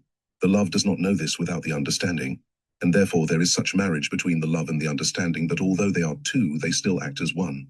There is a similar marriage between good and truth, for good is of the love, and truth is of the understanding. Such marriage there is in all the things of the universe which have been created by the Lord. Their use has relation to good, and the form of the use to truth. From this marriage it is that in all and singular the things of the body there is a right side and a left side, and the right relates to the good from which truth proceeds, and the left relates to the truth from the good, thus to conjunction. Therefore it is that there are pairs in man. There are two brains, there are two hemispheres of the brain, there are two ventricles of the heart, there are two lobes of the lungs, there are two eyes, two ears, two nostrils, two arms, hands, loins, feet, kidneys, testicles, etc. And where the members are not in pairs, there is a right and a left side. These things are because good looks to truth that it may exist, and truth looks to good that it may be. It is the same in the angelic heavens, and in their several societies. More may be seen above on this subject, number 401, where it is shown that the love or will is not able to do anything through its human form apart from marriage with the wisdom or understanding. The conjunction of evil and falsity, which is opposed to the conjunction of good and truth, will be spoken of in another place. 410. 12. The love or will conjoins itself to the wisdom or understanding, and brings to pass that the wisdom or understanding is reciprocally conjoined. That the love or will conjoins itself to the wisdom or understanding is plain from their correspondence with the heart and the lungs. Anatomical experience teaches that the heart is already in the motion of its life when as yet the lungs are not in the motion of theirs. Experience teaches the like in cases of swooning and of suffocation, also from the embryo in the womb and from the chick in the egg. Anatomical experience also teaches that the heart, while it is acting alone, forms the lungs, and so adapts them that it may be able to transact respiration in them. Also that it so forms the other viscera and organs that in them it may be able to transact various uses, the organs of the face that it may be able to feel, the organs of motion that it may be able to act, and the remaining parts of the body that it may be able to show forth uses corresponding to the affections of love. The main conclusion here is that as the heart produces such things for the sake of the various functions which it is to accomplish in the body, so the love in its receptacle, which is called the will, produces similar things for the sake of the various affections that constitute its form, which, as was shown above, is the human form. Now, because the first and the next affections of the love are the affection of knowing, the affection of understanding, and the affection of seeing that which it knows and understands, it follows that the love forms the understanding for these affections, and that it comes actually into them when it begins to feel and to act, and when it begins to think. That the understanding contributes nothing to this result is evident from the parallelism of the heart and the lungs, respecting which see above. From these things it may be seen that the love or will conjoins itself to the wisdom or understanding, and that the wisdom or understanding does not conjoin itself to the love or will. And therefore it also appears that the knowledge which the love acquires to itself out of the affection of knowing, and the perception of truth which it acquires out of the affection of understanding, and the thought which it acquires out of the affection of seeing that which it knows and understands, are not of the understanding, but are of the love. Thoughts, perceptions, and therefore knowledges inflow indeed from the spiritual world, but yet they are not received by the understanding, but by the love according to its affections in the understanding. It appears as if the understanding receives them, and not the love or will, but this is a fallacy. It appears also as if the understanding conjoins itself to the love or will, but this also is a fallacy. The love or will conjoins itself to the understanding, and brings about a reciprocal conjunction. This reciprocal conjunction comes out of the marriage of the love with it. This brings to pass a conjunction as it were reciprocal from the life and therefore from the power of the love. The case is similar with the marriage of good and truth, for good is of the love, and truth is of the understanding.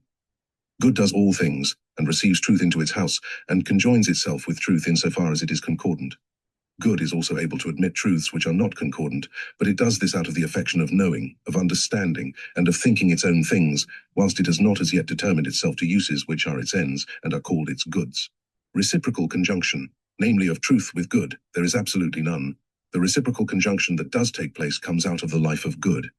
Hence it is that every man, and every spirit and angel, is regarded by the Lord according to his love or good, and no one according to his intellect or truth separated from love or good. For the life of a man is his love, as was shown above, and his life is qualified according as he has exalted his affections through truths, that is, according as he has perfected his affections out of wisdom.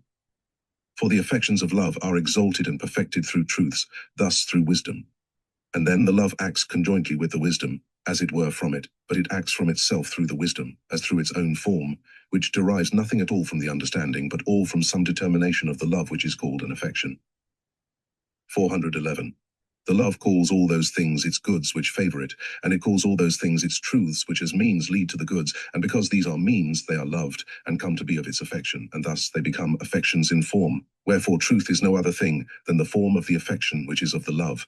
The human form is no other thing than the form of all the affections of love. Beauty is its intelligence, which it procures for itself through truths, which it receives either by sight or by hearing external and internal. These are the things which the love disposes into the form of its affections, the forms of which exist in much variety, but they all get a family likeness out of their common form, which is the human. All these forms to the love are beautiful and lovely, but the rest are ugly and unlovely. From these things it again appears that the love conjoins itself to the understanding, and not the converse, and that the reciprocal conjunction also is from the love. This is what is meant by the position, that the love or will brings it to pass that the wisdom or understanding is reciprocally conjoined. 412. These statements may be seen in an image and so confirmed by the correspondence of the heart with the love and of the lungs with the understanding, concerning which see above. For if the heart corresponds to the love, then its determinations, which are the arteries and veins, correspond to the affections, and in the lungs to the affections of truth. And because in the lungs there are also other vessels, namely the air vessels, through which the respiration is carried on, therefore these vessels correspond to perceptions. It is always to be remembered that the arteries and veins in the lungs are not affections, and that the respirations are not perceptions and thoughts, but that they are correspondences, for they act correspondently or synchronously. In like manner, it is to be observed of the heart and the lungs, that they are not the love and the understanding, but that they are correspondences, and because they are correspondences, the one thing may be seen in the other. Anyone who is well acquainted with the anatomical fabric of the lungs, and collates it with the understanding, may see clearly that the understanding does nothing of itself, does not perceive and does not think of itself, but does all from the affections which are of the love. These, in the understanding, are the affection of knowing, of understanding, and of seeing truth, which affections were treated of above. For all the states of the lungs depend on the blood from the heart, and from the vena cava and aorta, and the respirations which are performed in the bronchial ramifications exist according to the state of these blood vessels, for if the influx of the blood ceases, the respiration ceases. Much more may still be discovered by collating the fabric of the lungs with the understanding to which it corresponds. But, as anatomical science is known to few, and demonstrations or confirmations by things unknown place a subject in obscurity, therefore it is not well to say more on this theme.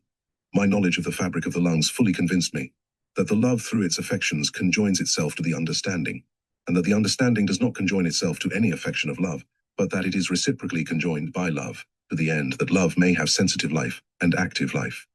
But it is to be constantly borne in mind that man has a twofold respiration, one the respiration of the spirit, and the other of the body, and that the respiration of the spirit depends on the fibers from the brains, and the respiration of the body on through blood vessels from the heart, and from the vena cava and aorta.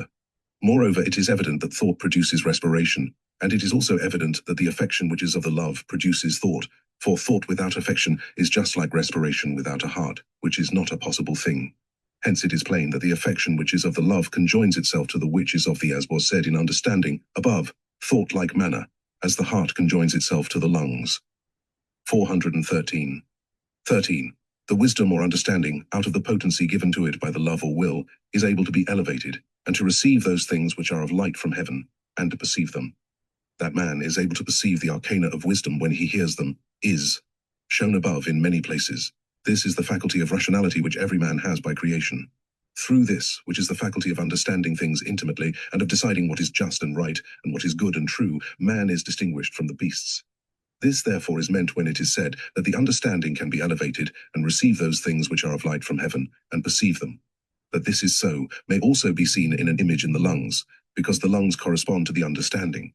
It may be seen from the cellular substance in the lungs, which consists of the bronchia continued down to the minutest follicles, which are the receptions of the air in the respirations. These are the things with which the thoughts make one by correspondence. This follicular substance is of such a character that it is able to be expanded and contracted in twofold states, in one state with the heart, and in the other almost separate from the heart. In the state together with the heart, it is expanded and contracted through the pulmonary arteries and veins, which are from the heart alone, in the state almost separate from the heart, through the bronchial arteries and veins, which are from the vena cava and the aorta.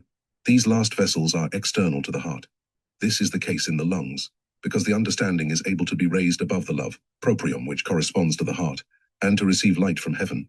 But still, when the understanding is raised above the love proprium, it does not recede from it, but draws out of it that which is called the affection of knowing and understanding. With a view to somewhat of honor, glory, or gain in the world, this somewhat cleaves to every love as a surface, and on the surface, the love is loosened from it, but with the wise, it is translucent. These things are brought forward about the lungs, to confirm the position that the understanding is able to be elevated, and to receive and perceive those things which are of the light of heaven, for the correspondence is plenary. Out of that correspondence it is easy to see the lungs from the understanding, and the understanding from the lungs, and thus to see confirmation out of both together. 414. 14. The love or will in like manner is able to be elevated, and to receive those things which are of heat from heaven, if it love wisdom its spouse in that degree. That the understanding can be elevated into the light of heaven, and drink wisdom out of it, is shown in the preceding article, and in many places above, and again that the love or will equally can be elevated, if it loves those things which are of the light of heaven, or which are of wisdom, is also shown in many places. But the love or will cannot be thus elevated through anything of honor, glory, or gain as an end, but through the love of use, not so much for the sake of self, as for the sake of the neighbor. And because this love is given only by the Lord from heaven, and it is given by the Lord when man shuns evils as sins. Therefore through these means, the love or will is able to be elevated, and apart from these means it is not able. But the love or will is elevated into the heat of heaven, and the understanding into the light of heaven, and if both are elevated, a marriage of them takes place there, and it is called the heavenly marriage, because it is the marriage of heavenly love and of wisdom. Wherefore it is said that the love also is elevated if it loves wisdom, its consort, in that degree. Love towards the neighbor from the Lord is the love of wisdom, or the genuine love of the human understanding. This is like the case of light and heat in the world. There is light apart from heat, and there is light with heat.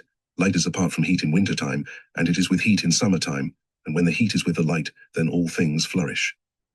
The light with man corresponding to the light of winter is the wisdom without, the love of it, and the light with man corresponding to the light of summer is the wisdom with the love of it. 415. This conjunction and disjunction of wisdom and love may be seen as it were effigied in the conjunction of the lungs with the heart. For the heart out of the blood emitted by it is able to be conjoined to the clustering vesicles of the bronchia, and it is also able to be conjoined to them out of the blood emitted not by it, but by the vena cava and the aorta. Thereby the respiration of the body is capable of being separated from the respiration of the spirit, but when only the blood from the heart acts, then the respirations are not able to be separated. Now because the thoughts by correspondence make one with the respirations, it is also plain from the twofold state of the lungs in respiration, that a man is able to think in one way, and of his thought to speak and act in one way, in company with others, and to think differently, and of his thought to speak and act differently, when he is not in that company, that is, when he is in no fear of loss of reputation. For he can then think and speak against God, the neighbor, the spiritual things of the church, and against moral and civil laws, and he can also act against them. By stealing, by taking revenge, by blaspheming, by adultery. But in companies where he is afraid of losing his reputation, he is able to speak, preach, and act just like a spiritual, moral, and civil man. From these things it may be seen that the love or will, as well as the understanding, is able to be elevated, and to receive those things which are of the heat or love of heaven, if only it loves wisdom in that degree. and that if it does not love wisdom, it can, as it were, be separated. 416. 15. Otherwise, the love or will drags back the wisdom or understanding from its elevation to act in unison with it. There is natural love, and there is spiritual love. The man who is in natural and at the same time in spiritual love is a rational man, but he who is in natural love alone is able to think rationally just like a spiritual man. But yet he is not a rational man, for he raises up his understanding to the light of heaven, and thus to wisdom. But nevertheless those things which are of the wisdom or light of heaven are not the objects of his love. His love indeed affects the raising, but from an affection of honor, glory, and gain. But when he perceives that he does not get these things out of this elevation, which he does perceive when he thinks with himself from his natural love, then he does riot love those things which are of the light of heaven or of wisdom. Wherefore he then drags back the understanding from its altitude, that it may act in unison with himself. For example, when the understanding by reason of elevation is in wisdom, then the love sees what justice is, what sincerity is, what chastity is, even what genuine love is. The natural love is able to see all this through its faculty of understanding and viewing things in the light of heaven. Nay, it is able to speak, preach, and describe these things as at once moral and spiritual virtues. But when the understanding is not in elevation, then the love, if it is merely natural, does not see these virtues, but instead of justice it sees injustice, instead of sincerity frauds, instead of chastity licentiousness, and so forth. If it then remembers the things it spoke of when its understanding was in elevation, it can laugh at them, and consider only that they are serviceable for ensnaring other minds. From these things it may appear how it is to be understood, that the love, unless it loves wisdom its consort in that degree, drags her back from her elevation to act in unison with itself. That the love is able to be elevated if it loves wisdom in that degree may be seen above number 414. 417. Now because the love corresponds to the heart and the understanding to the lungs, the aforesaid positions may be confirmed through their correspondence, as for instance, how the understanding is able to be elevated above the love proprium into wisdom, and how the understanding is dragged back from the elevation by that love if it is merely natural. Man has a twofold respiration, one respiration of the body and another of the spirit. These two respirations are able to be separated and also to be conjoined. With merely natural men, especially with hypocrites, they are separated, but rarely with spiritual and sincere men. Wherefore the merely natural man and the hypocrite, with whom the understanding has been elevated, and in whose memory therefore many things which are of wisdom remain, can speak wisely in company, out of thought by memory. But when he is not in company, he does not think out of the memory, but out of his spirit, thus out of his love. He respires in like manner, inasmuch as thought and respiration act correspondently, that the fabric of the lungs is such that they are able to respire by virtue of blood from the heart, and by virtue of blood from outside the heart, was shown above. 418. It is the common opinion that wisdom makes the man, and thus when people hear anyone speaking and teaching wisely, they believe him to be wise. Yea, he himself believes it at the time, because when he speaks and teaches in company, he thinks out of the memory. And if he is a merely natural man, out of the surface of his love, which is an affection of honor, glory, and gain, but the same man when he is alone thinks from the more inward love of his spirit, and then not wisely, but sometimes insanely. From these things it may appear that man is not to be judged of by wisdom of speech, but by his life, that is, not by wisdom of speech separate from life, but by wisdom of speech conjoined to life. By life is meant love, that the love is the life was shown above. 419. 16. The love or will is purified by the wisdom in the understanding if they are elevated together. Man by birth loves nothing but himself and the world, for nothing else appears before his eyes, and therefore nothing else occupies his mind. This love is corporeal, natural, and may be called material love. Moreover, this love has become impure by reason of its separation from heavenly love in parents. It cannot be separated from its impurity unless man have the faculty of raising the understanding into the light of heaven, and of seeing how he ought to live, in order that his love may be elevated together with the understanding into wisdom. Through the understanding, the love, that is, the man, sees what the evils are that pollute and defile the love. And he also sees that if he shuns those evils as sins and abominates them, he then loves the things which are opposed to those evils, all of which are heavenly things. Then also he sees the means through which he is enabled to shun and abominate those evils as sins. This the love, that is, the man, sees through the use of the faculty of raising his understanding into the light of heaven, from which wisdom issues. Then insofar as the love puts heaven in the first place and the world in the second, and at the same time, insofar as it puts the Lord in the first place and self in the second, insofar the love is purged of its uncleannesses and purified, that is, insofar it is raised into the heat of heaven and conjoined to the light of heaven in which the understanding is, and a marriage is made, which is the marriage of good and truth, that is, of love and wisdom. Every man can comprehend in intellect and rationally see that insofar as he shuns and abominates theft and cheating, insofar he loves sincerity, rectitude, and justice. That insofar as he shuns and abominates revenges and hatreds, insofar he loves the neighbor, and also that insofar as he shuns and abominates adulteries, insofar he loves chastity, and so forth. But hardly anyone knows what of heaven and what of the Lord there is in sincerity, rectitude, justice, love towards the neighbor, chastity, and the rest of the affections of heavenly love, until he has removed their opposites. When he has removed the opposites, then he is in those affections, and out of them he recognizes and sees them. Until he does this, there is as it were a veil interposed, which indeed transmits the light of heaven to the love, but because it does not love wisdom, the spouse, in that degree, it does not receive that light. But when the man returns from his elevation, probably contradicts and rebukes it, but still he comforts himself with the thought that the wisdom of his understanding will be serviceable as a means to honor, glory, or gain. And then he puts himself and the world in the first place, and the Lord and heaven in the second, and what is put in the second place is loved only in so far as it serves, and if it does not serve, it is flouted and rejected, at any rate after death, if not before. From these things now the truth is evident, that the love or will is purified in the understanding if they are elevated together. 420. The same thing is effigied in the lungs, the arteries and veins of which correspond to the affections which are of the love, and the respirations of which correspond to the perceptions and the thoughts which are of the understanding, as was said above. That the blood of the heart purifies itself of undigested matters in the lungs, and also nourishes itself with profitable matters out of the air breathed in, is evident from much experience. That the blood purifies itself of undigested matters in the lungs appears not only from the influent blood, which is venous, and therefore filled with the chyle collected from the food and drink, but also from the moisture of the outgoing breaths, and from their odor as perceived by other persons, as well as from the diminished quantity of blood flowing back into the left ventricle of the heart. That the blood nourishes itself with profitable matters out of the air breathed in is evident from the immense volumes of odors and exhalations continually flowing forth from fields, gardens, and woods, from the immense amount of salts of various kinds rising in company with water from the ground, and from rivers and lakes, and from the immense volume of exhalations and effluvia from human beings and animals with which the air is impregnated. That these things flow into the lungs with the air they breathe is undeniable, and as this is the case, it cannot be questioned that the blood attracts from their stores such things as are germane to it, and those things are germane which correspond to the affections of its love. Therefore it is that in the vesicles, or innermost recesses of the lungs, there are great multitudes of small veins with tiny mouths, which absorb what they want, and therefore the blood flowing back into the left ventricle of the heart is changed into arterial blood of brilliant hue.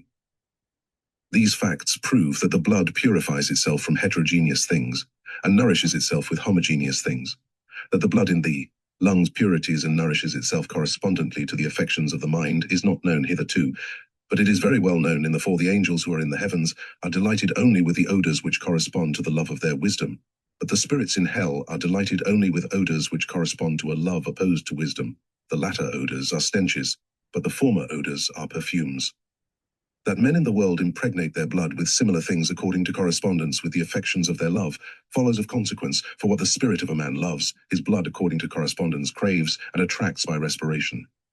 Out of this correspondence it flows, that a man is purified as to his love if he loves wisdom, and that he is defiled if he does not love it. Moreover, all the purification of a man is effected through the truths which are of wisdom, and all the pollution of a man is effected through falsities opposed to the truths of wisdom. 421. 17. The love or will is defiled in the understanding, and by it if they are not elevated together, because if the love be not elevated it remains impure, see above nose. 419, 420. And when it remains impure, it loves impure things, such as revenges, hatreds, frauds, blasphemies, adulteries. These are then its affections, which are called concupiscences, and it rejects those things which are of charity, of justice, of sincerity, of truth, and of chastity. The love is said to be defiled in the understanding, and by it, in the understanding, when the love is affected by those impure things, by the understanding, when the love brings it to pass that those things which are of wisdom become its servants, and still more when it perverts, falsifies and adulterates them. Respecting the state of the heart, or its blood in the lungs, corresponding to these things, there is no need to say more than was said above, number 420, only that instead of the purification of the blood, its defilement is effected, and instead of the nutrition of the blood by aromatic perfumes, its nutrition is by stenches, just as occurs in the opposite cases of heaven and of hell. 422. The love purified by the wisdom in the understanding becomes spiritual and celestial. Man is born natural, but according as the understanding is raised into the light of heaven, and the love together with it is raised into the heat of heaven, he becomes spiritual and celestial. He becomes then as a Garden of Eden, which is in vernal light and at the same time in vernal heat. The understanding does not become spiritual and celestial, but the love does, and when the love so becomes, It also makes its spouse the understanding spiritual and celestial. The love becomes spiritual and celestial out of a life according to the truths of wisdom which the understanding teaches and sets forth. The love drinks these truths through its understanding, and not by itself. For the love cannot elevate itself unless it is acquainted with truths, and it cannot be acquainted with these excepting through an elevated and enlightened understanding. And then insofar as it loves the truths by doing them, insofar it is elevated. It is one thing to understand, and it is another thing to will, and it is one thing to say, and it is another thing to do. There are those who understand and speak the truths of wisdom, and yet neither will nor do them. When therefore the love does the truths of light which it understands and speaks, then it is elevated. That this is so a man may see from mere reason. For what is a man who understands and speaks the truths of wisdom while he lives against them? That is, while he wills and works against them. The love purified by the wisdom becomes spiritual and celestial, because man has the 3 degrees of life which are called natural, spiritual, and celestial, treated of in the 3rd part of this work, and man is able to be elevated from one degree into another. But he is not elevated by wisdom alone, but by a life according to wisdom, for a man's love is his life. Wherefore, in as far as he lives according to wisdom, in so far he loves it, and he lives according to wisdom in so far as he purifies himself from uncleannesses which are sins, and he loves wisdom in so far as he does this. 423. That the love purified by the wisdom in the understanding becomes spiritual and celestial cannot be seen as a proposition through the correspondence with the heart and the lungs, because no one is able to see the condition of the blood by which the lungs are kept in their special state of respiration. The blood may abound in uncleannesses and yet be not distinguishable from clean blood. And the respiration of a merely natural man appears similar to the respiration of a spiritual man. But the difference is well diagnosed in heaven, for everyone there respires according to the marriage of love and wisdom. Wherefore, as the angels are recognized from that marriage, they are also recognized from respiration. For this cause it is that when anyone who is not in that marriage comes into heaven, he comes into anguish of bosom, and gasps and struggles to breathe like one in the agonies of death. Therefore also such persons throw themselves headlong thence, and never rest until they are with those who are in a respiration similar to their own, for then through correspondence they are in a similar affection, and therefore in a similar thought. From these things it may appear that with the spiritual man it is the purer blood, which is called by some the animal spirit, which is purified, and that it is purified in proportion as the man is in the marriage of love and wisdom. It is this purer blood which proximately corresponds to that marriage, and because this blood inflows into the blood of the body, it follows that the latter blood is also purified through it. It is the contrary with those with whom the love is defiled in the understanding. But, as was said, no one is able to explore this through any experience of the blood, but he may explore it through the affections of the love, inasmuch as these correspond to the blood. 424. 19. The love defiled in the understanding and by it becomes natural, sensual, and corporeal. Natural love separated from spiritual love is opposed to spiritual love, because natural love is the love of self and the love of the world, and spiritual love is the love of the Lord and the love of the neighbor, and the love of self and the world looks downwards and outwards, and the love of the Lord looks upwards and inwards. Wherefore, when natural love has been separated from spiritual love, it cannot possibly be elevated from the proprium of the man, but is sunken in it, and insofar as it loves it, is glued to it. And then if the understanding ascends, and sees those things which are of wisdom out of the light of heaven, the love drags back the wisdom, and conjoins it to itself in its own proprium, and there either rejects those things which are of the wisdom, or falsifies them, or places them around it, in order to speak them with a view to fame. Just as natural love has the power of ascending through degrees, and of becoming spiritual and celestial, so also it has the power of descending through degrees, and of becoming sensual and corporeal, and it descends the deeper in proportion as it loves dominion from no love of use, but from sole love of self. It is this love which is called the devil.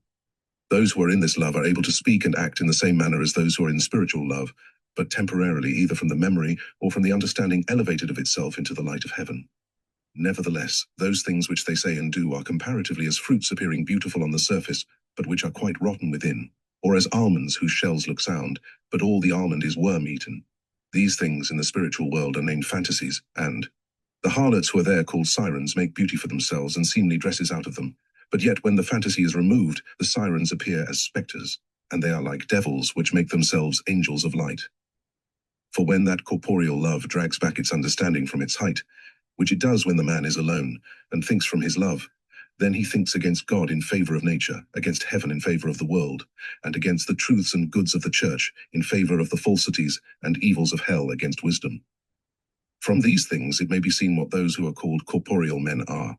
They are not corporeal as regards the understanding, but they are corporeal as regards the love. That is, they are not corporeal in understanding when they talk in company, but when they talk to themselves in spirit.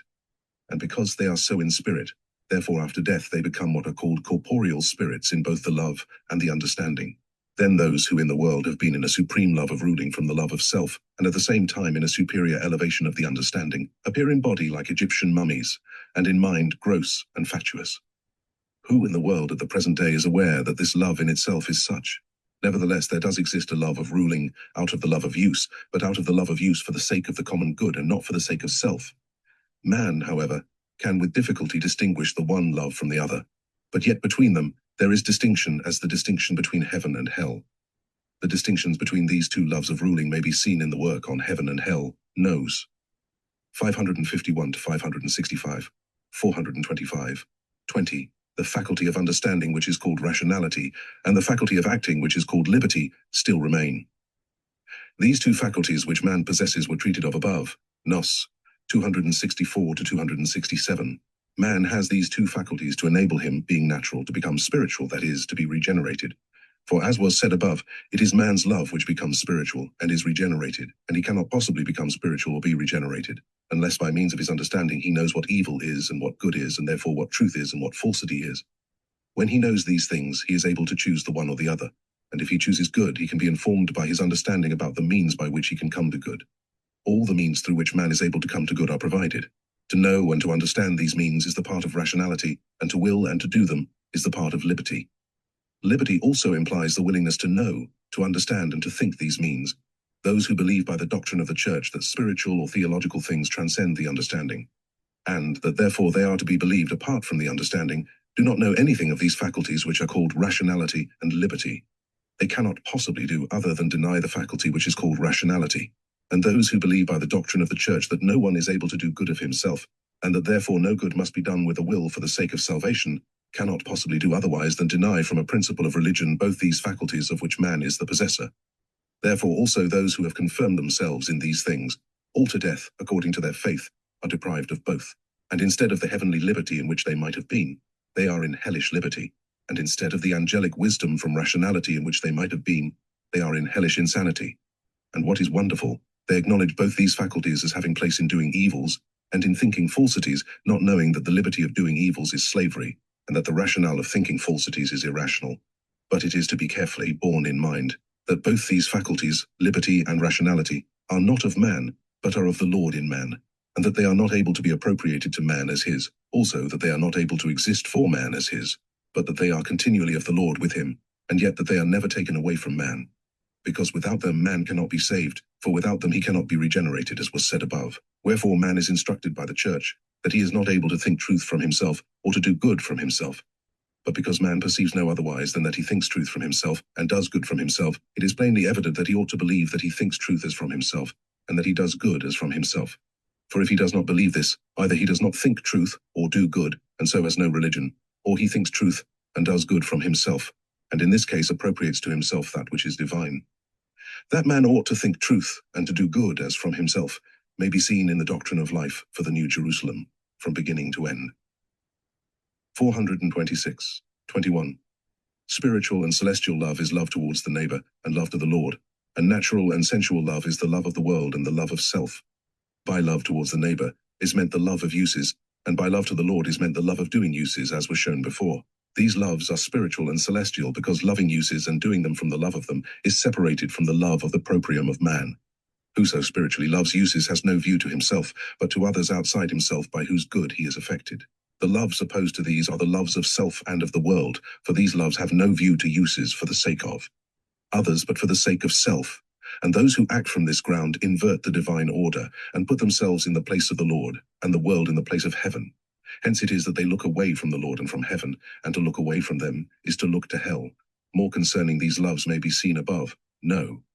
But man does not feel and perceive the love of doing uses for the sake of uses, as he feels and perceives the love of doing uses for the sake of self.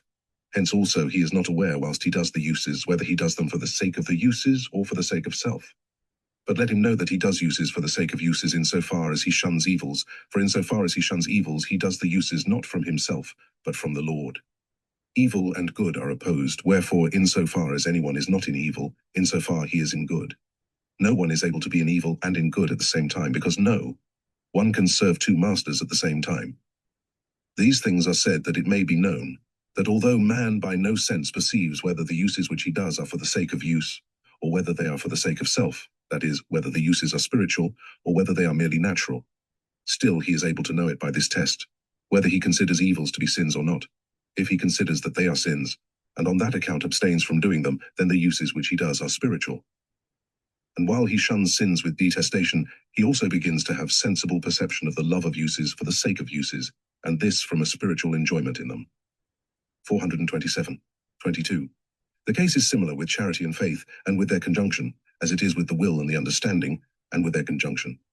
There are two loves according to which the heavens are distinguished: celestial love and spiritual love. Celestial love is love to the Lord, and spiritual love is love towards the neighbor.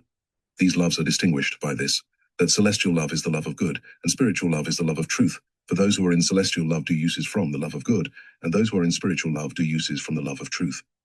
The marriage of celestial love is with wisdom, and the marriage of spiritual love is with intelligence. For it is of wisdom to do good from good, and it is of intelligence to do good from truth, wherefore celestial love does good, and spiritual love does truth. The distinction between these two loves is not able to be described but by these things, that those who are in celestial love have wisdom written on their life, and not on memory, which is the reason why they do not talk of divine truths, but do them. But those who are in spiritual love have wisdom written on their memory, wherefore they talk of divine truths, and do them out of principles in the memory. Because those who are in celestial love have wisdom written on their life, therefore they at once perceive whether what they hear is true or not. And when they are asked if it is true, they answer only that it is or that it is not. These are they who are meant by the words of the Lord, "Let your communication be yea, yea, and nay, nay," Matt 5:37. And as they are of this character, they are not willing to hear anything of faith, saying, "What is saith? Is it not wisdom? And what is charity? Is it not to do?" And when it is told them that faith is believing what is not understood, they turn away, saying, "This man raves." These are they who are in the third heaven, and who are the wisest of all. Such have those become in the world who have at once applied to life the divine things which they have heard, abominating evils as hellish, and adoring the Lord alone. These, because they are in innocence, appear to others as infants, and because they speak nothing about the truths of wisdom, and nothing of loftiness lies in their discourse, they also appear simple. Nevertheless, when they hear anyone speaking, out of the sound they perceive all things of his love, and out of the speech all things of his intelligence. These are they who are in the marriage of love and wisdom by the Lord, and who represent the cardiac of heaven mentioned above. 428. But those who are in spiritual love, which is love towards the neighbor, have not wisdom written on their life, but they have intelligence. For it is of wisdom to do good from the affection of good, and it is of intelligence to do good from the affection of truth, as was said above. Neither do these know what faith is. If faith is named, they understand truth, and when charity is named, they understand the doing of truth, and when they are told that they must believe, they say it is empty talk, for who does not believe the truth? They say this because they see the truth in the light of heaven, wherefore believing what they do not see, they call either simplicity or fatuity. These are they who make the cardiac of heaven, also mentioned above. 429. But those who are in natural spiritual love have neither wisdom nor intelligence written on their life, but they have somewhat of faith out of the word, insofar as this somewhat is conjoined with charity. These, because they do not know what charity is, or whether faith be truth, are not able to be among those in the heavens who are in wisdom and in intelligence, but they are among those who are in science alone. Yet those of them who have shunned evils as sins are in the ultimate heaven, and there in a light like the light of the moon by night. But those who have not confirmed themselves in faith in the unknown, and who at the same time have been in some affection of truth, and instructed by angels, and according to their reception of truths, and life in correspondence with them, are raised into the societies of those who are in spiritual love, and therefore in intelligence, these become spiritual, the rest remain natural. Spiritual. On the other hand, those who have lived in faith separated from charity are removed and sent away into deserts, because they are not in any good, thus not in any marriage of good and truth, in some marriage of which all are who are in the heavens. 430. All the things which have been said in this part concerning love and wisdom may be said of charity and faith, if by charity we understand spiritual love, and by faith the truth which produces intelligence. It is the same whether you speak of the will and the intellect, or of love and intelligence, since the will is the receptacle of love, and the intellect is the receptacle of intelligence. 431. To these things I will add this memorable thing. In heaven, all who do uses from the affection of use, by virtue of the communion in which they are become wiser and happier than others. and to do uses among them there is to act sincerely, uprightly, justly, and faithfully in the work proper to the calling of each. This they call charity, and acts of adoration in worship they call signs of charity, and other things they call debts and kindnesses, saying that when anyone does the duties of his own calling sincerely, uprightly, justly, and faithfully, the community subsists and persists in its good, and that this is to be in the Lord, because all that flows in from the Lord is use, and it flows in from the parts into the community, and from the community to the parts. The parts there are the angels, and the community is their society. 432. The initiament of man as it is by conception, the initiament or primitive of man as it is in the womb after conception, no man can know, because it cannot be seen, and also it is of spiritual substance which does not fall into vision through natural light. Now because there are some in the world whose bent it is to explore even the primitive of man, which is the seed from the Father, by which conception is effected, and because many of these persons have fallen into the error of thinking that man is in his fullness from his first form, which is the beginning, and that then he is perfected by enlargement of growth. Therefore it has been discovered to me what that inchoate or primal thing is in its form. It was discovered to me by the angels, to whom it was revealed by the Lord.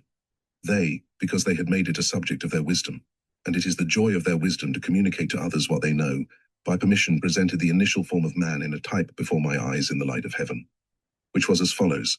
There was seen as it were a least image of a brain with a subtle delineation of somewhat of a lace in front with no appendage. This primitive in the upper convex or gibbous part was a compages of contiguous globules or spherules, and each spherule was compacted of others still more minute, and each of these in like manner of spherules most minute. Thus it was of 3 degrees. In front, in the flat part, a kind of delineation appeared for a face. The gibbous part was covered round about with a most fine membrane or meninx, which was transparent. This gibbous part, which was a type of the brain in the least forms, was also divided into 2, as it were, marriage beds, as the brain in the greatest forms is divided into 2 hemispheres. And it was told me that the right bed was the receptacle of love, and the left bed the receptacle of wisdom, and that by wonder-moving connections these were as it were consorts and intimates. Moreover, it was shown in the light of heaven, which shone effulgent, that the compages of this little brain within, as to make and fluxion, was in the order and in the form of heaven, and that its outer compages was in opposition contrary to that order and that form. After these things were seen and pointed out, the angels said that the 2 internal degrees which were in the order and in the form of heaven were the receptacles of love and wisdom from the Lord, and that the exterior degree which was in opposition contrary to the order and the form of heaven was the receptacle of hellish love and insanity, because man by hereditary fall is born into evils of every kind, and these evils reside there in the outermost things, and that from this fall there is no recovery, unless the higher degrees are opened, which, as said, are the receptacles of love and wisdom from the Lord. And because love and wisdom is very man, for love and wisdom in its essence is the Lord, and this primitive of man is a receptacle, it therefore follows that in that primitive there is continual effort into the human form, which also it puts on successively.